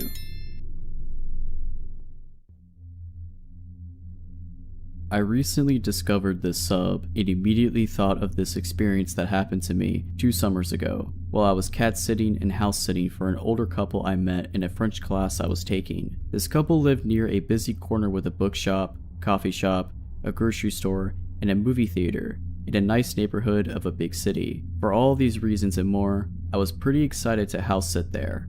My own apartment, where I lived with my boyfriend and my own cat, was about a 10-minute drive to 40-minute walk further up the street in a quiet, residential area with nothing much around it. Now, my own cat is vocal and super social. Because of this, we try never to leave him alone at night because he will literally cry for us all night. We're always slightly paranoid that he's going to get us evicted due to noise complaints from neighbors. We lived on the top floor and you could literally hear him crying from the bottom floor and outside if the door to the building is open. So my boyfriend and I decided that he should stay at the apartment with our cat while I was house sitting. My boyfriend drops me off at the house and I settle in with my luggage, look around the surprisingly large 3-story house, and then decide to walk over to the grocery store to pick up some food for the next few days. As I'm walking home with my bag of groceries, I notice this man, extremely tall and gaunt, with a head full of long, shaggy hair, walking parallel across the street watching me. I'm only about 2 houses away from the place where I'm staying, so I sit down on the edge of the wall as though I'm taking a break and call my mom, trying to keep an eye on him surreptitiously from the corner of my eye. This man stops behind a pole across the street and continues to watch me. I tell my mom this guy seems to think that a pole hides him from my view, but that I can see him from there, standing still as a statue, just watching me. I don't want him to know where I'm staying, so we continue chatting and eventually I turn my full gaze on the man to let him know that I see him watching me. For a moment he doesn't react at all. Then he just sort of meanders on down the small street and I watch him turn the corner and disappear from my view. I tell my mom and gather my groceries and walk cautiously down the street, keeping an eye out for him as I near the place I'm house sitting and don't see him. I dart in through the back door next to the garage as quickly as I can and breathe a sigh of relief once I'm inside. I tell my mom everything's good, and I put away the groceries and forget about the entire incident. The couple has a beautiful library, so I continually spend the rest of the afternoon and well into the evening just perusing their walls of books and selecting a few to bring upstairs to the guest bedroom on the 3rd floor. I'm playing some music and just enjoying the quiet downtime all to myself. I finally get sleepy, text my boyfriend goodnight, and fall asleep. I wake up shortly thereafter after a terrifyingly realistic dream that this gaunt man has walked into the room, trailing his fingertips along my body. The room is dark, all the window blinds shut, and my body goes completely still. Half positive that it wasn't a dream and that he had somehow broken in, it was waiting in the shadow. I quietly reach underneath my pillowcase for my phone. I always keep my phone tucked under my pillow, and it's not there. My panic rises, and my mind overreacts. He's here and he's playing a game with me. He took my phone. He's somewhere in the house. I desperately begin to pat around my bed as quietly as possible, searching beneath the other pillow for my phone. Not there. I think, surely he'll hear me if I get out of my bed to look. But I suddenly remember that I left my laptop next to me on the bed and I open it, quickly sending text after text to my boyfriend through iMessage until he wakes up. I tell him I can't find my phone, had a bad dream, and I'm super anxious. With him awake and responding, I get the courage to flip on the lamp and get out of bed. I search around the floor, thinking my phone must have fallen while I was sleeping. Nope, not on the floor. Finally, as I search the bed frantically, I find it atop the covers on the other side of the bed. Weird, but I suppose I must have knocked it across the bed or something. I don't sleep well the rest of the night, hearing noises from across the 3 floors of the creaky stairs and house, thinking anyone could break in through the patio door across from my room. All they'd have to do is get to the balcony and wake up the next morning exhausted. The next day, I'm sitting in the living room at their piano practicing. I'm an opera singer, and I was mostly excited about this house sitting because I'd get the chance to sing without worrying about apartment neighbors complaining, with the blinds open. There are some kids riding their bikes, neighbors with dogs, the usual. I'm enjoying my afternoon when I notice there's an odd, run-down, dilapidated, dark house nearly diagonal to this one, which doesn't fit in at all with the otherwise nice neighborhood. Gaunt man walks out of it and sits on the porch. My stomach drops. I call my boyfriend and tell him that the creepy guy apparently lives across the street. I shut the blinds facing that way so that he can't see me and retreat to the other side of the house with the kitchen. I spend the rest of the day chilling, convincing myself that I'm overreacting, that everything is fine and I don't need to worry. Nonetheless, come nightfall, the house seems just way too large, with too many entrances, and the bottom floor is so far away that I worry the noise wouldn't carry up to the top floor if someone did break in. Naturally, I cannot sleep at all. I end up retrieving a knife from the kitchen and stashing it under my pillow. Noises keep me up. Creaks, odd sounds. Around 11 p.m., I call my boyfriend and beg him to come stay with me, assuring him that our cat could survive one night without us. He drives over and pulls into the garage. I come unlock the hall door from the garage to let him inside. I still don't sleep well, but at least I get some sleep with him here, feeling a little safer.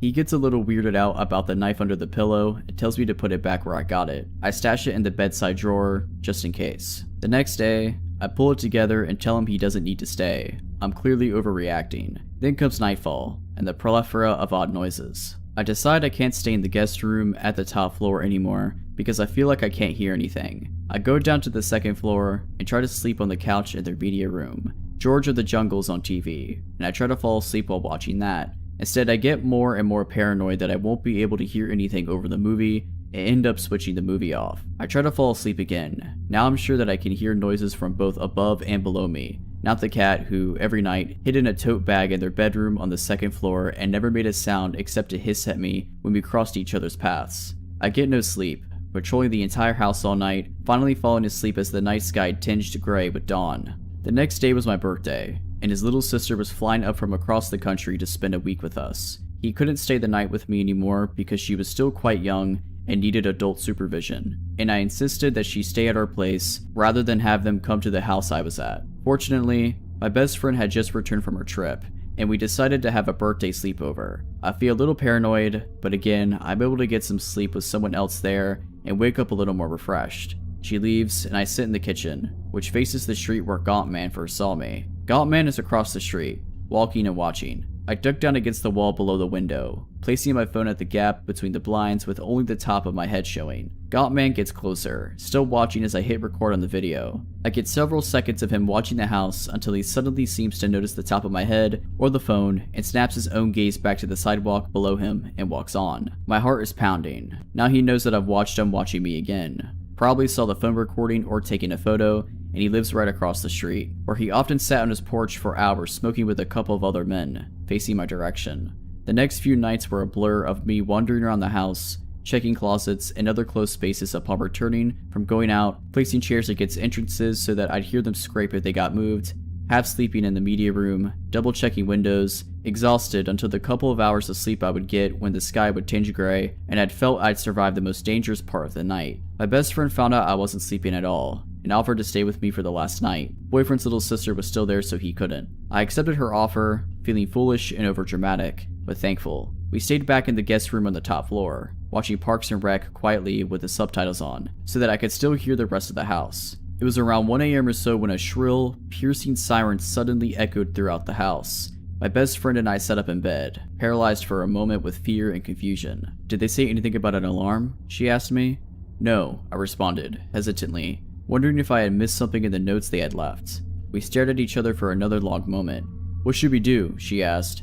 "I don't know," I said. "We should shut the door and lock it, right?" She was the closest to the door. She shut it quickly and locked it. I moved the nightstand in front of it, a pathetic barricade. The siren continued to wail throughout the house. "Should we call the police?" I asked, my heart pounding into my mouth, opening the blinds with my hands and trying to peer through the dark street below. There was a window to the bathroom with the access from the balcony patio. I checked it, just to make sure yet again that it was shut and locked. "We should probably call the police. Or should we?" She had already begun to call the police, telling them that we were house sitting and an alarm had just gone off. We were concerned about a man who had been watching me over the past few days, and we were alone in the house. The police got our address and said that they would arrive soon. Suddenly, the alarm stopped. With the alarm off, we gathered the courage to remove the nightstand from the door and unlock it. I had pepper mace gripped tightly in my hand as we swung the door open, ready to confront whatever was out there. Nothing. No one. I checked the giant glass door a few steps away that led to the balcony patio. Locked. We made our way down the stairs, cautious, quiet. We finally made it down to the bottom floor when there was pounding at the front door. I hurriedly made it over to the door, removing the chair I had placed in front of it as quickly as I could, letting in 2 policemen. They identified themselves to the door. They came inside, asked me a few questions about this man, and then decided it was probably just a harmless homeless man. I didn't tell them that he lived across the street because I thought they'd accuse me of overreacting. "Quote unquote, he was just walking home, not following you or watching you." End quote. They couldn't find a security system, and told us that it was the fire alarm that had gone off, but they couldn't figure out why. After checking the house and finding no one, they left. I emailed the owners the next day to tell them what happened, and that we had called the police to come check it out. They apologized that it happened, and thought it was strange. I left the next day and politely declined house sitting for them when they asked again a few months later. We moved out of the city and across the country last summer. My boyfriend only recently told me that he and my dad, who had come up to help us move, had seen Gotman walking across the street from our apartment, and that last week before we moved. So Gotman, even if you weren't stalking and watching me, let's not ever meet again. A couple years ago, one of my closest friends relocated cross-country with his long-term girlfriend to a work job he couldn't refuse. Only issue he had was that he did not want to fly his dogs out with them when they made the move, since they'd be staying in a hotel for the first month. He was also a bit reticent to fly them out due to health concerns for both pets. By the time he located a home to rent, he was missing his dogs and made the request of his sister, another close friend, and myself to drive them to him in LA. Now we're Chicago folks, so the trip would be a long one. However, with the 3 of us to foot the near 30-hour drive, it would be a piece of cake. We left early and drove long hours. Along the way, it was decided between my friend and I that we'd foot the majority of the drive ourselves, and if we needed to, we'd let our friend's sister do some driving. We were on a bit of a time crunch due to a snafu with the rental agreement, so we didn't have the luxury to stop very often past an 8-hour stay at a Denver LA Quinta Inn. As for the journey itself, it was relatively smooth, barring getting pulled over right before entering Utah for driving for 2 miles in the left lane of an empty highway. Whoops. From that point, we made it through Utah, Arizona, and Nevada without much trouble until we entered California in need of gas. I had been driving for the majority of the first day and tagged my buddy in after being pulled over. I remained in the shotgun seat as navigator, searching through the GPS for a fuel stop. We kept our eyes peeled for road signs and discovered a sign pointing to Yermo Ghost Town or something along those lines, which had a mobile station. How wonderful. It was convenient too, as it was located almost directly off of the interstate. We rolled in on a little more than fumes when we approached the pumps. Normally we let the dogs out at every rest stop, but having stopped not long before then, and with both dogs sleeping snugly in the back, I decided to pump gas without anyone else leaving the vehicle. My buddy pulled us up on the opposite side of a beat-up green sedan with a short, plump gentleman who just turned in to approach the shop. I noticed a few other hoopties at the pumps, all unoccupied, and there were a couple of other cars parked up near the station, most likely belonging to the employees, so nothing seemed out of the ordinary until I swiped my credit card. The pump rejected my first swipe attempt, which I chalked up to a misread. I swiped again and the pump reads out, "Please see attendant." I was annoyed, but we needed gas. I tapped on the window and told my buddy what I was doing and asked if anyone needed anything. After taking their orders for Gatorade and Marlboro Reds, I walked up to the store and made a mental note of how strange this gas station was. Kinda quiet, especially for one right off the interstate, but that's no matter. As I walked in though, more weirdness. First thing I noticed is that there are some boxes of chips just left on the floor, like someone was stocking shelves and just quit. As I veered to my right, I noticed that immediately there is no one milling about in this place. With the 6 cars beside my own out there, I felt like I would see someone. Things got even weirder when I realized that there was no one behind the counter, no customers or workers, and then it dawned on me. What had happened to the gentleman who was at the pump adjacent to mine? Surely they can't all be in the bathroom. This is where I began to feel this gnawing sensation in my stomach. Something isn't right. I have always been a person who felt like I could trust my instincts, and those instincts were screaming at me just to get out of there. I want to run, but I hold back. I would look suspicious booking it out of a gas station that was empty and decide to just play it cool. Natural. Don't let your body language let on to how badly you're freaking out in your head. I was probably inside of this gas station for only a couple minutes when I left, but I stopped just before exiting to listen for something. Anything. A flushing toilet would have been a good sound, but nothing. As I exit the shop and see my car, I begin to feel dread. It's like that moment in a movie where the hero's about to make it to the end of their trial, but the celebratory fanfare disappears, and in that silence, something comes and strikes them down. I am about 25 yards from the car when I see this gentleman come out from around the side of the shop opposite of me. This is not the same man as I saw while pumping gas. He was larger and had a peculiar look on his face. The best way I could describe it, it was like Nick Cage's smile from Face Off before the titular act had occurred.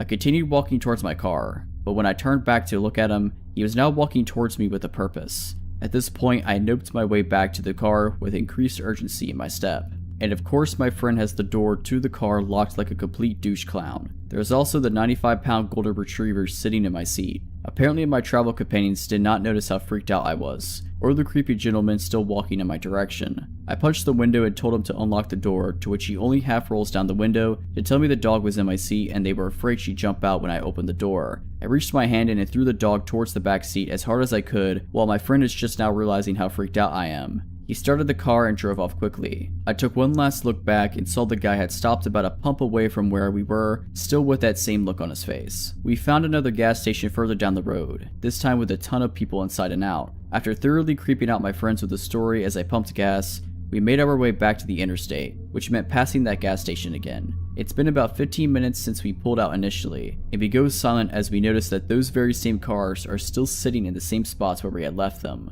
After thoroughly freaking out for a few miles, I received a phone call from my credit card company about a $100 charge at a mobile station. The lady on the phone was really helpful in fixing the situation for me and was as entirely creeped out by the situation as we were. In the end, we made it to LA and had a great vacation, but it still bothers me as to what was going on at this little gas station off the highway and what was that Smiling Man story. So, crazy Smiling Man and whoever else was lying in wait at the Yermo Ghost Town exit mobile station, let's not meet.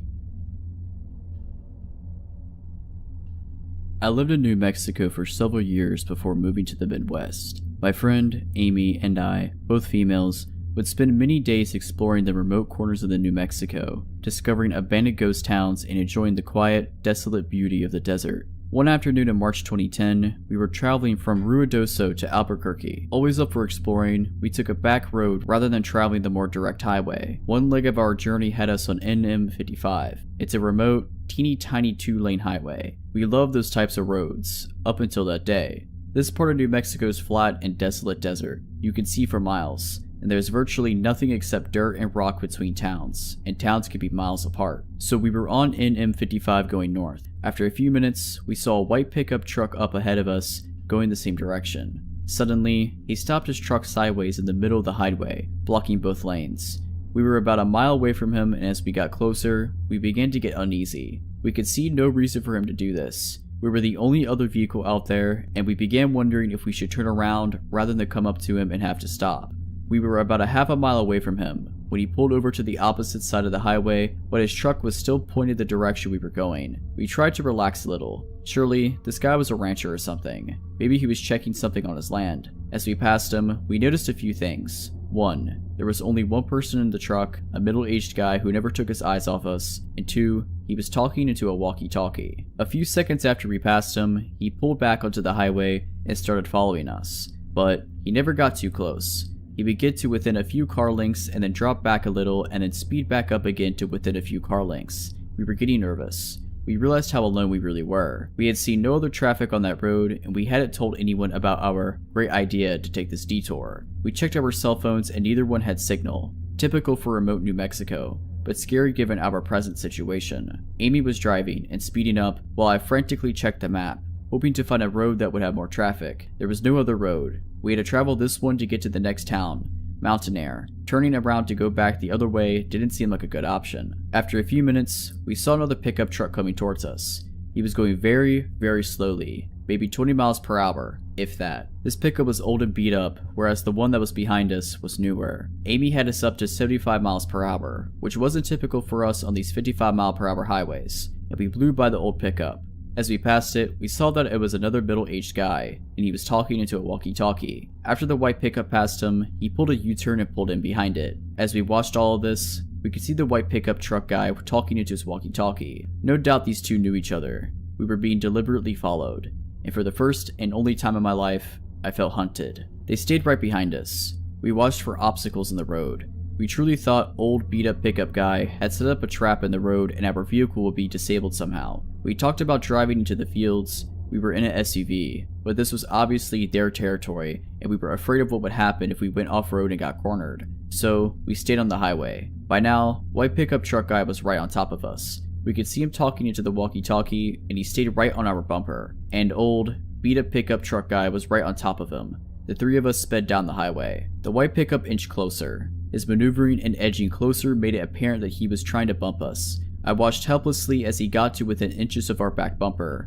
Amy floored it. We were passing 80 miles per hour and edging up to 90. The road was flat and deserted, but any little thing going wrong would have been catastrophic. We absolutely were not going to slow down or stop if we could help it. The white pickup pulled into the opposite lane and started to gain speed. The only thing we could think of was that he wanted to pass us and get in front of us. If he got in front of us and his buddy was behind us, then we'd be boxed in and trapped. We looked frantically at the rocky desert on both sides of us. Our only option was to off-road it. As we topped a small incline, we saw a sign that said Salinas Pueblo Missions National Monument, and it pointed towards a road on the left. And right at that moment, a blue pickup truck pulled out of the road and onto the highway in front of us. As we came up on the blue pickup, we saw the plate said U.S. Park Service. We looked at each other and then looked behind us. Both pickup trucks did U-turns and went the other way. We followed the blue pickup to Mountain Air and then made our way to Albuquerque. I don't know exactly what those guys' intentions were, but they weren't good. There is something seriously wrong out there.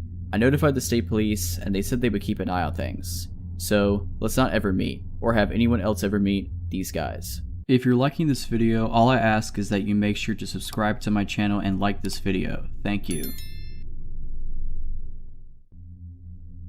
This story occurred roughly 14 years ago, when I was 12 years old and living in east side of an Australian rainforest. When I say rainforest, our house was on a 40-acre property surrounded by bush. The house itself was owned by a Swiss man named Hans. Occasionally, he would come down with his tractor and slash the long grass surrounding our house so we could access slightly more of the property in the summer. We lived about a 40-minute drive from the small town center. This meant that if we needed groceries, medical attention, or to contact our parents, say while we were at school, it would be a 40-minute drive before anything could be done. The house sat on a side of a large mountain, roughly 3/4 of the way up, so naturally, most of the land we called home was strewn with valleys, nooks, and hideaways. We had trails we could walk, and they led to a stream and a small waterfall.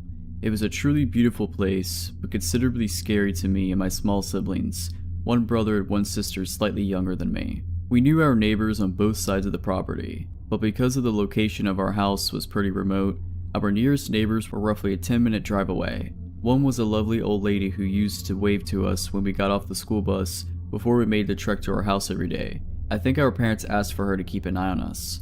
The other was a middle-aged man and his family. He was a real jerk who excavated around the bottom border where our properties met and continuously interrupted the stream and waterfall's clear flowing water supply.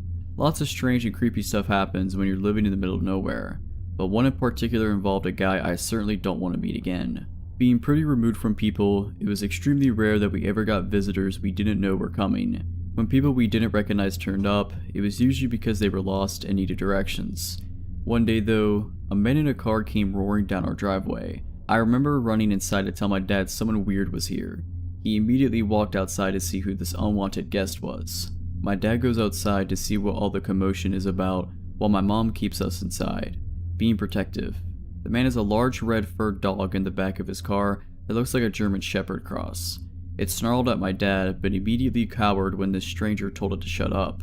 Our own dog named Millie was snarling and going ballistic whilst being chained up to the house. "Hi, my name is John."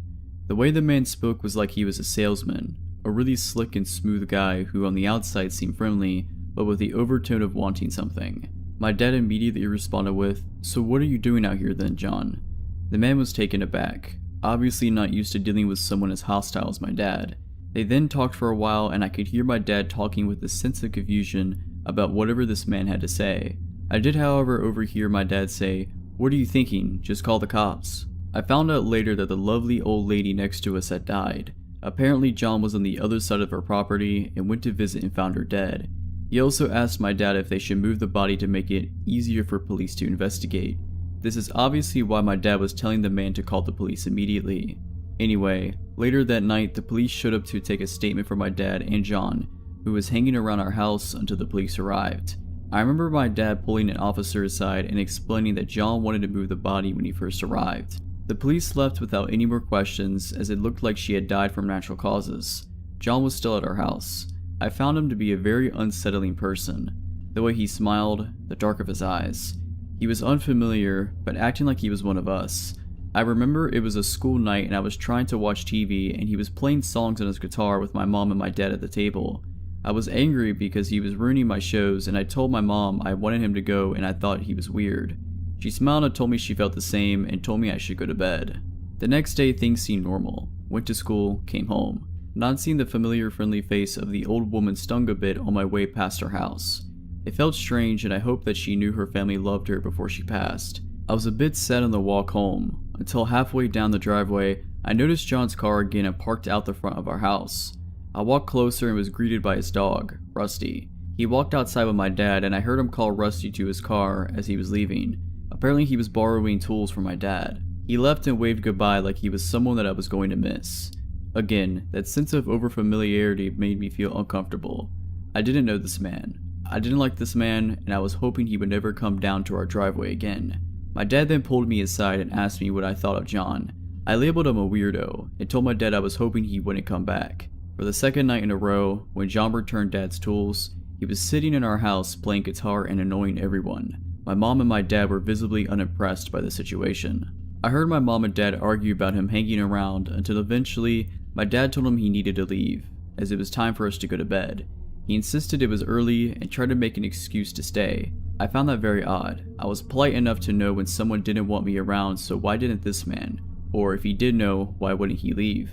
After ushering him out, my mom and my dad had a big talk in their room and my dad told us all that he didn't like John and that he was going to ask him not to come over anymore and if we saw John again, immediately to tell him.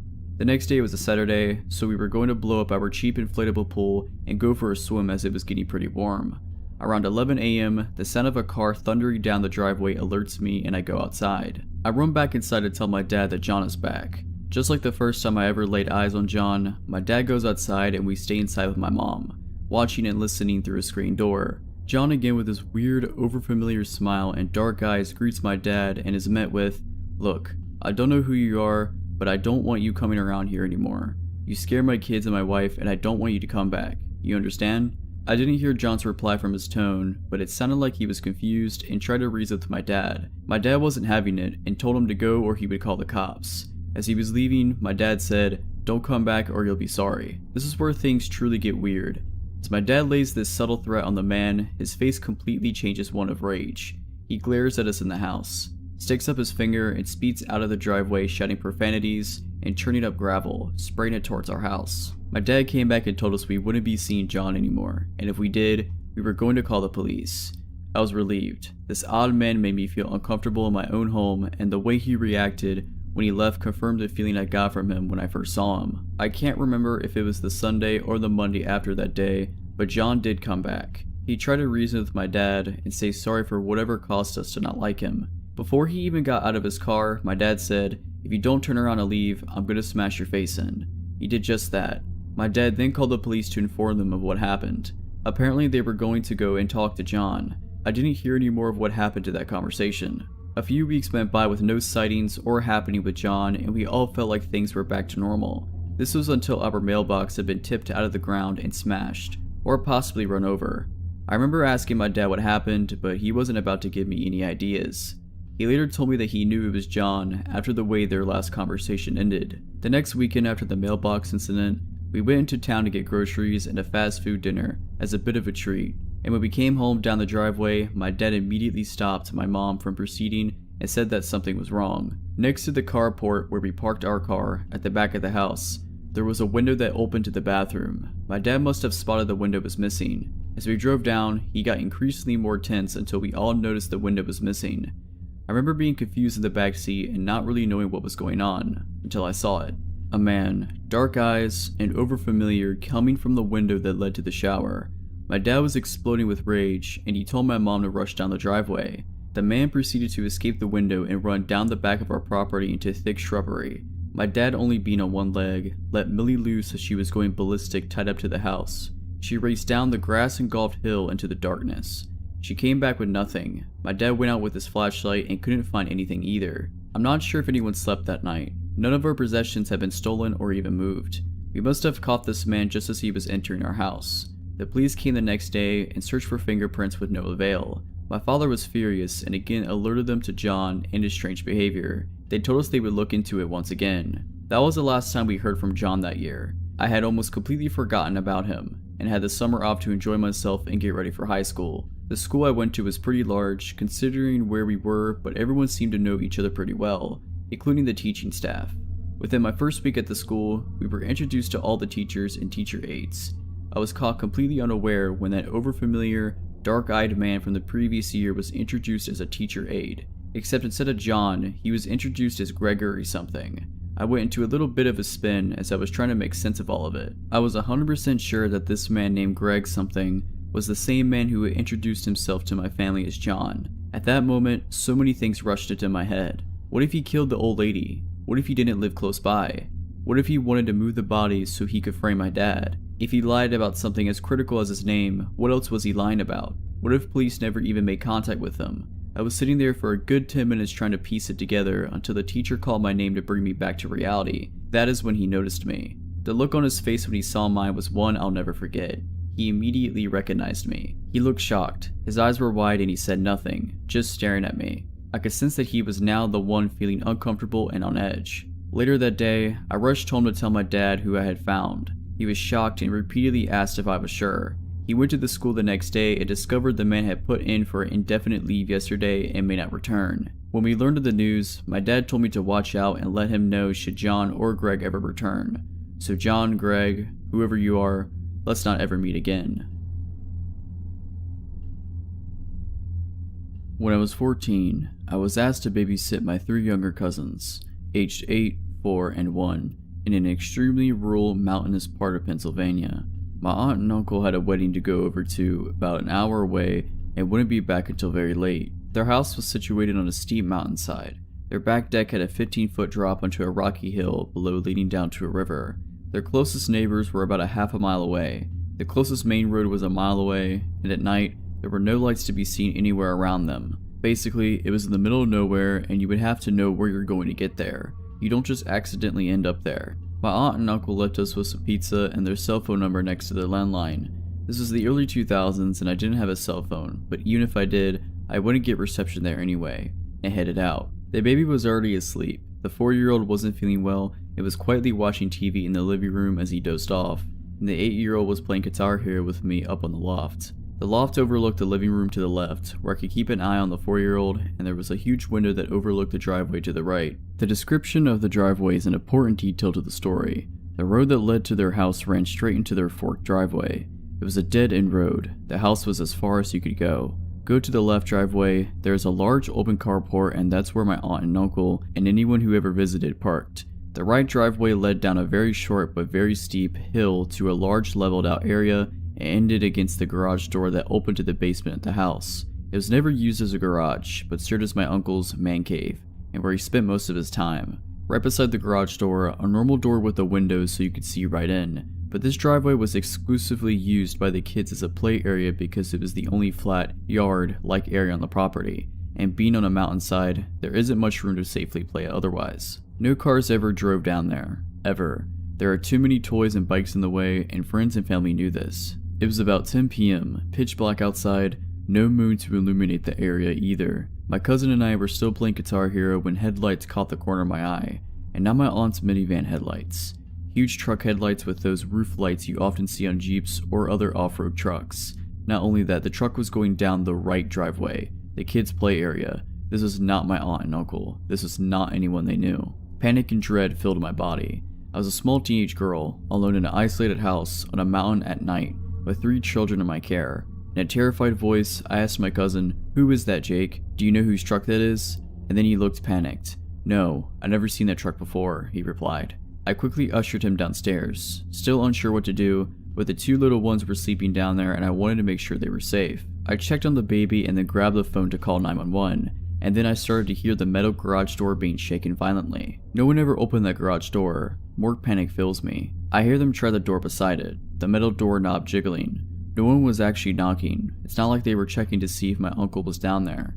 Plus, the lights were out. It was dark down there. They knew no one was down there. They were definitely breaking in. The door leading to the basement steps was right next to the phone, so I could clearly hear all this going on. I quickly turned the little lock on the doorknob just in case they did make it into the basement. My heart was practically jumping out of my chest. I'm talking to the 911 dispatcher as my 8-year-old cousin clings to my arm. The operator is calm and trying to call me, but I knew it would be at least 30 minutes until a police officer could get up there, assuming they didn't get totally lost on this mountainside in the pitch dark. I just kept thinking, we are dead. This is how I die. The operator asked for the number my aunt and uncle left me so she could have another dispatcher call them to let them know the situation. I turned around to grab the paper with the number on it, and to my absolute horror, I see a man peering in a large sliding glass door.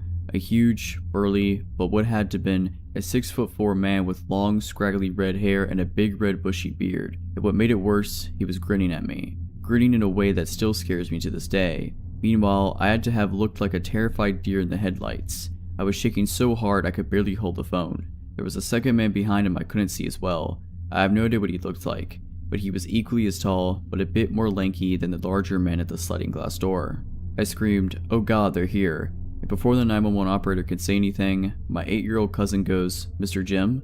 His voice was very confused. It wasn't like my cousin was happy or even relieved to see him. I asked, "Do you know who that is?" But before my cousin could answer, I turned my attention to the man in the door. "I'm on the phone with the police," I shouted. I'm grateful he didn't try that door, because I do not think it was locked. The man stared at me hard for a moment, eyebrows furrowed, like deciding what he wanted to do next, but he then just backed away into the darkness. What seemed like an eternity later, I saw the truck lights back up out of the driveway and then back down the road until they disappeared. I was still really scared, and so was my cousin. He had only met that guy a few times, an acquaintance of his dad. It wasn't like it was a close family friend, and obviously, because again, he went down the wrong driveway. Visitors never go down that way. The 911 operator asked for a description of the man, then told me they'd gotten in touch with my aunt and uncle and they were on their way home. She stayed on the phone with me until the police officer showed up a bit later to make sure that the men were gone, and they stayed with us until my aunt and uncle got home so they could ask them some questions. My uncle was furious, not at me for calling them home early, but at this Mr. Jim guy. My aunt was mad at my uncle and told him to tell Jim to never come back. I didn't know at the time, but my uncle had a drug problem. I don't know what Mr. Jim or his accomplice were doing, or what they would have done if I wasn't on the phone with the police, but that grin was not a friendly one. It was sinister. And again, he also had to have known my uncle was not there, because the basement was dark. He would have seen through the windowed basement door. He had also tried lifting the garage door, something not even my uncle did. He intended to break into the basement, that much is clear to me. There's no other explanation. I never did babysit for them again, and I don't think I ever even went back up there because not long after, my aunt divorced my uncle and moved out. So Mr. Jim, the grinning mountain man who tried to break into the house where I was babysitting, let's not meet again. A few years back, my girlfriend and I, having hiked several other parts of the Appalachian Trail, decided we wanted to give the southern portion of Virginia's trail a shot. It is about 166 miles long. It runs through George Washington and Jefferson National Forest from Roanoke County to Pearisburg in Giles County. This is definitely one of the more remote and less traveled parts of the trail, which is exactly what we were looking for. We gathered our gear and made our way to the start of the Virginia Creeper Trail to begin our journey. We had planned our journey to end at Damascus and figured that by the time we got there, we would be more than ready to get home to our own beds. It was early October and the changing of the leaves and colors were amazing. The air was crisp and cool, perfect hiking weather with beautiful scenery. The majority of the trip was pretty uneventful, just your typical hike, but our last couple of nights is where things got weird. On this portion of the trail, you're supposed to camp on the trail or a designated shelter. We didn't really want to run into other people and didn't want anyone coming up on us in the middle of the night. We decided to ignore those suggestions and find our own little spot off the trail. A little searching around and we found a spot a little ways off the trail in the middle of a small clearing. It was perfect. We set up camp, cooked some food, talked for a while, then snuggled up and went to sleep for the night. Somewhere around 2 a.m., I was awoke by my girlfriend shaking me awake telling me, "Get your gun, someone is outside walking around our tent." She informed me that she woke up to what sounded like someone right outside the tent, running a knife or something along the side while circling us. When hiking, I carry a 1911 with me. You never know exactly who or what you might run into when on such a long hike in a remote location. I got the 1911 out of my pack, and then we sat silently, listening for any sounds. A few minutes of nothing but the breeze blowing through the trees, and then I heard branches snapping. It sounded like it was a bipedal, based on the way the steps were paced. I turned on the flashlight and flooded the area with light. I thought I saw someone move behind a tree. I yelled out and told them to go away and that I was armed. I kept the light on the area with my gun drawn and slowly approached towards the area where I thought I saw the figure. Then, from my right, I hear what sounds like someone running away through the woods. I spin and face my light that way, and then from the original spot, hear who or whatever was there take off into the woods. There's no way I'm giving chase, so I return to the campsite. I tell my girlfriend about what happened, and I end up sitting guard outside the tent, in the darkness until daybreak. In the morning, I looked around a bit for signs of who or whatever it was, and I discovered a boot print in some soft, moist dirt not far from our tent. It wasn't mine and it wasn't my girl's. This freaked me out as it confirmed that someone, perhaps more than one, was skulking around our tent in the dark. I kept it to myself because I didn't want to freak my girl out any more than she already was. At this point, we were pretty deep in and still had 2 days left. That day we walked a little faster than normal and covered as much ground as possible. When it came time to set up camp, I found a spot near a cliff where we could place the tent in a small overhang and prevent anyone from coming up behind us. The whole day up to this point I had a feeling we were being followed. I had no confirmation of this as I hadn't seen or heard anyone else, but it was just a gut feeling. We set up camp and made some food, then retreated to the tent. I assured my girl that if I slept at all, it would be with one eye open. After a while, she drifted off to sleep and I stayed awake listening to the sounds of the woods at night. I was awake for a few hours, just waiting to see if anything was going to happen. At some point, I guess my exhaustion caught up with me and I drifted off. I woke sometime later to what sounded like someone going through our stuff outside the tent. I grabbed my gun and woke my girlfriend, shushing her to be quiet. From that faint glow of the fire, I could see someone's silhouette against the tent. There was really someone out there. I yelled out to them something along the lines of, "We are armed, get out of here." They dropped what they were doing and bolted. I came out of the tent, gun drawn and ready to shoot someone. Our stuff was strewn all about. They had rummaged through quite a bit of our stuff. I walked to the edge of the woods in the direction of whoever was out there had fled. There was a creek nearby and I walked to the edge, where there was a small trail running alongside it. Down the creek I could see a light. It looked like a lantern the way it flickered. Then I saw 3 more emerge from the other side of the woods. I told my girlfriend to start packing up whatever she could and that we are leaving now. We packed up everything of value, left the tent and a few other items and headed back onto the trail, in the middle of the night. I kept hearing people talking off in the woods and hearing branches snap from quite some ways. I kept looking behind us every few seconds to make sure nobody was coming up behind us. It It was completely nerve-wracking. If something happened, we were still a long ways from anywhere and quite literally on our own, since we hadn't seen another hiker the entire time we had been out there. I really felt we were in serious danger. We had been walking for quite some time when I heard something in the woods behind us. As we rounded a corner, I turned around and saw someone step out onto the trail and just stand there watching us. It was just as the sun was coming up and barely any light. I couldn't make out any features, just the silhouette. I stopped and looked at them for a second and asked them who they were and what they wanted. They just stood there silently, watching us, and then turned and walked back into the woods.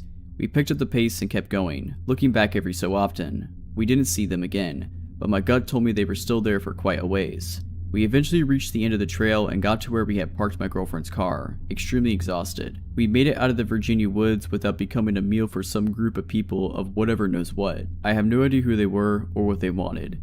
Maybe it was just someone messing with us. I don't know. But I'll never know, because I will never be returning to find out. Alright, but that's it. I hope you enjoyed this video. If you did, make sure to subscribe to my channel, like this video, and comment something down below. But as always, Have a nice day.